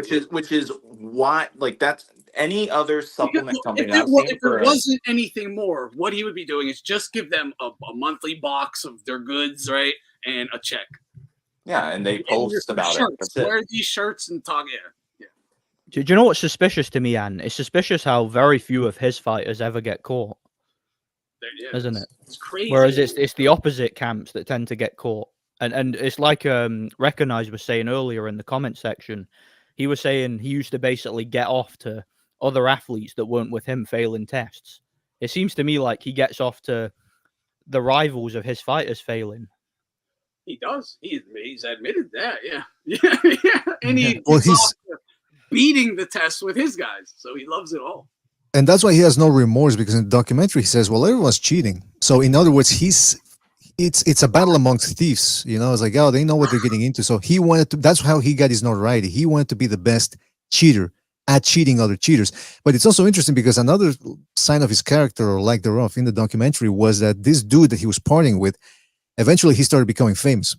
And he started improving his track and field performances. So one day they decide, you know what, the big project is we're going to break the world record.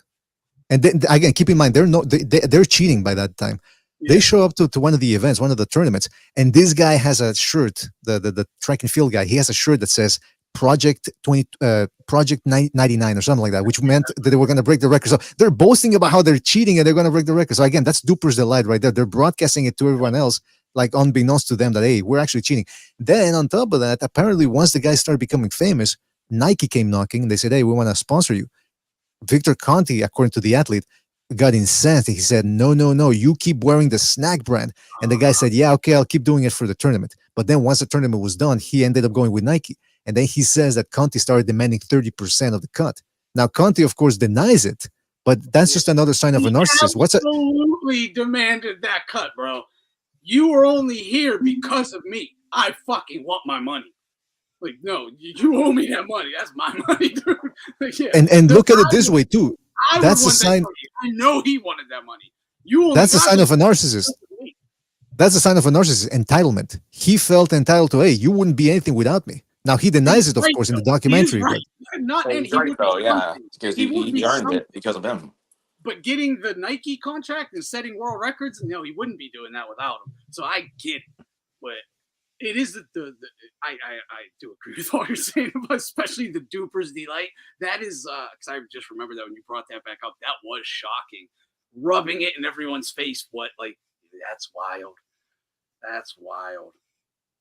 Oh, and then real quick about this comment here about tip of the iceberg, NBA, NFL, soccer, PED experts. They all stay silent, earn millions. Nothing really ever gets exposed.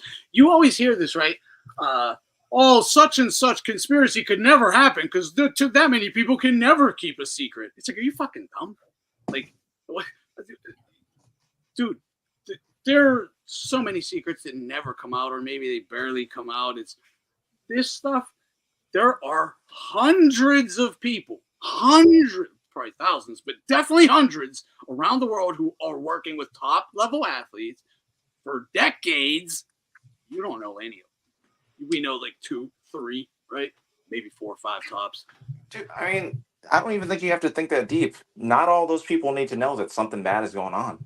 Only exactly. You pinpoint places. Or all the layers of what they're involved in. You know, They know they're one little thing.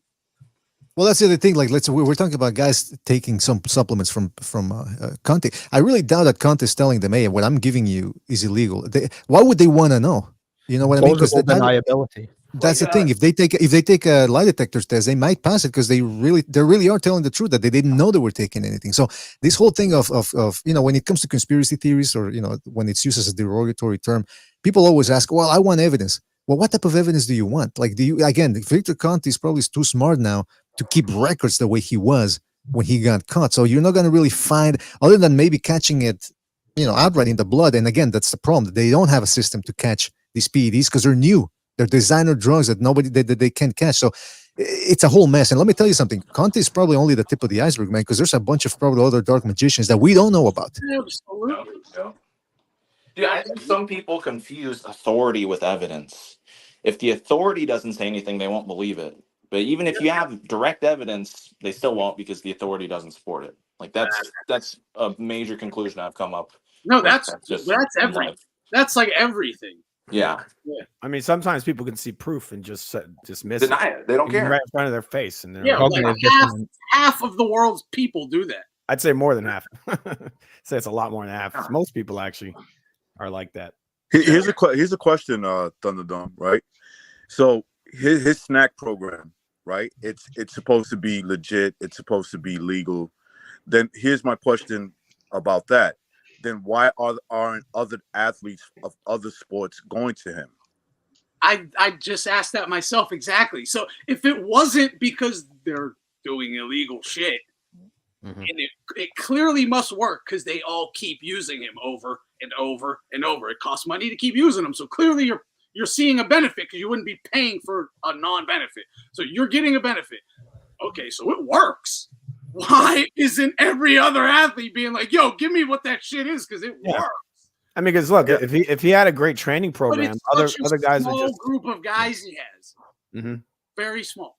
And I'll never forget what he said on the Joe Rogan podcast maybe 10 years ago. And he worded it very carefully. He was very careful how he said it. Joe Rogan basically asked the question about PEDs. Are they legal ones or basically ones that are not banned? And he, the potence of it. And he clearly said, if taken right, they're just as effective. Now, we all know it's just science, right? So my question would be, if it's just all science and that's all it is, what makes one science illegal versus the other one? And he actually said it before.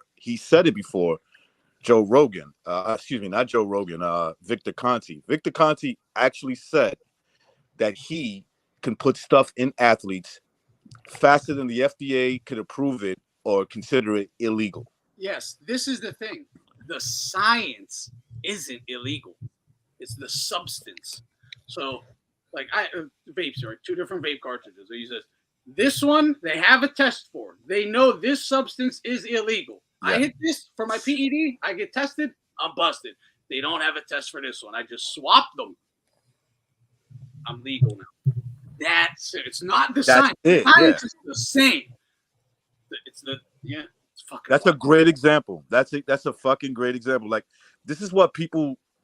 I think they don't want to understand when it comes to certain people. Like, so if it's a Ryan Garcia, and if you're a Devin Haney fan, they won't want to listen to it. Or just take them out of it. Any athlete that pops versus another athlete that didn't pop. It's like, bro, he's got a very expensive program called Snack. It's very expensive, right? And some of the stuff that I would have to imagine, if it's legal, these are things that you can buy over the counter. Why do I need him specifically and pay him? I'm pretty sure he's charging a pretty hefty price. Oh, yeah. I'm pretty sure. Somebody brought that up earlier too. Like, yeah, what exactly are they? If they could, because he said himself that ZMA, you can make it yourself. The ingredients are right there. All you need to do is really consider the balance of the ingredients. Now, here's the other thing. Some people say, I've heard some people on Twitter. Now, these are the more alarmist or reactionary fans, and they're saying ban Ryan Garcia from the sport because he could have killed Devin Haney. And I'm thinking, well, wait a minute, why isn't Victor Conte banned? Why isn't Conte banned then? Because I mean, Sugar Shane Mosley could have killed El Hoya in there when they fought. So. Yeah, mate, let's be honest though. Let's be honest about the Devin Haney fan. Conte any better than Panama Lewis? What about Holyfield? Holyfield was juiced. What makes him any better than Panama Lewis? He's banned for life, rightfully so. Right. The thing about Devin Haney fans though, is for them it's a lifeline. Conte himself says if you give fighters steroids and all this and EPO, it could kill the other guy. You did that. That was the argument for why Panama Lewis was banned for life. What he did could have killed someone. What the fuck are we talking about? Right. It's selective outrage to the max. That's all it is. I mean, this is a guy who's guarantee you, if the roles were reversed, right? A fighter that they don't like was with Victor Conte, and this whole scenario played out. right? This hosting it, they would be calling it out. They would be saying Victor Conte is a convicted PED distributor, a self-admitted PD distributor. He tells you, but then if I go, he tells you. Exactly recognized, but that's the thing though. For Devin Haney fans, right? This isn't them being outraged at the fact that someone could have got hurt or that someone broke the rules. It's a lifeline for their favorite fighter to get his record back. He was trying to hurt my boy. No one ever exactly. It's not he could have killed somebody. He's trying to hurt my baby. My fighter. That's what it is. My baby. But you know what though, that opens up the door to the other thing. That's why that documentary Secrets Under Secrets is important, because it is bringing up the weight bullying thing. Because again, the Haney fans for years were saying that there's no such thing as weight bullying. But here's the thing: when we're talking about PEDs, the way these anti-doping agencies regulated is that, okay, does this substance give you an unfair advantage? Meaning, does EPO allow a fighter to recuperate, let's say 3 times as faster than the other guy? If so, that's an unfair advantage. So by that logic, if a guy goes into the ring 25 pounds heavier than his opponent, well, I'm exaggerating, but 25, isn't that an unfair advantage? Shouldn't we start looking into that as well? What are weight classes for? Right. Wilder would definitely agree with you, bro. Unfair advantage. Anything south of the heavyweight division, right? Anything south of the heavyweight division. Yeah. Why would I ever call another guy, you're too small? Right to his face. You're too small. Especially as we're talking about these lower weight classes, right? Yeah. The 140s, the 135s, the 147s. It's like, wait a second. You're bragging that I'm too small. We're supposed to be in the same weight class, bro. I think the You're not weight supposed to be outweighing me no more than 5 pounds. Yeah, the weight advantage is always wrong. How am I smaller? Like, I'm clearly smaller, right? Yeah, I'm clearly smaller than you. That's what it is. And he had, look, against Regis Prograis, when he fought Regis Prograis, he's telling Regis, you're too small. He's going up in weight. Okay, he outweighs him by nearly 10 pounds in the ring, or at least the second day weigh-in, right? Second day weigh-in, he was 165, and I think Prograis was 156. Okay, they said he put on 25 pounds. Yeah, there you go. He was 165 pounds. His argument will be that he works harder, and that's how he makes weight. Okay, Hey, I mean, everybody that makes weight works hard, right? Like I would just say, okay, everybody that makes weight is actually working hard to make weight, but what are you doing to put on 25? Okay, here's my question to you: can you list what you're doing to put on 25 pounds? Can you do that? Can you show us? Tricks of the trade. and hold that thought right there. Recognize, because I'm looking at this guy's background, and I'm going to make a claim right now. Conte is the face of this business for someone else. Somebody else is behind this shit, bro. This dude is not. He is not smart enough to do what's being done. Well, I would have. Eddie Hearn. He has to be that smart when it's so. No, I mean, look. Eddie Hearn is behind Haney. He's got a lot of pull, He is the brain of this, not the brain, but a brain. When he did that time, this is what you do. You sit in there and be like, "How can I do it better?" All right. He came out with a plan. He was like, "I'm gonna do it better," and he's doing it better. And he's not doing it alone, right? Dude, this is a guy that went to Fresno City College. You're gonna need startup capital. Honestly, you're gonna need some capital to start with, and he didn't have any. Lost everything. Was out of prison. How does a guy who went to community college in Fresno, which is a fucking shithole, become a Heisenberg level chemist? Memo Heredia, honestly. Memo is really like the genius that figured all this shit out and taught him. Memo, dude, I don't know what the fuck, but Memo figured out like steroid dealing down in Mexico, right? And they were cooking the steroids themselves, like shitty steroids and whatnot. And he got like infatuated with it. There was I had the documentary up before. It's fucking gone now though. I'm sure you can find it out there somewhere. It's it's like a Mexican-made documentary on Memo. Yeah, it's all in Spanish, but it has subtitles. And Conte's on it on the documentary. Yeah, I can't remember if Conte's in it or not. So Heredia was a discus thrower? Heredia is like the main character. Yeah, Heredia, Alan. Heredia did study. He did study. He's got the degrees to do what he's the like mad scientist. He would be the actual Heisenberg. And do you remember? He has some guys behind the scenes, some more chemists probably. He's the salesman, really. Oh, yeah, and there was a second guy they talk about in the Netflix documentary. There was another dude, a bodybuilding guy, that he was one of the first ones to get in contact with Conte, and they started masterminding the whole thing. So during that process, that's when Conte started teaching himself how to cook up these PEDs. I mean, I don't know how much. I mean, does he have enough knowledge to be able to do this, or like if you gave him a biology test, could he pass it? I don't know. But the point is that he's able.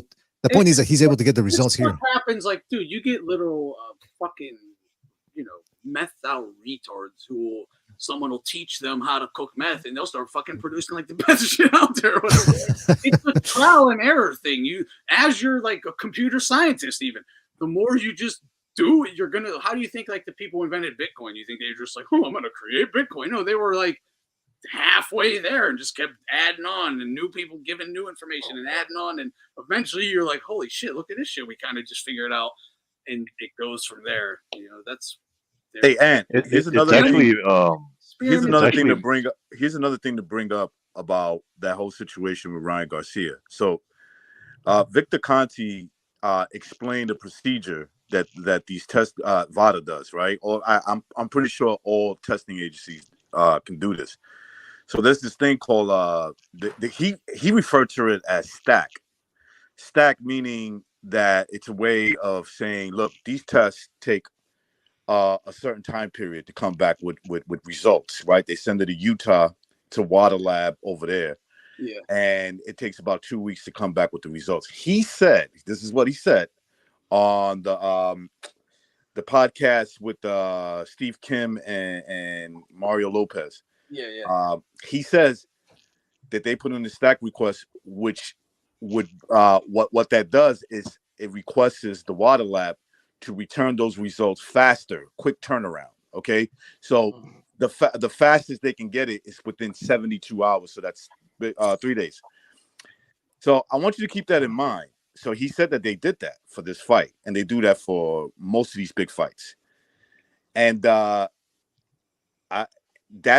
just want you to keep that in mind, because that's when Devin Haney's little brother was praying to Allah, and Allah was very specific with him and explaining that that Ryan Garcia would pop dirty for a PD, an illegal PD.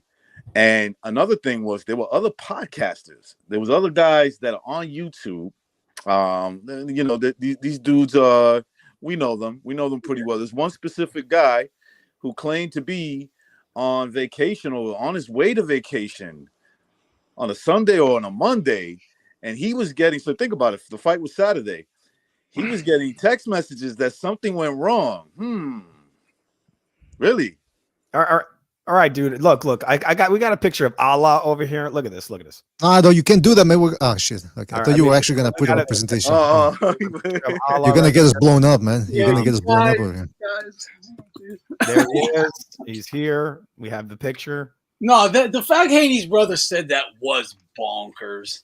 Yeah, there's no denying that. Like, he should have shut the fuck up. You know what I think, and Bucha told me this. I truly think that was Duper's delight on his brother. That was a joke. That's not actually Allah. That's Victor. Oh, here's another thing. Here's another thing, Thunderdome, that I saw, and somebody sent me this video. So there's a podcast, and I forget the name. I'm sorry, but I just forgot the fucking name. But it's a podcast with Zab Judah. Okay, and he had this guy named Scooter who helped Ryan Garcia cut the weight and then rehydrate. He's on video saying what he gave Ryan Garcia, I believe, to rehydrate, and that everything he gave him was approved. No, what he gave Ryan Garcia. Okay.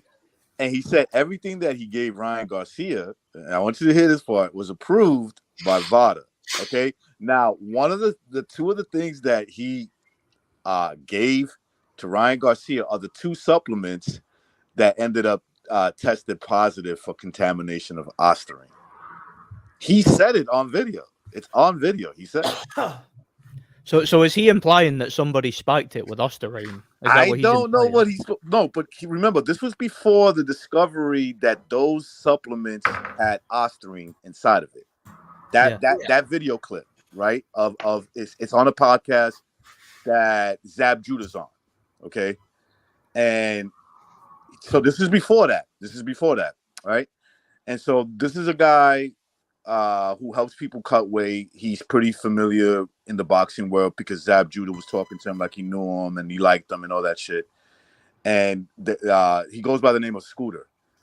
And so that guy was very specific in naming the two supplements that were contaminated for Ostarine at the time when nobody there was no discovery that there was Ostarine in these supplements. I got a quick question. In one of those supplements, it was like ashwagandha root or something, right? Right.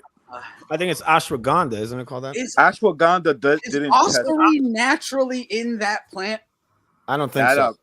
Well, it's the excuse is that it's contaminated into factories, which, by the way, the factories aren't owned by the company. But that's the other thing, though. Let's not forget that initially he tested positive for two different things: the Ostarine and what was it, nandrolone? Yeah. What happened to that one? Yeah, they said it came back negative later on. They found it negative.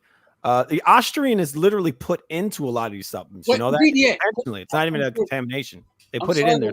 I need to get your thoughts on this, BDA. What do you think about the Nevada State Athletic Commissioner retiring right as this is like happening, as this is all blowing up?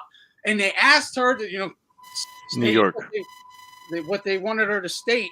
He just retires rather than, You're right. Apparently, it was New York. Apparently, it was the New York State Athletic Commission. Apparently, there's a record of her saying she was going to retire way before because of her parents. So that I don't think it was that telling. But again, the nandrolone thing. What happened? They never explained that. Like they said, it turned out to be a negative. But okay, how did he test positive in the first place? That's what I want to know. Second of all, we're talking about character, the hustler mentality, the ambition that makes people do morally repulsive or flexible things, right? We know that Bill Haney used to flood the neighborhoods with drugs. That's what he used to do, right? That's number one. Number two, you have to listen to him, apparently. Well, I mean, he knows about drug use. Then he finds another hustle with his son, who's got some athleticism. He probably thinks, all right, I can probably do something with this young'un. Let's get him. They get him to Mexico to get him some easy fights. Hey, and in case, again, like the rumor is that supposedly he lost a fight over there, but they had it reversed. So now he's got the hustle working there. Then we have an interview. Remember that infamous interview on Barbershop's Conversation? I believe it was 2021. When he's going at it with Mauricio Suleiman. And Suleiman said something along the lines of, we've always been in the Devin Haney business or something like that. And I'm thinking, why were they so close to a prospect? He said, since the amateurs. He said, we have always supported Devin Haney since the amateurs. Exactly. Makes no sense, man. By the way, an amateur who did nothing internationally. No Olympics, no Worlds. Nothing. Nothing. Anthony, hey, how you doing, guys? By the way, hey, Anthony, I think I explained it like why the WBC is so hard with Devin Haney. I think I explained it before in here, right? Yeah, exactly. No, that's the thing, but it's still shocking. Like, it has been explained, but there's a fucking partnership. They have a partnership. Yeah, he's a project. You know what I find suspicious? Thunderdome. I find the whole. The other thing, the N19 and Angelo 19, I find that one suspicious because it showed up on his A sample, then the B sample came back negative. And what I mean by that is the way I understand that one, that's something that the body naturally produces, especially with athletes that train really good. That's something. That's a mechanism in your body that I guess could go higher, the better shape you can be. I'm not 100% sure. I think what they were trying to do was set the stage with that one. They kind of knew that this was BS, right? And not to say that it didn't come up higher than usual on the A sample, but I have a feeling they wanted to throw that one out there, knowing that the B samples we're going to test negative and that the Ostarine it's just going to be natural. Right. the But Osterine, they in knew the that the A and the B headlines- were going to be the same. But in the Isn't that the headlines- same thing that happened to Beterbiev? He had a slightly higher level of testosterone than the average Yes. guy, and Yeah, and the drug test. Somebody leaked it to the media, and people thought it was a failed drug test when it Yeah, wasn't. but dude, recognize it. It's like the police. You know, they throw a whole bunch of bullshit at you, knowing it's all gonna fall apart, right? But it don't look good at first, so they can throw they know Nandrolone's in your system naturally, but it shows up. So hey, throw that out in the fucking headlines of the press too, right? And by the way, who reported it? It was Dan Raphael. Like, Exactly. has he stated since how he sourced that information about him failing for Nandrolone? Yeah, because where did it even come from? Someone called him and gave him a cash app. Facts, So we need you to say this real quick. Yeah, they sent and if you look at that 12-pack of glazed donuts, a fat cunt. Honestly, Yeah, that's one of the things I brought up. When I brought up Dan Raphael, that's what I said when I started looking. I said, "What?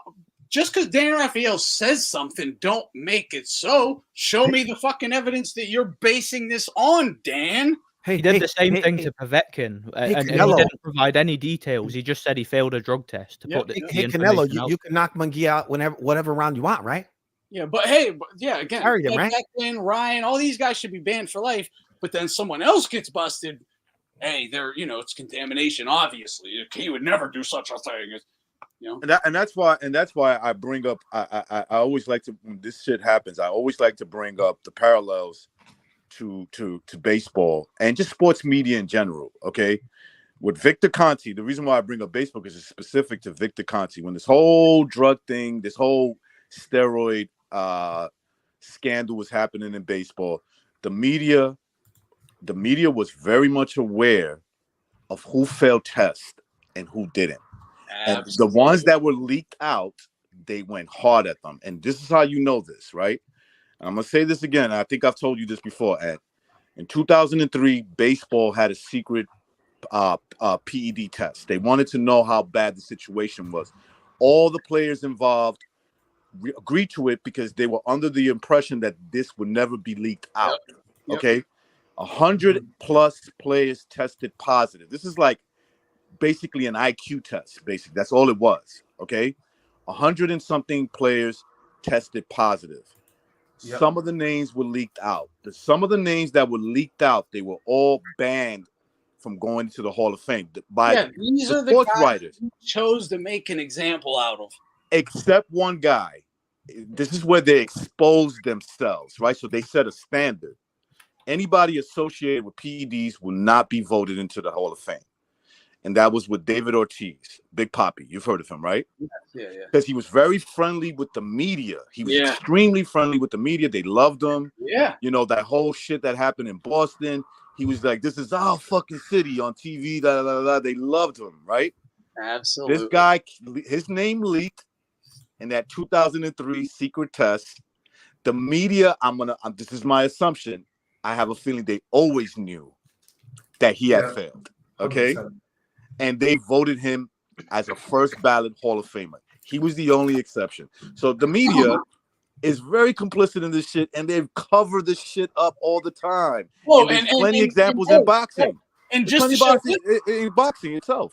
The media members in baseball specifically have had no quarrels even saying, hey, we won't support even pushing for Bonds to get in because he was adversarial with the media. So there's a clearly, I mean, look, dude, I don't want to say conspiracy theory, but they clearly work together, talk together, decide what to do together. If they want to fuck you together, they'll fuck you.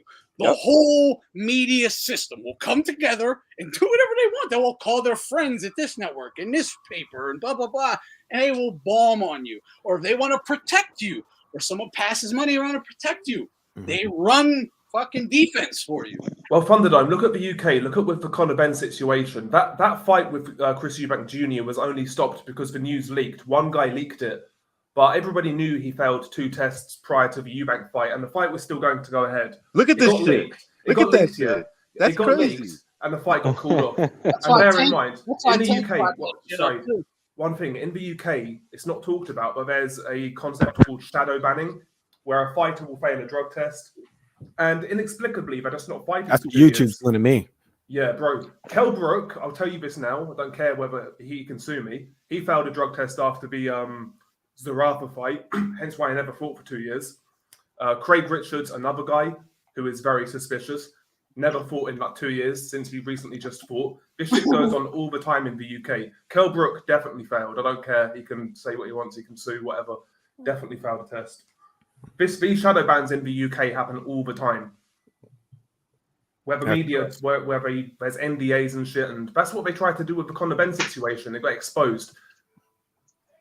That's a great point, Doughboy. That's a great fucking point. You see, it just proves that there is complicity in the media, and there's obviously with that there's cover-ups. There's people who like Doughboy called it, the shadow ban. So you don't report another guy failing a test. They go after who they don't like. And I've seen this already. I've seen this story just a long time ago. Just adding to that, recognize, and it's gonna be real quick. Also, mostly every single time we go to your favorite, especially there is a term in the gym that I go into that we call a Las Vegas baby. If you know what I mean. Like if you like based from Las Vegas, you most likely gonna have that, the favoritism. For example, Floyd. Either Las Vegas or like California, like Floyd, Andre Ward, now Devin Haney. Yeah, guys from that area, they're gonna get that. And like, let me just add that before we hop pass it on to somebody else. Also, fighters like Devin Haney, Deontay Wilder, and one of the Charlos, they give they give bigger percentage of their purses to the WBC. That's why they have that favoritism, though. Isn't it that the WBO is the only belt that allows you to challenge automatically as soon as you move up or move down when you're a super champion? I think that you have to do like a defense or something and just get the belt. I'm not completely sure, but I think it's 3 defenses you need. I think something like that. But isn't it that, or be like the official super champion? It's something along those lines. But isn't it that odd that Devin Haney moves up to 140 and he don't get the shot for the WBO or Teofimo Lopez? No. He get the WBC, right? Yes. Everybody moves up and they have to fight the silver champion or whatever for like, but he automatically gets a chance for the belt, right? It's because he's giving a 12%. Listen to that. This correct. 12%. 12 to 15% of his purses to the WBC when you're supposed to give to 3 to 5%. So that's why Mauricio they go to war on him. That's why he when he fought Lomachenko, he was stop crying, give you those 400,000 back or whatever. That's the money he gave the WBC. Because remember, Lomachenko gave part of his purse to Devin Haney in order to make that fight. That's why I don't understand why people have a hard time believing that money, it's called money, stupid, that will make people do these things. Like, just imagine this. Why would that person do something like that? I'm like, yeah, it's called money, bitch. Like, if I throw money in your face, listen, what's his name? Fuck, man, what was the Italian guy, the middleweight boxer back in the days? I'm drawing a blank with him that fought Sugar Ray Robinson. Bonbon Bunzini? No, the one that fought Graziano. Jake LaMotta. Excuse me, Jake LaMotta. I'm sorry, I'm drawing a. All right.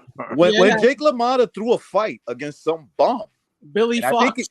That's his name. He threw the fight. I think he was questioned by the FBI and asked him why he did it. Money and the opportunity to get. Yeah, that's it. He went in front of Congress. You can they have the video. It's on YouTube. He goes in front of Congress. Yeah, he's like, it's called money, motherfucker. Like, there's no sophisticated theory behind this. I'll be honest though, recognize with Devin Haney, like, is it about money though? Because to me it was clear to anybody with a pair of eyes, regardless of what this guy does, he can't sell shit. I agree. He's got a beta male style. Bro, he's not engaging. Money matters. Right? Hold on. But I've seen people, not lose like total money, but they could have made 10 and they would make 5 to push the ideology. whatever ideology it is. But so it's either money or ideology all the time. That's the only reason you're really going to do, or under threat, I guess. But it has to be one of those. Bill Haney's a guy that went to school for media, mainstream media too. Is that right? Yeah, he went to school for this shit. So he's a very, he's smarter than in terms of like dealing with the ins and outs of a business like boxing. That can't be true. No, I think it is. He said this. He said this on. He has media training, but he needs media training. Okay. Oh no, absolutely. He's a dumbass, but at the same time, there's a method. There's a method. No, I know what you mean. Recognize he's like, but you know what he's doing. What he's doing is, and I think somebody. I know what you mean. You mean like he's like along the lines of a Logan Paul, right? Right. You just mentioned it. It was you that said it. So if I'm giving I'm giving a higher percentage of my earnings to you, right? Of course you're gonna back me on a lot of things. Of course you're gonna back me, and there's gonna be outside entities like a snack or whatever. They're gonna because I'm investing my own money and the promoter. There's gonna be more investments coming back. So he understands this. He understands how media works. So you push out propaganda. That propaganda is mainstream. So there's incentives, even though your son ain't worth shit, really, as a boxer. There's incentives in investing back in you because you're the one that's doing you're the one that's initiating investment, and that's what happened with the WBC. He said, I'm sorry, I'm going to finish this up real quick. He actually said that he has he's had a 15-year relationship with Mauricio Sulaiman. Do the math. His son would have been 10 or 9 or some shit like that. But that's the thing. That's why we were bringing up the whole WBC connection ever since he was an amateur, and the fact that it fits with what he's trying to do now, which is trying to reverse that. Oh, the problem is they're overreaching because now other shit's coming back and flying in their faces. And that's the other thing. Look, at the end of the day, they're going to try to paint Ryan Garcia as a cheater. But here's the thing. Did Ryan Garcia really cheat? Because cheating implies that you're deliberately breaking the rules. Yes. You're deliberately breaking the rules in order to gain an advantage. Yeah. He could have taken, if it is proven that Garcia took that shit inadvertently, then they can't go with the cheating route. I mean, I know they're going to keep doing it anyway because their fans are going to believe that and they're going to want to believe that. But at the end of the day, Ryan Garcia may not have really cheated, but they're going to go down that route. So it's really, he's in a bit of a bind here because if that result doesn't come back, if that result is swept away, what's he gonna do? They lose that O. Their whole career is dependent on that O. Being a guy that's a technician, yeah, he's boring, but that's just because he's that much more superior to his opponents. That's the way they try to sell it. Yeah. And by the way, but how does P Diddy fit into all this? By the way, BDA, how do we gauge? Even if Ryan Garcia did cheat, let's say he did, how do we gauge which cheating is worse? Like, is Devin Haney like deliberately blowing for rehydration against Prograis, etc.? Is that just as bad? He wasn't just blowing the dehydration, man. I mean, but that brings up another point. Let's say that Ryan Garcia did take that shitty PED. What's it called again? Ostarine. Does that mean then that all Kambosos had to do was take Ostarine and blow weight, and he would have beaten Haney? Same thing with Lomachenko. Same thing with Prograis. I mean, it's nonsensical. It's nothing that they're saying makes any sense. But his fans want to believe it, so they'll just. You ever saw Rocky IV? You ever saw that? Rocky IV? Russian, when they're doing that test and they got all that shit tied to him. That's what they were doing with Ryan, I think. they put the Ostarine in there. Hey, Julio, Rocky was all natural, right? He was all natural for that fight. Ryan versus Devin was a fruitier version of Rocky IV, basically. No, but that's the thing, though. Ryan didn't even need to train. Just take that PED and he can win the fight. Doesn't even need to work. No, yeah. C-level fighter. C-level fighter. That's what they call him. Everyone said he could lose, but he took that Ostarine, bro, and that gave it to him, man. They gave him the edge. Yeah, he's he never stepped foot in a gym. Nothing. Exactly. Yeah, if he was a fucking C-level fighter, Tank would have fought him fair and square. Honestly, he would have. Yeah. The fact that he wouldn't even fight him fair and square, let alone beat him fair and square, says everything you need to know. I mean, look, Tank said Ryan was gonna beat Haney. That's who he picked. Yeah. So he knew he got some skills. Yeah, Rolly Romero was like, they asked him about that fight, and he was like, this is before it happened. He said, yo, do you realize? He said just like this. He kind of like answered it, but didn't directly answer. He goes, do you realize that Ryan Garcia could knock you out with one punch? Listen, he can knock you out with one punch. He goes, Yeah. Devin Haney, he ain't knocking out nobody. He'll put you to sleep like outside the ring watching this fight. And you know what's funny? I guess he looks scarier. That's what it is. He looks scary, Devin Haney. There's something Rolly about Romer- him. You know, he's Rolly Romero is a guy who was part of both of those guys, and they used to have wars with Ryan Garcia, so he knows. He knows Ryan Garcia has a lot of power. And the funny thing is, the rumors is the same day. I don't think you guys have seen the video, the footage, and Ryan Garcia and Rolly Romero sparring, right? Yeah, I've seen it. Yeah, that he got like chin shot or whatever, but Roy Romero just like just bashing him because like he already takes the power, so he don't want to he don't want to get hit by the left hook, so he's trying to beat him to the punch. But the people that don't mention is Devin Haney's part Rolly Romero the same day, and he has whooped even worse than Ryan Garcia. And the funny thing is like he's one of those guys that if he doesn't have it like the way he wanted, he leaves the gym, or like he just wait until like he can spar somebody smaller. Yeah. Well, I mean, think about that. Think about what. Let's look back at Haney's career, and this is something that people here have been saying for years. It's not anything new, but it was new for a lot of people outside of the circle. Haney, who did he fight? He fought an old Linares, and actually had to wrestle his way to the end after the 10th round because he got fucking stunned. He fought Kambosos, who was noticeably smaller, and now we have proof of Haney telling him over and over, "You're too small. You're too small." So even Haney admits the guy was too small. He fought an old Lomachenko. Well, old. I mean, come on, 30, 35. So not exactly a prime Lomachenko, right? So that's the same thing with Linares. Out of his prime, was that? According to Haney himself, he was old, right? Well, yeah, but there you go. So old Lomachenko, old Linares, old Prograis. That doesn't prepare you to fight a guy like Garcia. And look, you can say a lot of things about Garcia. You can say that he's fundamentally flawed. He's not all into the sport. You might even call him a homosexual. But one thing he's not is pillow-fisted. He might be a pillow biter, but he's not pillow-fisted. The guy can crack with both hands. Yeah. And so fighting old guys when you've got a size advantage doesn't prepare you. And even when he had the size advantage, he wasn't exactly dominating this guy. So it's not that unusual to see Ryan Garcia beat the guy. Yeah. Do you know what's weird about Devin Haney as well, though? I picked him to win that fight. People thought it was like something, or it was crazy to people who like. They just saw that tank fight. That's all they could think of. No, they because they don't know what the fuck they're looking at, so they just believe what they hear, and they heard Haney was the fucking best thing since sliced bread. The jab, man. Yeah, they see him on all these podcasts and with their favorite fucking rappers or whatever, and they're like, "Oh, he's the fucking man." Blah blah blah. They're used to Floyd never losing. They keep these guys keep these oaths for a long time. Saw fights, whatever. So yeah, they man, don't you think it's weird how Devin Haney is so much I think bigger? that's the only reason it was shocked to like some people. Like how is that? How is it he's 25 pounds heavier and he can't do any damage? He's got no power and he's jacked. Like he's built like a tank. You know what it is, Nordic? Can't generate any power at all. Nordic, I don't know what it is. He's not a good boxer, bro. He's exactly an athlete. He's not a fighter. Got poor technique, He's got poor technique. A lot of people confuse good athleticism as a good fighter. It's like, no, he's not. He's not a good fighter because, like you said, if he was a good boxer, he was a good puncher.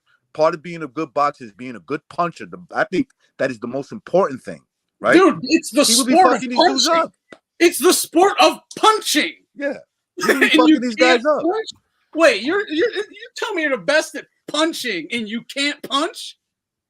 Yeah. Unless you're telling me that Jojo Diaz is one of the greatest fucking fighters that ever lived, okay? And that's not happening. Yo, wait. Don't you dare say that. Paulie Malignaggi is one of the best fighters ever. No, but look at what Liam Zepeda did to Jojo Diaz. He's all right. People laughed at me when I said Zepeda would walk through Devin and dominate, but bro, he'll get squashed. You know what's funny? Zepeda was his mandatory, and also now the comparison between Paulie Malignaggi and Devin Haney is kind of making sense now. Because here's the thing, though, I think they were talking about it like earlier on the stream, but Paulie Malignaggi and Devin Haney, they actually have a lot in common when you come to boxing. But the only thing is, obviously he didn't have the money or like the connection behind him, but they're pretty much like the same fighter, yeah. And I think, and my belief is, Paulie had a much better base He didn't fucking touch his knees when he punches. No. He could actually still sit down on his Well, punch. It's just better. Wally Malinowski is one of those guys who Fast on his feet. Much He's better way skin as well. better. He's way better on the inside, dude. I think he's better. Everything. Like better than Haney. Yeah. Yeah, Haney's not that great, dude.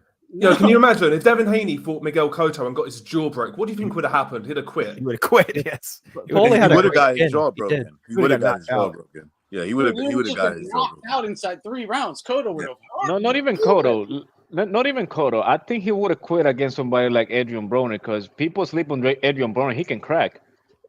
Go ask. No, Adrian Maidana. Broner beats Devin Haney. I'm sure of that. Prime Broner, yeah. Lots of guys would have beat Devin Haney, dude. Yeah. Like If you- Amir Khan, All right. you got Blair Cobbs probably beats him. Victor Ortiz would have beat him probably. Who remembers that Berto 12th round would've beat him. between? Who remembers that 12th round between Maidana and Broner? Listen, Broner was giving it to him. Yeah. Like people just remember when he clowned Broner, but Broner never, he never gave up. Like you can Broner say said- whatever about Broner, but Broner has heart, and also that was his 4th weight class. And Broner, You know? look, Maidana said that Broner was better than Floyd. He That's what said he was the guy who hit it the hardest. Wait. Yeah, no, he said he was Hold on. better. Broner dropped. Dude, I Broner actually dropped think Porter. I He think dropped Porter. Broner gave Maidana a tougher fight than Floyd in either He fight. did. He did. Yes. Yeah, he actually put some He was more damage of on a threat. Maidana. He was more of a Yes. threat. He put some damage on Maidana. Yes, He did. yeah. You heard him. You heard him with a left Nah, hook, I think it was. when Broner decided to let his hands go, bro, he's a problem. Yeah. Like he has- is. He Like had he power can in crack. both hands. In both hands, he had power. The thing is, he's Wouldn't too let him go. small for 147. Like his arm are too short to counter you. You know what I mean? But high guard Broner, man, he's a problem, bro. He's gonna whoop your ass. That's why they Like, called him he- the problem, man. No, yeah, like high guard Broner. I think he messed it up when he like moved up like too much, like too quick too. Too fast. 'Cause Yeah. Yeah. And, I want to make yeah. a quick comment about the reason why Devin Haney is so far saying he'll never fight Ryan Garcia. What he's saying is this. This is basically what he's saying. He will never fight the same Ryan Garcia you saw that night, whether he's completely tested or not. He will never fight that guy again because he understands, right? Because he understands he has no shot. And Ryan Garcia was not that in good shape. He wasn't. Okay, that's why he kept taking Thank you, breaks in the recognize. middle of Thank of you. the fight, the Yo, rounds. he Okay? didn't even fight a good fight. He didn't fight a good fight. He really didn't. He didn't really.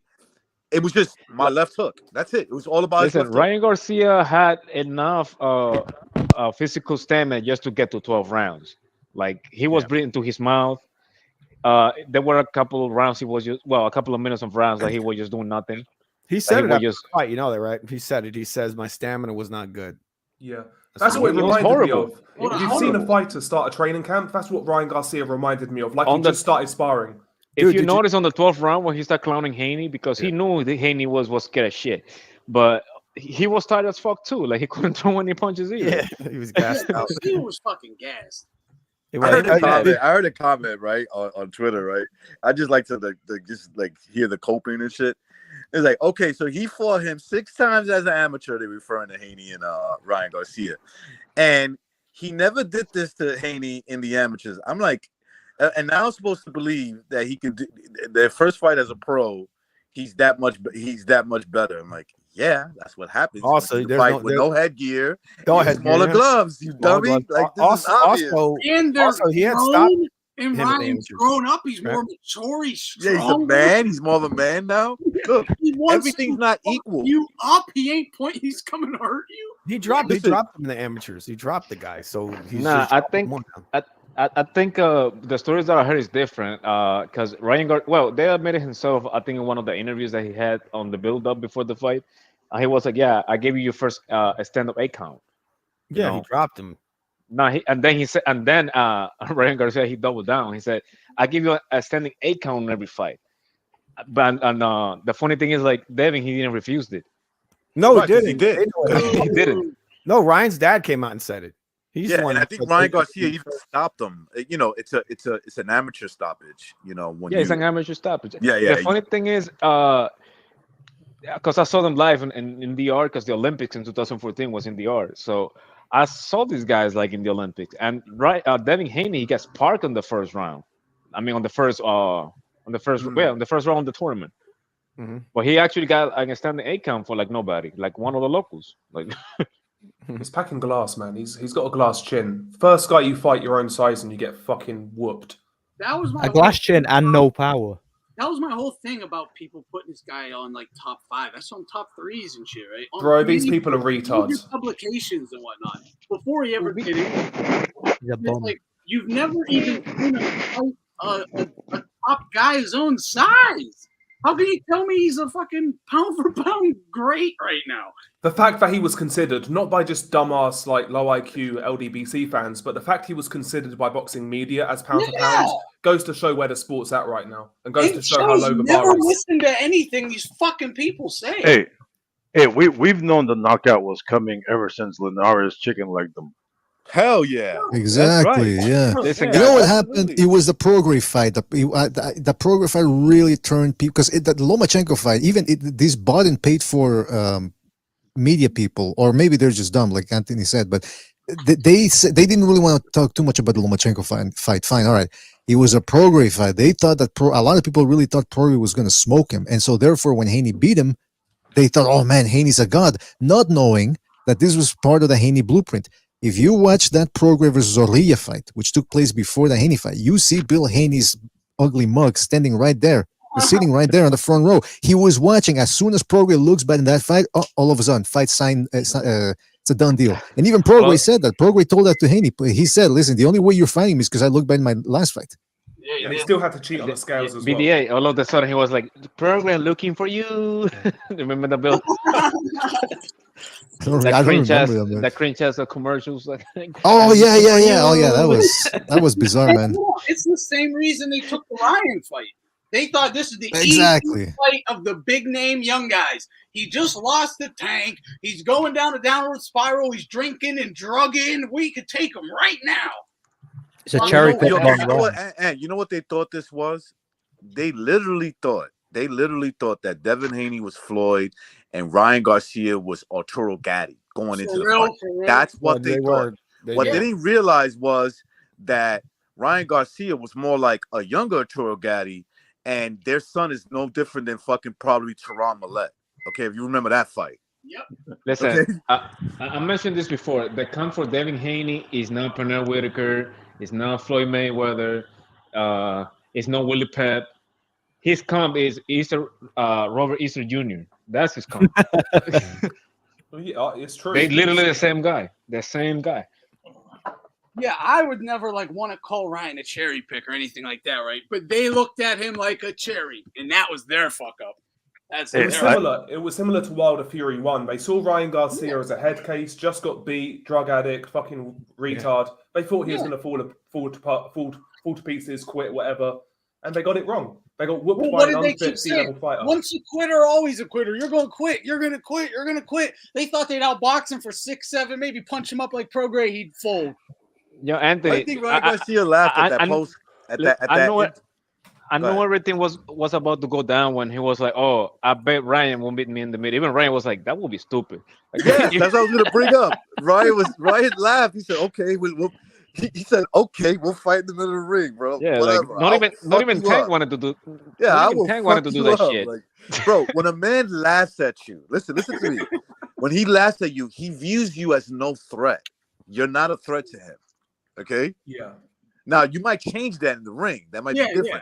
But at the moment, he sees you as no threat, because the one thing that we understand as men, if there's a threat of violence, we start watching the way we talk. Our tone. Not that we're scared, but we just understand everything that we have to be careful. More serious. Yeah, we have to be a little bit careful. More deliberate, more serious. Yeah, you're right. Yeah. Also, when you talk a lot, as you mentioned, also something that will tell you something is dangerous. Like when whatever you see somebody like talking and the other guy, just calm down, just lay back. That's the dangerous one, because he knows exactly what he's doing.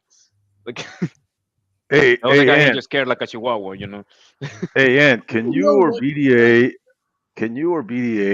try to get Harvey Doc on and ask him to fucking I explain how he let this guy, already thought that, bro. I was thinking, am I fucking friends with him on Facebook? I gotta yeah, find out. like how do you let this guy tackle Garcia halfway across the ring and not call it a knockdown? No, I already had been thinking about it, bro.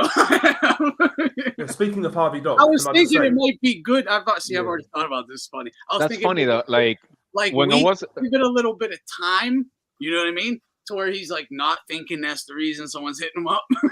like that's funny though. Like when I went to the fight, I was with my best friend, right? And he's not a hardcore by any means. He doesn't really train boxing. Like he does it sometimes with me, right? But he doesn't really know like what's going on. Like he doesn't really know like any of these guys, right? And something that he noticed from the jump is like why the black dude is trying to hug the other guy, but he's trying to hug Cheyenne because he looks like Cheyenne according to my friend. He's like, well, why he's trying to hug the other guy? Because the thing is on the ninth round, he didn't throw any punches. He just put his gloves up and he tried to hit Ryan Garcia with his head, to headbutt it right in the shin. The thing is, Ryan Garcia, as reflex, he has he has already used to extend his lead hand, but he was trying to like crowd him. Yeah. To just to headbutt and hug him. He was trying to survive. Yeah, speaking of Haney Harvey is Dogs, that bad. He can't even cheat properly. That's the thing. He has no defense though. Like his defense is duck below the waist, clinch, headbutt, elbow, forearm. headbutt. Yeah. Bro, speaking of Harvey Dog, for years we was told how great of a referee this guy was. And to be fair, he did his job in most fights until he was told not to. Most of these referees can ref properly if they're allowed to or want to. Yeah, they all can. Yeah, but bro, that was disgusting. Like all of a sudden, bro. Like I've heard Thunderdome, I've heard Precise say this plenty of times. These referees are good referees until they get that call. Yeah, that's basically it. You watch They've all got a price. It can all be bought. Every single one of them. That don't matter, and they're perfect every time. Perfect. It's like look at Dubois versus Hergovich. Oh, Like, they have someone has a talking to them in the back. Like it's obvious. Yeah. Look at Dude, Dubois, I've even seen one of these guys call out clinching in a nobody fight. Yeah, for sure. Crazy. Absolutely. It's crazy. Oh yeah, because what you see, what happens is when there is no phone call. Let's just put it at that. Your natural instinct is to do your job. That's it. That's just your natural instinct. Remember, we all have a job. We all have a job. We know how to do it. If somebody called us and told us to do something different, you'll start noticing it. You'll notice that we're doing. It doesn't have to be corrupt. I'm talking about, it's just a job that we do, and there's a routine. Somebody tells us to do something different, totally different, right? The naked eye who observes you every day is going to notice you're doing it different this time around. But remember, recognize it's not clinching, it's not wrestling. No. It's veteran tactics. Yeah. Well, we know that. Yeah. They're veteran tactics when it suits the fighter they're rooted for. Yo, there is so many words to like say like you're a cheater. Like whenever I hear like a slick fighter as well, that's someone I know is also a cheater as well. Like whenever I hear slick, I imagine somebody ducking below the waist, trying to look like a hip hop video, all swag, and not really doing much. Like Running. Yeah, they're running. Yeah. When it's like slick, I think of like James Toney. That's the way. Right in front of you, but you can't touch me. That's what makes me slippery. Like that's what makes me slick. Yeah, but you're talking about somebody who was actually great, Anthony. Right? But listen to the language we're using, like slick. If somebody's slick in the streets, for a con man. Exactly. You know what I mean? Like slick, veteran tactics. That's what like silky. When I first heard of Andre Ward, the word used to describe him to me was crafty. Crafty, yeah. Cheater. I mean, crafty cheater. I mean, he used to do a lot of things, like you can copy if you like starting to box, like his pawn selections, some of his counters. That like you cannot completely shit on the guy, but the problem is like the frustrating part, at least for me, it's like, bro, he's talented enough that he don't really have to do none of this shit. You know what I mean? But you see what happens is that when you start understanding, and maybe nobody needs to really tell you, you just are smart enough to understand that they're trying to promote you. right? It's subconscious, And you just become lazy is what happens. So you people confuse coming in good shape. They got, well, how can you say he's lazy? Look at the shape he's in. Yeah, but what's he doing in the ring? Why is he punching the guy low? Why is he clinching him? Why does he keep headbutting him? Yeah, you know what that tells me? You know what that tells me?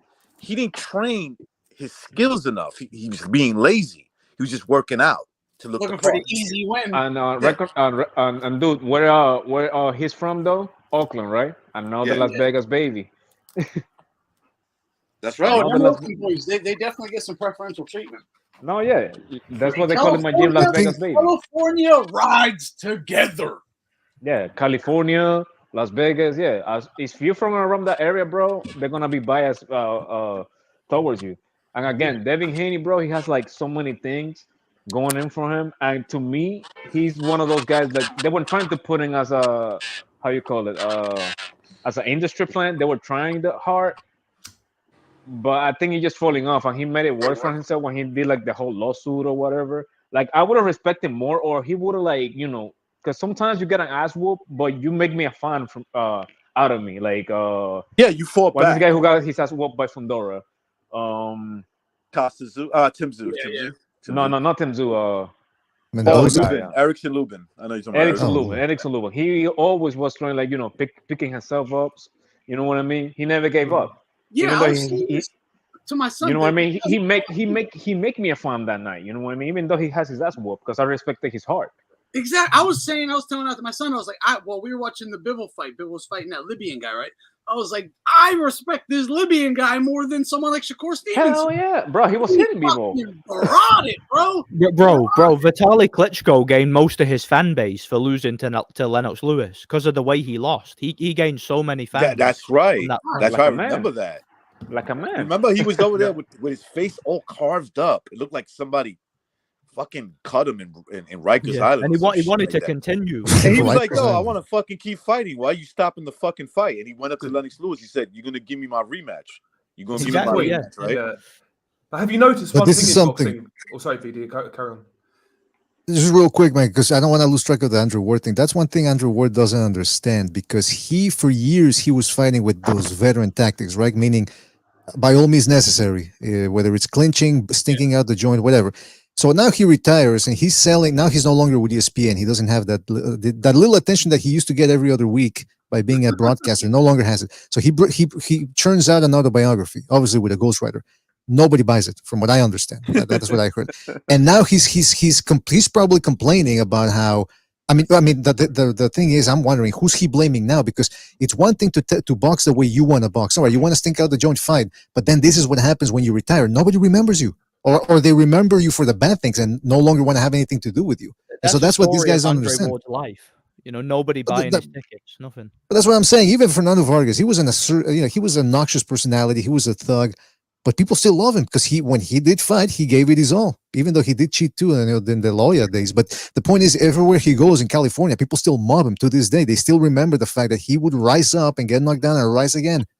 Yes, look, Andre Ward never did that. Yeah, look at Carl Froch compared to Andre Ward. Carl Froch is doing well in media. He's got his YouTube shit. People still care what Carl Froch has to say. And you know what's funny too? Andre was the only guy who, like, when you clinch and you're holding, like, and you're punching in the clinch or whatever, he was the only guy who, like, the judges used to count those cheap ass punches, like, because that's the only way I can see. You can give me the excuse he won the first Kovalev fight. That's the only excuse you can give me. I was just gonna say, we all saw how they counted his body shots against Kovalev. And I get rough and tumble inside fight. But he was in the clinch, man. That's the thing, though. Like, he was holding him, and he barely landed any body shots. I get inside fighting, any punch, rough and tumble inside fighting, but holding and hitting is a term that is illegal. You can't hold and hit. Like, you can be inside, jockeying for position and kind of hitting and whatnot, but he would just hold you and hit you, and then count it off. And before anybody, you see how the media was also something to point out. You see how the media was also complicit with Andre Ward and Kovalev. Look, no media member had a problem calling out Lennox Lewis, Evander Holyfield won. No media had a problem calling out Triple G and Canelo #1. But for some reason, the biggest robbery, the biggest one, everybody acts like, well, I didn't really see that. That's what they say. They don't explain to you. They're like, I don't really see that. That Andre Ward and Kovalev said the first fight. I mean, I had Max Baird there as press. The entire fucking arena stood up and booed. We're furious. Yeah. and hardly anybody showed up for the rematch. There was an empty arena nearly. Knew what happened. Yeah. Yep. Yeah. That guy won 3 or 4 rounds at best. Literally, legitimately, maybe 2 or 3 rounds. He didn't do anything in that fight outside of holding. You can give him 4, but it's 4 rounds and he was knocked down. Yeah. Boxing fans, they've become so demoralized they can't even tell what a low blow is. That's the issue. Dude, Harold Letterman, who was being nice, let's be honest, had an 8-4, but obviously with the knockdown, he had it 116-111 for Kovalev. Okay. But that's the thing about decisions. You can just overlook them. Like somebody else said, excuse me for forgetting, but somebody on this panel said that if they had given the decision to Haney against Ryan Garcia, people would have forgotten about it. Meaning the Haney fans would have said, well, he did enough to win. I mean, other than the knockdowns, he was walking Ryan Garcia down because they did it with Lomachenko. To this day, people keep saying, oh, you keep crying about the Lomachenko fight. Well, guess what? I'm never going to stop crying about it. Because if people just stop talking about it, then it disappears.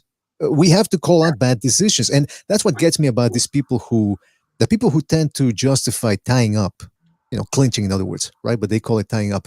Are you usually the type of people who always respect boxers? Oh, don't call them bums. Don't call them pussies. Don't call them bitches because they're risking their life. They're the modern day gladiators. Well, here's my thing. Stop crying when a fighter dies because, every year a fighter's going to die, unfortunately. Stop crying about it because you're the same people that allow certain guys to get away with breaking the rules. So if you're okay with breaking the rules, you're eschewing fighter safety. So please don't come at me with saying that. BDA, do you want to see something interesting? So see if you look in the comment section of my last video I made about Daniel Dubois, there's a guy responding to everybody saying that Daniel Dubois' headbutts were a good thing because they saved Hrgovic from getting knocked out. I'm not kidding. The comments are still there. He's responding to everybody saying that. And that fucking head of Daniel Dubois is a weapon, bro. Yeah, that cranium should be examined. That head is not natural. It's like a fucking. I mean, I don't know what people in the the British boxing media who are still calling Daniel Dubois the real heavyweight champion. Hey, because recognize with the low blow. That head is Evander Holyfield approved. Yeah, it's actually more dangerous than Evander Holyfield's fucking head if you look at it. Bro, really. And speaking of steroids and stacks and shit, what the fuck is Dubois on now? But this is what I mean. This is what I mean. You see the quick to judgment? Look at the people who called real quick. I don't even want to keep bringing it up, but look at the people who were asking for Ryan Garcia to be banned. And look at Ryan Garcia's shape. Okay, that's not no poster boy of PEDs. Okay, he wasn't that fucking ripped. Conor McGregor, dude, you're about 215 pounds. What are you talking about, bro? Okay, Bro, his head changed. Then you got fucking Eddie Hearn, who promotes Anthony Joshua. Look, I like Anthony Joshua, bro, but come on, man. Bro, he tried to cover up on the bench. I fuck with AJ for sure. I think he's the second best heavyweight out there. But yeah, the dude is the poster. I mean, bro, you have some balls on you. Look at the guy you got in there. You know. Why do you think Victor Conte is in this sport? Because again, it's people turn a blind eye. I mean, nobody wants to look into. Why would anyone want to look into this stuff? They're making money. Their fighters are looking good. Why would people want to start, killing the business by starting to enforce the rules? Borrowed Marius Wax's chin. I think that's what happened. Having Victor you know what Conte in happened? Boxing, every once in a while, you get a Ryan Garcia who throws a monkey wrench into the fucking TV, right? And they're trying, because remember, Ryan Garcia could lose a fight. He'll still have fans. Yep. Yeah, exactly. Devin Haney, on the other hand, that's a different game. No, that's what these guys don't understand. He never had fans with an O. Dude, look, I was trying to explain this. Like, there's the guys like Haney, whatever. They're just like, I just Ward. I don't care about people liking me, blah, blah, blah, win at all costs. I just want the W. And then there's the guys like Ryan who, like, it's the roar of the fucking crowd. Like, they want the big crowd roaring out there, drilling you in the mouth. Whether it's they get dropped, the crowd goes nuts. And then they're like, I got to get the fuck up now. It's on now, buddy. Like, that's the Gaddy, blood and guts, thunder. That is always going to trump everything. There's a reason Tyson was so fucking huge. Like, it wasn't because of just the boxing skills. The boxing skills are what allowed him to do what he did, but it was because he was fucking destroying dudes. That's what you want to see. Excitement. I'm sorry, dancing around, peppering ain't exciting. And I just want to piggyback on the thing BDA said, because I said this BDA about, if they had robbed Ryan, the whole boxing world would just say Haney won. He actually won. We know it. Same with Loma Haney. We know Loma won. They'll just say close decision at best. Close. Went to Haney, something like that. Could have gone either way. That cliche. Yeah. No, it was a fucking blatant. He got smoked, just like he got smoked versus Ryan. But if they just robbed Ryan, dude, they would be calling you an idiot for saying Ryan won. Do you see the commentators in that Ryan Haney fight? They're like, I see it's real close, man. It's real close. That fucking retard, Chris Mannix. I can't stand that guy. Hey, dude, I just went nuts on Mannix earlier. Bro, that guy's the worst commentator of all first time. Thing he said to Bivol. Let me bring us back. As soon as Bivol wins, exciting fight, Young Gun throwing his fucking life on the line, just laying it all out there. Knocks him out, right? Stops the guy.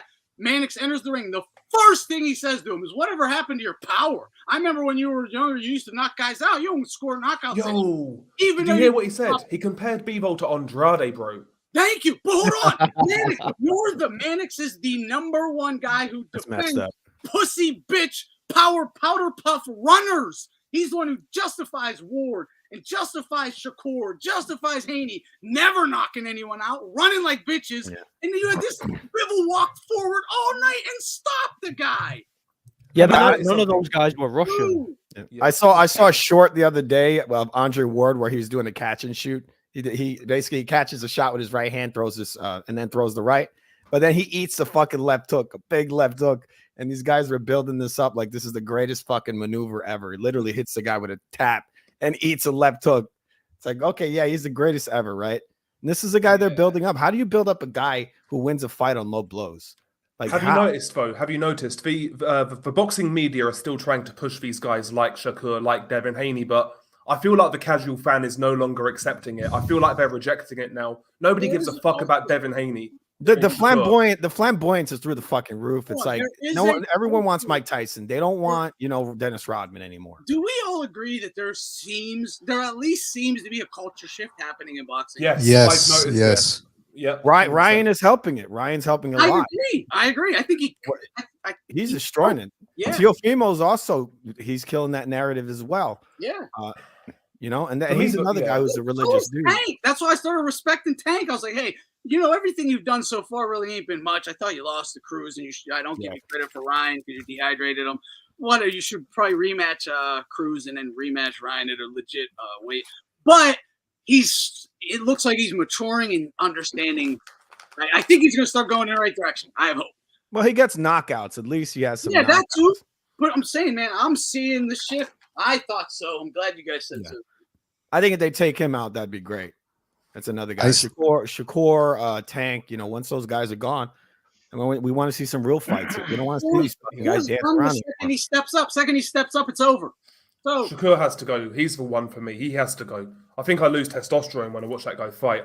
Probably Boots as well. You got Boots, but he's an action fighter. But he's still quick question for everybody here. Does anyone know what's going on between Frank Bricktop Warren and Anthony Yard? Fuck knows, bro. He's like threatening to sue Yard. Didn't Yard leave him? I thought he left Warren. Yeah. So Yard apparently left, and they was talking about him versus Buatsi as like an eliminator. But the deadline passed for it. It was a WBO eliminator. It never happened. It passed. So fuck knows what's happening. Did you guys hear talking about the 5v5? You hear Oscar De La Hoya just asked Bob Arum to do a 5v5? Golden Boy and Top Rank? Oh, watch it. Yeah, just a little bit ago. Yeah, like today, a few hours ago. I forgot to mention it. Yep. Hey, speaking of Top Rank, I was looking at their schedule, man. Their schedule is flimsy as fuck, man. It's I don't know where all their fighters went, but the matchmaking seems to have taken a hit, and not for nothing. But Del Boy brought up Antonio, you as well. You brought up the cultural shift. I think with the Top Rank, I remember in the 2000s they used to really favor more. They were trying to get the Hispanic crowd. And why not? I mean, look, there's money to be made there. The fighters are usually more entertaining. That's what they were trying to do. Then in the 2010s, we started seeing a shift more towards the Shakur Stevensons. It seems like they wanted to get the next virtuoso, the next guy that barely loses rounds, blah, blah, blah. But they put their chips on the wrong guy. And I was pleasantly surprised after the Shakur Stevenson de Los Santos fight when I went on Twitter, because I was expecting the same old thing. I was expecting comments such as, well, it's not rock and sock and robots. This isn't a street fight. And then when I went there, even the usual suspects were throwing him under the bus. Now, I think that also has to do something in part with the fact that Tank Davis fans really hate anybody that's not Tank Davis, including Devin Haney and Shakur Stevenson. But a lot of people did say that it was boring. They couldn't defend it as a sweet science anymore. And, I think we started seeing the beginning of that a little bit when Haney fought Kambosos in 2022, and they actually had a clinch count. Remember on the screen, they actually had a graphic, So I think, people are starting to notice, man. People are starting to notice that these guys are boring. They're bad for business. You got to let them go, man. That's what I wish they had in These the guys UK. might A clinch just, like, count for fights. These Amero bums, they might be like the fumes of the last, the last fumes of the guys trying to imitate Floyd. Yep. Yeah, it's coming to an end. Dude, I've said it before. I think the collapse of network boxing is the greatest blessing in disguise for boxing in quite some time. Well, it's coming back because what brought it all down was that Floyd style and all the ducking. Everyone's fucking ducking like crazy. What drives me crazy is when I first started this in like 2014, I think it was. 14, 15, 16. Dude, I was the absolute minority of, people saying, I was saying the exact same thing we're saying now. Like, how couldn't everyone see what was happening or how bad it was? I was just saying, you're killing boxing. Like, you're one of the only people who was saying it. So I started watching you around that time, I think, when you were talking about Floyd. He's destroying the sport. I mean, we still see a lot of the effects of that. You see it with Canelo right now saying, I think I've done enough. It's like, how the fuck have you're still in the sport, retire if you've done enough. But he still wants to make money. So that's not okay. And my big problem with it is how the fans are okay with that. Useful idiots, a lot of fans, especially online. Like most people with channels, I hate to say it, most of them are useful idiots because they all push a certain narrative for a certain promoter. They are they are what they are. We could have something. Because they know it'll get views. That's why. Look, I face this problem with the YouTube channel, and I know every one of you probably have who has one. You have to make sure you don't allow the people who start criticizing you in the comments to sway your motherfucking opinions. Yeah, 100%. I'm not gonna watch it. You're doing such a I had to deal with it. Everyone got to deal with it, and it is tricky at first. Then you got to just be like, fuck you. Like, I've got funny. Yeah, do you know the best example of it? When these new channels come out, and like you'll just see them saying the craziest shit. I'm always questioning, like, they're characters, man. They're characters. Hey, I have a new channel. What the fuck? Yeah, the old trick that I see the new YouTubers use is they try too hard to tell you that they're unbiased. Like, I'm the unbiased guy. I'm the guy that's gonna tell you how it is. And then as soon as they say that, they start. Well, I don't know who that is, but they start simping for guys. Like, one way. Yeah. Your Del Boy. I noticed your last video, your Wilder one, triggered a lot of people in the comments. I saw quite a few of them. Bro, it's one of those things though. Once you've seen a few comments like that, it doesn't phase you. Like my favorite one was years ago. I made a video about Tank Davis, some critical video, but a guy came and said to me, "Oh, you're a coon. You're going against your own in Tank Davis." No, I'm white, bro. Oh, you're a racist, then. That's basically what it said. You're a coon and a racist. Oh, then you're a racist. Like, wait, what? That's the level we're dealing with. No, hold on, real quick. That's hilarious, first of all. But what I noticed, if there is a disparagement in something, but there is a different in race, also, instantly just chalking up the racism. Like, there's no, let's look at the nuance. Like, well, maybe, nope, no, he's white, he's black, it's racism. Or he's black, he's a coon. There's no reason, like, it's wild, man. Wow. You're a Kuno. Do you know what I keep reading as well, and like, you know, on my Andre Ward video, I keep getting comments, and they all say he beat your favorite fighters, and y'all is just hating cause. Or somebody said to me, y'all just mad because Mikkel Kessler is Nordic like you, and he lost. And I'm like, mate, I'm Scottish. That's projection. Exactly. It's projecting how they look at the telling sport, you you know? that that's all they care about. Because I don't give a fuck. If I'm watching two dudes fight, black and white, Ball and Ford, I didn't care about either fucking dude. I just like the fight, and I could have saw it go either way. Like, I could easily just be like, no, Ball won. I had it scored for Ball. I mean, no, absolutely has to go Ball, Ball, Ball, Ball. I don't give a shit. If you're fucking exciting, you're excited. It is what it is. Exactly. Like, I hold a grudge against Ward because he beat a guy. Yeah, I mean, come on. doesn't. That's why I make my the video. favorite fighter of all time is Mike Tyson. Like, I would love to hear one of them be like, my favorite fighter is Lomachenko. Yeah. Exactly. It's funny. But it's projection. I just want to make that clear. They're projecting. Yeah. A lot of people One guy that I've yet to understand how he's still so beloved by the media, even though he's got a sort of like a contentious relationship with him, is Terence Crawford. Because when he beat Spence, the level of love that he got from the media. I mean, again, this is a guy that, how much did he sell against Postal on pay-per-view? Was it 50,000? 45. Oh, geez, Luis. Okay, 45. He went on the Joe Rogan podcast, low numbers, a couple of years ago. In fact, Mike was the one doing most of the talking. So this guy's got no personality. Right, he's got no. I was talking to my son about that.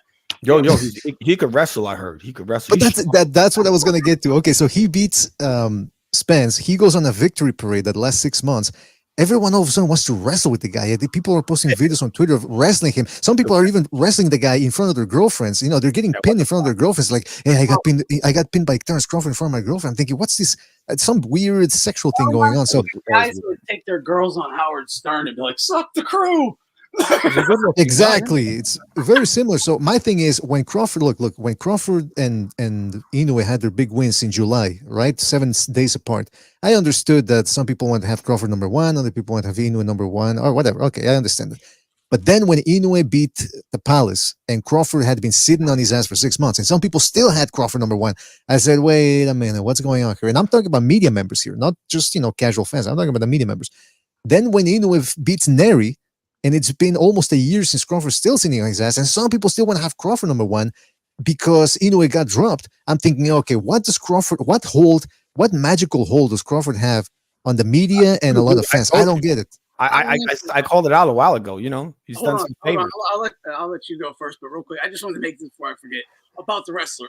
I haven't saw anything from him that says he's actually a good wrestler. I just saw that he was strong. And he's a professional fucking fighter. He's going to be much stronger than some 15-year-old kid he wrestles in his front yard. It was dude just wanted to touch him. He had to keep all these fucking guys off of him. He's used to wrestling them off of him. Like, why the fuck are you wrestling a boxer? He's not wrestling. He's literally holding. I know, but I've seen video like this guy calls out this Makai guy, right? I've seen him do no wrestling, just like little tugging. I mean, he blocks the double legs and all that. Yeah, sort right, of, but I mean, why are these men that are obsessed with him trying to wrestle him? He's a fucking boxer. Why don't you shadow box with him or so? Like exactly. Someone boxing, you just gotta fucking touch this guy. Isn't that what's happening? Yeah, exactly. He said, "I got him by the ass." Oh, come on. He goes for the fucking underhook, spam right on the ass. My underhook in between his legs, right? Yeah. Look, wait, I got a clip here. I think. I just want Bud to hold me. But I saw that there's this guy Makai. Guy said in the comments. I saw that online. I'm like, why the fuck are you wrestling with Terence Crawford? I don't know what the hell is this. Since when is he a fucking wrestler? Pin me, Bud. Pin me. Oh, Jesus. He's like, great ass. Great ass, Bud. What the fuck? Yeah, I don't got a problem with him. I'm just fucking with Bud. I'm just cutting up. I don't know. Bud, he's good friends with Eminem, so. Oh, and that's the other thing I wanted to bring up about that the sort of leeway he gets, because look, he cost Bob Arum money. Now we know Bob Arum's the type of guy that you cost him money, he'll kill you. He cost him money. He badmouthed Bob Arum in front of him to his face after the Porter fight, said, I'm leaving Top Rank. These guys can't give me a fight. Then he sues him for, well, he didn't sue him for racism, but that was part of the package, that ESPN and Tom Brady were racist. And even after all that, Bob Arum recently said, "Oh, I'm still willing to work with him, no animosity." I'm thinking, who else other than Crawford has that type of leeway and that type of pull where just he can say whatever he wants, do whatever he wants, and people still have number 1 pound for pound. Bob Arum still loves him. What is it? Is he that great a fighter? It's really That's weird. what Crawford is. I've been saying it for years. It's fucking weird. I think it's as simple as a lot of people just don't want to be called a bigot. That's all it is. Yeah. I love being called a bigot. Why do you think that's what he called Arum? There's a reason. And by the way, what happened to that lawsuit? Look, if you're a pussy, right, or a cuck, or someone who's Jewish and can't be called racist, it's a fucking, which is cuckish, but whatever. It's they call it a trump card, right? But it's an illegal tactic, really. In a debate where you're trying to make your case, this guy robbed me of money, blah blah blah. No, it's racism, but you only call him a racist. You don't talk about the numbers, right? So he probably didn't rob you, huh? Yeah, using VR words. Numbers, and you have no evidence. Your evidence is he's a racist. Using that word in a debate is like headbutting in a boxing match. You know what I mean? Yeah, exactly. So it's it's really weak, and it makes me believe he probably didn't even rob from you. Then, honestly, if Floyd used that same tactic, remember he used that to duck fights. That is the fear. A lot of these, media guys, they're afraid of not just him calling them that, but their whole Twitter feed and Instagram feed getting lit up. And I don't know why that would matter to him anyway, but it does, But again, I think there's even that now is slowly starting to die out. Some people are still terrified of it, but there's a lot more media personalities now who are a lot more edgy than they used to be 5 years ago. There's more of a market for it now because people have been starved. I think that's also starting to die as well, thankfully. Not anywhere near enough. Yeah, because people are like, all right, this is fucking bullshit. They're like, look, we played the game. We were giving you a fucking little playing along, but you're going a little far. Like, go fuck yourself. It's honestly what it's like feminism, right? Like men only allow them to play feminism, right? You at any time it could one smack to the mouth and feminism is out the fucking window. Do you know how you beat feminism? I hate to say it, but no, for real. Like, no, for real. Like, I hate. I'm not trying to be like an asshole or say you should do this, but the only reason they can do anything is because we allow them. Because if anyone goes and fucking knocks their teeth out, a man will come up and hurt that man. Men keep everyone in line. And protect them. But like, so like, yeah, you can only do this. And I saw a video online not too long ago, and it was a young girl, a woman, right? And she was getting her head kicked in by a few black guys, right? And people was obviously saying this is terrible violence against women. Somebody in the comments or whatever said she used the N-word, and these same people were like, "Oh well, she deserved it." Yes, she used the word. That's how you beat feminism. Say she used the N-word. Did she really say that word? Really? Yeah. Well, I don't know if she said it. That's what they claim. I mean, it doesn't matter. It's just ridiculous. It's okay to kill someone over a word. I don't care. There's no word that could ever, like, none. Literally. It's like 3 black guys kicking a white woman in the head while she's on the floor. Totally justified, right? She used the wrong word. I'm not saying she used the wrong word. Yeah. That wouldn't, like, I get it. You say things it might happen. That's definitely a chance. Like, you say something about my son or my mother or something. God knows, like, who knows? But that it doesn't. Like, I still have to go to jail or whatever. I mean, you're gonna beat the fuck out of a woman. I'm not allowed to do it just because I'm like, but he said such and such. Yeah, it might happen, but that you still gotta pay your price now. So it's like that Bill Burr joke. The arrogance of a woman saying there's no reason to hit a woman. There could be a reason, but you just shouldn't do it. Yeah, exactly. Yeah. Well, and yeah, for sure. And if you do it, don't then be like, well, no, I don't care what someone said. It's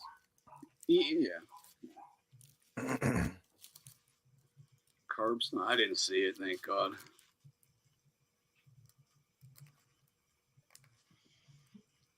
Hey, Ant, what was your impression of Shiraz? Is that the middleweight? Yeah, the one that fucked up Emma Williams. Bro, I think that guy might be the best 160-pounder in the world. Maybe right now, but I think he certainly could be in like 2 years. I get He he's should like fight already. Yanibek next, just to prove it. I know. Well, I would, because he's Mando, right? I would like to see them not go for it, honestly. I think he needs. I saw him as green, not much enough experience. He's got all the ability in the world. The heart, like he's there. He got it. He just needs a bit more confidence to believe he can compete at a higher level. They got him the ammo fight. Now he knows he belongs at least there. Keep him. I'd like to get him at least 3, 4. I like his high guard. Yeah, he reminded me of kind of Benavidez, honestly. Yeah, he's got longer That's what forearms. That's the impression I got was Benavidez. Like, But he's more. He's a good straight puncher. He does the basics well. He doesn't do anything flashy, but No, you don't. No, but you don't need it. Give him. Don't give him these super experienced guys like that are in their primes or whatever. He's not ready for that. I can just see that he's a little green, but I like his jabs, man. So much potential. Yeah, much better jabber than Benavidez, that's for sure. I mean, he was fucking up ammo from the outside, and then even when ammo wanted to go on the inside, he was still eating uppercuts. So he's showing that he can fight long range, close range, but the chin, though, that's one of the things people were asking about prior to the fight. And yeah, indeed, he did he got checked a little bit in there in the first round. Or was it the first or second round? What, has he been dropped a lot or something? Why? No, it was when ammo caught him backing out and he lost his balance. Yeah, just in that fight, what he got hit? Yeah, that wasn't anything. Well, he's been dropped before, too. he got dropped. Yeah, has he? A lot? Yeah, no, just once. I think it's like against like an Argentinian dude. Now, the reason why I bring up the chain is because usually, historically, these pencil neck guys, usually they can't take a shot that well. So I don't know if that's going to apply with him or. Yeah, I one criticism I did have for him was tuck his chin a bit. Not a bit. Tuck his fucking chin. He definitely needs to tuck his chin. When he had the high guard up, he was good, but when he was like 1-2-ing, yeah. Yeah, hey, if him and Eubank fight, that would be big in the UK. Eubank, I think he'll school him. He fights at 154 too. That tall dude. Yeah. Jesus. Now the ammo fight was at 160, but you're right. Yeah, he has fought a lot at 154. Wouldn't call him a weight bully if he fought at 54, but he's definitely a size bully, right? He's huge. But when you got pencil legs, what are you gonna do? Yeah, I wouldn't necessarily call him a weight bully just yet. I mean, I wouldn't call him a weight bully. Because he is actually skinny, isn't he? He's not like skinny. If he's making weight legitimately, then yeah, he's not a weight bully. No. But Jared Hurd was a guy he was taller than his opponents, and then his legs were thicker and his upper body was thicker. So he was like, that dude was a completely different weight class. That's a weight bully. Massive. Yeah, the guys with the thick muscle mass, stockier dudes, they can drastically change weight. Yeah, he's not Chavez Jr. at 160. Right. The guys with like the thick thighs, thick ass, where you pack all this fucking water, suck all that water out, man. Yeah, that brings up. Sorry, go ahead. That brings up the other dude. What's his name? Boots Ennis. I mean, that's another guy that I like watching him fight. I think he's entertaining. Yeah. But there's some people already calling him Roy Jones. Yeah, fuck out. Some people are calling him Roy Jones. I'm thinking, come on, are we gonna do this again every time? Every time, dude. It's gonna happen every fucking time. We're just like, make them earn it. Like, dude, make them earn it. At least Roy was, gold medal. Like he did some shit. This guy's done nothing. Putting out highlight reels of him. Like, why would dude? Why would he's you highlight reel first? Nearly 30, I know. And why are you hold on?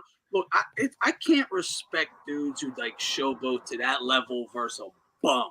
It's like, this guy has no business even being in the ring with you, including this next fight, Crowley. It's a joke of a fight. Again, what, fucking 40 fights basically? Never fought anyone? No, but dude, people are avoiding you, right? How many fights Virgil Ortiz have? How many real ones he already been in? You got 40, you ain't had a real one yet? But you're the real deal, huh? You know, Yeah. you're going to go show out versus all these bums, right? Little, tiny, old motherfuckers, right? You come in a fucking super middleweight versus a 140-pounder and showboat. Dude, it's like, it's if you're that good, then go fight. If you're that much better than these guys, then go fight better guys. Don't tell me there ain't better guys who won't fight you. Dude,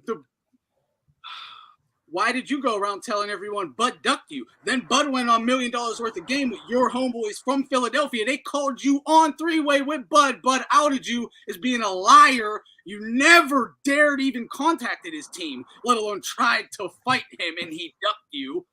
You know, Bud was like, I'll serve you up any fucking day. And Ennis just shut the fuck up. Yeah, that was bad. So don't tell me you're the real one, blah, blah, blah. He's a bitch, all right? As of now, maybe he can turn it around, but the way his career's been moving, it's fucking bitchy. All right? It's bitchy. Yeah, and we're not going to see anything anytime soon because 147 is dead. No. It's a good point there, too. Yeah, not a real one in sight. Did Crawford vacate the titles at 147? They're becoming vacant. All right, yeah.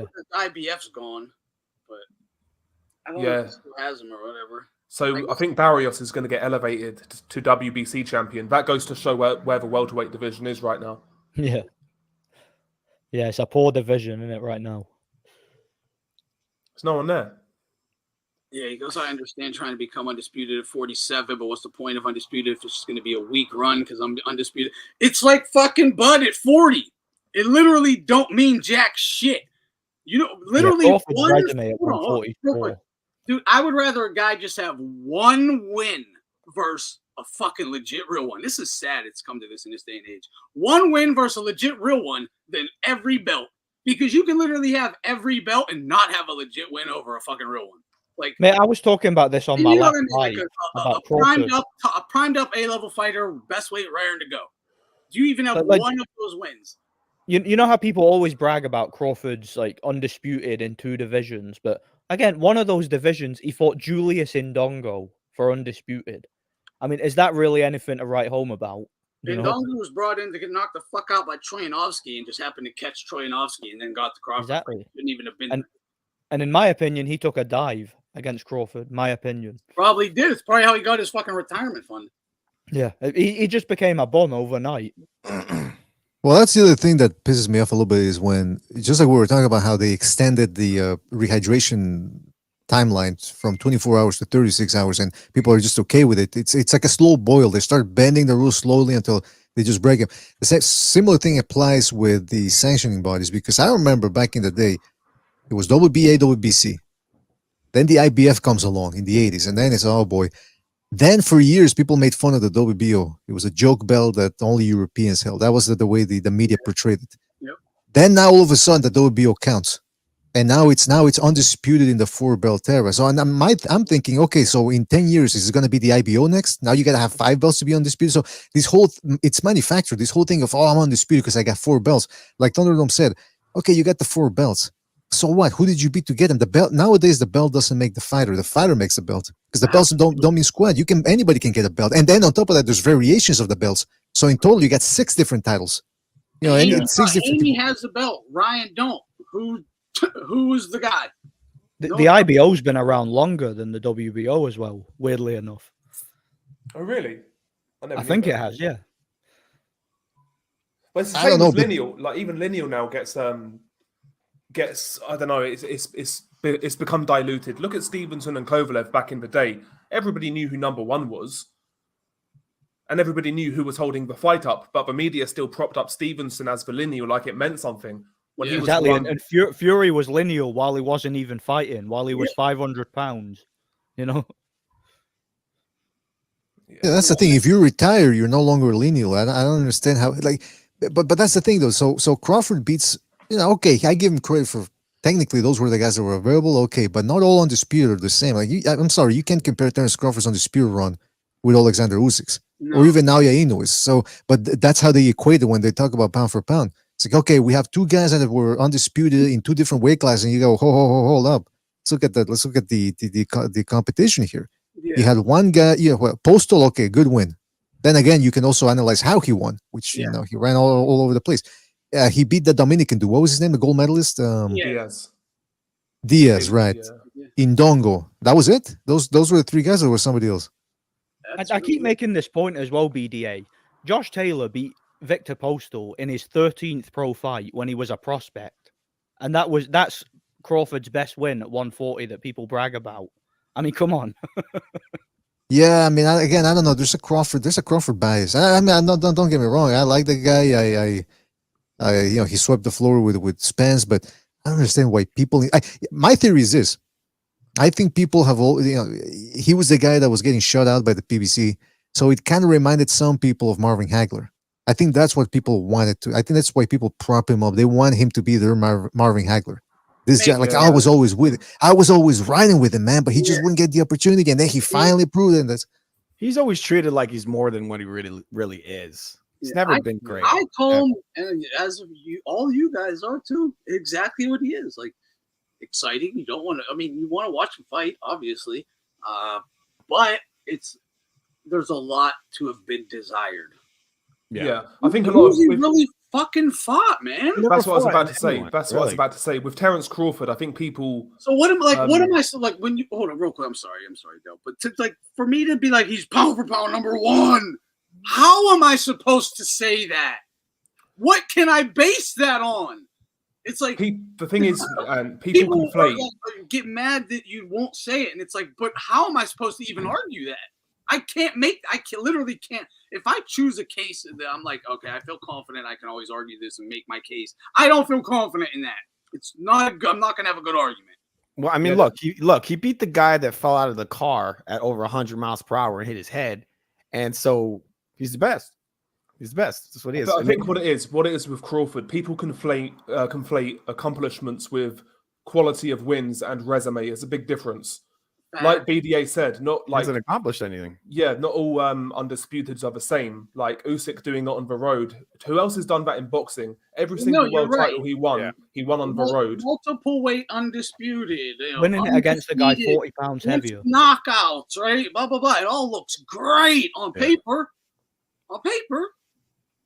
But then you really analyze it deeper, and it's BoxRec thing. It's BoxRec paper thing. tiger, right? It's a paper tiger. Yeah. Looks great, but knock it right over.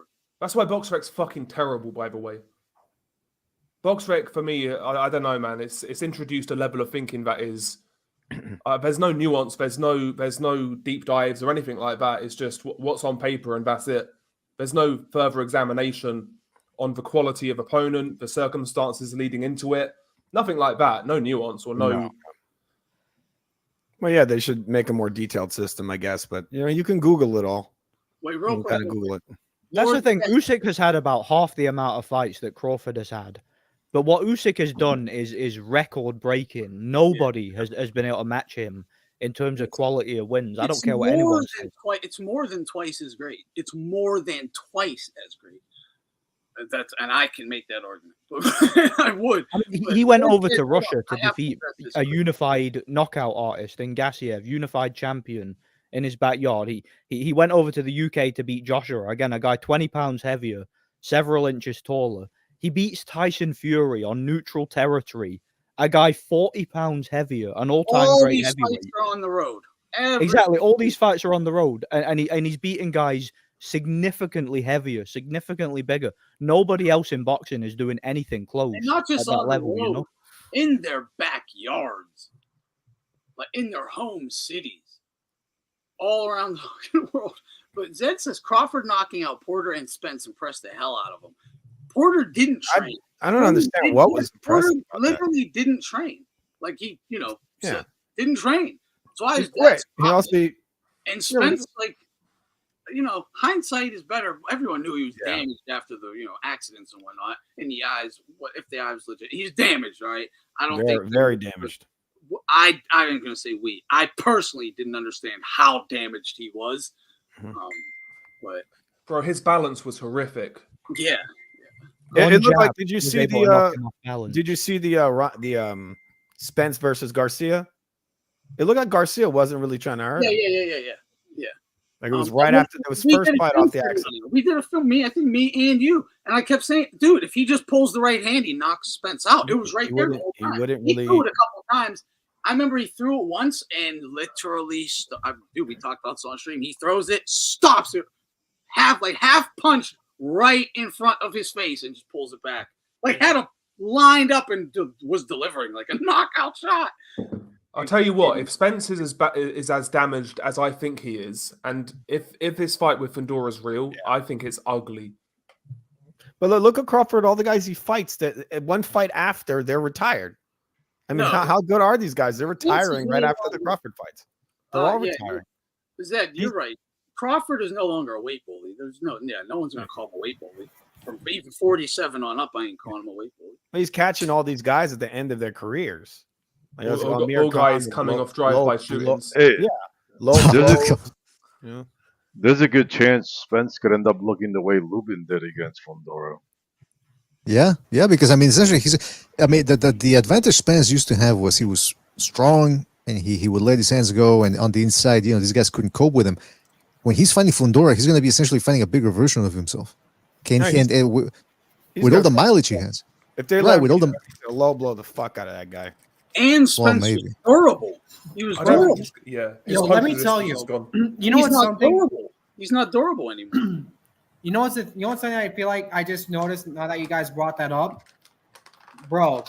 People don't like talking about the hands Manny laid on Ugas because he did lay hands on him, but people don't want to give him credit because they prefer the amount of pulling Ugas did. But let's not forget how and not only that, but like the video of Manny being fed by his wife after the fight. But people forgot how Ugas looked after the fight as well. Manny might have taken something out of Ugas after that fight. Mm-hmm. Absolutely. Oh yeah, his face was all fucked up. The beating he took, he lost that fight. It's the same thing with Jeff Horn. Jeff Horn looked brain damaged to me after that fight, the Pacquiao fight. And got rich. Think about it. He took a beating and got rich. Took a beating and got rich. And gets another big payday for Spence. He wasn't eager to win, man. Yeah, people forget how, bro, even if Manny takes you the distance, some of those people weren't the same afterwards. It's because he lands so many punches. Like, that can be worse than getting knocked out, taking so many punches. And Pacquiao's just that kind of guy who will throw that many and land that many. Well, they say that, don't they? Yeah. Someone said, so you're saying Garcia let Spence win? I would like to be like, no, I'm not actually saying that. But, dude, part of me thinks Garcia fight was really weird. He got the fight for that reason. You got to go in here. Why didn't he fucking throw the right, man? The weird thing, it wasn't. Yeah, man. I don't know. The weird thing about the Garcia fight was. Oh, look, hold on. We know. Look, I talk about this all the time. This is a great example. We know what a real fight looks like when two guys are bringing it and trying to win. You know it. How come neither of them even hurt each other? They didn't. Neither of them crashed. They just glorified sparring session, bro. Yeah, it was. Yes, it was. Yes. Look, if Garcia wanted them belts, he had them. It was his fight. He just goes and takes them if he wants it. He wouldn't. You want to know what's in it? And Spence wouldn't either. He was just, happy to jab and move around. It was dude. It looked weird though because Garcia, he actually fought with a higher punch output. Neither guy tried. They were just glorified sparring. Garcia tried to con the public though, so his punch output was higher than it usually is, but he wasn't committing to punches really. He wasn't. What's up, Alonzo? He wasn't turning into shots or No, delivering. No, it's weird. It was weird. Yeah, that's why that whole Pacquiao versus Spence. I keep forgetting they were supposed to fight, man. They were supposed to fight in 2021, and then they pulled a similar trick with Tim Tszyu earlier this year. Yes, Pacquiao was going to beat Spence. Said so at the time. He was absolutely going to beat him, man. I agree. I stick by it. He was going to fucking ice that fool. He knew and it. Dude, you know what's the crazy part? I said it then. Remember, I said he is a sucker for that fucking left, the southpaw left. He can't get away from it. And mate, I was looking forward to bragging after that fight. What did Crawford do? The entire fight, southpaw that left his money. Boom, boom, boom. Right through the middle, that middle shot. Yeah, bro. Pacquiao's fucking crushing him with the exact same thing. You know that Spence was overrated. And look, I don't know about Garcia. I don't know about that fight being fixed because Danny Garcia has always been that. I mean, the guy was being outboxed by Eric Morales, a guy that was 2 weights above his best Yeah, weight and maybe it wasn't fat. So, fixed, but maybe it wasn't fixed. But Danny didn't like want the fight either. Like he but wasn't that's like. what I'm saying. But that's what I'm saying. So with Spence, people made him out to be a pound for pound guy because he beat Garcia, but he didn't even really dominate him. I mean, I thought he won clearly, but it was a shaky fight for him. Then he beats Ugas, and all of a sudden he's this monster. I mean, again, it's look. I understand it's easy to downgrade an opponent's resume. It's anybody can do it. You can do it. I've done it as for fun, just as an exercise. So have I. Right, just but it is. But Spence is, like I said, Spence was a good fighter, but the way they're making it out to be as if he was this monster. I mean, look, it's either one or two things. Either Crawford is that good and Spence is that good as well, and Crawford's just that much better that he was able to wipe the floor with an A-level guy, or both guys were a little overrated. Then why didn't he do that to guys like Postol? And you know, Exactly. There you go. Yeah, if that's Postol's true, the Aegis best guy Kavalauskis is an elite fighter. If that's true. The best fighter he wait. ever fought is Postol. I think most people agree that's his best win. You know, Which Postol guy? in his prime, that was Postol ready to go, man. And it was a tough fight for him. Right? It was tough for Crawford. So Which Garcia fight you talking about, BDA? Danny. Oh, Swift. Yeah, I was talking about Danny Garcia. Yeah. oh yeah. He would have never fought Swift if Lamont Peterson didn't dog walk him first. Yeah. Oh, that's the other thing. I forgot about the Mikey Garcia fight. That was a fight that had people at the peak of Spence mania. That was the peak of nobody. He was in Shakur Stevenson's position, or the position that Stevenson was a year ago. That nobody could beat him. I remember people saying nobody from 140 to 154 can beat this guy. The only one who beats him is Canelo, and that Spence would have to go up to 164. And I'm thinking, come on, man. I mean, he still has Porter in his division. He still has Danny Garcia. People are insane, man. The Atlas was saying he could go up and fucking beat Golovkin. Yeah, I heard all that shit as well. Yeah. Like people, just because someone might know, like I was saying, Teddy is great at like the black and white of boxing, right? Like the X's and O's. Like if I'm in this position, like I slipped a jab to my right, I'm cocked with the right, like in situation. He's great at like the actual sweet science of it, on knowing like the X's and O's. But as soon as that brain of his starts having to work, it's all bad. It's all bad. Hey, Anthony. Teddy's also the same guy that said that a triangle has more sides than a square.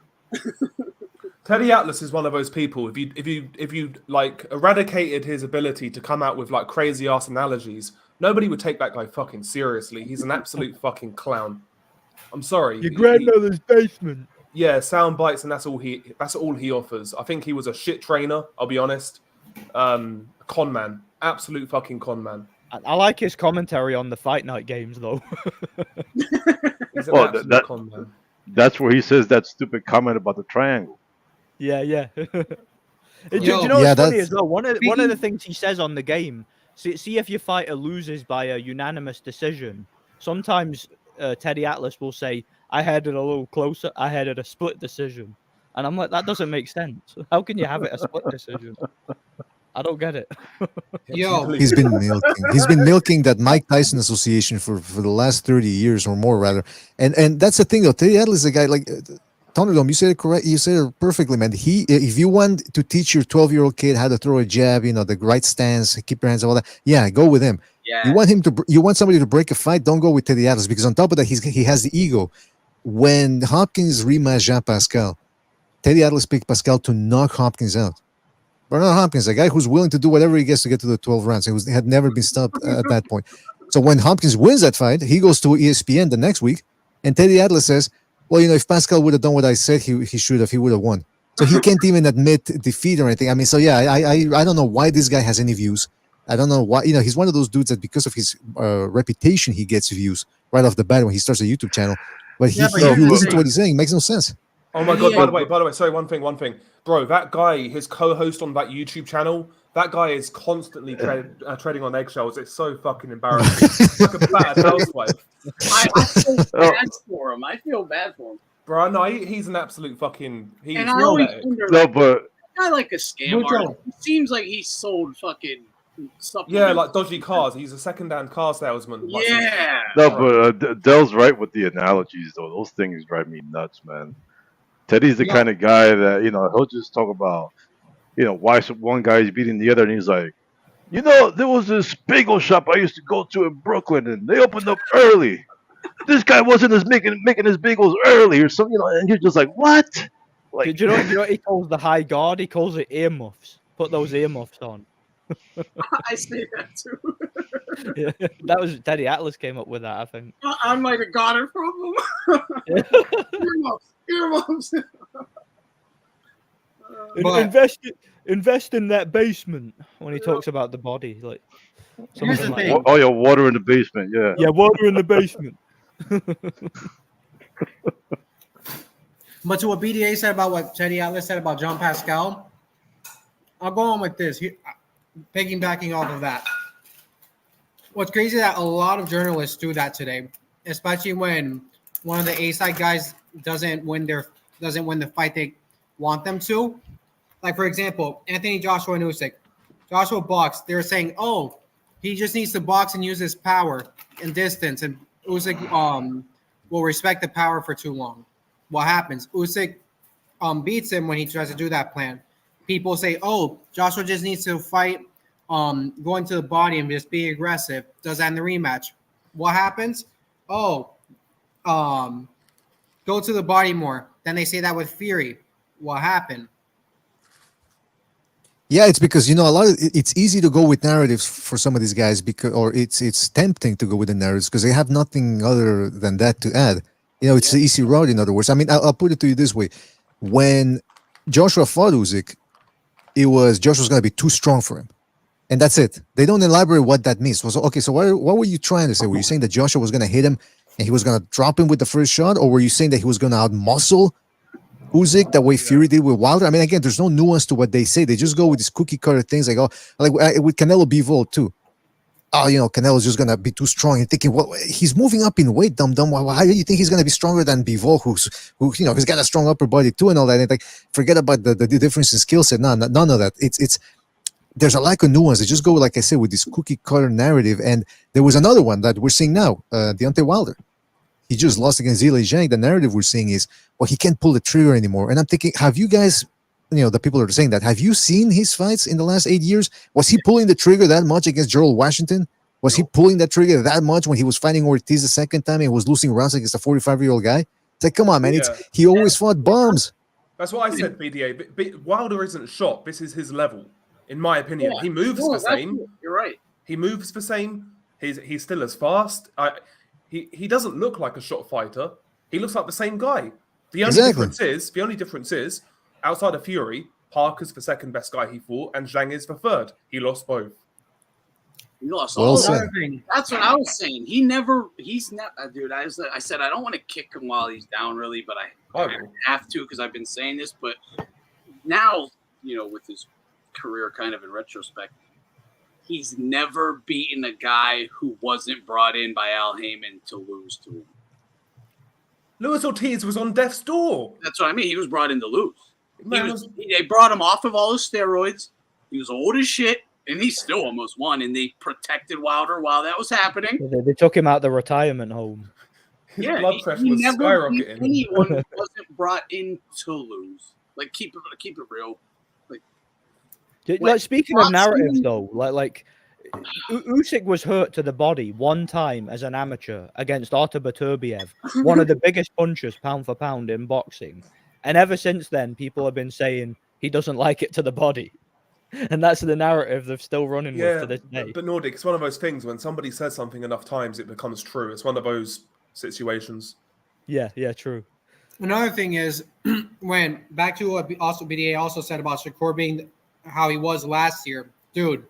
That Ray Ford fight against Nick Bull, those two fight very similar to Isaac Cruz and Shakur Stevenson. If that fight happens like His Excellency wants it to, I think we might see a similar result. Yeah, Nick Bull fights more like a fucking Mexican than a Brit. I know. It's funny. I don't think I don't really give a shit what Turkey or whatever offers him. I don't think he's doing it. I don't, I Thing really is, he's don't. try- It's the end. It's the end of him. If it does, this is his last fucking payday. It better be huge because it's his last. You know, relative, because it's all he don't have the O no more. So Thing is, he wants to do a giant USA versus Mexico card, and one of the matchups that was rumored was Isaac Cruz versus Shakur. Yeah, I did Isaac hear Cruz dominates Shakur he if it's does. a real That's what fight. I'm saying. It's hard for me to think Shakur does it because he loses his O. He's getting smoked. I'll be Mate, interested. I honestly don't see a way Shakur can win that fight realistically if it's real. Yeah, Isaac Cruz walks him down and if wins. it's in the Middle East, it will be real. He has no chance. Dude, he'd run for his life.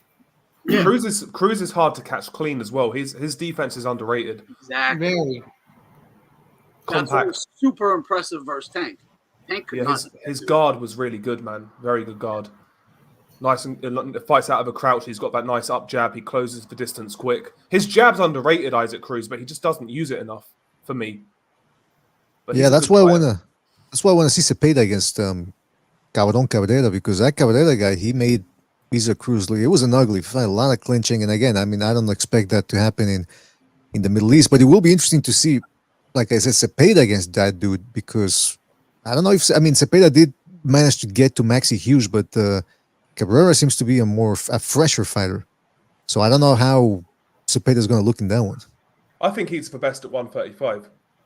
Whoa. I think he beats Loma. I think he beats them all. Who? Cepeda. Cruz? No, Cepeda, yeah. I think he beats them all. But what about that fight against, what was his name, the Nicaraguan guy, Alvarado, was it? Yeah. That Alvarado just kept him at the end of his shots. I know, And man, Cepeda, I think he's got his cycle on point, bro. I think he's yeah, looking maybe. good. I don't know. I like what I see, man. I like what I see. He reminds me a bit of Calzaghe, like a little bit. Maybe I'm tripping, mean, but Yeah, well, I mean, I can see what you're talking about, the southpaw stance, the activity, but obviously he's not as quick or as agile as Calzaghe. But yeah, he's going to be a problem, man. So it'll be interesting to see what he can do against Cabrera in comparison to what Isaac Cruz did. But that's the other one I'm looking forward to, though, is Madrimov versus Crawford.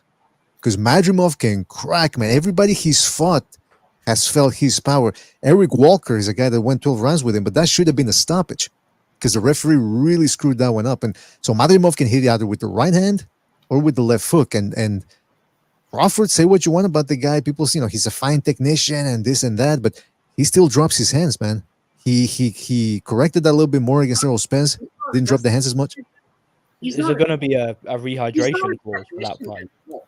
He's what I do like about him, it's what's the word? that guy in the chat called Chris Cuckix. Yeah. Is that Max Kuckerman? Is that him? Probably. I think that's Max Kuckerman, yeah. Crawford's hard to explain. But he does what he does really well. I see it. This is his best opponent, obviously. I still see it as Crawford should win this one. They fight similar enough to where like Madrimov's strengths are basically the same strengths that Crawford has. I think Crawford's a little better, more precise. I think he's faster. I don't know about hitting harder. I doubt that. And I don't know what the chins are like. I think if Madrimov can handle Crawford's power, then Crawford will be in trouble. Madrimov needs to jump on Crawford early and make his size count because he doesn't want to box with Crawford. I think he jumps on him early, lets his hands go, he can stop him. Crawford's going to do what he always does. He's going to move around outside of the ring, pot shot, try to take steam off of Madrimov. Later rounds, he'll turn it on. Yeah, that's why Madrimov needs to start fast. He needs to make it a fight like early on, because Crawford gets hit. Crawford's defense isn't great. Yeah, it's interesting. I like the way.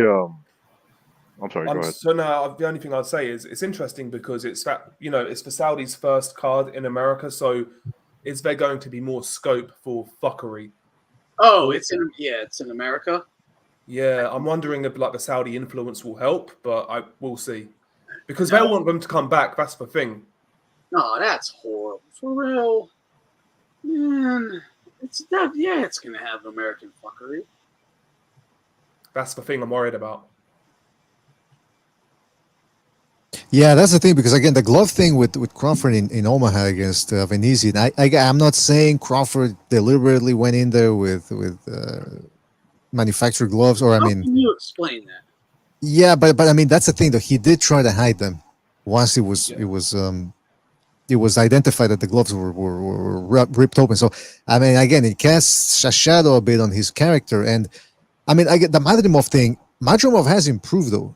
If you watch his fight against Eric Walker and even the first Soro fight, and then you compare the second Soro fight and the last one he had against what was his name, Kuratov, whatever his name was, the guy has Turbanov. improved. He's got a guard now. He pumps that Yeah. jab. I mean, I don't know if this is gonna. I mean, and Crawford, the power. We know his power has been one of his biggest assets, because not for nothing, but that fight against Benavidez was very close, and he Yeah. bails himself out with the power. The Kell Brook fight, although it only went to 3.5 rounds or something, Kell Brook was out jabbing him. Same thing against Sean Porter. It was a very close fight, but all of a sudden the power always bails him out. At 154, will that power bail him out like he's been in the last 8 years? It makes you wonder about other fights of Crawford. Has he had dodgy gloves in other fights? That's what it makes me wonder. I'm Bro, he questioning his whole had career. fucking jihad gloves. They just blew Errol up. Spence's coach, Derek James, sure grabbed them bitches real quick. Like, yo. Yeah. But yeah, regardless, they were illegal. There's no way you could ever say they weren't tampered with to me. I mean, there's no way. Even if they weren't, one maybe, still suspicious, but one, and they didn't even change it, and then two, and it still just continues. Okay, this was meant to happen then. Even if they weren't like they wanted that to happen. Even if they weren't like tampered with, and it was just a mistake. Why didn't they were still illegal? They were still defective. And change the gloves. That's why you have a second pair. They didn't. But that just got swept under the carpet so quickly. It was no one ever talked about it, ever. Just like YouTube, a couple of us. No, you're older than me, BDA and Ant. Like when's How that do you know? happened? When's that happened before? Seen it. I've never. Someone has said they saw it in some fight. Once someone pointed one fight out that wasn't Ali Cooper, because it never happened in Ali Cooper. They were ripped. Yeah. Yeah, I don't recall that, man. But I'd have to scratch my head and really think about it. But yeah, that was a weird thing that they decide. Look, we're gonna change the gloves, but after the next round. So they're admitting that the gloves need to be changed, but somehow they're okay for another round. That made no sense to me. And then in that very round, he knocks him out. I mean, again, I can't prove anything, but it's very fishy, man. Very fishy that the Omaha Commission allowed that to happen.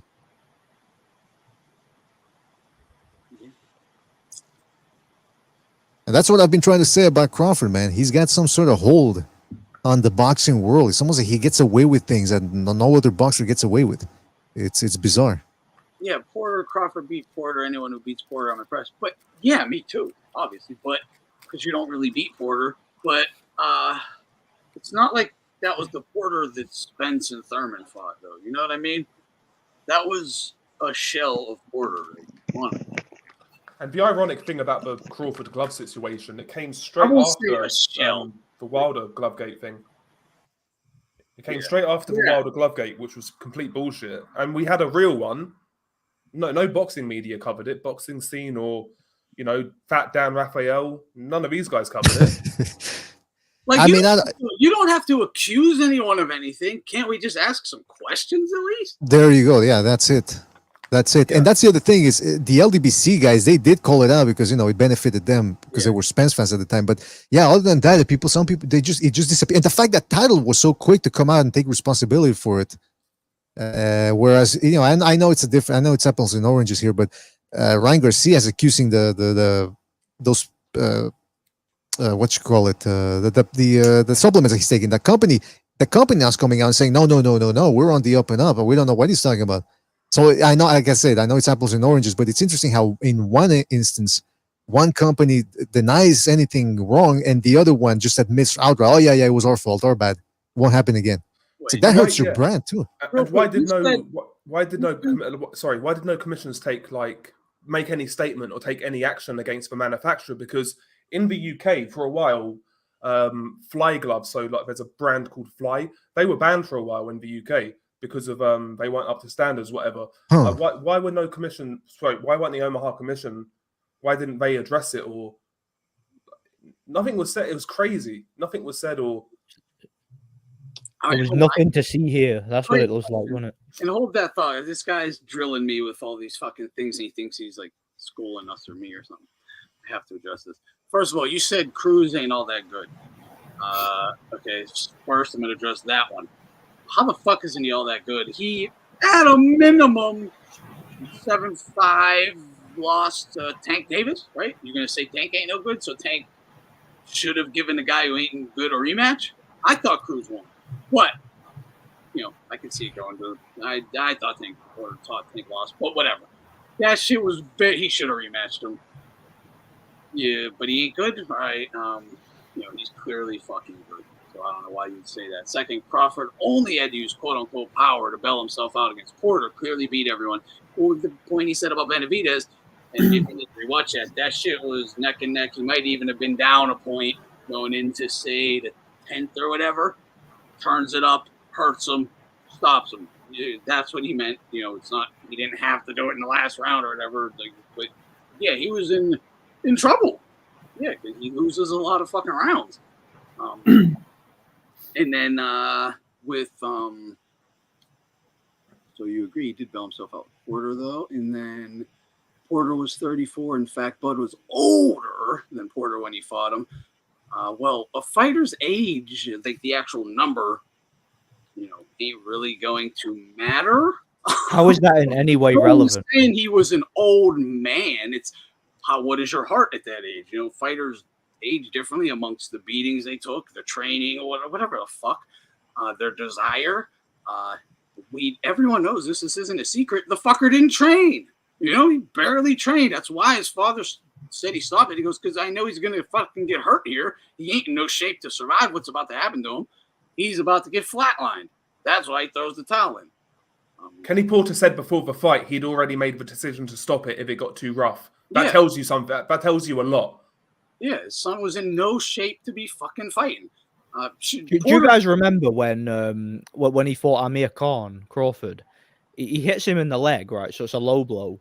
And then Khan's trainer throws in the towel instead of calling the referee in to do his job and give him a chance to recover. His trainer actually stopped the fight as if he wanted Crawford to win, I'm not betting against Crawford this time. I said I favor him to win. I have to go, pay a little as the fight gets closer. I'll go pay more attention and rewatch, some of Madrimov's last couple fights or whatever. But I haven't seen him in a long time myself.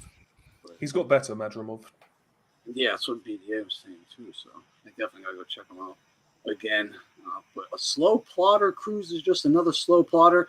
That's some dumb shit. That's so like Floyd. When he says slow plodder, like, have you seen how the guy cuts the ring? It's not like he can't move. It's not like he's Brandon Rios.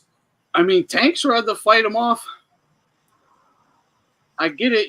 He's not. Tank ain't gonna be boogieing around the ring like Shakur is or would. That's who they were talking about with Shakur. So I get that. It'll be a little tougher for him to cut the ring off. But, Cruz has to worry about legitimate firepower coming back from Tank, or he had to worry about legitimate firepower coming back from Tank. He don't have to worry about anything coming back from Shakur. Apart from getting molested in the clinch. What? Yeah.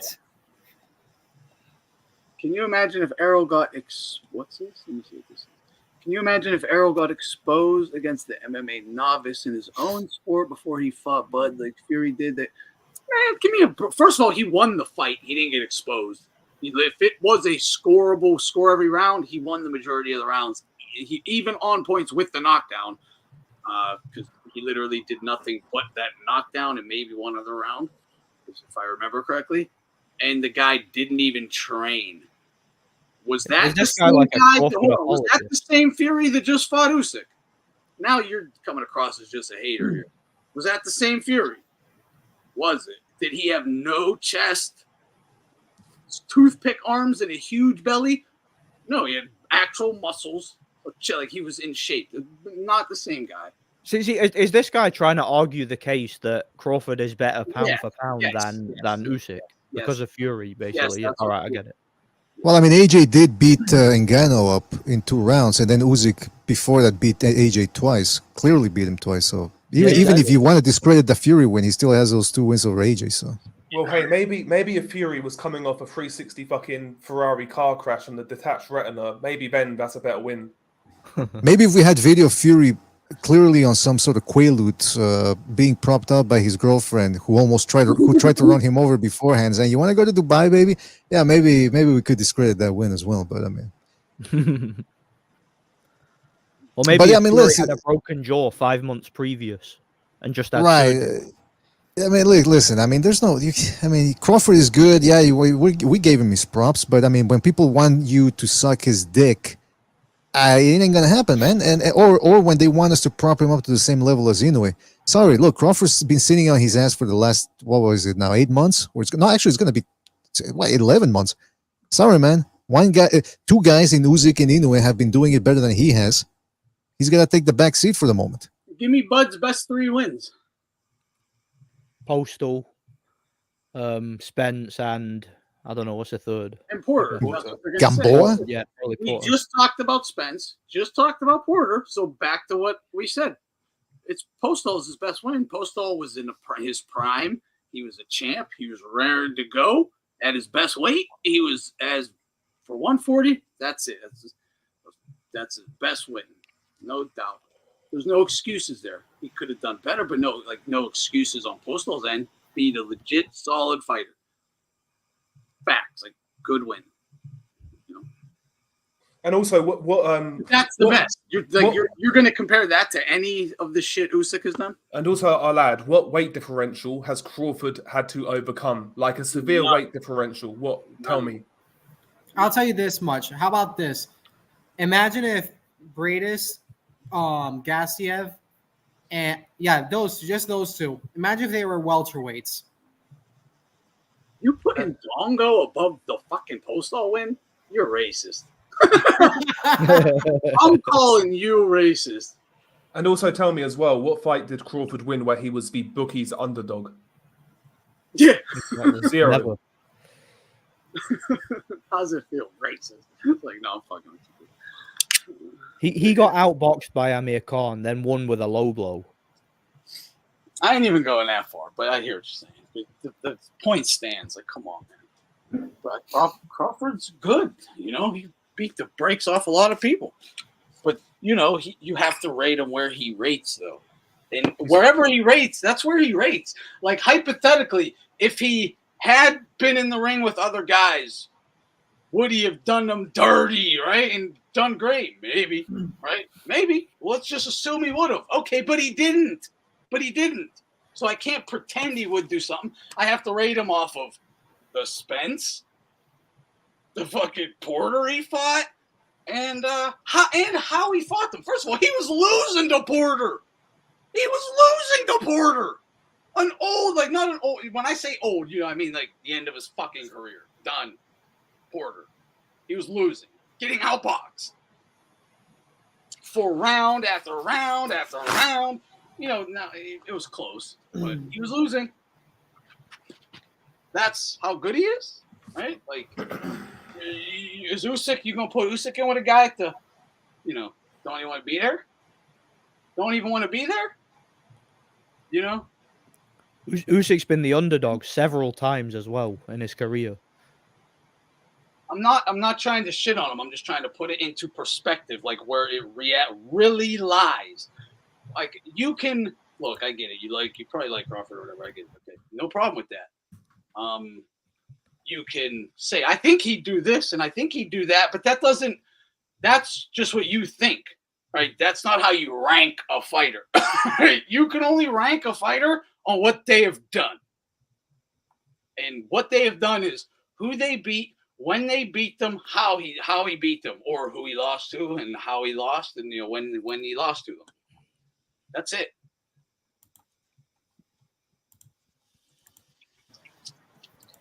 But yeah, cruiserweight's underrated. Usyk's underrated. That was one of my huge criticisms with the Fury fans. That dude's like, and I see this. I said this about Crawford in the last stream. It's like their whole fucking legacy is based on fantasy fights. Like, I think this would have happened if this fight had happened, and if he fought this guy, this would have happened, and no one could have beat him, and he would have did this, and but that didn't happen. He didn't fight him. Like, he fought these two guys. And this is what happened. Like, I don't know. Like, that's not how it works. Fury's legacy was a massive disappointment. I'm not gonna lie. Yeah, a lot of wasted potential.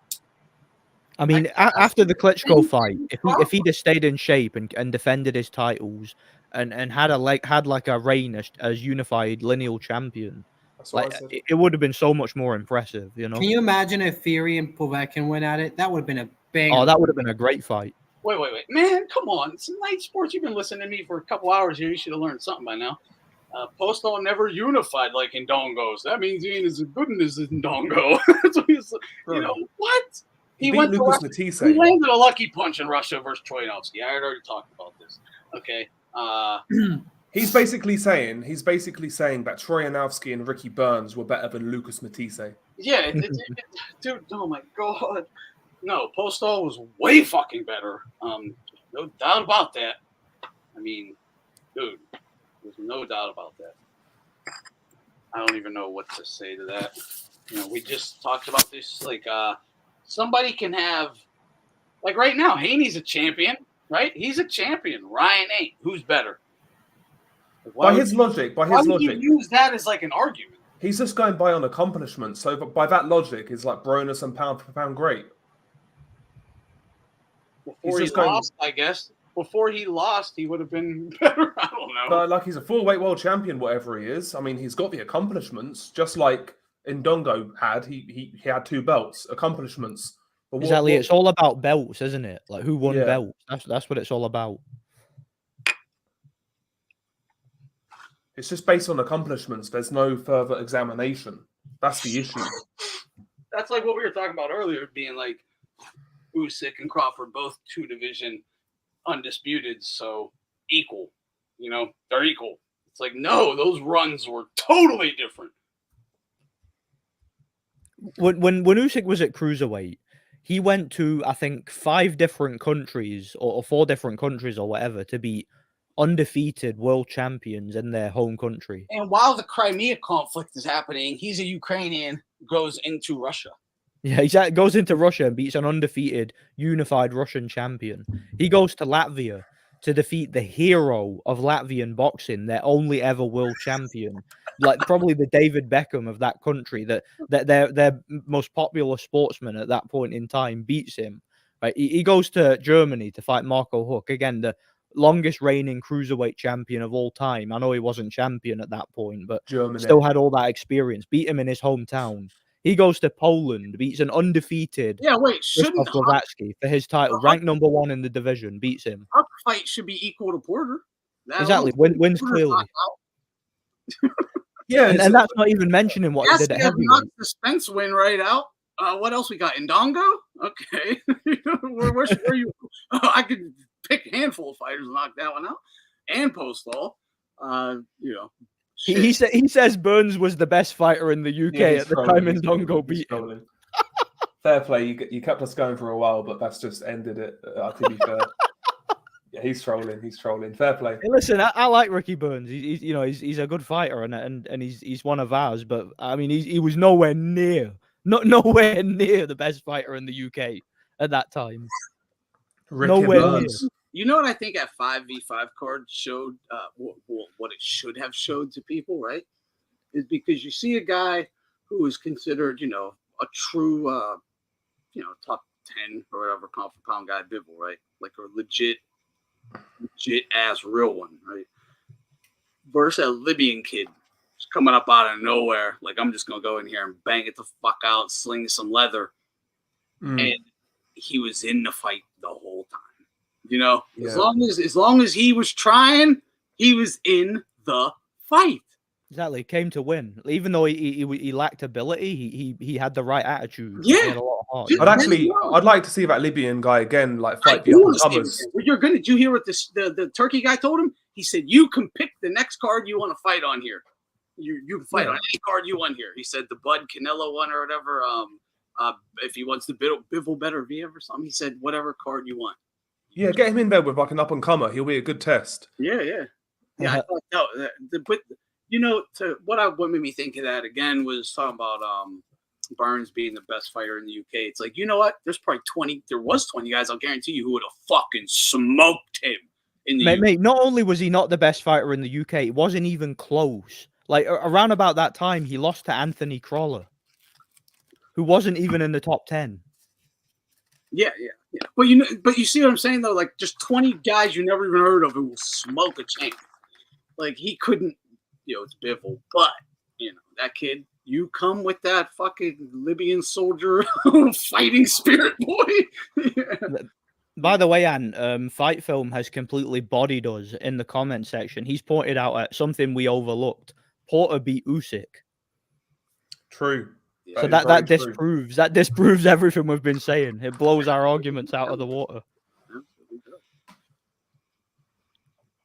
Yeah. Shows you we stand corrected.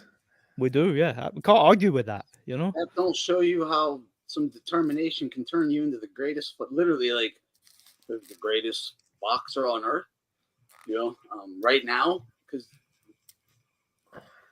factually he is the greatest, just because anyone below heavyweight he's going to crush. So he's the best, hands down the best heavyweight. He's the greatest boxer on earth. From a little kid middleweight losing to Sean Porter. Not that that's anything to be ashamed of. Yeah, he was 15 or something. I don't know, man. The last few weeks have reinvigorated my my interest in boxing. Seeing Wilder get fucking starched and seeing Usyk beat Fury. I've been on a bit of I don't know. I've been into boxing again. It's been hard prior to that, I'll be honest. I was kind of losing interest. Dude, Haney and Shakur were turning me off so bad. I feel the same, yeah. And also Garcia beating Haney as well was good as well. These boring ass fights, man. Do you know what it's like, Del? See Wilder getting KO'd in like funny fashion and then being put on memes afterwards. It gives me like flashbacks to Amir Khan, the Amir Khan days. Bro, Deontay Wilder is morphing into David Price. When he gets knocked out, it's fucking hilarious. Zhang made this guy do a 360, turned him into a fidget spinner, then knocked him clean out. It's fucking wonderful. It was all they needed was the stretcher afterwards. This is what somebody said to me in a comment, okay? They said that this is funny. They said when Wilder got hit with the left hook that spun him around, the left hook didn't spin him. Dude, I swear to God, I'm not making this up either. And it was the whole bunch of likes, and there was a couple other comments supporting it, and then I'll tell you what I said. But he really, there was something in his glove, and he went to tell the ref, but before he could tell the ref, he zaps him with the sucker punch and knocks him out. Glove gate number 2. I swear to God, in like these like hip hop channels I fucking frequent, that is a legit thing they are saying. And I said the only thing in that glove was a fucking huge Chinese fist.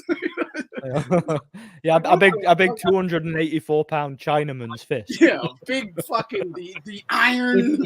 He didn't feel egg. Army fist. he didn't feel egg weights. He felt the power of egg rolls.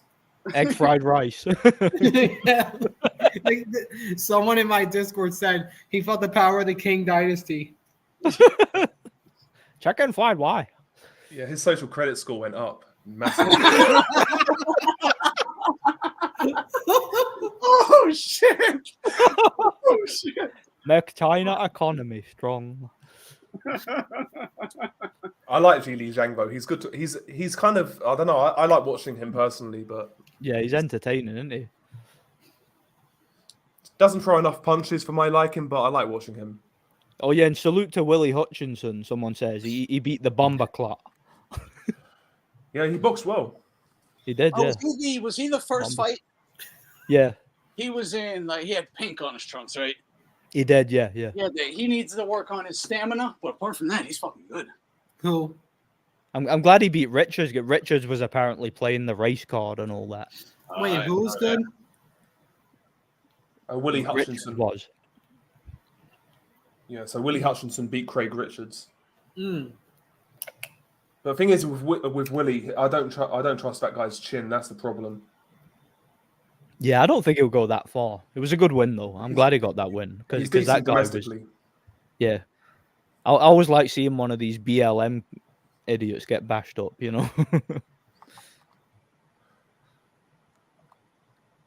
But no, I feel like the last sort of 3 to 4, 5 weeks since like Ryan versus Haney, I just feel like what a lot of us have been saying about these guys has come to fruition with like Haney, Wilder. Well, it happened before with Wilder, but it happened again, and Fury. Yeah, true. Yeah. Do you know what I noticed as well, Del? You know how for years we've been saying, like for example, like you brought up there, Wilder.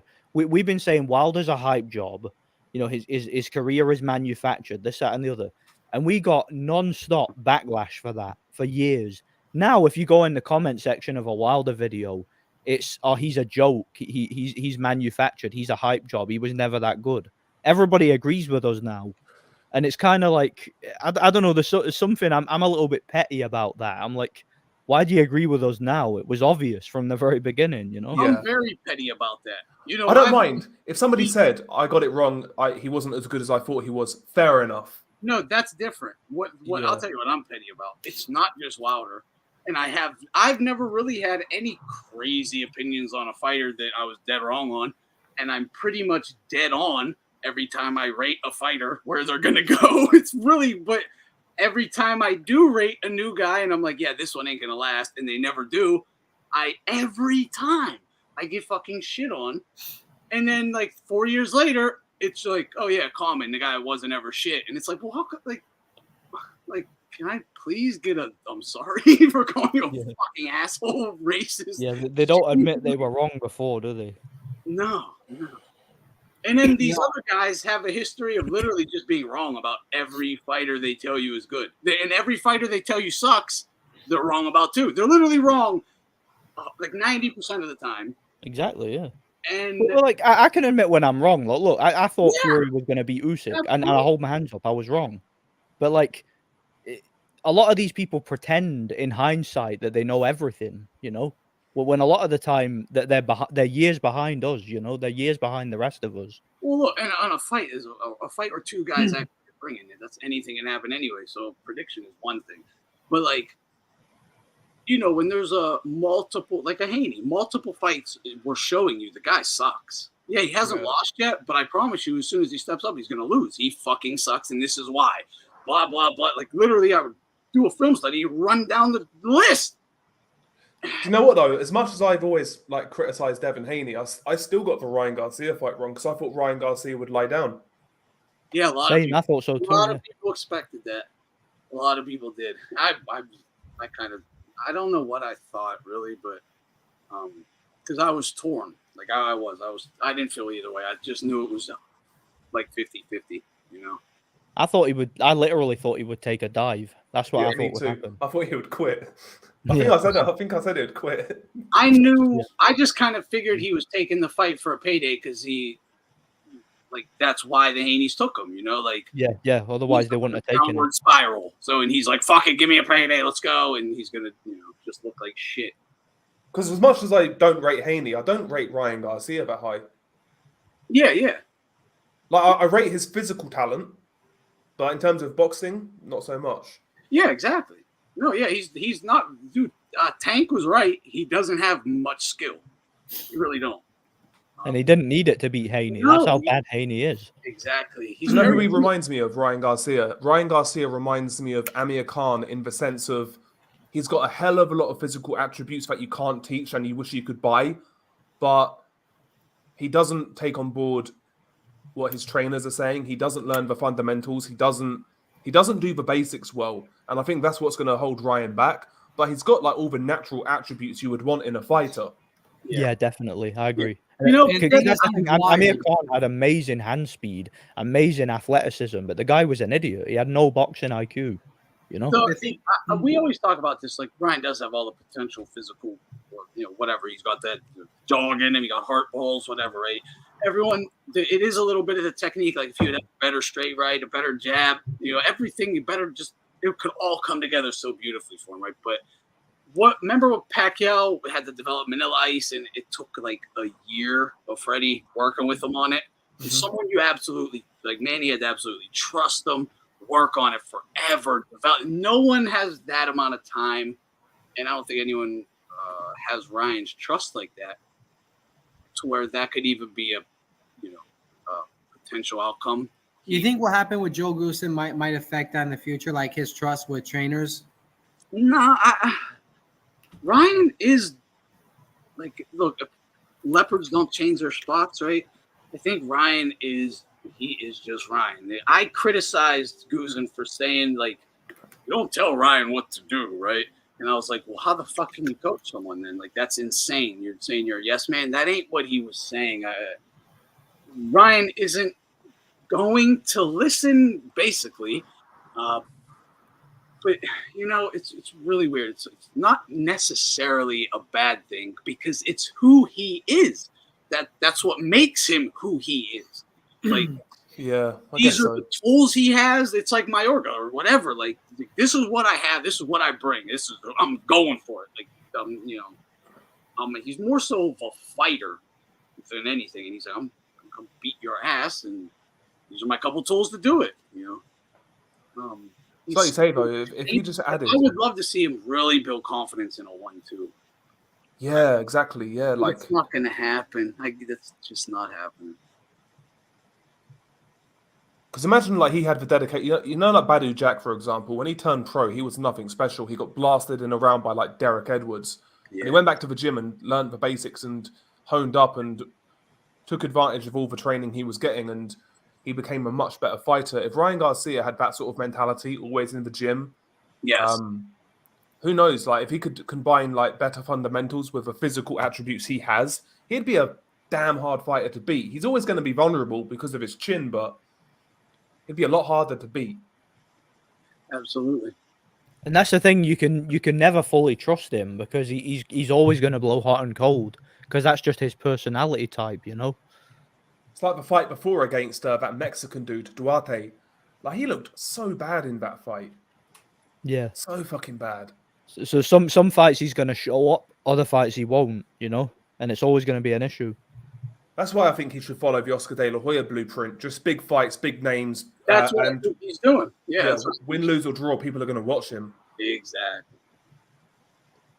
And he's going to always be the money guy just because you're always going to know they're excited. Chuck him in there with Matthias. That'll be an amazing fight. Yeah.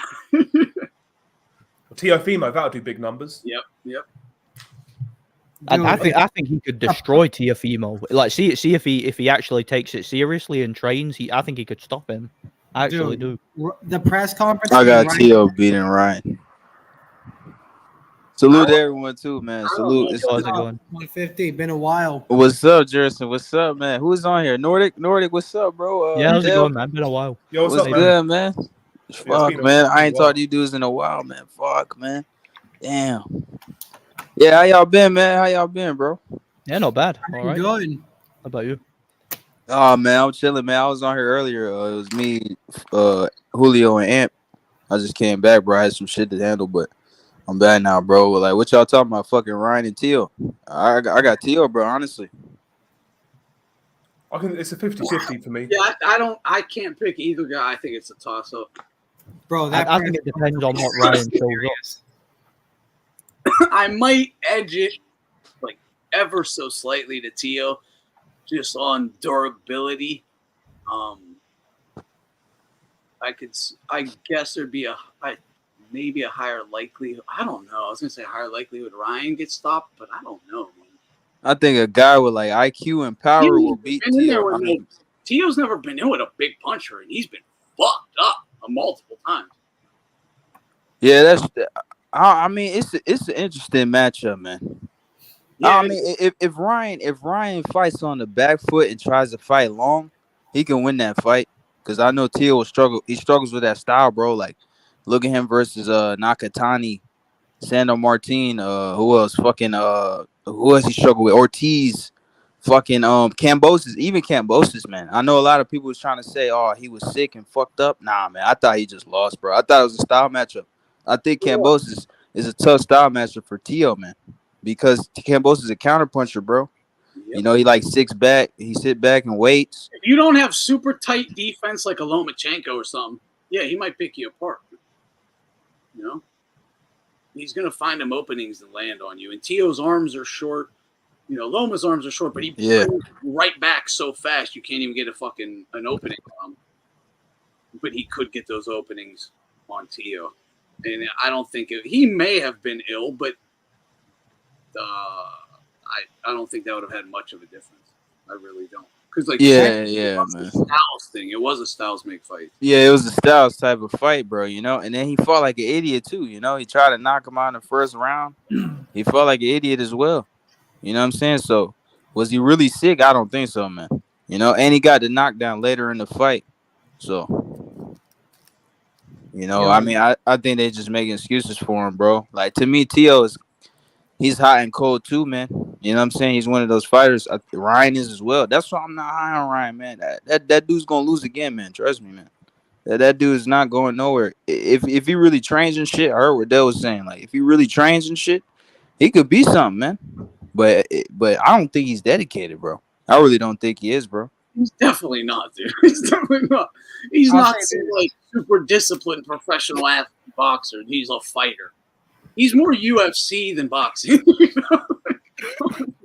Dude, he's more so just a fighter. Yeah, I'll say this much. I get your idea, 150, on the idea of Ryan fighting smart, but I could also see an outcome where they're exchanging and then Ryan just lands a crazy left hook or just any power shot and he could hurt Tio that way. Yeah, Ryan will hurt Tio, man. You know what I'm saying? He actually will, because that left hook is dangerous and he has a lot of speed. He has a lot of speed. They're just gonna be dropping each other left and right until one picks it up. but that's the difference, Jerson. Exactly. Tio can actually hurt him. Tio can actually hurt Ryan. Yeah. You know what I'm saying? Yeah, that's by far the biggest puncher Ryan faced as well. I don't know about that, to be honest. I don't think Tio hits that hard. Tank hits harder? Yeah, I think Tank probably. Yeah, I think. Look, I actually think Tank can beat Tiafimo, man. I actually think that, man. I'm not even high on Tank.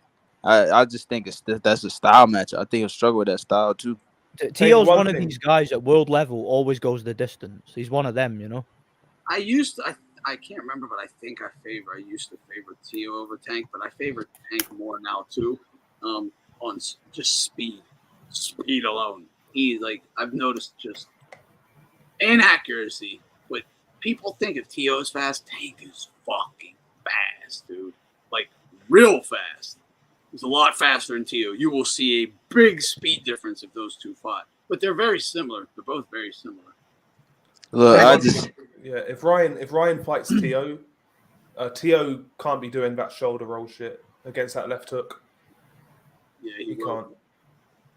No, he can't, bro. He can't. That's what I'm saying. If Ryan fights on the back foot and Tio comes forward, the fight's over, man. Good night. Ryan's gonna knock him the fuck out, man. You know what I'm saying? But if Ryan comes to him and Tio counters, Tio's gonna win, bro. That's how I look at that fight. Ryan missed by 3 pounds to avoid the WBC in the second weigh-in. Yeah, if he was like 2.8 pounds overweight, they could have made him cut weight and have to weigh in again. But because it's over 3, they don't make you do it. And I guess it's just up to the other team and whatnot if they want to take it and whatever, they can negotiate that. And if he was 5 pounds or more over the weight limit, fight's just off. I have a question though. Well, That's why I have to do 3 pounds. I agree with Quags on Tio versus Tank. Tank, yeah, he fights too negative, and he can't bring that to better competition at all. Because here's the thing. Yeah, I get being patient is one thing, but you don't lose as many rounds as Tank does. Tank has been known for like losing 6 rounds. Like was on Rolly Romero, bro. I was just gonna say that. He lost every round, man. Dude, do you know what Teofimo would have done with that time? Yeah, but this is this great. This goes to your comment as well. Hash says Tank beats him Tio because he'll force Tio to lead. He'll catch him. Tio is horrible on the front foot. Not horrible, but he ain't good. Like he ain't something special or anything. Tio's already that's what he does, and because he's accurate and a lot I think he is a lot faster. I think that's what the problem is. I do think Teo's gonna box him. Tank's gonna move, do what he does. Same shit with Rolly, like not want to get into it, but just keep slinging a bomb here and there. He already talked about his game. I don't think he'll run into some shit. He gets hit. The problem is with these fights we're talking about, a lot of these guys are still so unproven. Yes, exactly. Facts. Here's the thing. He already mentioned that that's not what he wouldn't go with a guns blazing approach. He says he'd go for the countering approach. So that means he's actually going to do what you're saying, but like what you're saying, but reverse the roles. Like he's spoken about that's what his game plan is with Tank. Like he's just going to wait and counter. Yeah. But how's he going to do that with a guy who's taller, who's got longer arms, much quicker, hits much harder, lateral movement? I don't see him being able to do that. What fight are you talking about? Teo versus Ryan Garcia. I was talking about Teo and Tank. All right, sorry, I had that mixed up. Sorry, I was zoned out for a moment.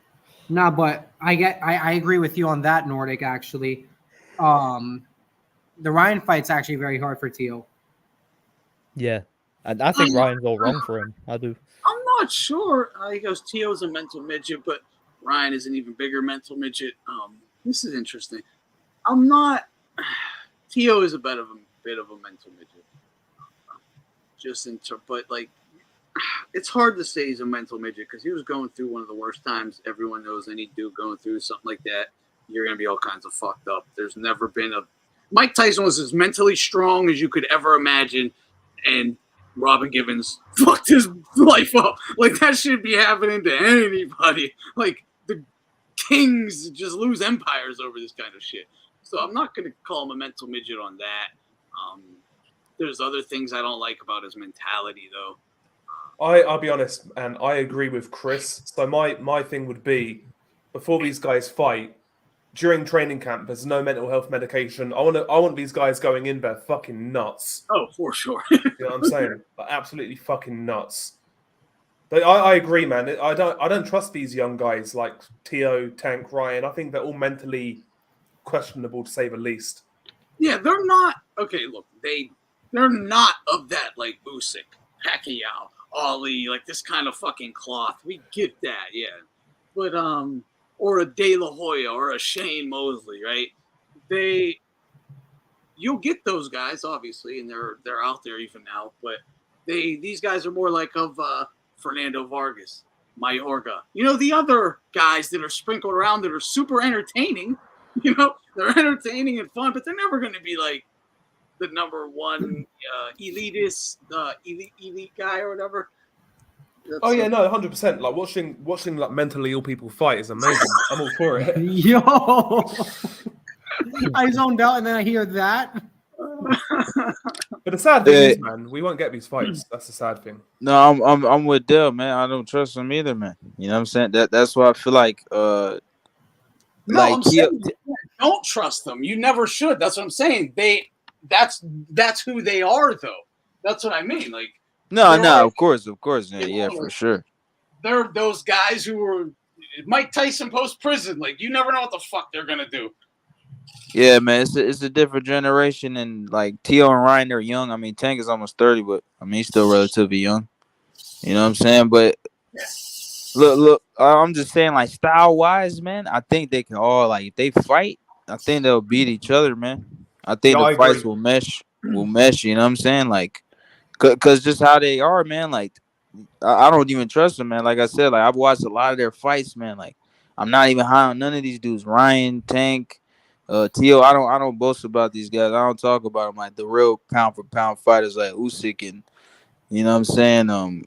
Yeah, Chocolatito and shit, man. Estrada, real motherfucker, Inui. You know what I'm saying?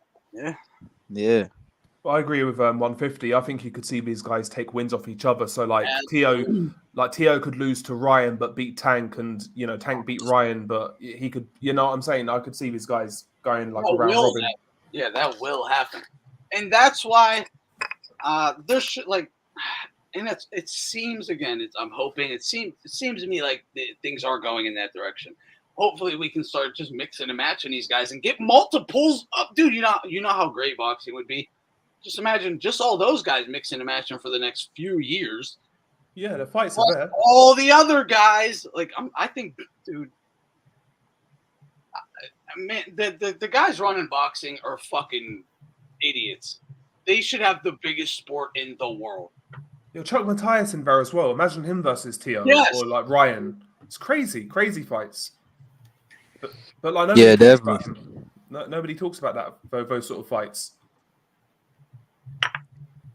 Yeah, man. That's because Matias he doesn't have a name, you know, and they don't even want to fight that dude, man. You know what I'm saying? I think they're gonna age that dude out, bro.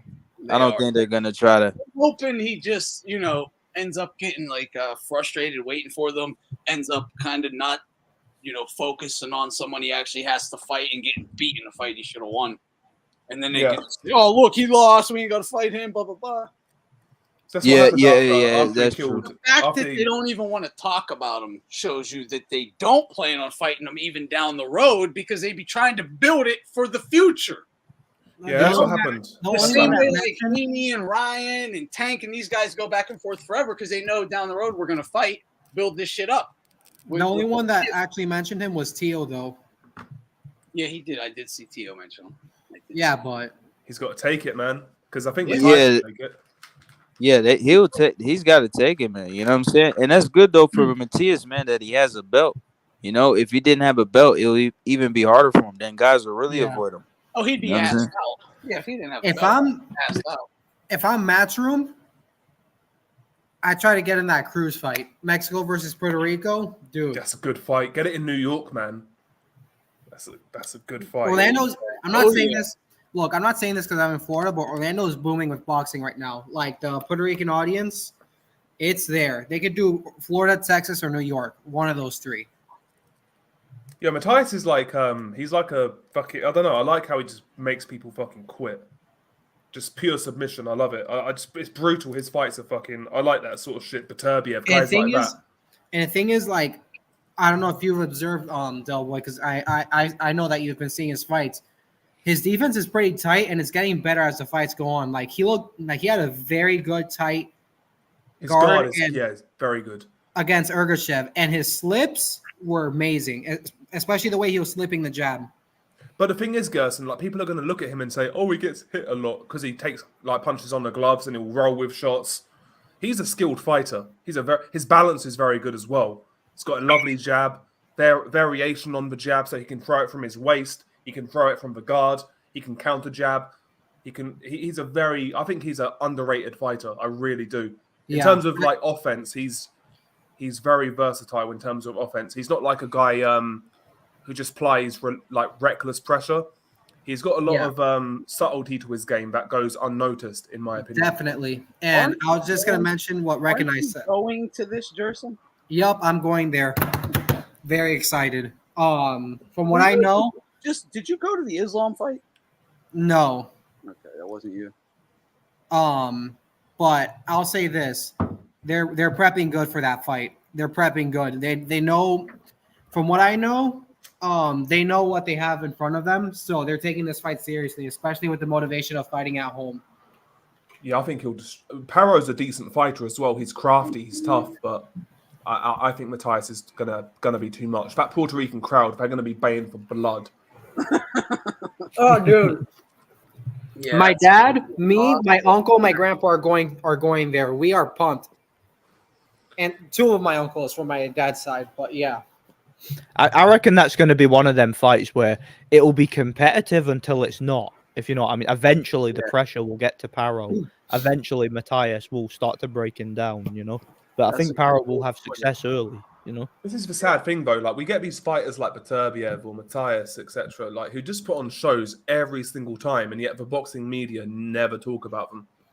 Yeah. The boxing media would rather talk about Anthony Yard and who he signed with, you know. Like, think about it. If they were a UFC guy, you know, they'd be Max Holloway, they'd be Khabib, they'd be Pierre, you know, they'd be fucking superstars.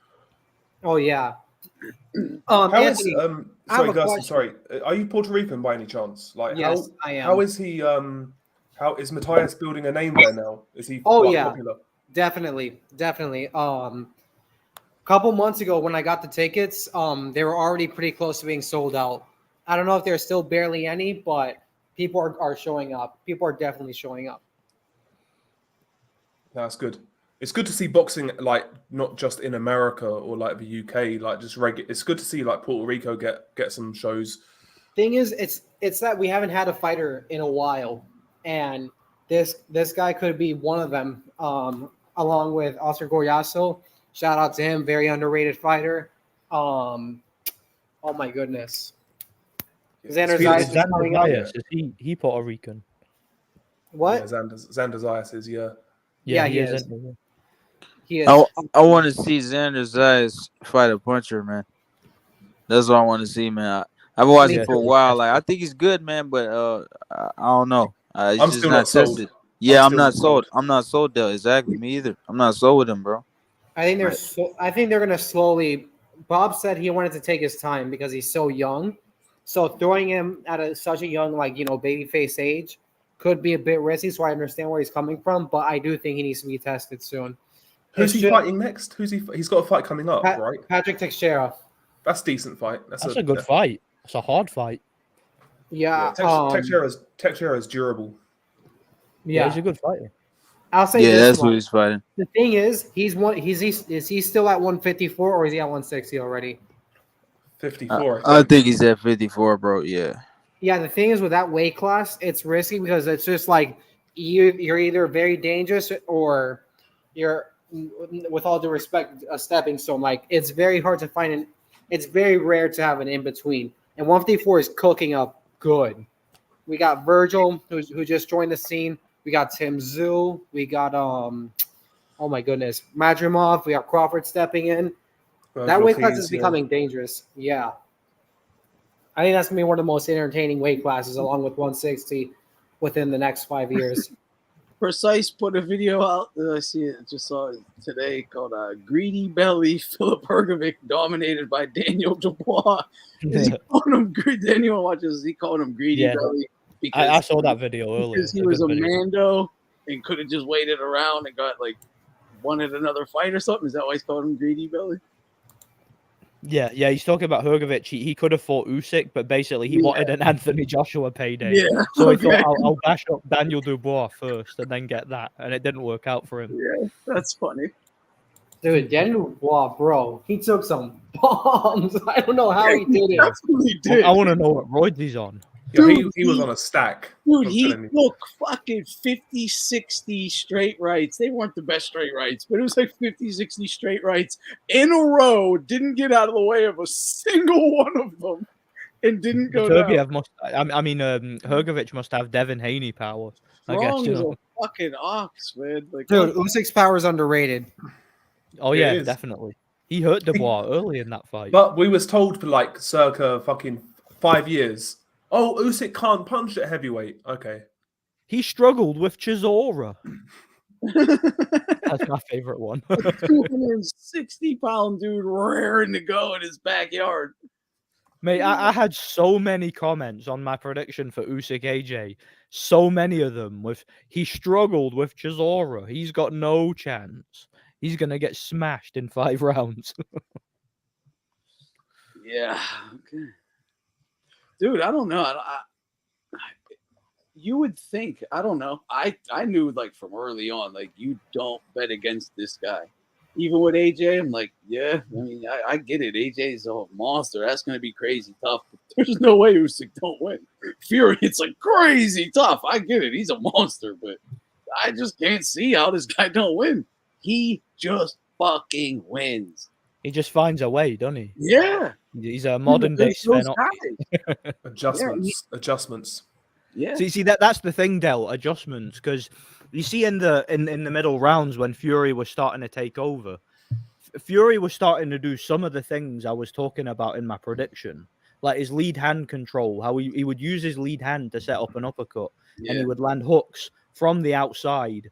And then occasionally he tried to get inside and maul him. He didn't do that as much as I thought he would, but he tried occasionally. Usyk was able to make the adjustments to overcome that, because he was able to figure Fury out, and he was able to start backing Fury up, and he was able to sell out. And literally, me and Ant were talking about this before. Sometimes he would literally jump off the canvas to land a punch. That's how determined Usyk was. Do you know what I think Usyk I'm was so doing? impressed, I must admit. Do you know what I think Usyk was doing in those rounds? You know where Fury was really starting to get a foothold and get on top, like 4, 5, and 6? Yep. I kind of think Usyk was, all he was doing, like we've never seen Usyk just high guard, walk in straight lines. He doesn't do that. I think he was honestly trying to just gas Fury out, make Fury work hard. Just keep walking on him, keep walking on him. I think he realized that Fury had a weight loss camp. I think he realized he wasn't in shape prior to this fight happening. That's why it was postponed. I think he realized that. I think he deliberately made Fury work very hard in those rounds. No, he did. Yeah. You're exactly right. That is definitely what happened. I think how it happened was he got hurt. Then Fury got confident, started letting his hands go, got a little rough for Usyk. But he never backed up. He still kept fighting, kept pushing forward, or trying to stand his ground, push forward. And I did, to me, it looked like he got a bit lost there for a bit, maybe like a round. And started that. He didn't know quite what to do, but let me just start pushing this guy backwards. It may make him exert himself more. Maybe 2 rounds of this. How long can he go? 3 rounds of this, and then I get strong. I get pretty strong as exactly. And I think he was confused, but I think in his mind, just make this guy work, make him work, and eventually he'll slow down. And I think that's underrated in boxing. When these sort of awkward long range fighters, once they get in a rhythm, a lot of fighters just fall into the trap of following them. They don't make them work. Usyk did. Usyk made him work. Absolutely. It's a fascinating fight, wasn't it? Fascinating. What Usyk was able to do. And I think a lot of us knew this. Is why we're looking forward to it so much. But everything about it just screamed, this is going to be one of the greatest fights we've seen in a long time, man. I'll be honest, Anne. I was expecting a messy, clinchy type of fight. The type of fight it was surprised me. I'll be honest. I thought Fury was going to be dirty. I didn't. People brought that up to me, and they kept thinking. A lot of people, assumed he would try to be the bigger man. And I just kept thinking. I said, it's not going to be as easy to muscle this guy around as you think. And when you come in, that means he's going to have to square up on Usyk, who's just going to punch him right in his fucking face. So it's kind of, it didn't, because Wilder has long arms, right? So if you're right inside, it's going to be a little harder for Wilder to really tee off on you, shoulder to shoulder, than it will be for Usyk. Usyk has a long reach. Actually, 78 inches, pretty fucking long. But for those size of guys, he could sneak in littler shots. And I thought that would pose a problem if he attempted it. But I kind of thought, I didn't think we would see that much of it. But actually, Fury didn't even attempt to get rough, really, like at all. I thought he for Fury, I thought he fought a fucking pretty honorable fight. He did, yeah, he did. Do you know what I think was the issue there as well? I think Fury, and I feel the same way. I was surprised by it. I think Fury was really surprised by the strength of Usyk inside. He probably was. I didn't expect him to be strong enough to outmuscle Fury. I thought he would be, because Usyk never looked like anyone was stronger than him. Like they might have looked about the same, but he never looked to get like out muscled or anything. So I was thinking, and I know those Ukraine guys, and I've heard his team even talk about this. They do a lot of wrestling, like a lot. So and I could tell Usyk's done a lot of strength training, a lot of weightlifting, and that because like his strength has definitely improved. Because see, if you look at when he fought Chisora, one of the issues with that fight early on, I mentioned this at the time. Chisora had a 30-pound weight advantage, and he was just charging at Usyk, literally charging right at him. And in the first few rounds of that fight, he made Usyk very uncomfortable. Like Usyk was struggling to keep Chisora off him. Now, when Fury fought Chisora in the third fight, and this was playing on my mind when I made my prediction, every time Chisora got close to Fury literally just grabbed a hold of him and pushed him back. Like Fury was so much stronger than Chisora and so much more effective on the inside. And that was one of the things that you'll notice if you watch the first fight. between Fury and Chisora. A lot of people thought Chisora would beat him on the inside. But when Chisora got close, Fury was able to get right up on his chest, lean on him, and shorten his punches inside and land body punches. And he was able to tie up Chisora's arms and still work with his own arms. So I kind of thought, if Usyk is winning this fight, if he's outboxing Fury and Fury gets frustrated, like he can't outbox Usyk, I thought Fury would just ragdoll him. I thought he'd just jump on him and tie him up, and Usyk wouldn't be strong enough to push him off. But I was shocked to see how strong Usyk was on the inside against Fury. It was shocking, truth be told. Yo, look, man. For me, man, I've been saying Usyk was gonna beat Fury for a very long time. On many panels, you know what I'm saying? I was saying that, and I remember telling guys that AJ was gonna lose to Usyk as well. Because I remember dudes was saying, "Yeah, AJ's gonna knock him out. He's gonna get robbed." Like they was even saying that in the Fury fight, man. I predicted all them damn near perfect. Yeah, exactly, and that's what I'm saying. Like they, you know, like they said the same thing with Fury as well, bro. That's what I'm saying. Like for me, bro, I'm in the prediction league. Champ Ross, shout out Champ Ross, bro. I put Usyk split decision. And that's what happened, man. I knew he was going to win a split decision, man. You know what I'm saying? I knew he would do it because this guy just knows how to adjust, man. He has the championship mindset. He knows how to fucking win. That's the thing about Usyk. And I watched Usyk since the first time I seen him, he fought Machunu. And at that time, I think he won the belt. I think it was a WO belt. Yeah, he had like was 8 his fights. Title defense, yeah, man. Yeah, he only had like 8 fights, man. He broke Evander Holyfield's record, man. Like ever since then, I knew he was a real one. And this dude hasn't lost since 2012, man. He hasn't lost since 2012. Think about that shit, man. This dude is a actually monster. gave him problems as well. Like Machunu was an awkward fight for Usyk. Oh yeah, Machunu was awkward. Yeah, bro. Nordic Machunu years later, he should have been a cruiserweight champion. He beat Makabu, got robbed. Yeah, he did. Yeah, he beat him clearly. And he beat Tishchenko as well. He did. Yeah, he schooled him. Yeah, he's a good fighter, Machunu. But again, casuals ain't gonna know that. Do you know what I no, mean? they're not gonna know that though. Yeah. No, Machunu's underrated, man. He's got skill. He's underrated, bro. You know what I'm saying? I even think they robbed him in that Makabu fight. I thought he beat Makabu. He was beating Makabu in the first fight, but then he got stopped as well. Yeah, in the rematch. Yeah, bro, but yeah, man, Usyk's a real motherfucker, man. You know, and just for me, like I was telling dudes that Usyk's a lot stronger than what people think, man. You know what I'm saying? Like, and his power too, because a lot of people say he had no power, but nah, his power is deceiving, man. Usyk has deceiving power, bro. Like, yeah, you know what I'm he's saying? got Like, enough power to keep you honest. Like, he's not a one-punch knockout guy, but he'll hurt you if he hits you, and he'll keep you on the outside on the end of his jab. You know.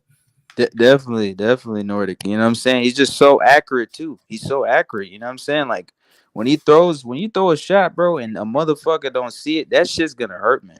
That's the shot that hurts you, man. And that's why Usyk caught Fury, because Fury didn't see that one, and then the two come around, and then you know what I'm saying? Like Fury just fucking fell over. It was funny as shit, man.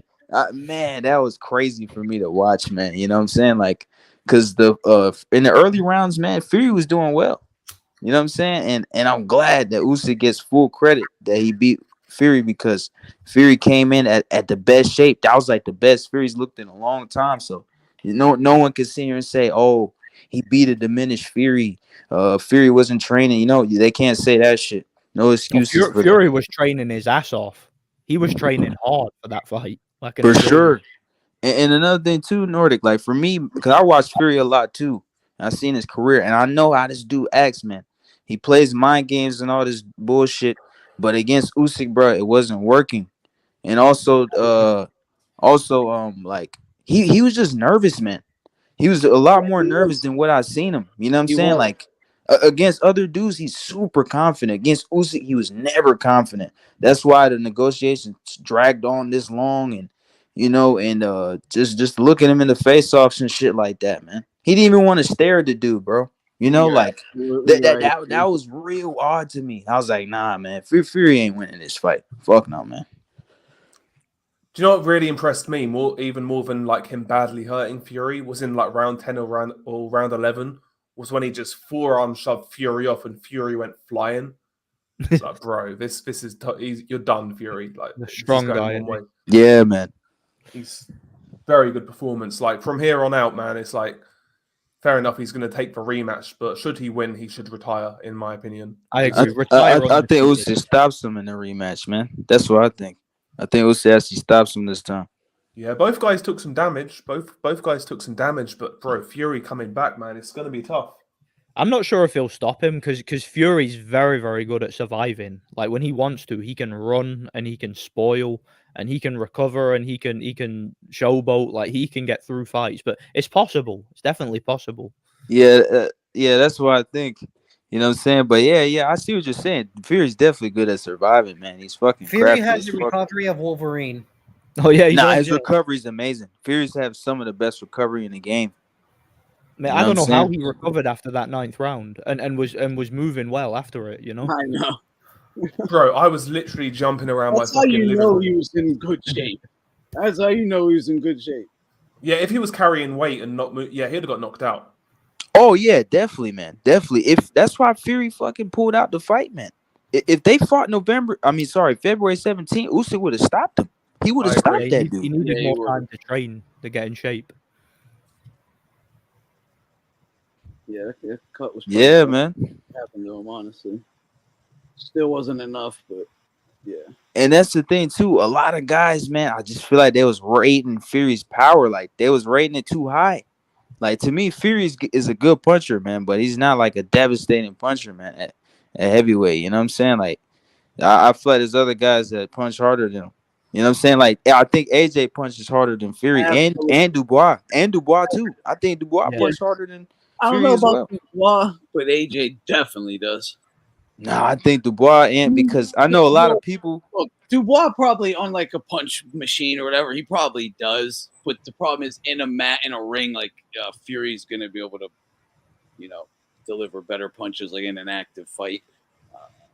He has like a better delivery system, I guess you could say. Nah. Fury's more accurate. Fury's more accurate Yeah, than yeah. Dubois. But no, I He's hear more accurate. like in terms of just raw power, Dubois probably does it harder. Yeah. That's what I mean. Like like even though people Same with whatever like they. Chisora or something too. Chisora probably just hits harder than him too.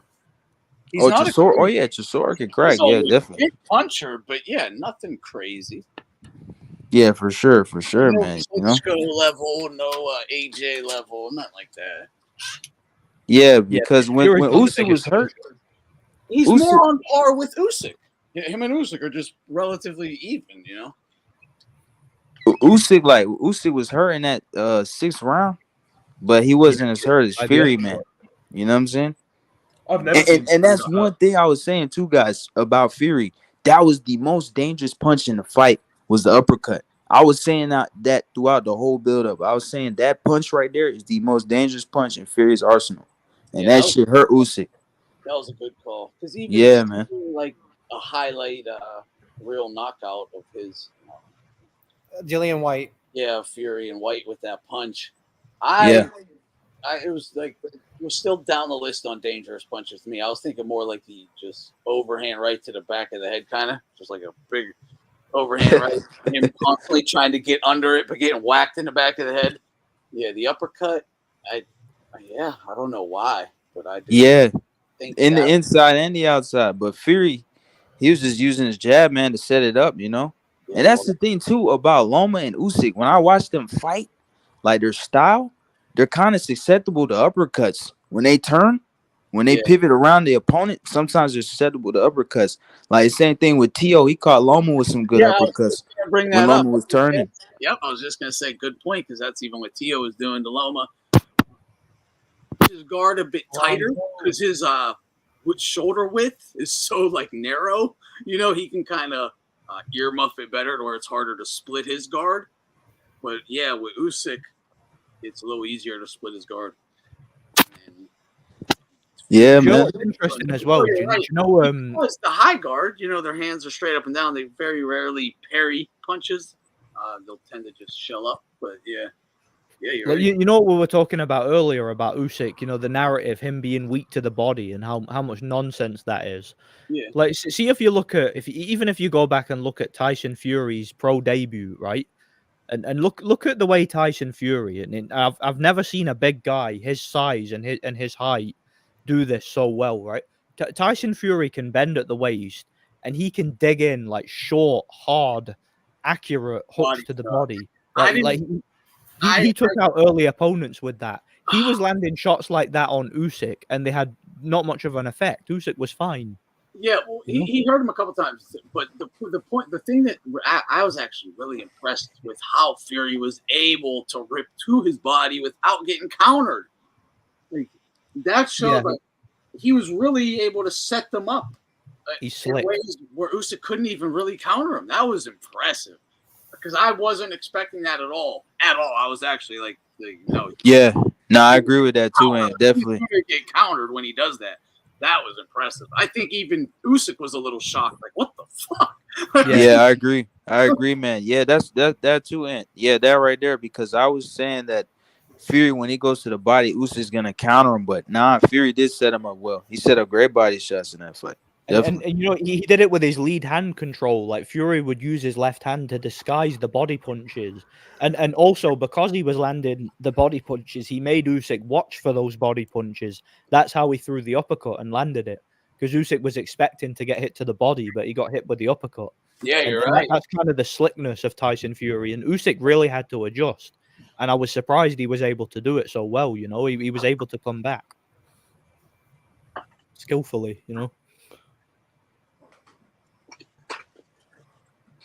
Yeah, man, that was a great fight, man. Definitely, man. I love that matchup, man.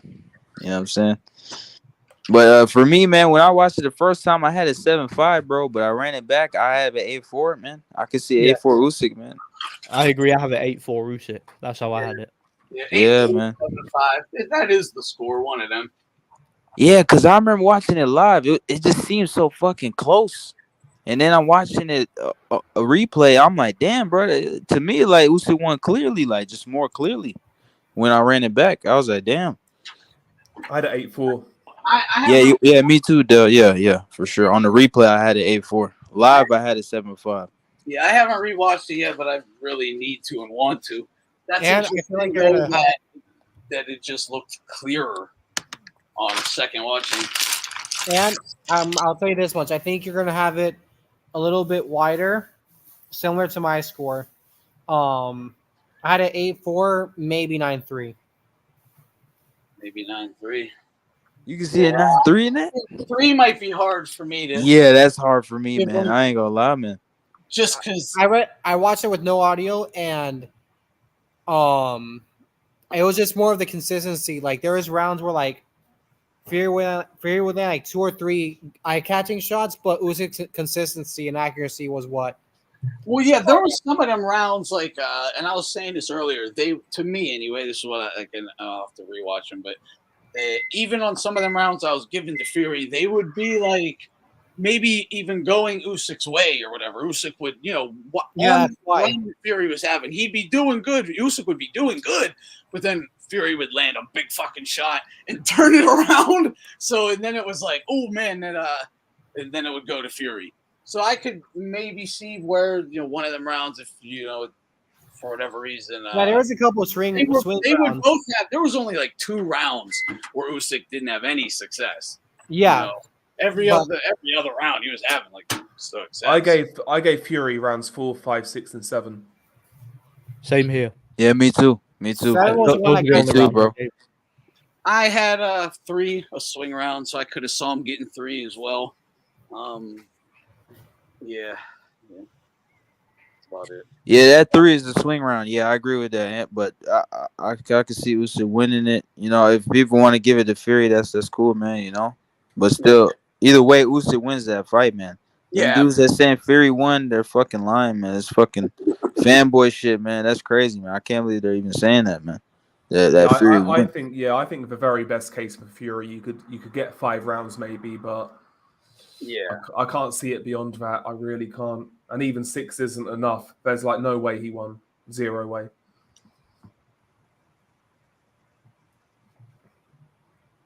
But it was a good fight, man. It was a good fight. I enjoyed it. So Yeah, I enjoyed the fight, man. You know what I'm saying? Loved it. And I know some people was talking about stopping the fight in the 9th round. Like, yeah, I agree. I think the ref saved Fury, but at the same time, Glad like he we still got 3 great rounds after that. You know what I'm saying? Like, he made it a better fight than he didn't. You know. yeah. But yeah, it would have. Yeah, and to be fair, the ref called a knockdown at the right time, so I don't know, man. I think that it was a fair call personally. I don't think he saved him necessarily. Yeah, it's a tough one because he didn't get like really. Apart from when he like cracked him with kind of the overhand jab and then whacked him across the jaw with the left hook and like spun his head around and really drove him into the corner at the end of the round there. Apart from that, he was never like all that extra hurt.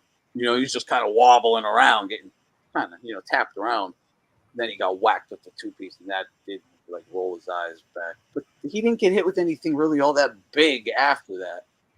yeah, I want more of these sort of It fights, makes though. it hard for the ref to stop it there because what would be the justification besides like Being wobbly. 5 seconds? Yeah, 5 seconds ago he took a big shot, wobbling. Yeah. Do you know what I want them to do? I want them to make Usyk versus Dubois too. Just I don't know why. I want to see that again. It'll be funny. I don't want to see Dubois fight. I want to see Dubois to win How about with a this? body shot. No, I don't want to see that, man. Actually, my question to you guys is this. I asked someone yesterday, but I want to ask you guys. Once Usyk retires and probably Fury, if he does, who's the top guy of heavyweight? And where does it go? Oh, God. Probably Joshua, I guess. Yeah, it would have to be AJ. You know what I'm saying? I feel like you can argue. You can argue some guys, maybe.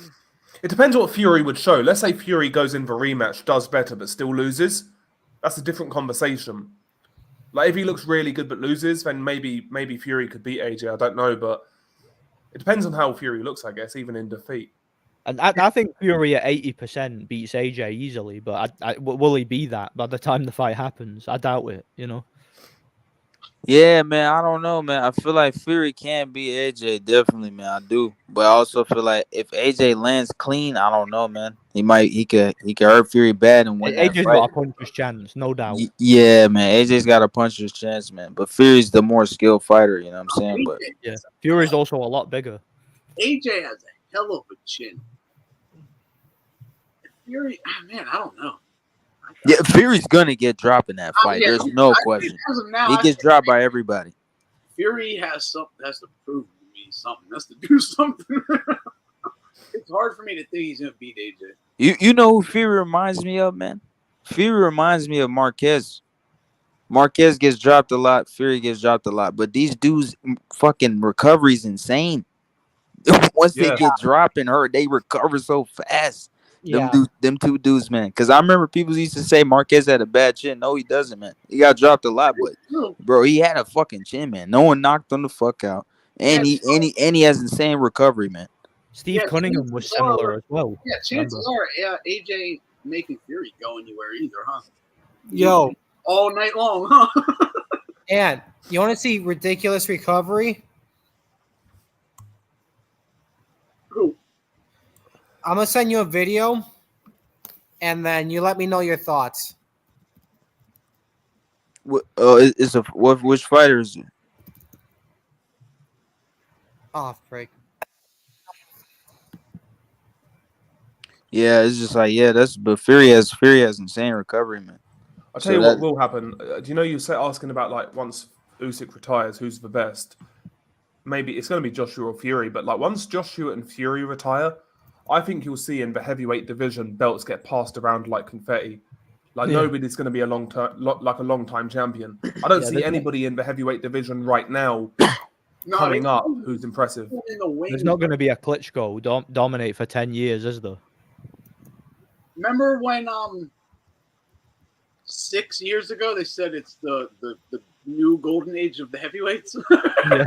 Yeah, bro. Yeah, man. Bro, no, I'm unimpressed with heavyweight. Yeah, now heavyweight sucks. Yeah, that shit sucks, man. You know, once AJ and these dudes are gone, Fury, Usyk, You know, Wilder's already gone now. You know what I'm saying? Zhang, he's old as shit too, man. You know, Joe Parker's a little up there. Yeah, once these guys are gone, man, yeah, man, it's gonna be terrible. Yeah, Who are 'cause the they- next guys? Like people are talking about Jalalov, but the more I see from that guy, listen, he's got a lot of skills, but I think he's soft in a long fight. Look, hey, Dale, I watched your video, man. Speaking of that, man, I heard you was talking about Jalov went back to the Olympics. Yep. What He the won- fuck, man? He What won the a fuck he gold. do that for? He won a gold last time, and now he's gone back. So he's halted his pro career once again, to go back to the amateurs. Complete waste of time. Yeah, it's a waste of time, man. I don't Yeah, see the man. point. That would be like Vladimir Klitschko now fighting in the Olympics again. That's what it would be like. But there's a reason this guy's been matched so softly in his pro career when he's a gold medalist and he's going back to the amateurs. I'm sorry, there's a reason for it.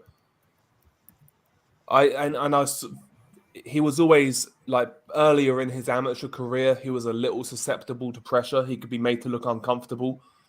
So the more I've like researched him, I was really convinced when I first saw him, but the more I've like looked into him, I'm not quite as sold. He's got a lot of ability. He can move well for a big man. He's a southpaw, good power puncher, good straight punches, but he's got skills. But I don't necessarily think he's cut out for like 12-round pro boxing. I'm not sure. I've just had a thought. Usyk could do that. Usyk Never was mind. gold medalist. He could go back to the amateurs and win another gold medal if he wanted. If You're they going to let see, him, of course. bro. You're going to see some scrubs get heavyweight titles in like once this generation retire. I'm telling you. Yeah. Oh yeah, for sure, man. Daniel Dubois will probably get a belt. Yeah, Yeah. he will. He will be a champion. He will be a champion. 100%. Yeah, you're probably right. Yep, you're right. Whoever the next, Huey king or Fury. one of the top guys, they're not even around yet. Whoever the next generation top guys are, because there's no one even has the potential to become a truly elite heavyweight that's coming up right now. Yeah, Moses Atalma has face boxing. It's way too early. He's 19. He does look good, but it's way too early. Look, with Jalov, I've seen him fight before. To me, man, I think he relies on his left hand too much. I think he needs to like switch it up a little bit. The last time I seen him, but that was a while ago, man. But I think he's good. But I'm with you, Dale. I think they're matching him up weirdly, man, for sure.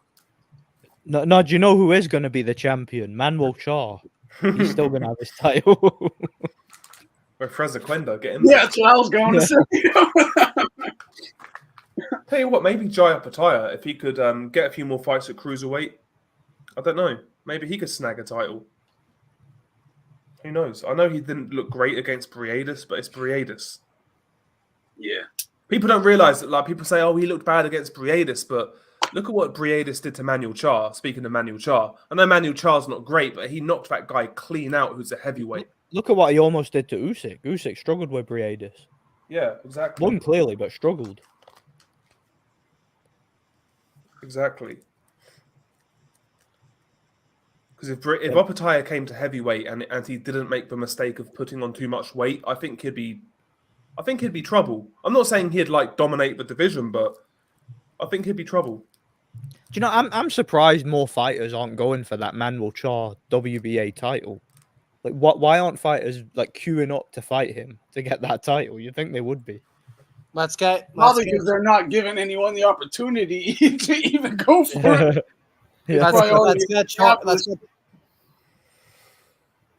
This belt stays here. Yeah, he's like, this is my belt. You ain't getting it. Yeah. He's like Charlie versus I paid good money for this belt. I wouldn't sell this belt for the crown jewels, you know? Exactly. Let's get Char versus Jean. Yes. Giga Char versus Jean. Yes. How he's managed to scam a career out of boxing is quite impressive. I'm not going to lie. The audacity of the guy as well, you know?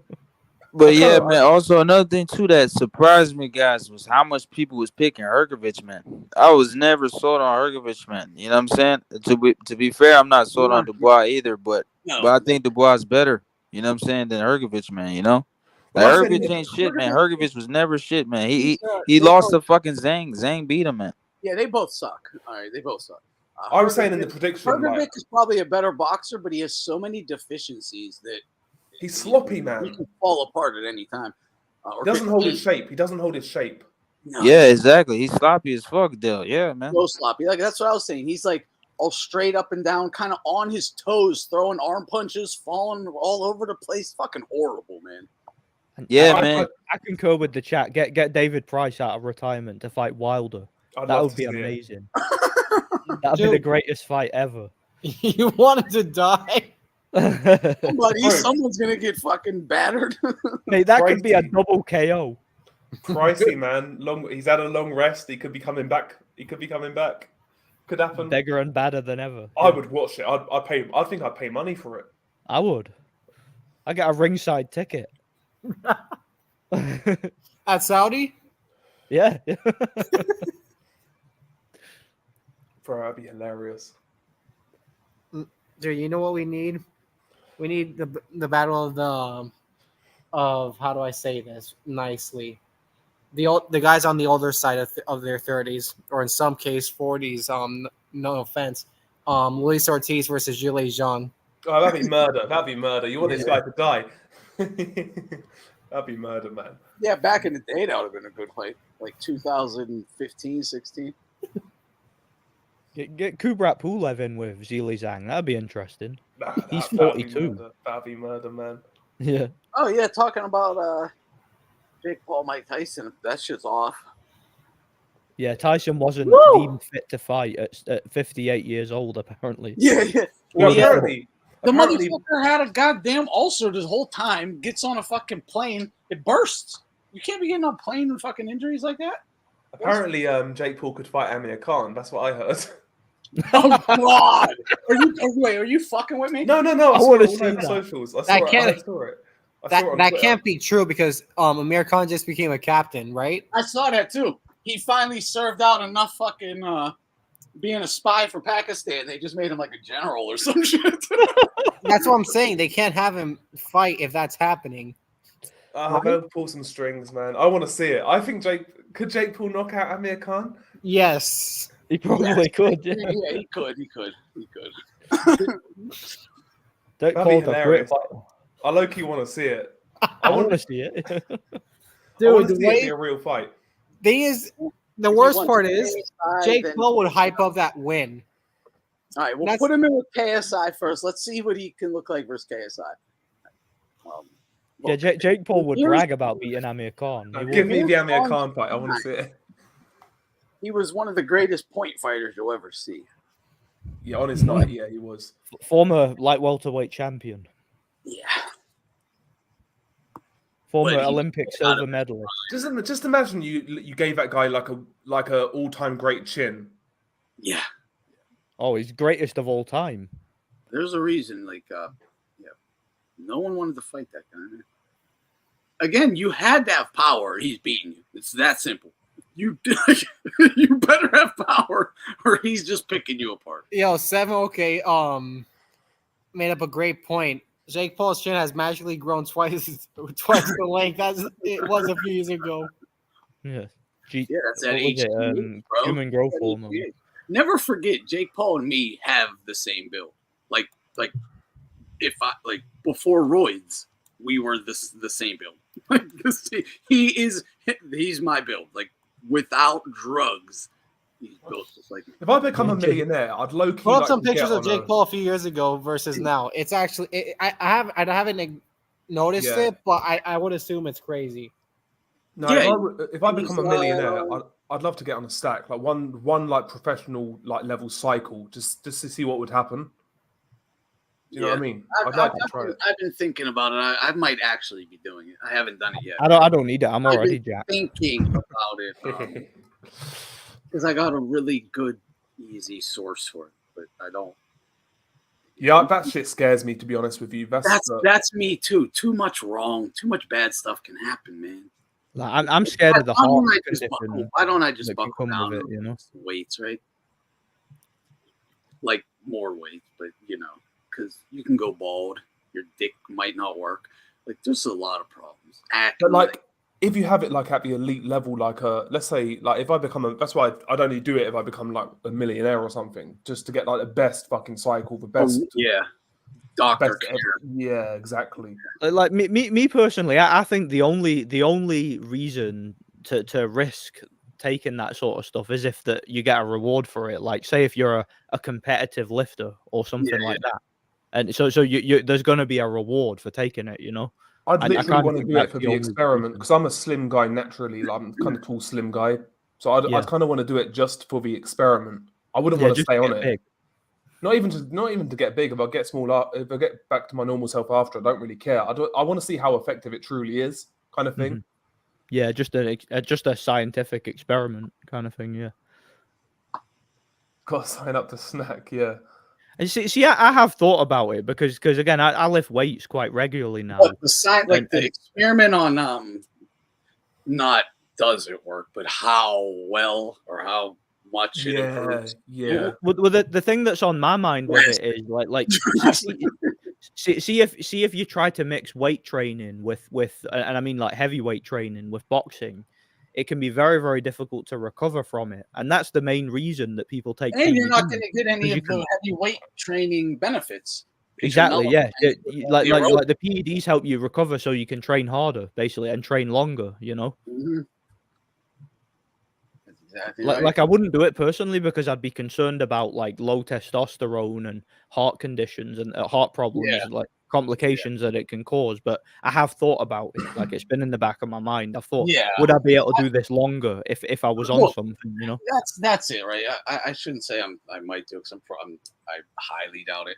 I would love to, right? If there wasn't negative effects, I love the idea of the positives, right? As Yeah. I'm sure we all do.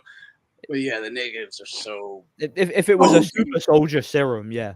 Yeah, exactly, right? The other thing that fucking puts me off the most is like the fact that my dick might not work properly. Exactly. That's the thing that scares me the most.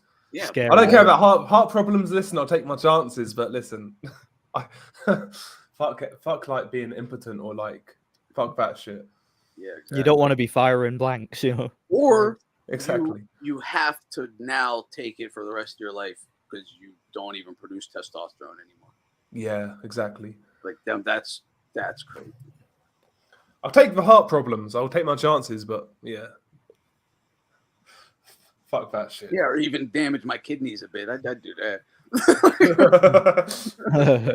It's all about pros and cons. Yeah, exactly. Yeah. You become a bit stronger, but you might get kidney failure, you know. Who needs kidneys, man? Yeah, I'll roll them dice. Wait, put my dick away. Wait. I've got 2 kidneys. I've only got 1 dick. Exactly. But see, that's the thing though. Like, I've got no interest whatsoever in competitive lifting. I just lift to get strong, you know. So why would I risk it like that, you know? Well, yeah, he goes, yeah, and how? That's like what is most likely. Once you get on it, how the hell are you supposed to come off of it, right? Yeah, exactly. You got to take the Clomid, right? The estrogen blockers, and hopefully it's supposed to hopefully kick your natural production back in, natural testosterone production back in. But anyone who's ever taken that shit will tell you it never comes back the way it was. And some just never come back. Gonna end up with bitch tits. Yeah, exactly. I don't think people understand the benefits of that combo. It's they're both legit, you know. Creatine is one of the most legit things I've ever. I never took many supplements, but everyone will notice the difference from creatine like right away. So sometimes I'll just have like a bottle of Lucozade before I go to the gym, and that seems to give me give me the right amount of blood sugar for a like an hour and a half workout. You know, I feel fine usually. What's that? Lucozade? It's just an energy drink. It's just okay. sugar, basically. You know. Perfect hangover cure, that is Lucozade. Oh yeah, without a doubt, yeah. It's almost as good as Iron Brew for that. You know? Sven okay in the chat. Yeah, that's the thing I was saying on my stream. I don't know if you heard. Basically, Don Charles said after the Usyk fight, the Usyk Dubois fight, he said if anybody says in his presence that Dubois quit, he'll punch them in the face. So I'm saying if I ever see Don Charles in person, I'm gonna get my phone out, record it, and I'm gonna say to him, "Hey, Don Charles, Usyk, Dubois quit against Usyk." And Get see a if Benz, get a BMW on Don Charles. yeah. He's So dying. see if he punches me and see what happens. You know. If he didn't quit, what did he do? What did he do, by the way? Yeah, Exactly. yeah, He just decided not to continue for reasons other than quitting. yeah. That's I called don't know. quitting. It's called I quitting. don't know I don't know why it's a dirty word for boxing fans. I know, I don't get it either, because it's just a literal thing. It's what they do, you know. Yeah, and not all quitting is the same. Like if someone's got like a genuinely broken orbital bone, fair enough. But Dubois quit like a dog. He quit. And I mean, if Antonio Margarito had quit like in round 10 against Pacquiao, that you can understand. Just getting outboxed by a guy half your size and feeling sorry for yourself, and you can't land clean punches, and you're behind on points, but you're not getting beaten up, and you decide to quit. That's completely different, you know. And by the way, if we didn't look down on quitting, then we wouldn't reward bravery. For real, for real. Yeah, exactly. So these same guys who De La Hoya quit versus Pacquiao.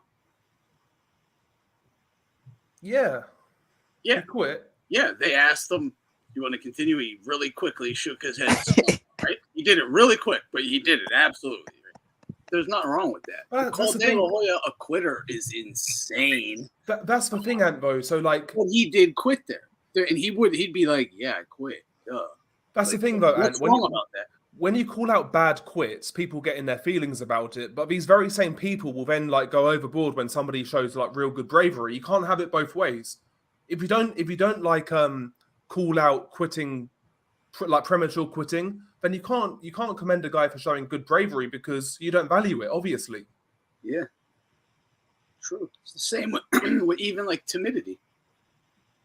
You know, yeah, it should be criticized.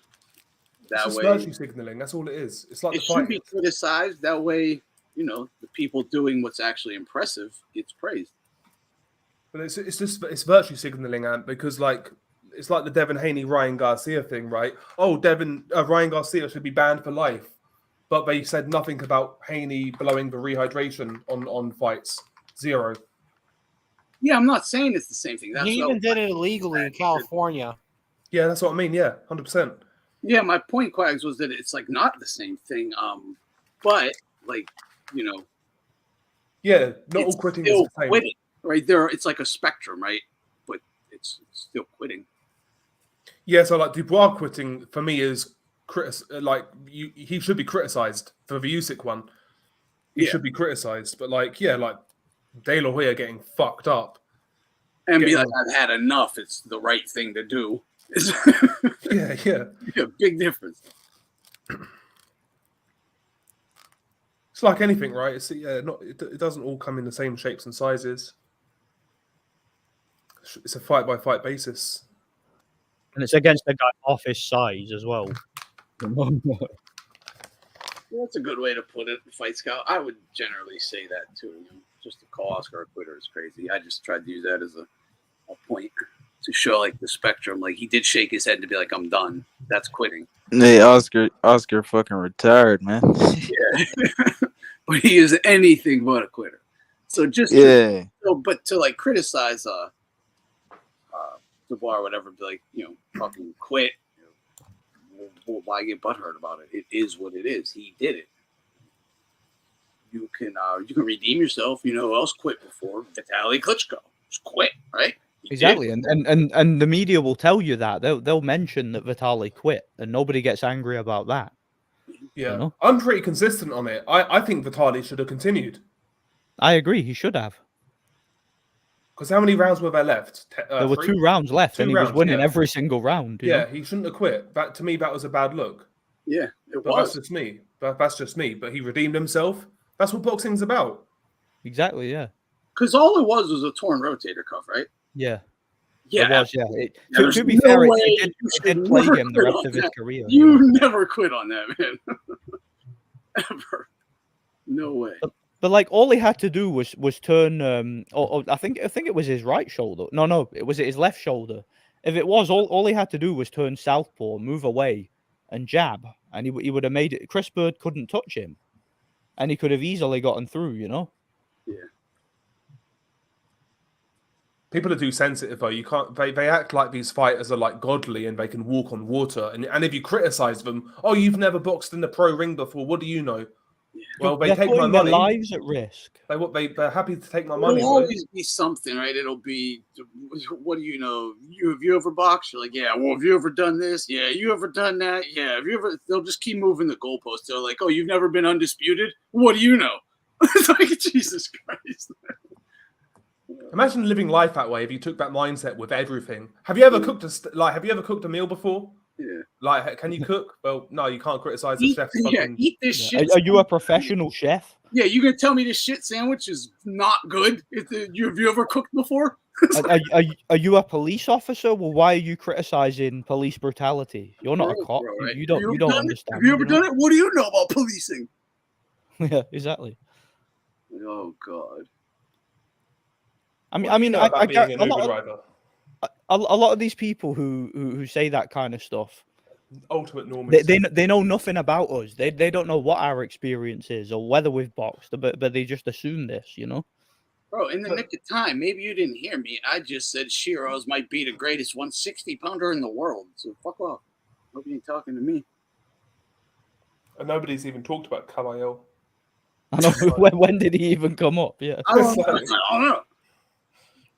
I've given Caballero a lot of praise in his last two fights. I don't know what this guy's Same, talking about.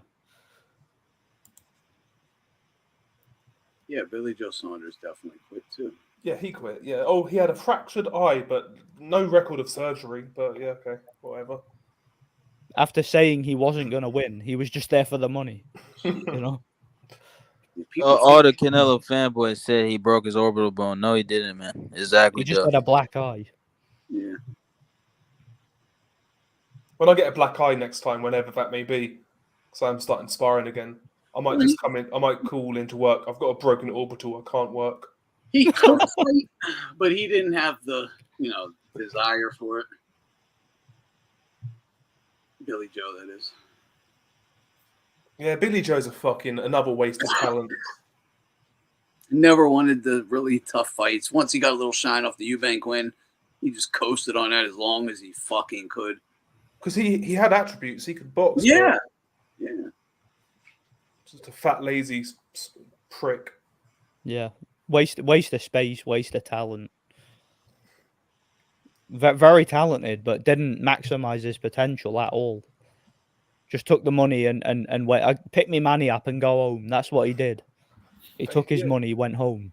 Yeah, and he was competitive with Canelo for a few rounds, but my opinion, he could have beaten him if he actually came to win. But that's what I was just gonna say. Think about that. He didn't have any intention on winning and still competed a little bit. Like he was still, did good. If he would have, if you just come to fucking win, it's a coin toss, man. Because at that level, they're physically not. There's nothing really different. One might be faster, one be a little physically stronger. It all evens out. So how much are you willing to go through? How much you willing to put this guy through, push yourself through? He had no confidence as well. His whole career, it was Triple G would beat me and Eubank on the same night. Yeah, well, I appreciate the honesty, but come the fuck exactly. on. He said Triple G has more power in his dick than Eubank has in his punches. He said that. Yeah, that's crazy, man. That is crazy. Yeah, even if you feel that, you don't say it. No, he did say that. Yeah. Oh, that's crazy. I remember that. Yeah. Fucking Billy Joe, man. He's a clown, man. Yeah, all you do is, hey, I respect the shit out of him. Look forward to fighting him one day, but I'm gonna kick his fucking ass. That's it. Yeah. I want to suck that dude's dick. Like, what the hell, man? Maybe I would never say that about a potential future opponent. That's so gay. It's disturbing, you know. Beta Joe Saunders. Yeah, basically, he laid down. He submitted. He spread his legs like Carissa Shields. Quag said Betty Joe. Yeah, I know, Betty Joe. That's fucked up. No Diddy. No Diddy. No Diddy. Yeah, man. Yeah, fucking Billy Joe, man. Yeah, Look, he was wasting potential. I agree with that, though. I do. Not think of this. What you got the Saudi money in here? You can clearly see they're looking and scouting for like talented Arab fighters, Middle Eastern fighters, whatever, right? And it makes sense because with the growing Middle Eastern populations all throughout Europe, all throughout the West, right? Australia, America, Canada, all of Europe. There's a big population to tap into to suck fucking funds out of, right? And the thing is, that's why the UFC is pretty successful, even though they're starting to have their more favorites like the Daggies and the Africans. Yeah. Overall, they go to all markets. Yeah, they got a little something for everybody. Yeah. Yeah, they definitely do that. Thing is, though, the Dagestanis they cross over quite well because they're kind of like kind of funny the way they trash talk and shit. Yeah, it's their personality for sure. The thing is, look, when it comes to the African champions, it's because of Disney, because Disney owns ESPN and ESPN broadcasts UFC. You know how that whole cycle goes. As for the Daggies, the reason why they're so invested in them is because you can bring them to Saudi Arabia even if they have a horrendously boring fight, and you'll still make a crap ton of money in Saudi Arabia with them. Does that make sense? Yeah. Yeah, for sure. It's a Like huge Khabib opened it up, yeah. It's like I was saying earlier, even when there was Paulie was like the only Italian fighter left, the Italians will get behind him. It's like what you have. You'll work exactly. You'll work with whatever they give you, I guess. But then it hurts. Here's the issue. With the Daggies, well, the Africans, they're pretty diverse with their styles, so they make a cut. But if they're South Africans, they don't get the love. Shout out to Dricus du Plessis. Anyways. Yeah. When it comes to the Daggies, it's like hold it real quick. How about Strickland's performance? Dude, I wasn't expecting that. I thought it was gonna be a war, and it's weird. I didn't think he would win, dude. I didn't. Here's the thing with Strickland. It's very weird with his style because when it comes to he can box, man, for an MMA guy. Yeah, he can. Dude, I love he's so good at parries. Like his parries are crazy. Next level. His teep kicks were horrendous. Have you seen the video of Paulo Costa showing his stomach after the fight? No, I didn't, but I saw it during the fight. Dude, like he got fucking bird crap shot ton of right to the gut. Dude, crap ton of lacerations and scratch marks. It's pretty crazy. Yeah, I never saw someone's stomach look like that in my life.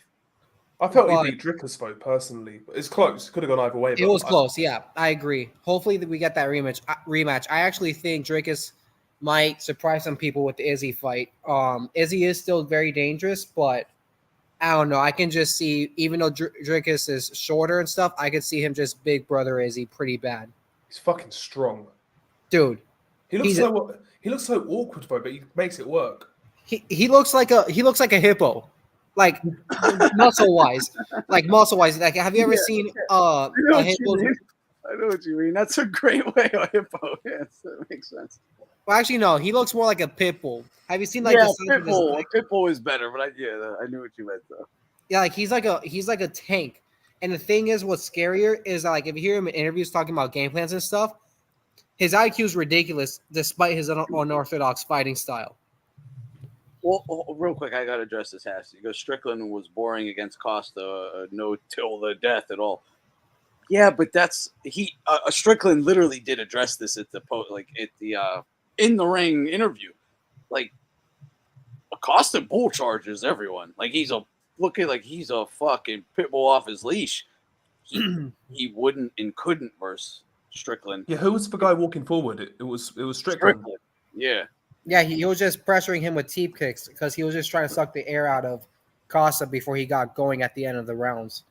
Yeah, I mean, look, Strickland did what Strickland does. Costa didn't do what Costa does, honestly. Yeah. And I thought he would. I actually thought he would. I thought he'd be a better fight as well. I like Costa, though. He's kind of based on socials. He's kind of... Yeah. I like Costa, too, though. Costa's funny. Yeah, exactly. Yeah, he's real. He goes after everyone as well. I like it. He's... Sean Strickland's boring as fuck, man. You know what I'm saying? It's fucking style, man. Like, he's not like some super exciting fighter. You ain't gonna say that at all. Yeah, he just jabs, man. He just throws jabs. You know what I'm saying? He does parry. He does parry. He knows how to check the leg kicks and shit. But Here's you the know what I'm weird saying? part. He has entertaining performances with fighters who are usually with fighters who are boring, and then with exciting fighters, he has the boring performances. The Drickus fight was good though. That's really. I thought that's why they even put him in with Costa, because Costa's gonna fucking, Strickland's gonna walk forward, Costa's coming forward. It's gonna be a fucking collision of hell. But I think if you meet him head on, it will be a good fight. But like, can you imagine Strickland versus Whitaker? That'd be a banger Strickland fight. was going forward, doing what he does. That's what I said. But Yeah, you saying Strickland versus Duplessis? Yeah, that was a good fight, man. I thought he won too, man. I thought that he won like 3-2. You know what I'm saying? I thought Strickland won. I thought they fucked him over, but yeah, I heard that. you know what I'm saying? Yeah, but that fight was good. You know what I'm saying? It was a good fight. Duplessis did better than I thought. He's kind of awkward, man. He's an awkward motherfucker, man. You know what I'm saying? He's strong as fuck. Yeah, he is pretty strong. Definitely, man. You know what I'm saying? Yeah, man. I was going for Strickland, but I had a feeling Duplessis was gonna win, bro. Because I know they wanted that Izzy matchup. You know what I'm saying? Get Izzy back in the race. Yeah, he's a money man, isn't he? Izzy. Yeah. Exactly, Quacks. Strickland needs to hate the guy to be exciting. Izzy is dangerous on the feet, and he took that like it was like it was in the street. Yeah, that one card, that was crazy. It wasn't 5 rounds, so it was 4-1, but still ridiculous. Well, I think 4 out of 5 rounds they gave to Costa. That's what you're saying. When I heard that, have you noticed though, like in the last 5, 6, 7 years, like these sort of cards are starting to creep into UFC, MMA? Oh yeah, yeah. I haven't ever really paid attention all that much to the cards, but ever since I ever started paying attention to the cards, there's always been robberies. Maybe they weren't like that back in the day, because I always heard that, like, well, the UFC don't rob guys and blah blah blah. And then I started watching it, and every card there's like 2 robberies. I'm like, what are you talking? That was the narrative back in the day, and it was somewhat true. They still happened, like Saint Pierre versus Johnny Hendricks, for example, or John Jones versus I forgot his name. But they happened now and again, but they weren't that regular. But now they seem to be happening a lot more regularly. Dominic Reyes. He beat him, bro. Reyes, that's the one. Definitely beat him. I think we did the stream while watching. It's so sad what happened to Dominic Reyes after that fight. You know, right? He's not won that's a fight one since. of those things with like Kovalev Ward, right? You get robbed, your whole like all that positive thinking you had is just done. You're done. Thing is, here's what happened. He even said it. He got a little cocky with Jan Blachowicz, and I do think that played part in effect. But the knockout that Yuri Prochazka put on him was horrendous. Have you seen that knockout, Anthony? Yeah, I have. That spinning elbow was one of the, for me, that's one of the scariest knockouts ever. Like he had him flat out. Like John Jones is a far better fighter, right? Than Reyes could probably even dream of being. But on that fight, he did win. Yeah, and the Gustafsson fight, honestly, I felt it could have gone either way. I'll be honest. I don't think it was a robbery. I felt it was close. Yeah. I thought Gustafsson won, bro. I thought he won, man. I thought it was an either way. I never fight. sat down and really paid attention and scored it, but yeah. Thing is, I remember like Gustafsson. I've not seen it in like years, but my distinct memory was Gustafsson running in the last round. Maybe I'm wrong. I may be misremembering it. But I felt Gustafsson finished it weaker. But I may be wrong. It's been like 10 years since I've seen it. I mean, John Jones, because like in the 4th round, he hit him with like a spinning elbow. That changed the fight a bit. You know what I'm saying? But I feel like them early rounds, Gustafsson won. He was boxing well. I ain't watched it in a while too, but that's how I remember it. You know what I'm saying? But what that Santos dude too, man. That dude, I mean, his leg was fucked up in that fight, but he arguably beat John Jones too, in my opinion. I forgot about that one. Man. Oh, Thiago We Santos. did watch that. We watched that on a stream. I remember that. I don't think I've Yeah, even man. seen that fight. I can't remember what the hell I thought, but it was close. I forgot about that. I think Jones is on borrowed time, though. I think he's been on borrowed time for a while. He's not the He is. fighter he was. He's not. He's just older, doesn't train as much. Clearly not as focused as he used to be. That's why he doesn't want to fight. What's his name? Aspinall, Yeah. whatever his name is. Drake? No, not Drake. Not Dubois. Yeah, Aspinall. He wants to fight Stipe. Aspinall, Yeah, he wants to fight fucking Stipe, man. God.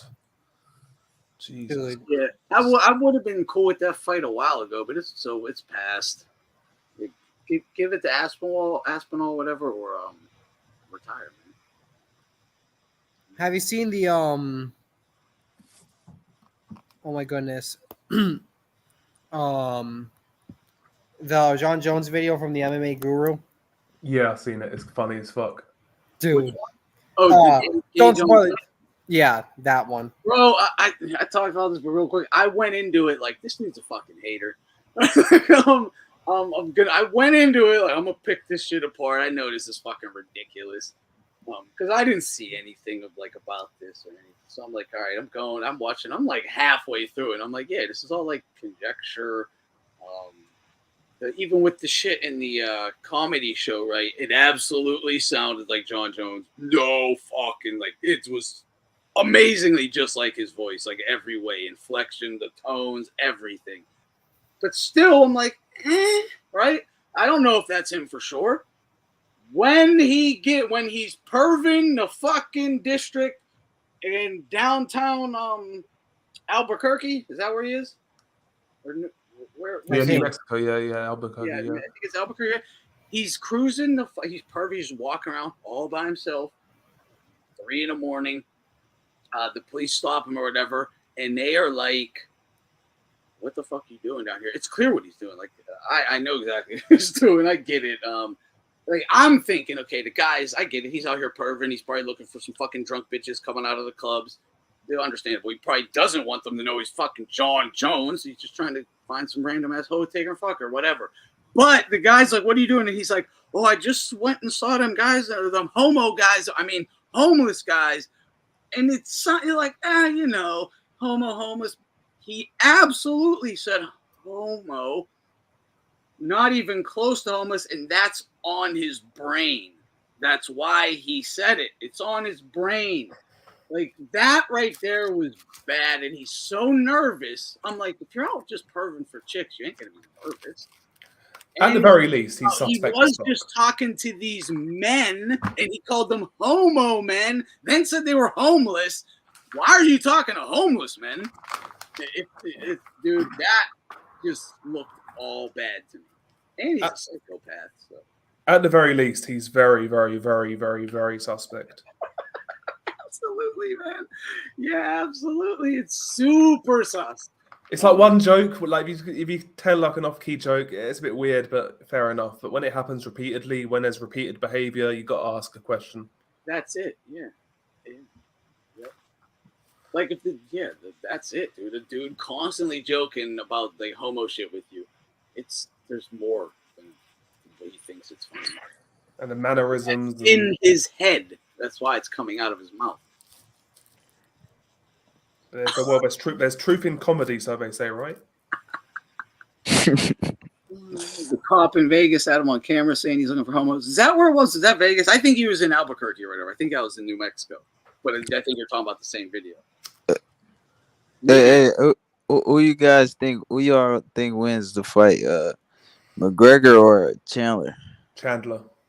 Chandler. You think Chandler wins? I am so not interested in that fight.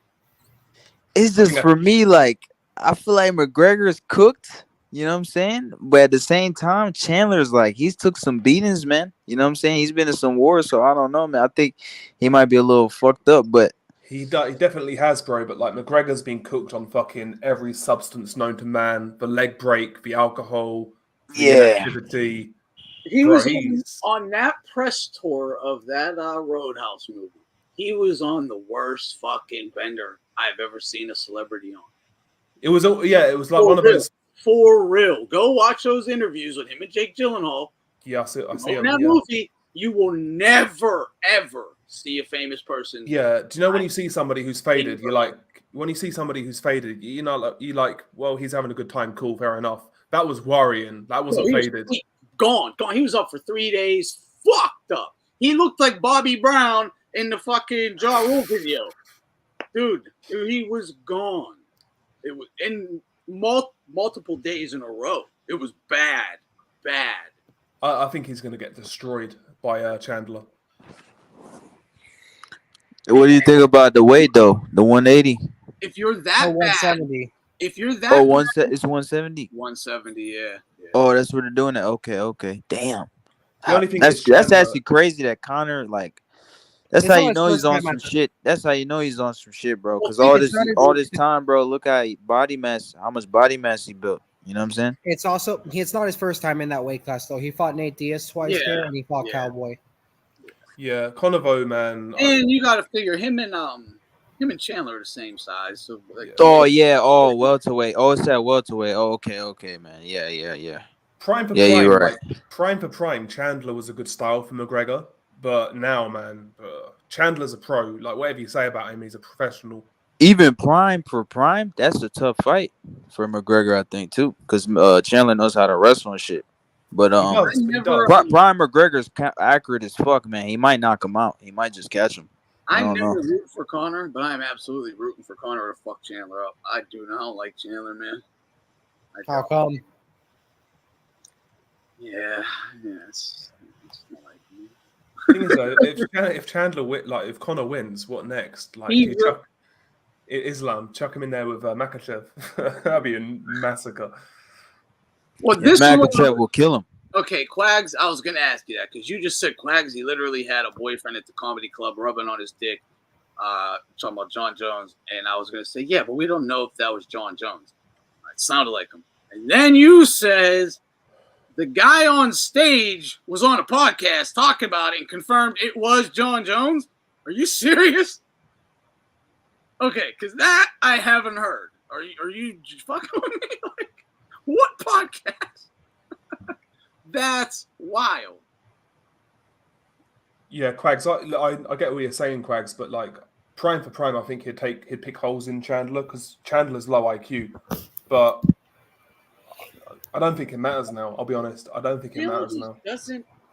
Imagine if it just turns into one of those fights where it's multiple knockdowns for 5 minutes. I can't get my blood pumping. I don't know why. Like, I don't get excited for that guy's fights or anything. He's so vanilla to me, like in every way. Just like him versus Eddie Alvarez and Bellator, man. That's one of the greatest fights ever, man. Is it? Oh yeah. Yeah, hell yeah, bro. You got to see it. Like Prime Chandler was a monster, man. You know what I'm saying? But right now, I agree with you. I'm not a big fan of him either, but he's a good motherfucker, man. You know what I'm saying? Jones was giving him the old dick twist. Yeah, twist the dick, twist his dick. What was that? That was in some movie.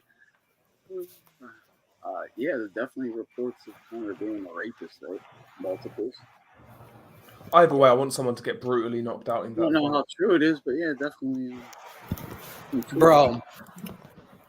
That I'll never forget. Well, hopefully I forget. Well, not hopefully, but I'll never forget that front kick he gave to Tony. That was like, bro, Tony's fall off is sad. That guy's gonna end up like, he's gonna get in trouble once he retires. How is he still allowed to fight? Because I heard he got a fight coming up again. He does. He's fighting Michael Chiesa. Yeah, how's this allowed? How is this allowed? Is he really that bro? Is he really bro? Bro, he went crazy like 5 years ago, like hearing like he thought there was microphones in walls and shit. Yeah, ripping his house apart because there's this government spying on him in his own home and shit. Yeah, bad, real bad. And you can say that's drugs maybe, but it's also a sign of no drugs and just CTE. They do the exact same thing. That's his style, man. Like Tony in his prime had a great fucking chin. Yeah. And he walked through so much shit. Plus he trains fucking crazy hard as well. All that adds up. Like he's gonna end up you'll see that guy on the news, man, and once he retires, bro. He'll do something crazy. Justin Gaethje broke him. Yeah. I think that took his prime away, you know what I'm saying? But on that time he was on a tear, man. He was a monster, man. Tony. It is crazy how he fell off, though. That's just Could you crazy. Man. imagine? Could you imagine prime for prime Dustin versus Tony? I don't know why they never made that fight. Bro, do you know what's sad as well? Like that bum Paddy Pimblett beat him. Fucking Dude, joke, man. I'm not a big Bobby Green fan, but I hope he takes Paddy to school. Yeah, bro, Paddy Pimblett's a fucking retard. I can't stand Man, him. Paddy's a hype job, man. That dude sucks, man. Yeah, exactly, bro. But Yeah, he ain't shit. Bobby Green might beat him. Yeah, I think Bobby Green could beat him. Oh, that's a legit fight. That's why they're making it. They're like, Patty, you got to prove to us something. This is a real fight. You might lose if you don't fucking step it up. He's fucking Paddy Pimblett's just a fucking absolute hype job. He appeals to the lowest common denominator in the UK. Absolute fucking clown. Does he really? Yeah, bro. The guy's a prick. I can't stand him. Makes sense. Another matchup I don't like that they made, I think it's gonna be bad. Yo, people know who Paddy Pimblett is more than like Michael Bisping or Leon Edwards in the UK. That's how bad it is. Crazy. That's crazy. Why? Damn. Because of social media? Yeah, that's it. Yeah, social media, definitely. And his haircut. That's it. Yeah, that'll help, huh? Yeah, man, but the thing is this, man, like that Patty motherfucker, man, like, bro, like he just beat a cook Tony, man. You know what I'm saying? I actually thought he had a chance of stopping him. He didn't even stop him, bro. You know what I'm saying? Like Tony's over the hill. He's done. He's done, man. He should have got him out of there. He should have fucked him up. Yeah, if you're a young gun, supposed to be a young gun on a tear, and you can't get this old shot fighter out of there, yeah, that's not a good sign, huh? 7 losses in a row, I think it is, or 6 for Tony Ferguson. Something like that. 7, sadly. That's what. How the hell is this like? Okay, look, why are you still fighting? Okay, if it's for any other reason than money, fuck off, right? I'm sorry. Okay, is it money? Fuck off. I'm Dana White. I'll set you up with something. We'll take care of you. We'll figure this all out. I got you. Don't worry. Blah blah blah. You're weird. Like what? Come on. And I know we ain't broke, like stone broke, in debt or something. He might need some finances reorganized or something. Don't tell me Dana don't have a team that can take care of him in one day. Dude, here's my thing. Why is he? Like, yeah, it's not for money. So what the hell, man? Thing is, it's weird because in interviews he talks fine and everything. Like he's like well spoken and stuff like that. He even has like a degree. Like he even has like multiple like he's pursuing to be a doctor. And apparently he's doing really well at that. Dude, just make him a commentator. I think he'd be a great commentator. Man, the thing with Tony, man, when I look at him today, bro, even his eyes, I look at his eyes and the way his face is, like everything, like he just looked changed, man, completely, man. Like he looks out of it. He's just done. Like he just lost it. Like, you know, he's not even, there's no confidence in him no more. Like, you know. Do you know what I think Tony Ferguson's future is? If he was, if I was his manager, I would try to make him the next Alex Jones because he's into that conspiracy shit. Tony Ferguson rambling on about like conspiracies would be amazing. Dude, a podcast of his might be great. It would be amazing, bro. Yeah, it might give him interesting guests to just talk about wild fucking shit with. Can you imagine Tony Ferguson and Theo Vaughn? Tony Ferguson with almost anybody should be good. That's his future, bro. That's his future. Fuck being a doctor. Become a podcaster. Yeah, for real, right? Yo, Papa Burner, make more money. Can you imagine Tony Ferguson and Diego Sanchez? Bro, Tell Tony Rogan, Ferguson. tell Joe Rogan I need to get on your show 3 times in 2 months and launch right after it. Tony Ferguson and David Icke. Fucking. I'd watch that shit. Oh, God. I wish we seen Tony versus Khabib, man. But it never happened. I think Khabib would have washed him. He was going to. Nah, Khabib was gonna beat him, yeah, for sure. But that was a good fight, man. That was a good fight, man. For sure.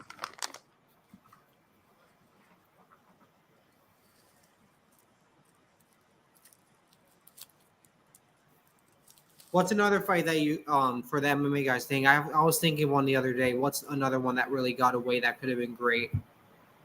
Man, I don't know why. Man, the only fight I want to see right now is Ilya versus Holloway. That's it, man. That's what I want to. That's really what I want to see. Amazing. That fight will be amazing. I picked Ilya to knock out Volkanovski, man. Like I've been watching that Ilya, man. That dude's striking is fucking insane. You know what I'm saying? Like he's actually pretty much. He's a good boxer, bro. He Look, really look. is. Me and Outlaw. Let me say this real quick, Jerson. This is funny. Me and Outlaw, we was chopping it up one day, and we was saying like, what if like at a fucking 140 catch weight or some shit, or 130, something like that. Ilya versus Kambosos. I think Ilya actually beats Kambosos in a boxing match. Yo, all jokes aside, what's crazy is that like it's crazy he's so good at boxing with his grappling background. That's like his base. But, dude, and have you seen Ilya Taporia? Yeah. What do you think for MMA standards? What do you think of his boxing? I've only seen one fight, little bit of highlights, so I can't say much honestly. Like Volkanovski, I yeah. just don't. I didn't see it. No. He lit Volkanovski up, man, bro. Yeah, he did. He definitely did. Volk's fall off has been kind of sad, but it is what it is. But it was kind of it was kind of expected. Like, there's no way he was beating that dude. You know, you come off of a bad loss or a loss. You know, you're mentally a little fucked up, and you're trying to jump right back. A bad loss, and you're trying to jump like right back in. Yeah, it's tough to come back, and there's a quick turnaround as well, relatively. Real quick. Right? That's what happened, right? Yeah, he got knocked out by Makachev, yeah. Yeah, real quick turnaround because he was like, I'm going crazy, not fighting. I got to get right back in there. Yeah. It's you ain't taking a shot, man. Yeah, I think Holloway versus Taporia is going to be a banger, especially with the momentum Holloway's having right now. I haven't seen a bounce back in a career like Holloway's been having so far. I'm very impressed with him right now. So I think it's going to be a great fight. I really do. Tell you what's a shit fight. Versus Gaethje. I tell you what. He was amazing versus Gaethje. Yeah, he was great. That knockout, man, bro. Dude, have you ever been so shocked you had like a high pitched laugh? Yeah, bro. That's literally what happened to me when that happened. I was at a sports bar and my dad was like, "Dude, like he's a Holloway fan, but he's like, dude, I don't know about this fight." Like he thought he was done. I knew Holloway was. We kind of see it in retrospect. In retrospect, he might just be struggling with the weight, but he's also been changing things up. Like he's been sitting on his punches more, and when he sits on his punches, he hits a lot harder.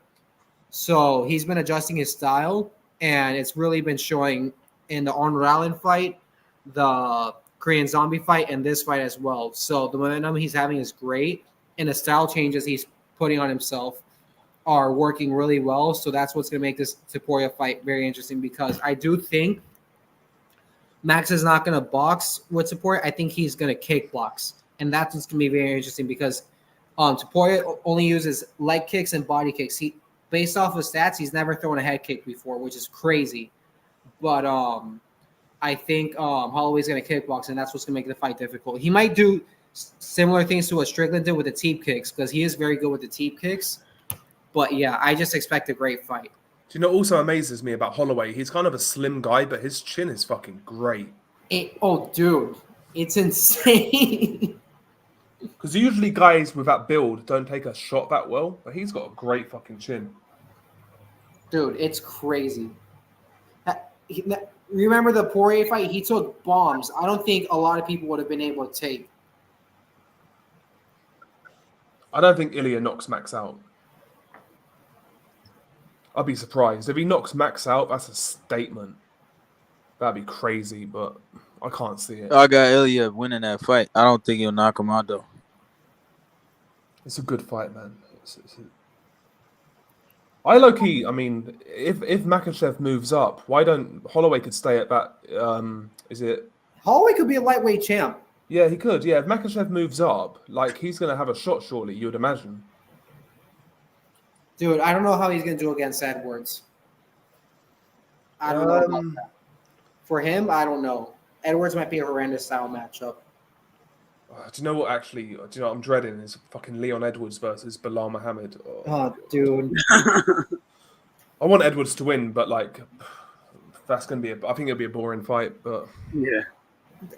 I just hope he comes in with the same energy as the first fight. You remember how he went off at the first fight? Yeah, he was piecing up Bilal, yeah. Dude, it was bad.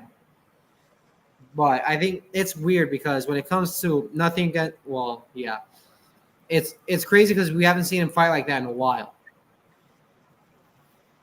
Yeah, I feel like Leon Edwards is one of those guys. If he actually sat on his shots, he could punch a bit harder. Like he could probably Oh, get he guys. would. Yeah. Yeah, he actually did. He wobbled Usman a few times in the third fight when they fought in England. Like he's got power.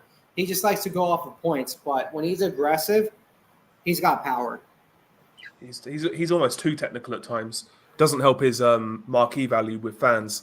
Definitely, I agree.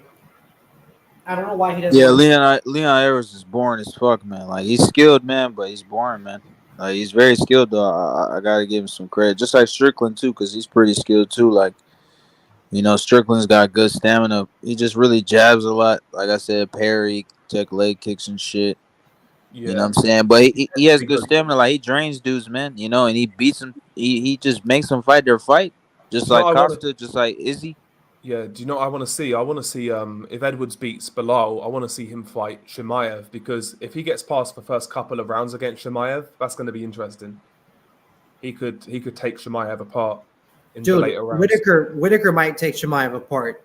He could, yeah. No, I got Hamza winning. That's scary to me. Yeah, I think Hamza wins. That is scary. Yeah, Hamza though, his gas tank is not fucking great. Yeah, that's the thing. 5-rounder. Ain't it a 5-rounder? Yeah, his fight with Whitaker is a 5-rounder. That's the dangerous part because that's wild. He struggled with Usman on 10 days' notice because of his gas tank, and he had a full camp, and Usman didn't. Yeah, exactly. So that's the biggest questionable thing with Hamza, especially. And the other thing is, Whitaker's not really a knockout artist, but he does hurt you. Yeah. And maybe it could have been from the weight cut. It could have been, but he got hurt by Burns, who was at 170. But he used to be at lightweight. Let's just say he's a 165er, because there's a lot of fighters that were too small for 70, too big for 55. I call them 65 pounders because that's where they deserve to be. Like Gilbert Burns, Cowboy, Nate Diaz, Masvidal, Colby. There's a lot of fighters like that. So Gilbert's like one of those, but Hamzat's a weight bully. Like he should have been at 185, and he went to war with Burns. Burns is a gangster though, but yeah. I feel like Hamzat is like the best first round fighter in the world, but after that, it's like, bro, his gas tank needs to get better. But I know apparently he hurt his hand in the Usman fight as well, but I don't know. He's good, but I just don't trust the gas tank. That's what I don't trust. If he had a great gas tank, I'd pick him to beat Edwards, but I'm not convinced. Well, he's not 170 anymore. He's at 185. Oh, it's true. Yeah, true. Yeah. No, he's not 170. He can't make that. I don't know how he does against Dricus. Dricus might be a stylistic nightmare for him. Yeah, especially as it draws out that fight. Yeah. And I think Dricus might be stronger than him. You'd have to say you'd probably, if you're Kamzat, you probably has to submit him early. Yeah, definitely. But you never know, man. Maybe he gets on that good shit. Maybe he fixes that gas tank. Yeah. Yeah, that's the thing. If Kamzat fought at a slower pace, he'd last longer. Yeah, but then he wouldn't be as effective in the earlier rounds either. So it's it's hit or miss. It's let's just see how he does at 185 for the time being. But it's going to be interesting to see how let's see how he does in an actual 5-rounder. Where's the top guy? I do like him though. I do want him to become champ, but Night Sports had a good point, which is true. And granted, it is kind of off the couch, not in his prime or whatever. But it is former pound number one. Usman. He's no slouch. Yeah, exactly. I want Kamzat to become champion though, because he's just fun. He's entertaining. Yeah, exactly. Yeah, I fuck. His interviews are hilarious, man. He's done a couple bullshit things, but overall, he started on such a high note. He gets a little leeway in my book. Well, I gave him his leeway. Now it's time to do your thing. Yeah, well, I gotta go. I gotta get off here too. I was the last half hour. I got food ready to eat. I've just been chilling now. I was not expecting this to go no fucking 9 hours. I didn't think it'd go more than like 2. But the conversations were so good. Oh, They dude. really were. And we covered like everything in depth. Like I'm telling you, anyone who's listening now who wasn't listening earlier, I saw a lot of people being like, "Yo, this shit is fire. This is a great like stream." Because we had everyone on here too, you know. Yeah. Yeah, man, we covered everything. Great talking with you, like always. Even I didn't want to end, and I only wanted to be on for like 2 hours. Yeah. So great conversation. I appreciate all you guys. For sure. And you think sometime this week we can do the Discord thing that you, me, and Boxing Chief? Oh yeah, and I got something. I got to talk to you about something. I wanted Aldo to be there as well too. Yeah, we can definitely plan that sometime either this week, if not next week. But if it's with all of the rest of the week, it will have to be in the morning if that's cool with you. Yeah. No matter when. But yeah, there is some stuff that I actually want to chat with you about as well. But yeah. Till next time. God bless. All right. Hope to see another one of these streams. Text me here in a little bit. We'll set something up. Yeah, for sure. Yeah. You guys take care. God bless. You too. Yes, sir. All right, guys. See you later. Done. Appreciate you. Bro. Appreciate it. Yeah, man. Good talking to you, my man. God bless you. God bless everyone in the chat. Papa. Yeah, I'm not going through the list, but everyone knows who you are. Yeah. Great stream. Wasn't expecting it to be that good, honestly. At all. Yeah. All right, guys. Have a good one. God bless you. Have a good night or day wherever you are. Peace.